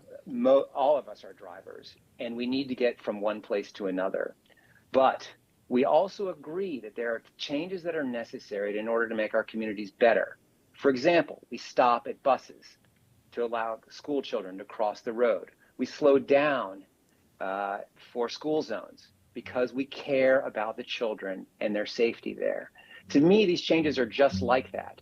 It's a slight inconvenience for some drivers to slow down a little bit on River Road so that we all can have a better community.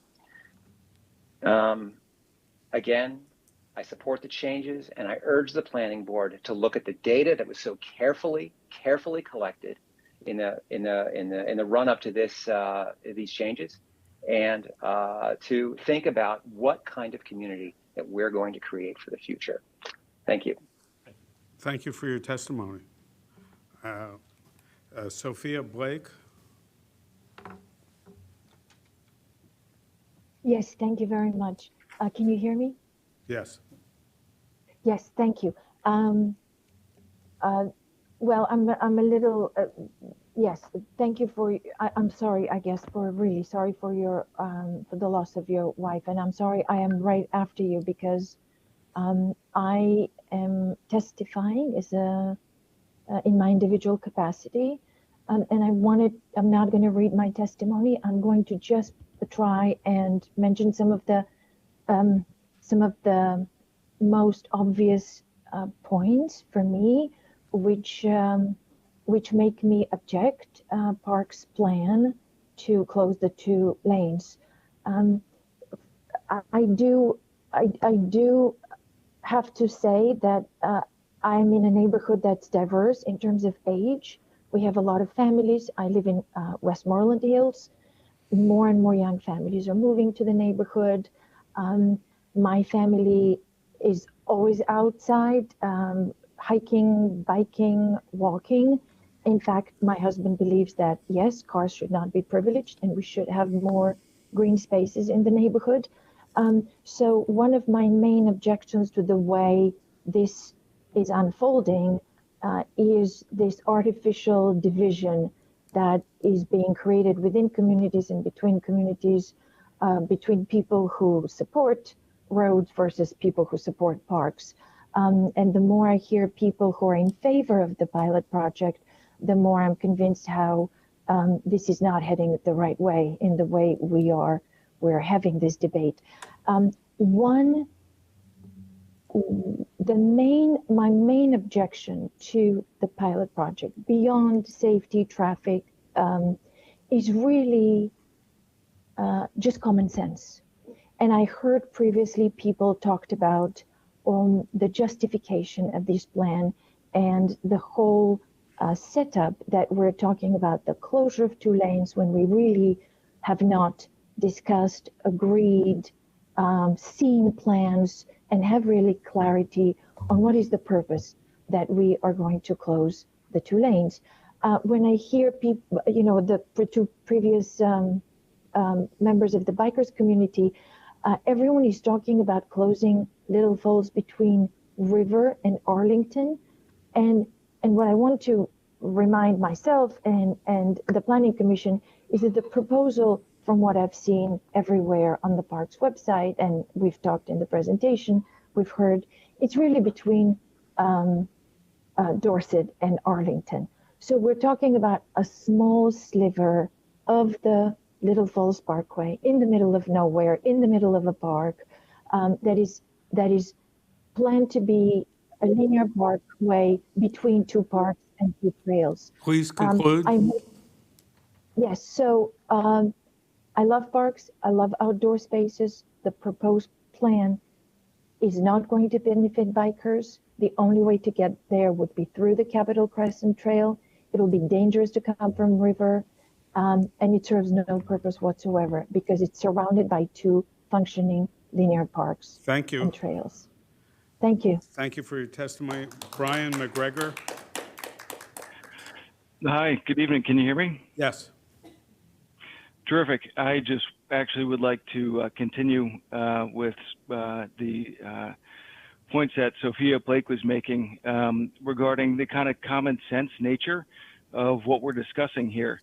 If you look at where the park or the potential park is located,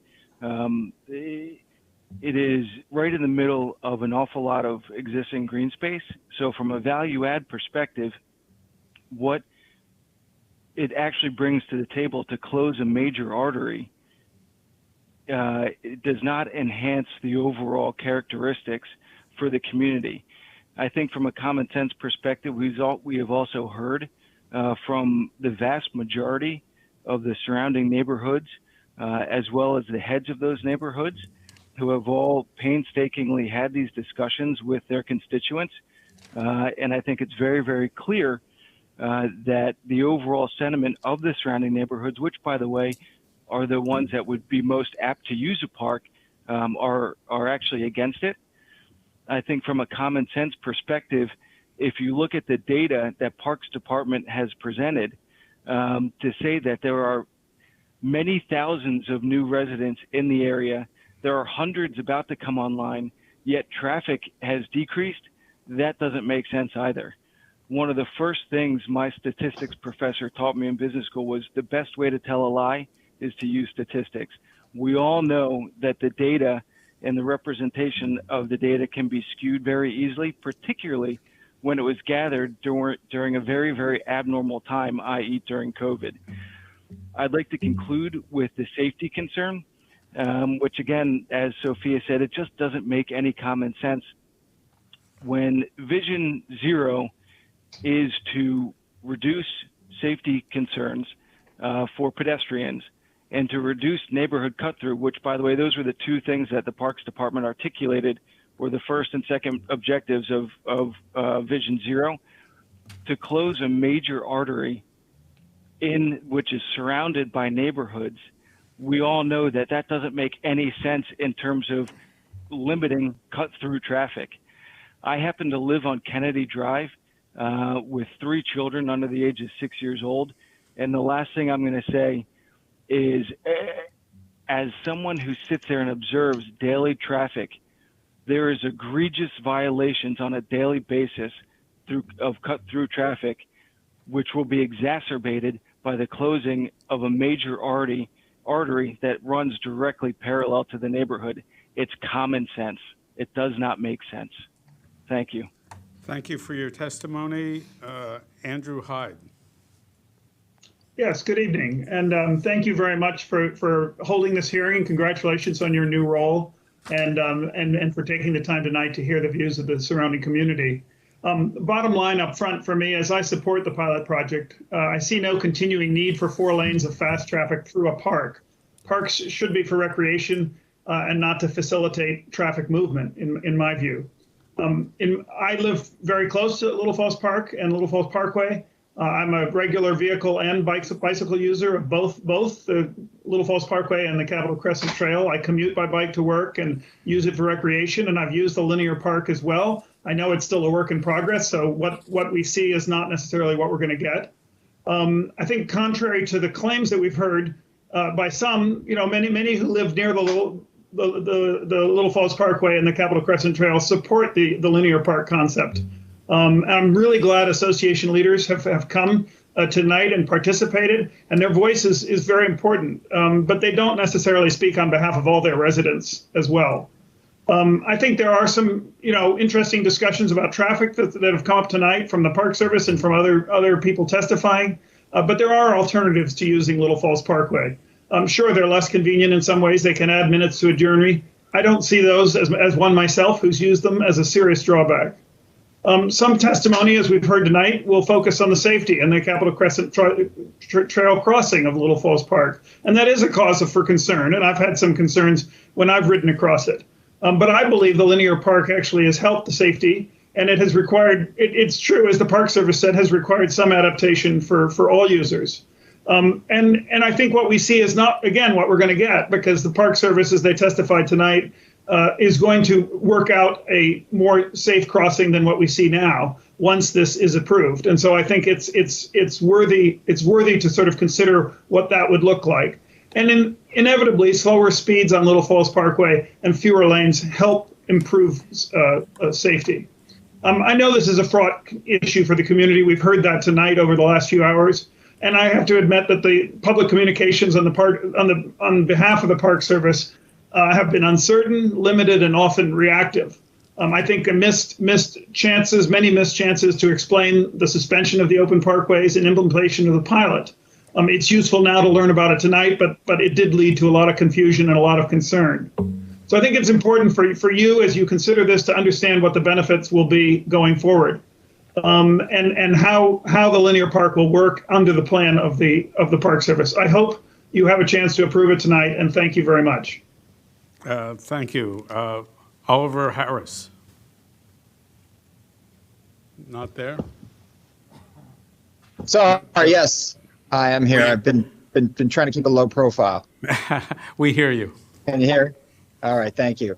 I guess, pretty much everything has been said, but a couple of things that I think bear repeating and consideration are, if there was so much demand for this particular park, or, whether it be from the front end or a build it, so to speak, and they will come perspective, I drive up and down the parkway on a regular basis, and I just have failed to see the demand for this in terms of the use. So that's I think that's something that should be considered. Also, if it were as popular as I think the proponents of this suggest that it is, where is the parking going to be for that use? So I think the safety is a big issue. I think the 2017 road diet that occurred at the crossing with the trail in Little Falls, and I run on the Capitol Crescent Trail regularly. Occasionally, I will go up to as far up to the crossing at Little Falls, but I've only come back down that one time, and it was not a welcoming landing, if you will, when you get to the end of where the lane closures stop, and you have to sort of just work your way back up over to the Crescent Trail at the entrance to Kenwood on Dorset. So I understand there's an issue. I think everyone is trying to figure out the best outcome here, but there's certainly excess land to consider other plans, and the congestion that these closures create. And I do think the safety hazard where you have 2 lanes of traffic as you cross without the median is a problem and should be reconsidered as being put back with the other lane openings. Thank you very much. Stacy Band, Bradley House Condo Association.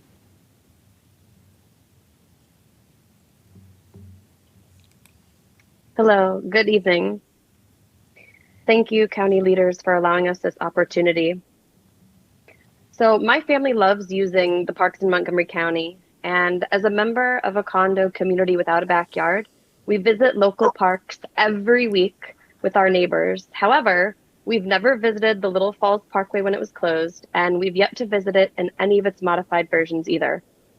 On behalf of the Bradley House community, we urge you to reinstate Little Falls Parkway as a 4-lane road with a median so that we could stop detouring out of the way to Willard Avenue or Goldsboro Road to reach establishments on River Road due to the lack of safety we feel on Little Falls Parkway and its many reiterations. We also request that proper tree root work, resurfacing, and maintenance is completed on the Little Falls Park Trail that runs parallel to Little Falls Parkway and Hillendale Roads, from Dorset all the way to Norwood Park, so this park space can be safely utilized for all recreational purposes. Additionally, we request that the Capitol Crescent Trail is widened appropriately due to its usage, so this trail can continue to be utilized for recreational purposes as well. Little Falls Parkway, as you know, is a main vehicular artery for residents and communities in Southwest Montgomery County and Northwest DC to reach downtown Bethesda. There are safety issues that should be closely examined and further evaluated. As a result of the latest configuration, along with the lack of reflective material on blockades and electronic signage that can be confusing for those that are unaware of the modifications, specifically at dusk and into the night, neighbors have reported numerous near-miss head-on collision situations. Fire and rescue concerns. Important safety issues have been openly discussed by personnel at Bethesda and Glen Echo Fire Departments. Imagine this. In an emergency, the only way that an emergency vehicle can make its way through is for one lane of vehicles to basically go off-roading into the grassy area towards the actual trail where residents could or would be using this space recreationally, while the cars in the opposite direction would be locked in their lane due to the bollards or a future wall. Emergency vehicles would be unable to move as described. An example, an ambulance stuck in traffic for 3 signal cycles, which I believe was referenced earlier in this conversation. As density continues to be added to West Bard and downtown Bethesda, traffic on the parkway will increase, and Parks does not adequately account for this potential change. Misconstrued data, which I know is recently just mentioned by the person that spoke before me. The road restrictions encourage vehicular traffic to continue detouring through neighborhoods that have no sidewalks. Detouring traffic has likely increased on Goldsboro Road between River Road and Bradley Boulevard, but data has not been collected on Goldsboro. The data presented on February 15th appears incomplete and cherry-picked to support Parks' goal of making the road diet permanent, rather than actually presenting the full data. For example, if they collected 7 days worth of data, why did they not share 7 days worth of data? Instead, they selected 3 weekdays and compared it to 2 weekend days, and did not necessarily take into account potential future changes in the traffic levels on the parkway as a result of the increased residential building in West Bard and downtown Bethesda, and the shift to full or hybrid office work for federal employees and others. Instead of supporting this project on Little Falls Parkway, please review possible efforts to manage, maintain, and improve Little Falls Park Trail and the Capitol Crescent Trail. Thank you very much for your time. Thank you. Tom Elridge? Yes, can you hear me? We can. Okay, great. I'm a Chevy Chase resident of 30 years. I was an elected official in the town of Somerset for 8 years. I'm a cyclist who has cycled on all the major roads in the area, commuted to DC, Maryland, and Virginia, averaging about 5,000 miles a year. I'm also the former county prosecutor in charge, community prosecutor in charge of Bethesda. And I just like to suggest that as the jury, if you will, in this decision making, as we often said to the juries we presented to, you don't lose your common sense when you ascend the dais and become a planning board members. There's data, there's evidence, you've heard a lot, but please don't lose sight of the fact that you have common sense. And if you use that common sense, I'm convinced you're going to result in the conclusion that you should reject what Parks is proposing to close half the lanes. Anyone with common sense can see that the current configuration is less safe than what was imposed in 2017. The 2-lane version is less safe than 4 lanes with a median, albeit with 2 lanes at the Capitol Crescent Trail. The lack of the median at the Capitol Crescent Trail is less safe than what was there before. That's common sense. Emergency vehicles obviously have a harder time transiting Little Falls Parkway than when there were 4 lanes. They have no median. They have no shoulder to pull off onto. There is increased cut-through traffic in neighborhoods. People are discouraged, the data shows this, from using Little Falls Parkway. I myself, living in Chevy Chase, just as I'm part of that data. I avoid Little Falls Parkway because it is a mess and because it gets backed up. Common sense tells you that. Common sense tells you there is a much better use. There are multiple better uses of taxpayer funds than this park. Improving the Capitol Crescent Trail, improving Little Falls Park, we've heard many of them. You've also heard in the evidence from traffic engineers, Parks has failed to adequately model future traffic needs. It is planning malpractice, and it would be planning malpractice for you to decide based on the data that you have to this point to close 2 lanes. Parks can't wish away these issues. The planning board can't wish away these issues. And if you use common sense, you will come to the conclusion that there is much more data and study needed of these future traffic needs and capacity needs before any decision could be made to close 2 lanes. And I therefore urge you to reject Parks' recommendation and protect the safety and the future transportation needs of residents of Montgomery County. Thank you. Thank you. Lynn Battle?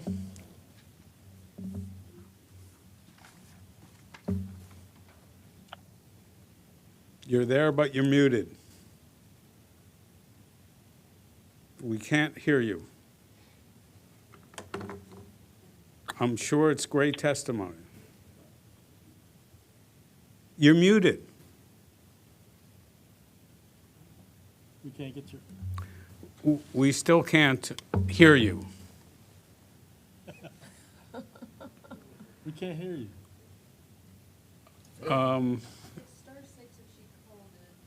Excuse me? *6 if you call in.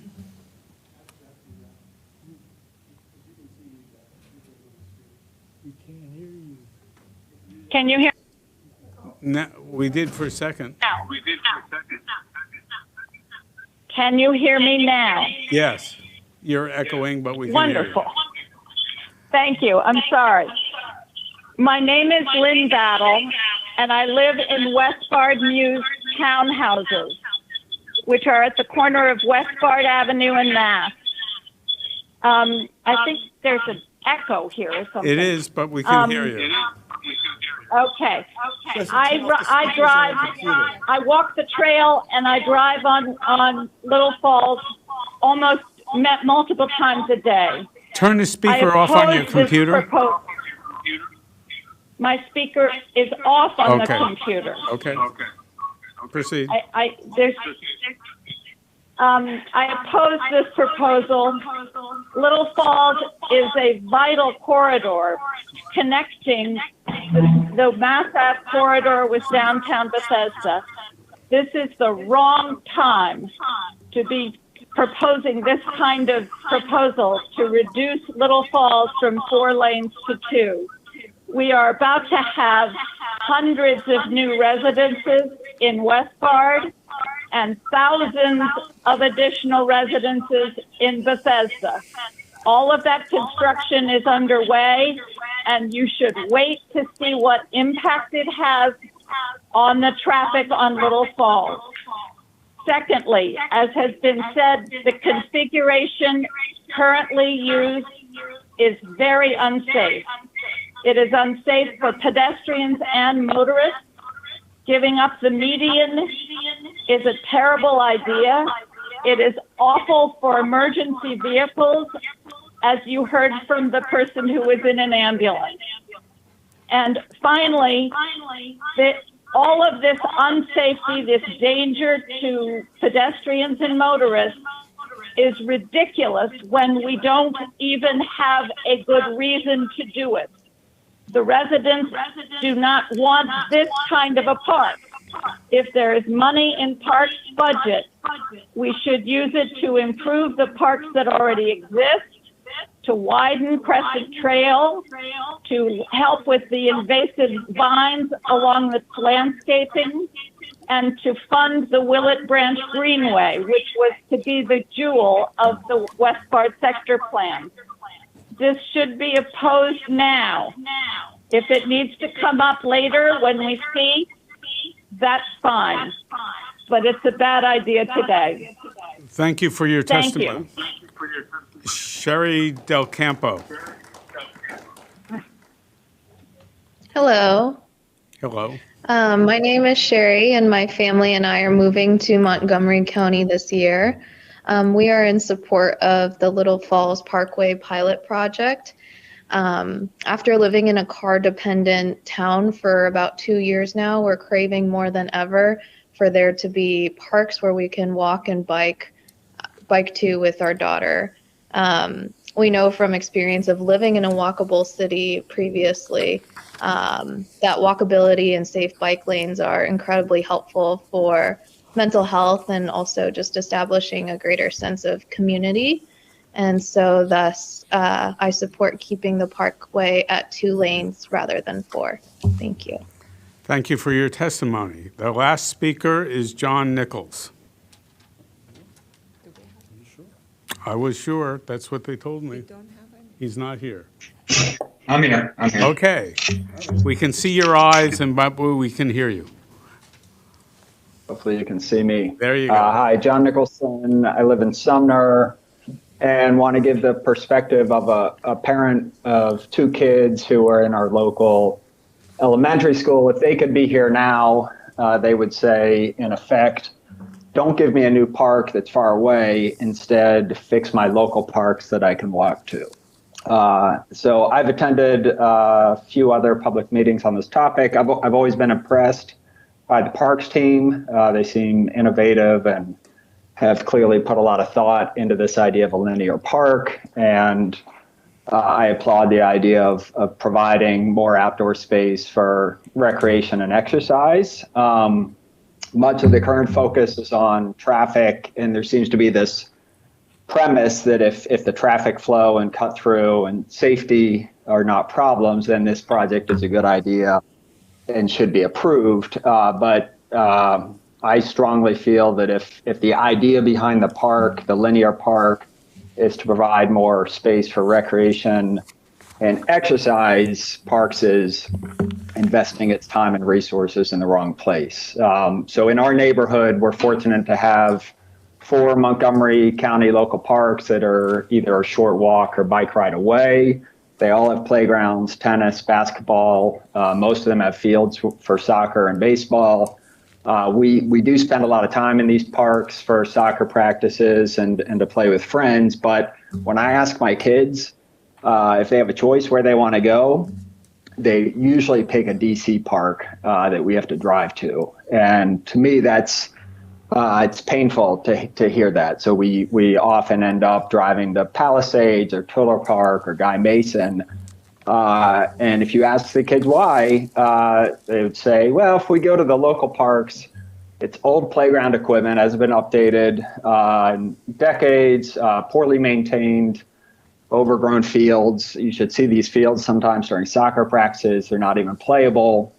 Tennis court surfaces are dangerous. Basketball courts are in poor shape. You go to a DC park like Palisades, new playground equipment, a nice turf field next to the grass fields, resurfaced tennis courts. They didn't build a new outdoor space. They fixed and improved an existing space that's embedded in the neighborhood. And if you go there, you'll see lots of Maryland license plates in the parking lot. So in all of this talk about traffic, let's not forget to discuss the goal of the linear park. Improving the local neighborhood parks might not sound as exciting as a new space with ping pong and cornhole, but it's a much better path towards increasing exercise and recreation. Thank you. Thank you for your testimony. That was our last speaker. This topic will be on our agenda on April 13th. And hopefully we'll come to some conclusions, or if we need more data, we'll get more data. But that's the schedule. I thank you, everybody's patience for attending. I thank the board for being here for 12 hours and 40 minutes. With that, we are in recess. No meeting next week.